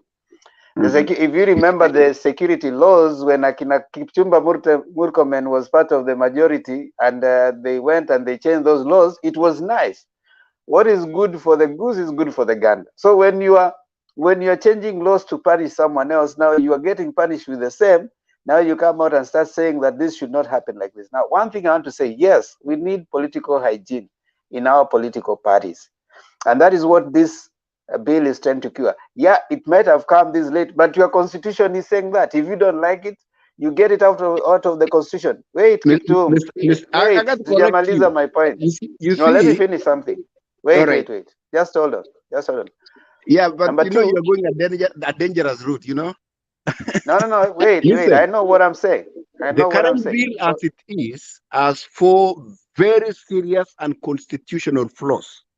Exactly what I'm saying, Kiptum. You know, we can't prosecute it here. It is in Parliament. Those people, if they want to amend it, you know, it will go through all the process. First of all, it is at the Senate level. They'll wait. Hold on, Kiptum. It's going to court, so don't worry. Hold on, Kiptum. Hold on. Once it has gone through the Senate, they'll do the amendments. Once they have done the amendments, whatever it is the amendment, if it passes, they will have the numbers. When they move from there, there's still another step. If someone is not happy, they go to the courts. The court can agree, throw it away, or the court can allow it. So let's allow the process. Those are constitutional bodies. The Constitution gives us that. If you don't agree with it, they called the public. They did public participation. Once public participation is done, today they're supposed to be in Senate. They're debating. During the debates, they're doing what? They're also introducing amendments to those particular clauses. If it goes through and someone is still not satisfied, you or even those senators, they go to court. The court, they can go through the first court, they can go to High Court, they can go up to Supreme Court. So you see, it is a stage, and it is going and it goes. You see, that's what we are saying when your constitution is working. Wait, Kiptum, you're unmuting and I'm still talking. When you unmute when I'm talking, what happens? We have a feedback and we are not able to hear each other. So when a constitution is a live document, it's made to work. You couldn't have known that there's a problem with that if it was not made to work. A constitution has to be made to work. It has to be made alive. If you don't exercise it, if they don't do the amendment, you know that it is wrong. So let's have it done. They move it to wherever place it will go. Make the constitution work for you. So by saying it is wrong and you are out here, that's why we said that the security laws, when they were passed, it was not right, you know. And you saw the process in Parliament, but they were still passed then, you see, in spite of all that, because that's the constitution. Right now, you have said that according to you, the deputy president is courageous because he has refused to resign. Do you know why he's not resigning? Because the constitution protects him. So right now, we have a constitutional moment. When this constitution 2010 was being passed, part of the thing they wanted to cure the idea of the president having to willy-nilly appoint a deputy president, a vice president anytime and fire anytime. So what did they want to cure? They wanted to cure the idea of a deputy president has to be protected by the constitution. So the constitution and us, we didn't envisage a point where the deputy president and the president could not be in tandem. So what has happened? We have a deputy president who does not agree with the president, yet the deputy president is protected by the constitution. So we have to sit back and say, okay, fine, what do we do with the constitution? You know? So, I mean, every time when you have a constitution as a document that is with you, make it live. Exercise those issues. Then now we come and debate. The debate that we are having right now, we are saying there's political hygiene needs to be introduced. Constitution has to be made to work. We are agreeing with you, and you have said we need to introduce political hygiene. The Constitution does not say when it should not be amended. You can amend the Constitution at any time. They didn't say that, okay, fine, this time we shouldn't amend it at this time. No, it didn't say that you have to take 10 years to amend it, 5 years to amend it. No. Exercise it and amend. If it passes, fine. They even give amendment clauses. So let's not have this thing of, yes, we are, when we feel this is not right, we are not supposed to feel. We should have reference to the Constitution all the time. So even when you come and you say it is wrong, Where? Is it unconstitutional? It is constitutional. So why are you feeling it's wrong? But anyway, before you give a comment, I want to bring in Calvin to talk. He's been waiting. And then since we are here, we will keep, maybe needs to put in some, then I bring also Respect and Ziana. They are here. Tuko hapa, katu hapa Kiptum. Yes, Calvin. Hello, Kat. Good evening, everyone. Excuse me, I need to leave in a few minutes. Yeah, no, that's fine. That's fine, Kiptum. We're just going to spend just a few minutes. Can you hear me well? Yes, Calvin, go on. All right. So I got just a little bit of contribution in terms of the meetings. I believe the format that is taking shape with Azimio is I think so far it's been very effective, meeting leaders, meeting people and talking to them, finding out what the issues are and trying to address them. I believe that's more organized in the sense of trying to get people together and also having that sense of interaction. Like, for example, the town hall meeting, the small meetings that they have.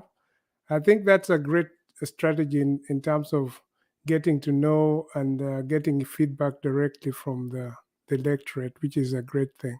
And also touching base with the leaders, with the grassroots leaders, is also a very effective way of reaching the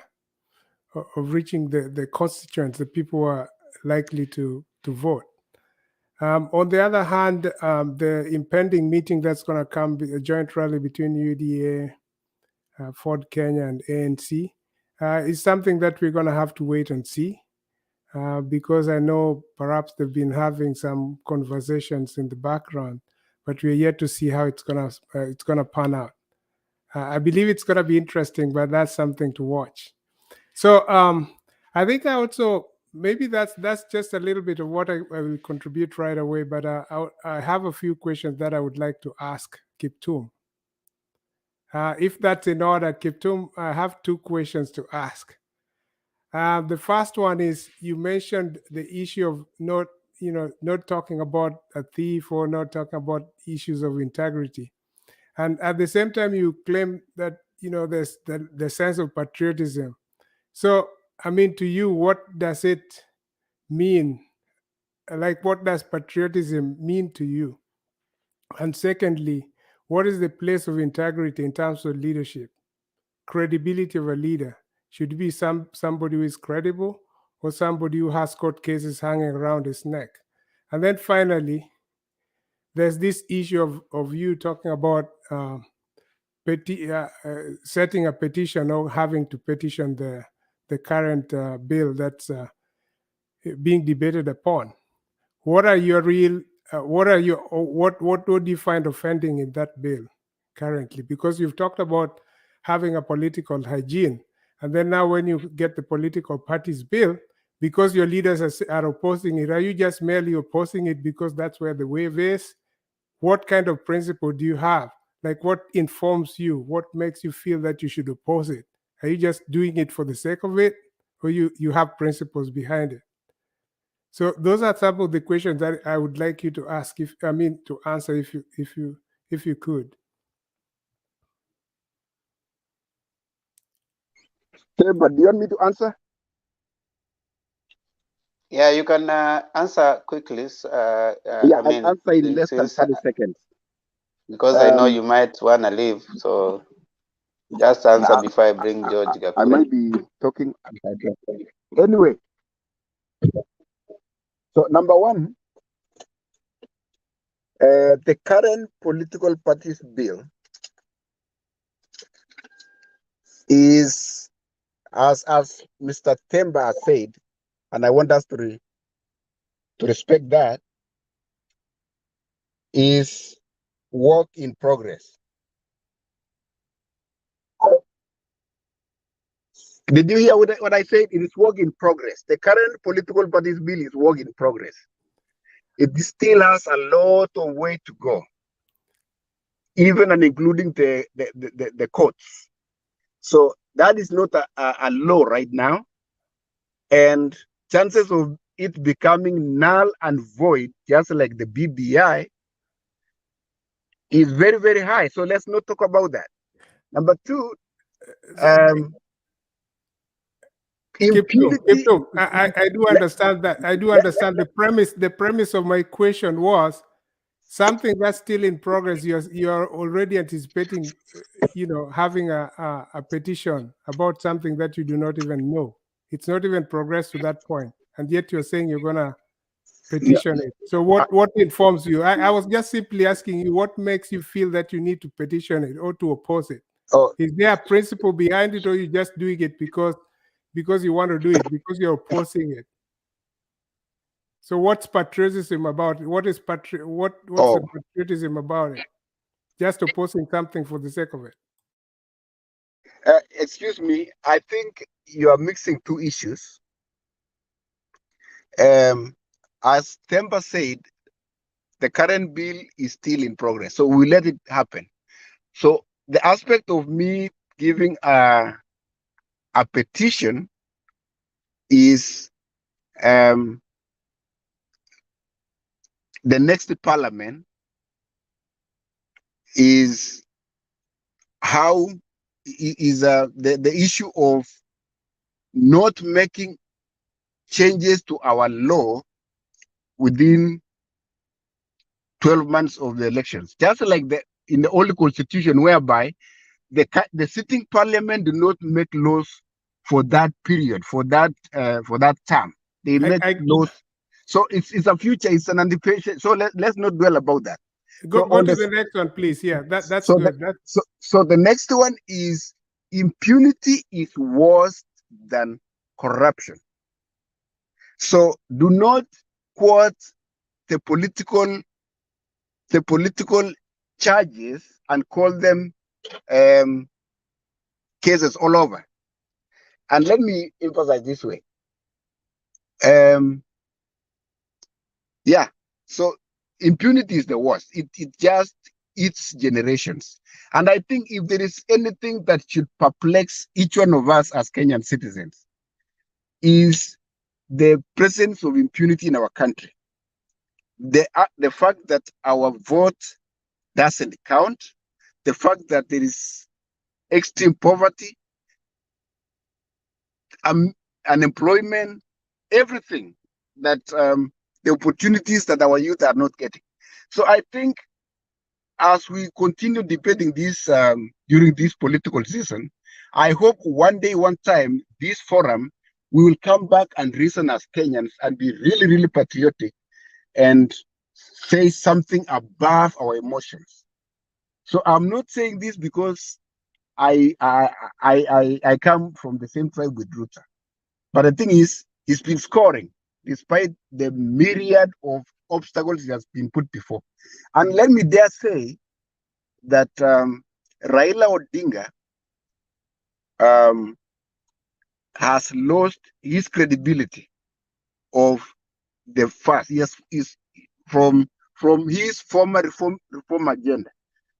Now we know more than we have ever known that he was thirst for power, and he can do anything, including impunity. I believe you answered me already. I just asked you about patriotism. No. Hold on, Kiptum. Yes.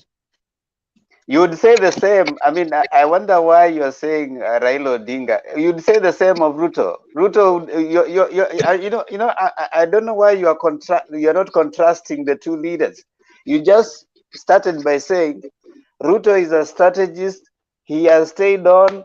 He has he became he has never lost any election. He's now in the deputy president. He has been fought. So haven't you said the same thing of Ruto? He can do anything to become the president. I mean, that's what he has shown. So by trying to suggest that, by Raila wanting to be president is a bad thing, but Ruto wanting to be a president is a good thing.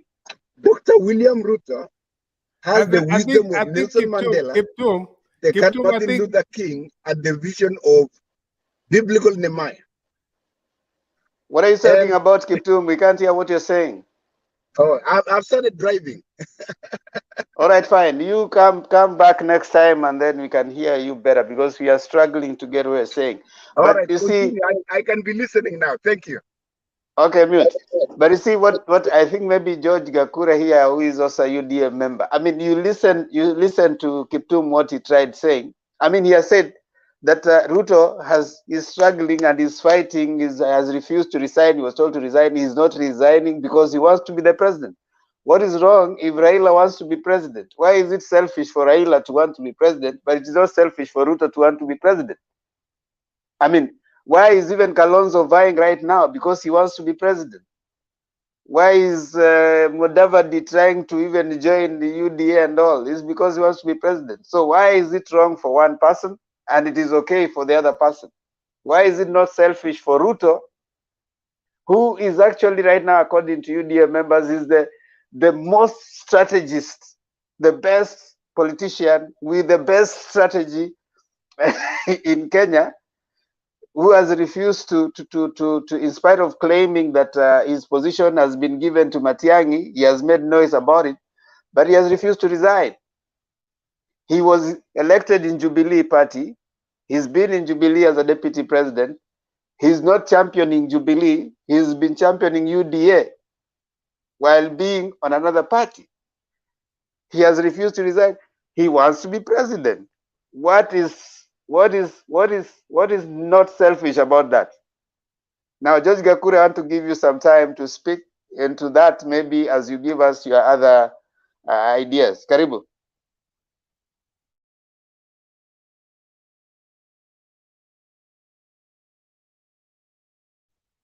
Unmute, George.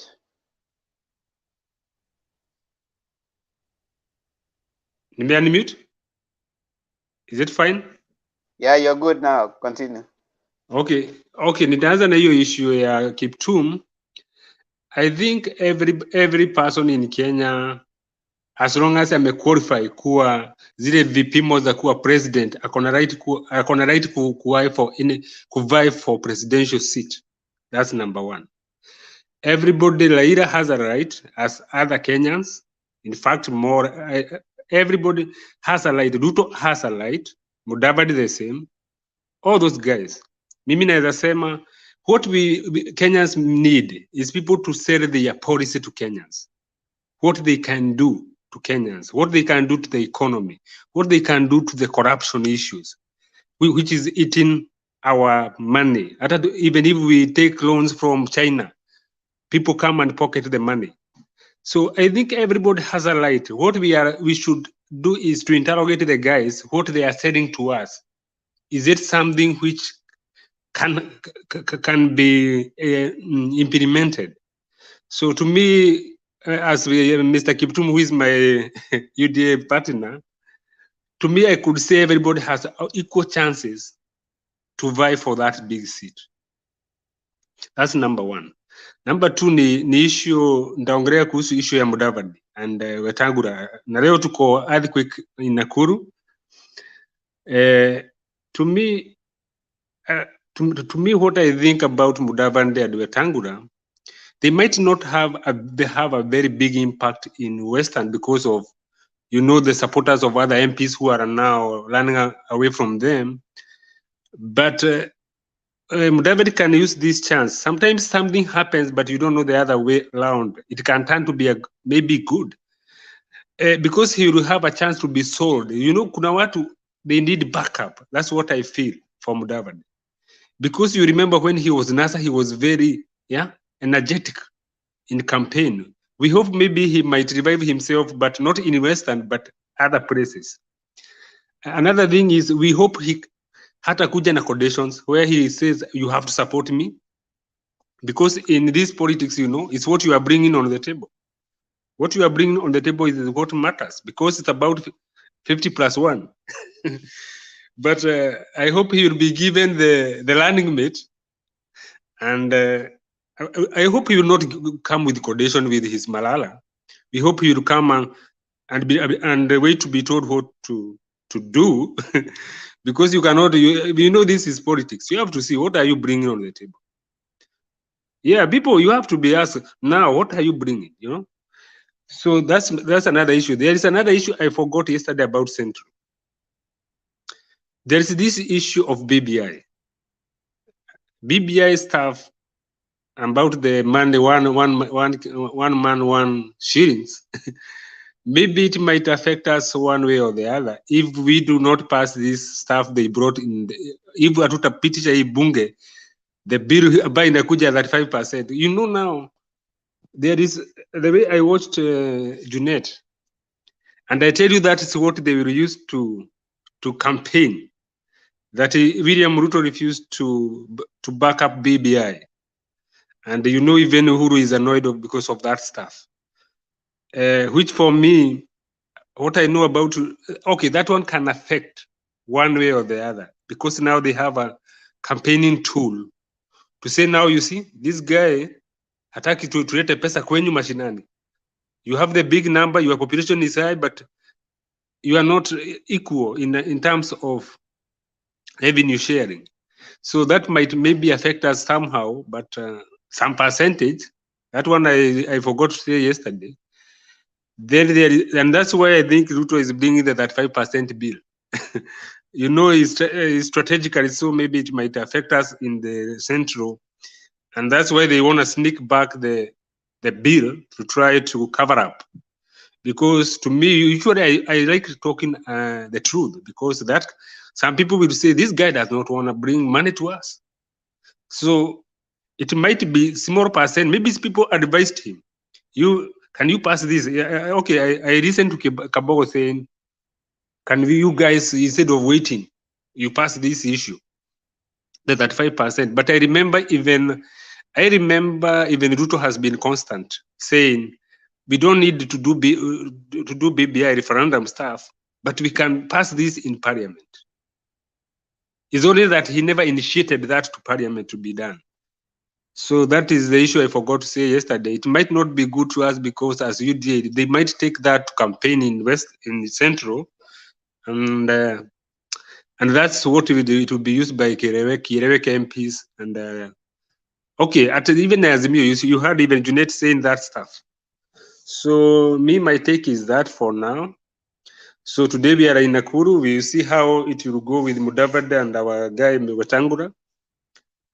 So for now, then, but that is my contribution. If you have guys a question, you can ask me. I'm ready to answer. Okay, there's a question from Respect, and then there's a question from Calvin. Respect. Okay. I think Calvin was first to raise his hand, so I'll let him go first. Okay, Calvin. All right. Thank you, George, for your contribution. I agree with you that sometimes, like you've just mentioned, Musalia and Weta may not have a lot of influence in the backyard because of the fact that people have kind of flown. They've kind of left them, and that diminishes their influence over there. On the other issue that you mentioned about the 35%, the reason why I was asking this issue, the question about where our patriotism is, because sometimes we talk about patriotism, but then we shy away from addressing the issues that we need to. For example, if we are patriotic as Kenyans, we should take the good parts that will help our country. We should not look at it from the political lens. For example, the 1 man, 1 shilling thing. Isn't it something good for Mt.Kenya as well? And you remember, it's not just the small bit of 35%. It's about the constituency, the division of the constituency. So it's not just about the revenue allocation. I know 35% is part of it, but the other one is the subdivision of the representation. How good will it be if we have people getting the services closer to them? Yeah. It's a good thing. So we shouldn't just oppose things for the sake of it. That's why I was pressing Kiptum to tell me whether he believes in patriotism, because he's the one who's talking about being patriotic. But then when he comes, he wants to oppose things without even questioning. Yeah, he's saying, "Oh, I'm gonna petition it," but he hasn't probably even read the thing. So it's for us, if we are patriotic as Kenyans, we should look for content that develops our country. We should not just go for leaders who just talk for the sake of it. Sloganeering or just following leaders blindly is something that if we, as more informed electorate, should be able to listen and act on things that will benefit us as a people, and not merely follow politicians for the sake of it. That's what I wanted to comment. I don't know what you think about that. Okay, I have an issue for creating more constituents, for creating more one shilling, one man, one shillings. You know, for you to create constituencies, there is the independent body, which is the IBC, which has a way of creating those boundaries. There is parameters they use to know where this constitution will be added. So the reason why people say is a political stuff, and that's why people say now, why another issue, the BBI was not all bad, but now you see there is some seats it's want to create for 5 maybe big tribes. That was not a good part of it. But for the money to come to the ward level, that was good stuff. And that's why I tell you, for IBC, I think to me, my take is it was supposed to be left to do that, the boundary stuff, the constituency, adding up the constituencies, and that could be a good stuff. That was good for us, in fact, in the central part of it, and all over the Kenya. You know, this problem is not only in central, maybe even in the western. So to me, is the process. The process was not the right thing. The process. The ABC should do that job and create more constituency and follow the law. That's my take for that. Thank you. I think I'll leave it to respect.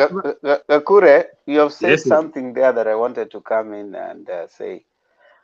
You've said that the BBI is creating positions for certain people. For big tribes, maybe for 5 tribes, big tribes, yeah. No, where does it say that? Okay, okay. The way I look at it, you know, they are saying BBI will bring inclusivity. Where if you did if you won the election, now you can pick from other big tribes and include them in the government.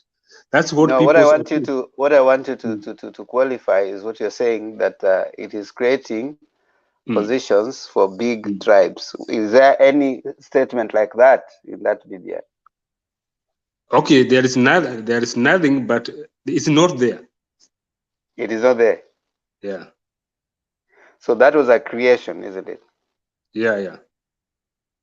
So it is not fair for us to, what we normally say here. There are things that have been quoted in political podiums and certain places. Here is a place where we try also to educate the masses, where you're trying to separate propaganda from the fact from fiction. So let us be factual so that we help even the person listening in trying to appreciate that, okay, fine, this might have been progressed by those people who are against the BBI and the constitution making. However, the constitution is not made with anyone in mind. I want to give you an example. The current, and you know that, the current constitution, 2010, the deputy president was on the no side, all right?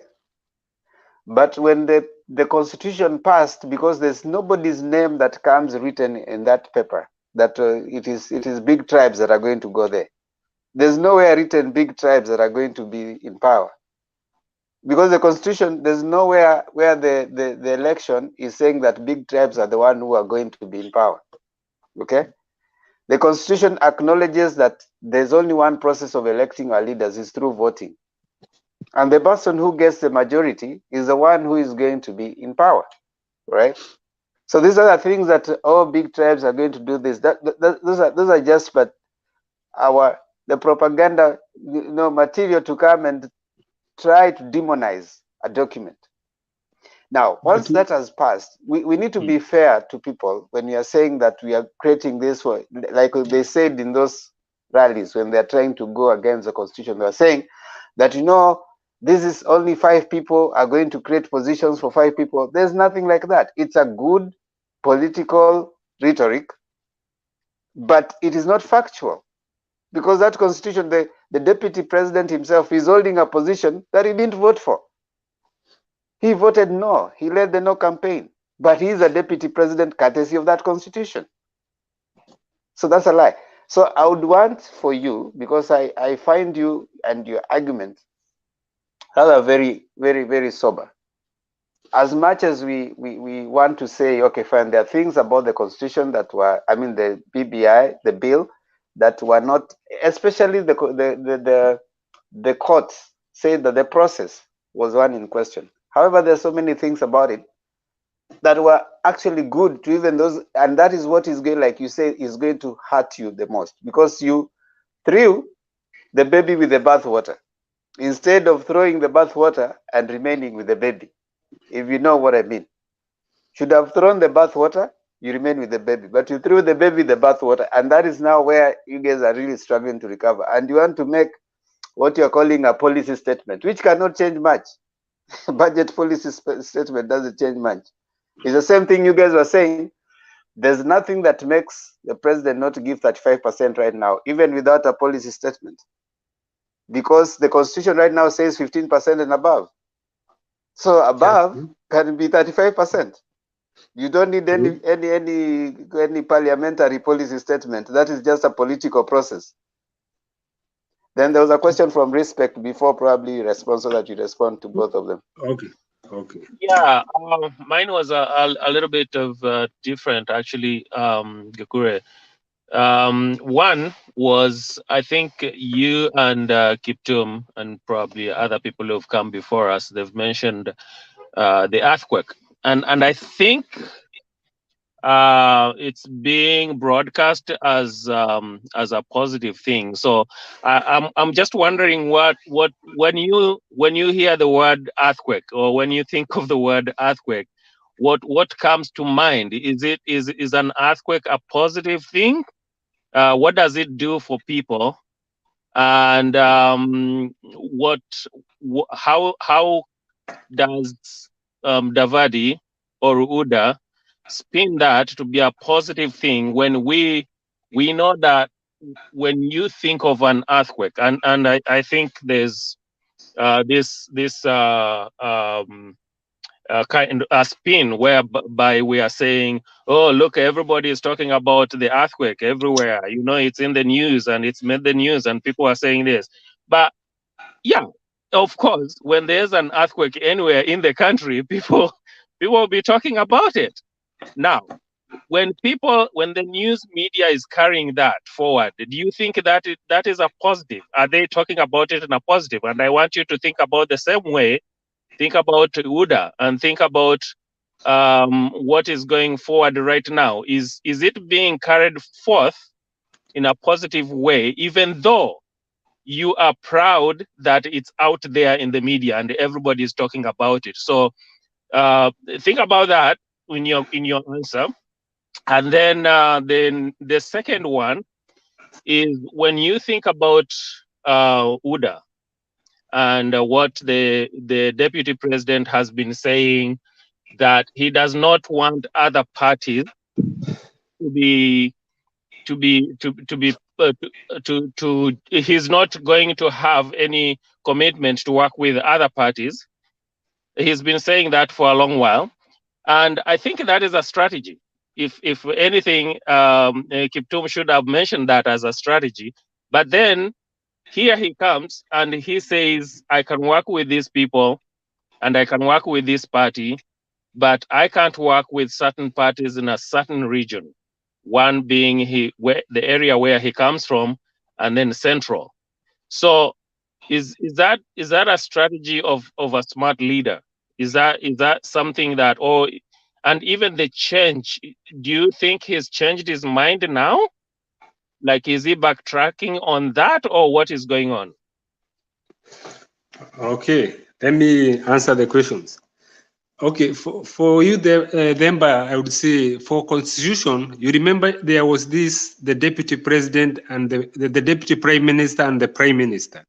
Those are the positions which I was referring, which to me, I saw they don't have value for, because it's an loading taxpayers' money, which those offices, they are not important to me.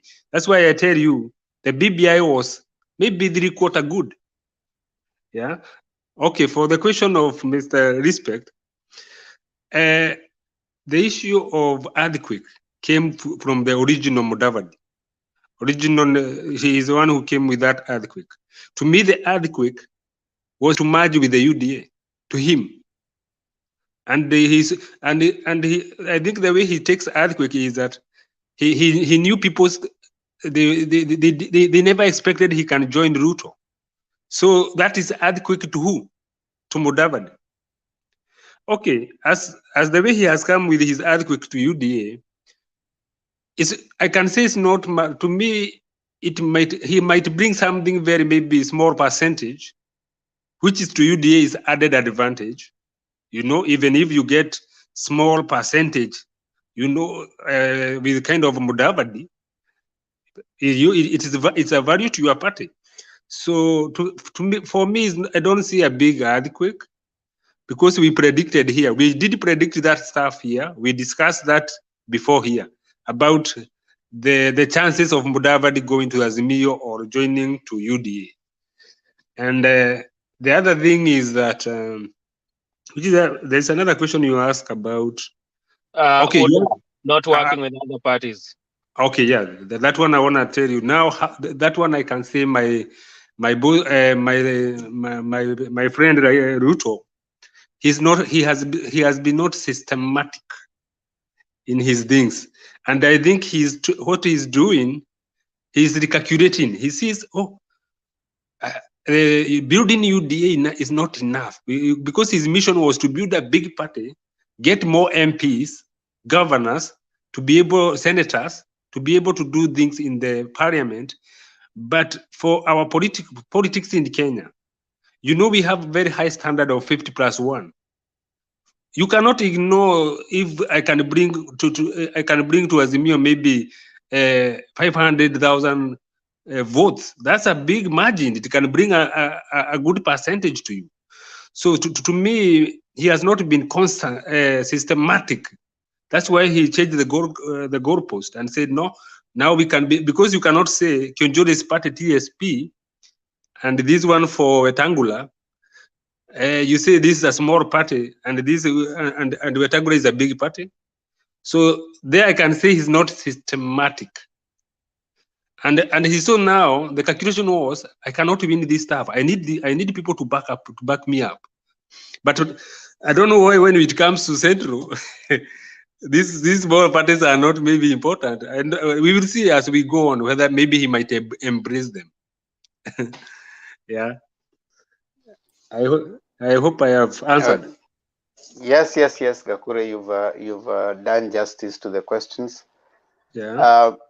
Your assertion that the deputy president, I mean the prime minister and the whatever, those are the same kind of positions that are right now, of course not enhanced, but they're in parliament. Like you have the majority leader, the deputy majority leader, you have the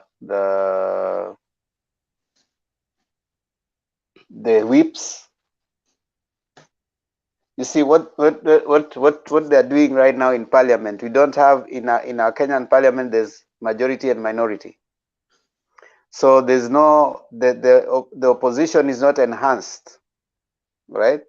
Unlike previous times when you had opposition where you could have a shadow cabinet and they'll also have their enhanced positions. So what we're talking about, prime minister and deputy prime ministers, is what you know now as the majority leader and deputy majority leader, and then of course minority leader. So and then the opposition. Now we are going to have opposition. Right now we don't have opposition. We have minority and majority. So if you're saying that it was going to add, I mean, they're still having the same kind of, like the costs are still there right now, but the offices are not enhanced, you see. So the fallacy that was being put across, that you see, if you put a prime minister, you're going to add costs. No cost. It's the same positions that you're not going to have. You're not going to have majority leader. You're going to have a prime minister who now sits in parliament, and then you're going to have the deputy prime minister. I mean, deputy prime ministers. You know, like the same positions as they are right now. And then minority and majority, you still have a minority leader who is John Mbadi, and of course, deputy minority leader who is I think Suna East or something like that, and those kind of positions which are still there. So enhancing political party positions within parliament, you know. Now that will kind of give an opposition leader even powers to sit there and have a shadow cabinet like it used to be kitambo, you know. So the unlike the idea of, I mean, that is what you're calling demonizing it, so that you can, and you see, when a constitution has been written, it's not written with anybody's name. And let me tell you something, the person who that even benefited right now the most is one William Samoei Arap Ruto, because he's faced now with another you know, drama of having to who to promise what with the current constitution.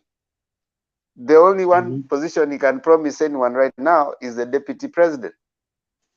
And now there are people from Central. There's Gashagwa that has been walking around telling that now allow me to work with Gashagwa. Now he has told Mudavadi, come over, we work together. The only other things that he can promise them is in the event. So is he going to tell you that don't worry, once we get power, we are going to change the constitution, we are going to give you prime minister, or we are going to give you a minister, a cabinet minister in parliament? You see that kind of stuff.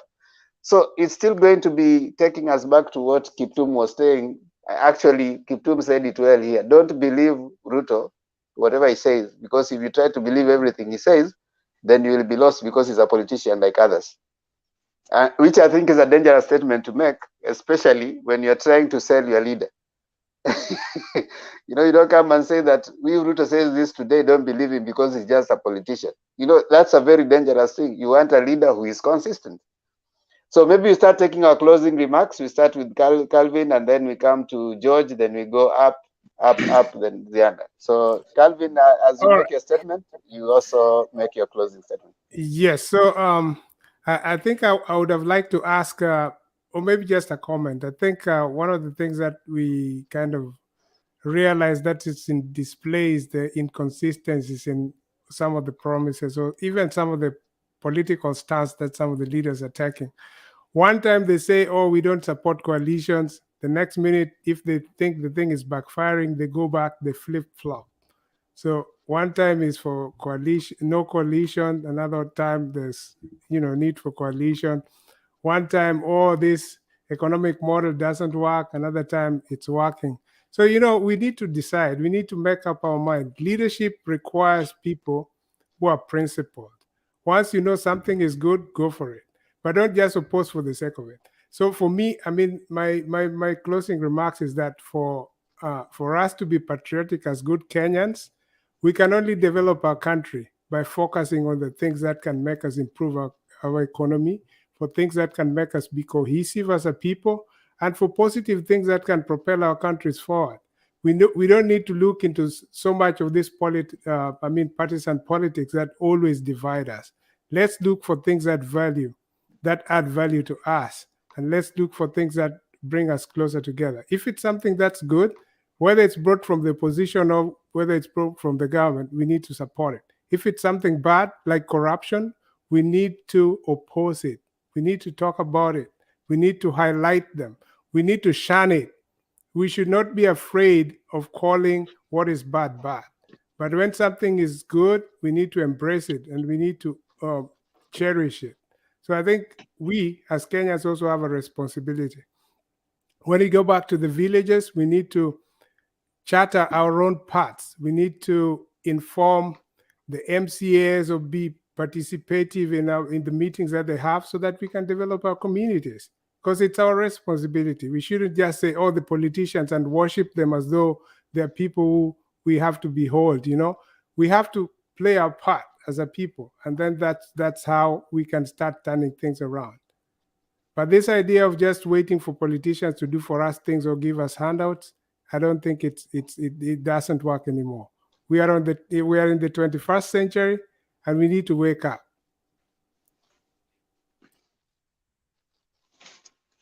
Thank you so much, Calvin, for that. I think it's loud and clear. Yes, George, karibu. My take is that we should interrogate our readers. Mostly, we should not dwell in the presidential only. We should deal with even the governors and the MCAs and MPs. I told you the blunder we did in Kiambu, electing that guy Waitito. We should be very careful electing these people because there is a lot of billions going like into a Kiambu county, and giving somebody who cannot manage that big amount of money has no vision, not vision. You at least masomo nakuwa na at least na plan. I told you there is something I saw Kaboko did in Kiambu, which I witnessed and I was there. But now when a lot of things went back the way they were. More.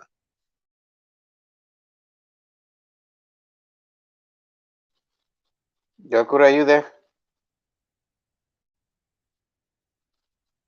Gakura? Okay, Respect, you can take it up as he comes back.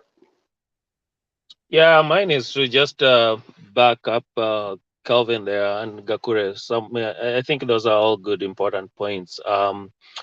We have one country, and we have to fight for it, and it starts with us individually.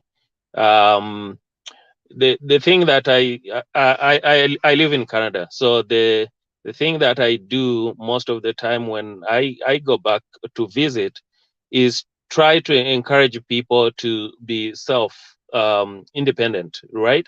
Just fight for themselves, come up with ideas, not like Calvin has said, you just live on handouts, not expecting people to do things for you. And I think a lot of us, that's what we are seeing in people like Mudavadi. It is such a letdown, you are a leader and you are just waiting for things to be handed to you. And Atwali articulated it very well.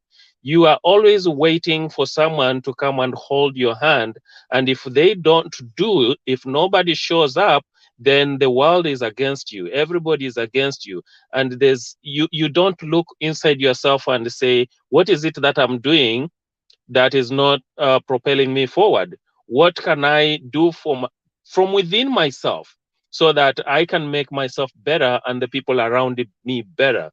Not always looking out to the outside force to better yourself or to make things better for you. So I think it is well said that we have to start with ourselves. And then what Gakure said, we need to start interrogating our politicians. We need to start asking the hard questions. Like I said before, not just going out there for handouts, not just, propagating this idea that nitaenda nitakula kwa huyu, but kura ninapeana yule mwingine. Because we can do that all around the society. We can say, I'll put in these hours for my employer, but then because he's paying me, but then I'm not putting in as much work, it's something that we have to start thinking, being honest, doing things the right way. How does that start? It starts from within me, from within my family, from the people around me, and holding people accountable.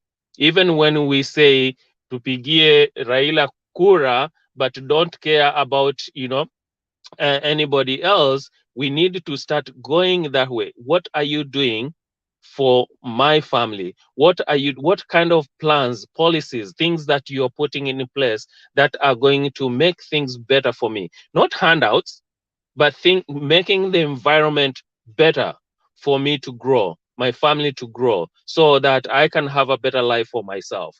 So if we do that, I think we have a very, very, very bright future if we start from there. Thank you.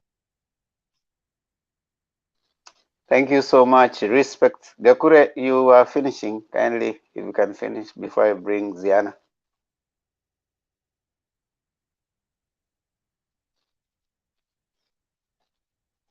Unmute before you continue. Yeah, that one is very important, because we should not just check the president, because even the money is coming to the country level. Then we should check the leaders we are electing, and that is even the Azimio side, even in the UDA side. That's very important stuff. Then mine, that is only for today. That's my part in short.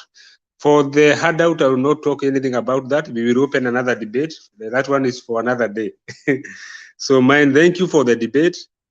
And it's good at least we are making, tunaelimisha watu. At least we are learning something. It's not just politicking. And thank you guys for the channel. Thank you, sir. Thank you so much, Gakure. Let's hear Princess Diana.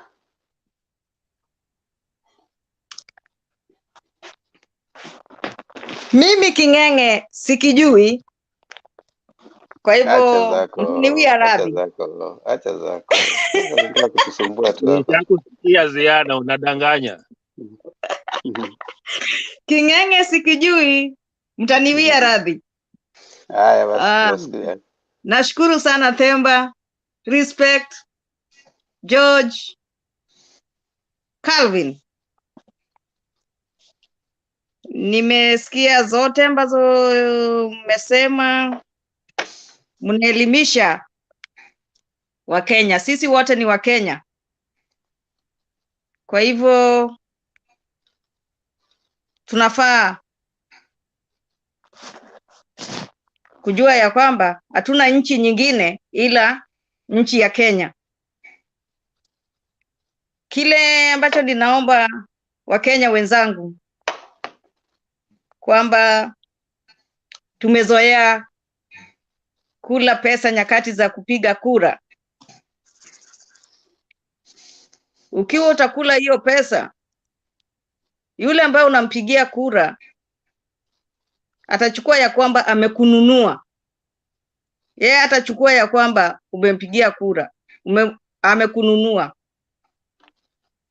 Na atakapoenda pale kuanza kufanya kazi, atataka aregeshe ile pesa aliyokununua nayo. Kwa hivyo atakula zaidi. Sasa hapo ndio tunaingia kwa nini? Ile kwa King'eng'e mnaita corruption. Sasa hiyo ndio kitu cha kwanza cha kuleta corruption. Sababu atatarajia kuregesha hela zake.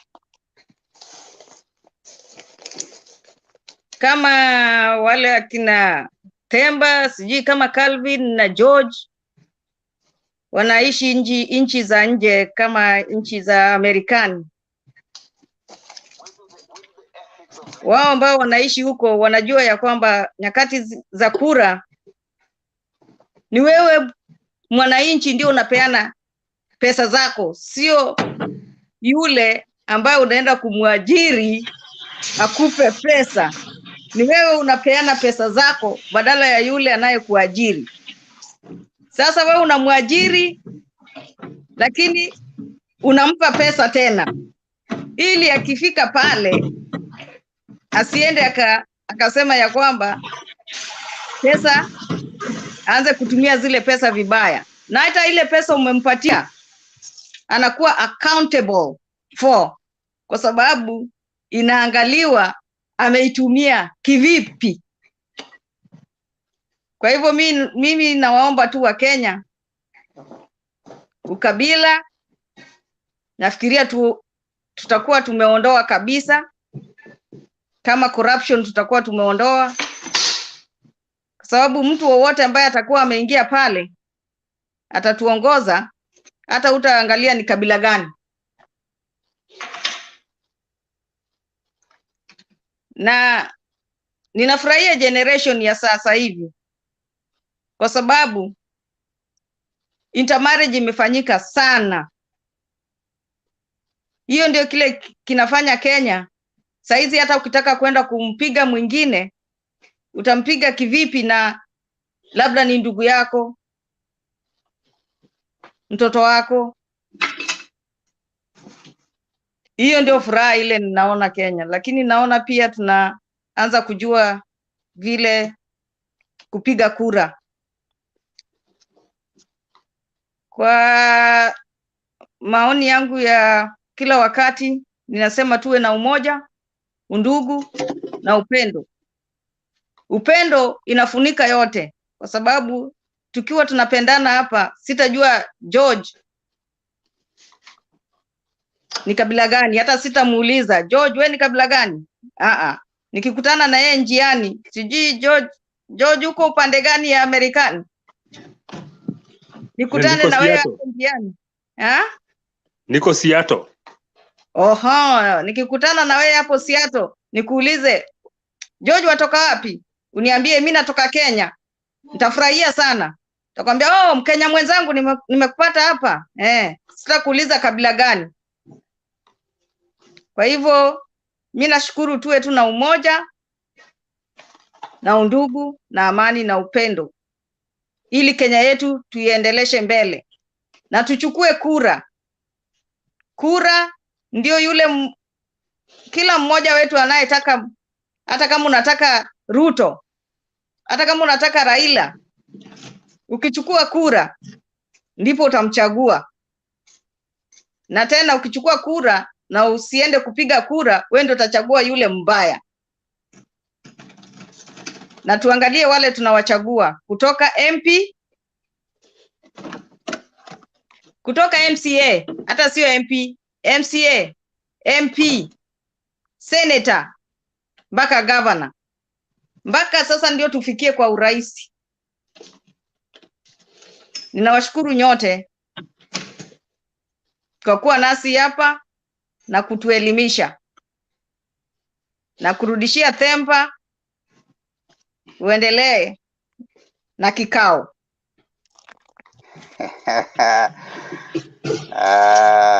Haya basi, mambo ndio hayo. Nashukuru sana kila mmoja, asanteni sana kwa kujumuika pamoja nasi siku ya leo. Thank you so much for coming on and sharing your views. As we say always here at Motembe TV, it's a place for us to interrogate the policies, the progress, and even the general governance issues that are happening in Kenya. And thank you everyone for taking your time to share your views. We want Motembe TV to be a place where we can interact, and much of all to be a place of choice for those people who are seeking to be informed on matters policy and Kenyan governance and leadership in general. Thank you always for coming in and sharing your views. As we say always, you only need 4 things. Number 1, a working gadget, a telephone or a computer. 2, connection. You can have good connectivity, then you're good to go. And 3, ideas to share. So that means you need to have something that you want to come and share with us. And 4, a willingness to learn. Because when you come here, it's a place where you'll find people who can also sharpen your information and sharpen your mind. Because they say information is power. And this is a place where we are hoping that this year, we are going to help you, all our listeners and Kenyans, to make good decisions. Our hope and prayer is that we remain as one, we respect each other as Kenyans, and much more. You also appreciate that the decision that you're making is an informed decision. Much more, we want you to consider this time of enhanced registration. Registration for election. Kindly go out there and register as a voter. Kindly go out and register as a voter, because it is you who can decide who is your leader. And kindly, without a vote, you cannot make that decision. Go out there, register as a voter. Make sure that your voice is heard, and your voice is heard through voting. Thank you so much for always coming on to Motembe. And panelists, George Gakure, Calvin, Nathan, respect. And of course, Ziana, we really thank you for coming on. Asanteni sana kwa wale ambao wanatusikiza. Themba, kabla hujamaliza, leo umebaki na watu wa nje wote. Jamani, kuna nani leo naona umebaki, leo naona umebaki na watu, nasema leo umebaki na watu wale hawako Kenya. Naona sasa umebaki na watu wa nje wote. wakati huu ni wakati wa diaspora. Mara mingi mimi naingia kusaidia watu wa diaspora. Wale watu wa Kenya walishalala kitambo, wengine sasa ndio wanaamka. Sasa wakati kama huu unapata wale ambao wako diaspora ndio tunang'ang'ana, manake ndio wakati wa kwenda kulala kwa wengi wao.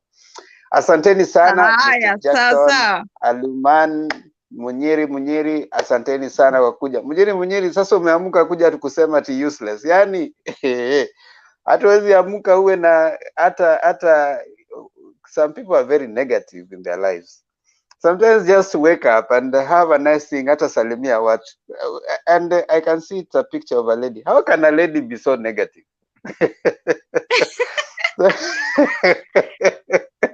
Hiyo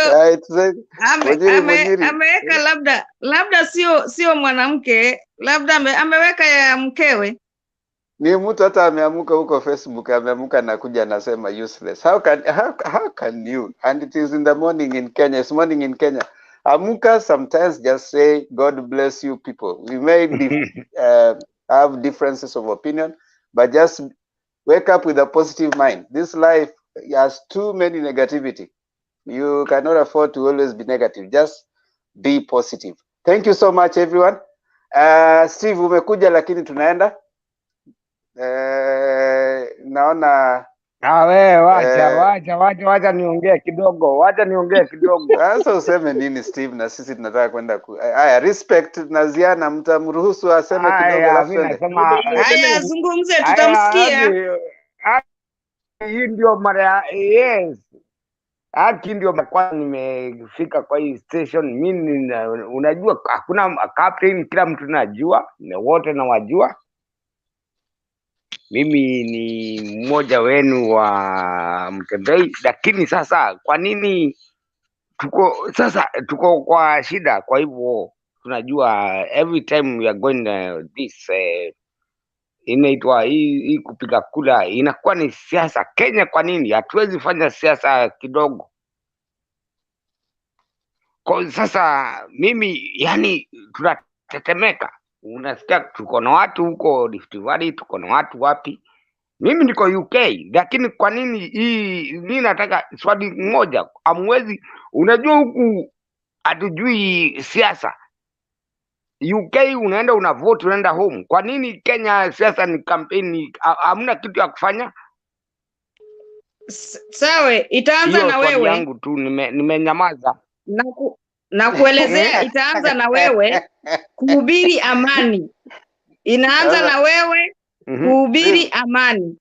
Steve, umesema kitu mzuri sana. Mimi umesema kitu mzuri sana na wamesikia wote, watasema, wanajua kwamba ni vizuri unaweza kufanya siasa ambayo ni amani. Ndio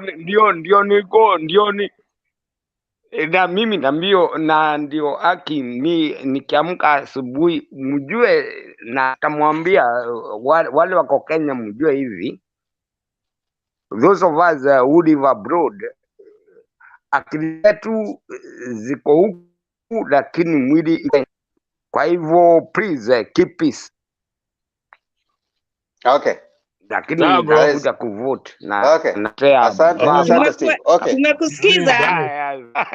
Haya. Thank you. Now everyone kindly remember to subscribe to Motembei TV. Asante sana.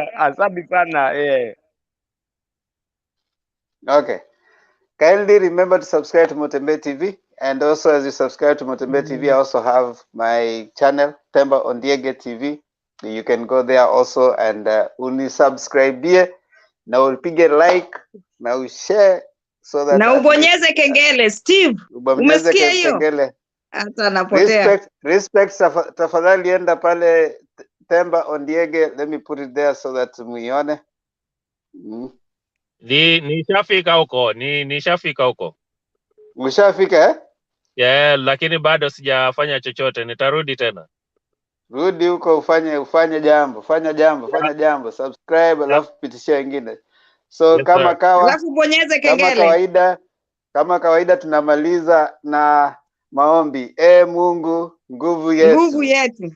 ilete baraka kwetu, baraka kwetu, haki iwe ngao na mlinzi, na tukae na uhuru, na undugu, amani na uhuru, raha tupate na ustawi.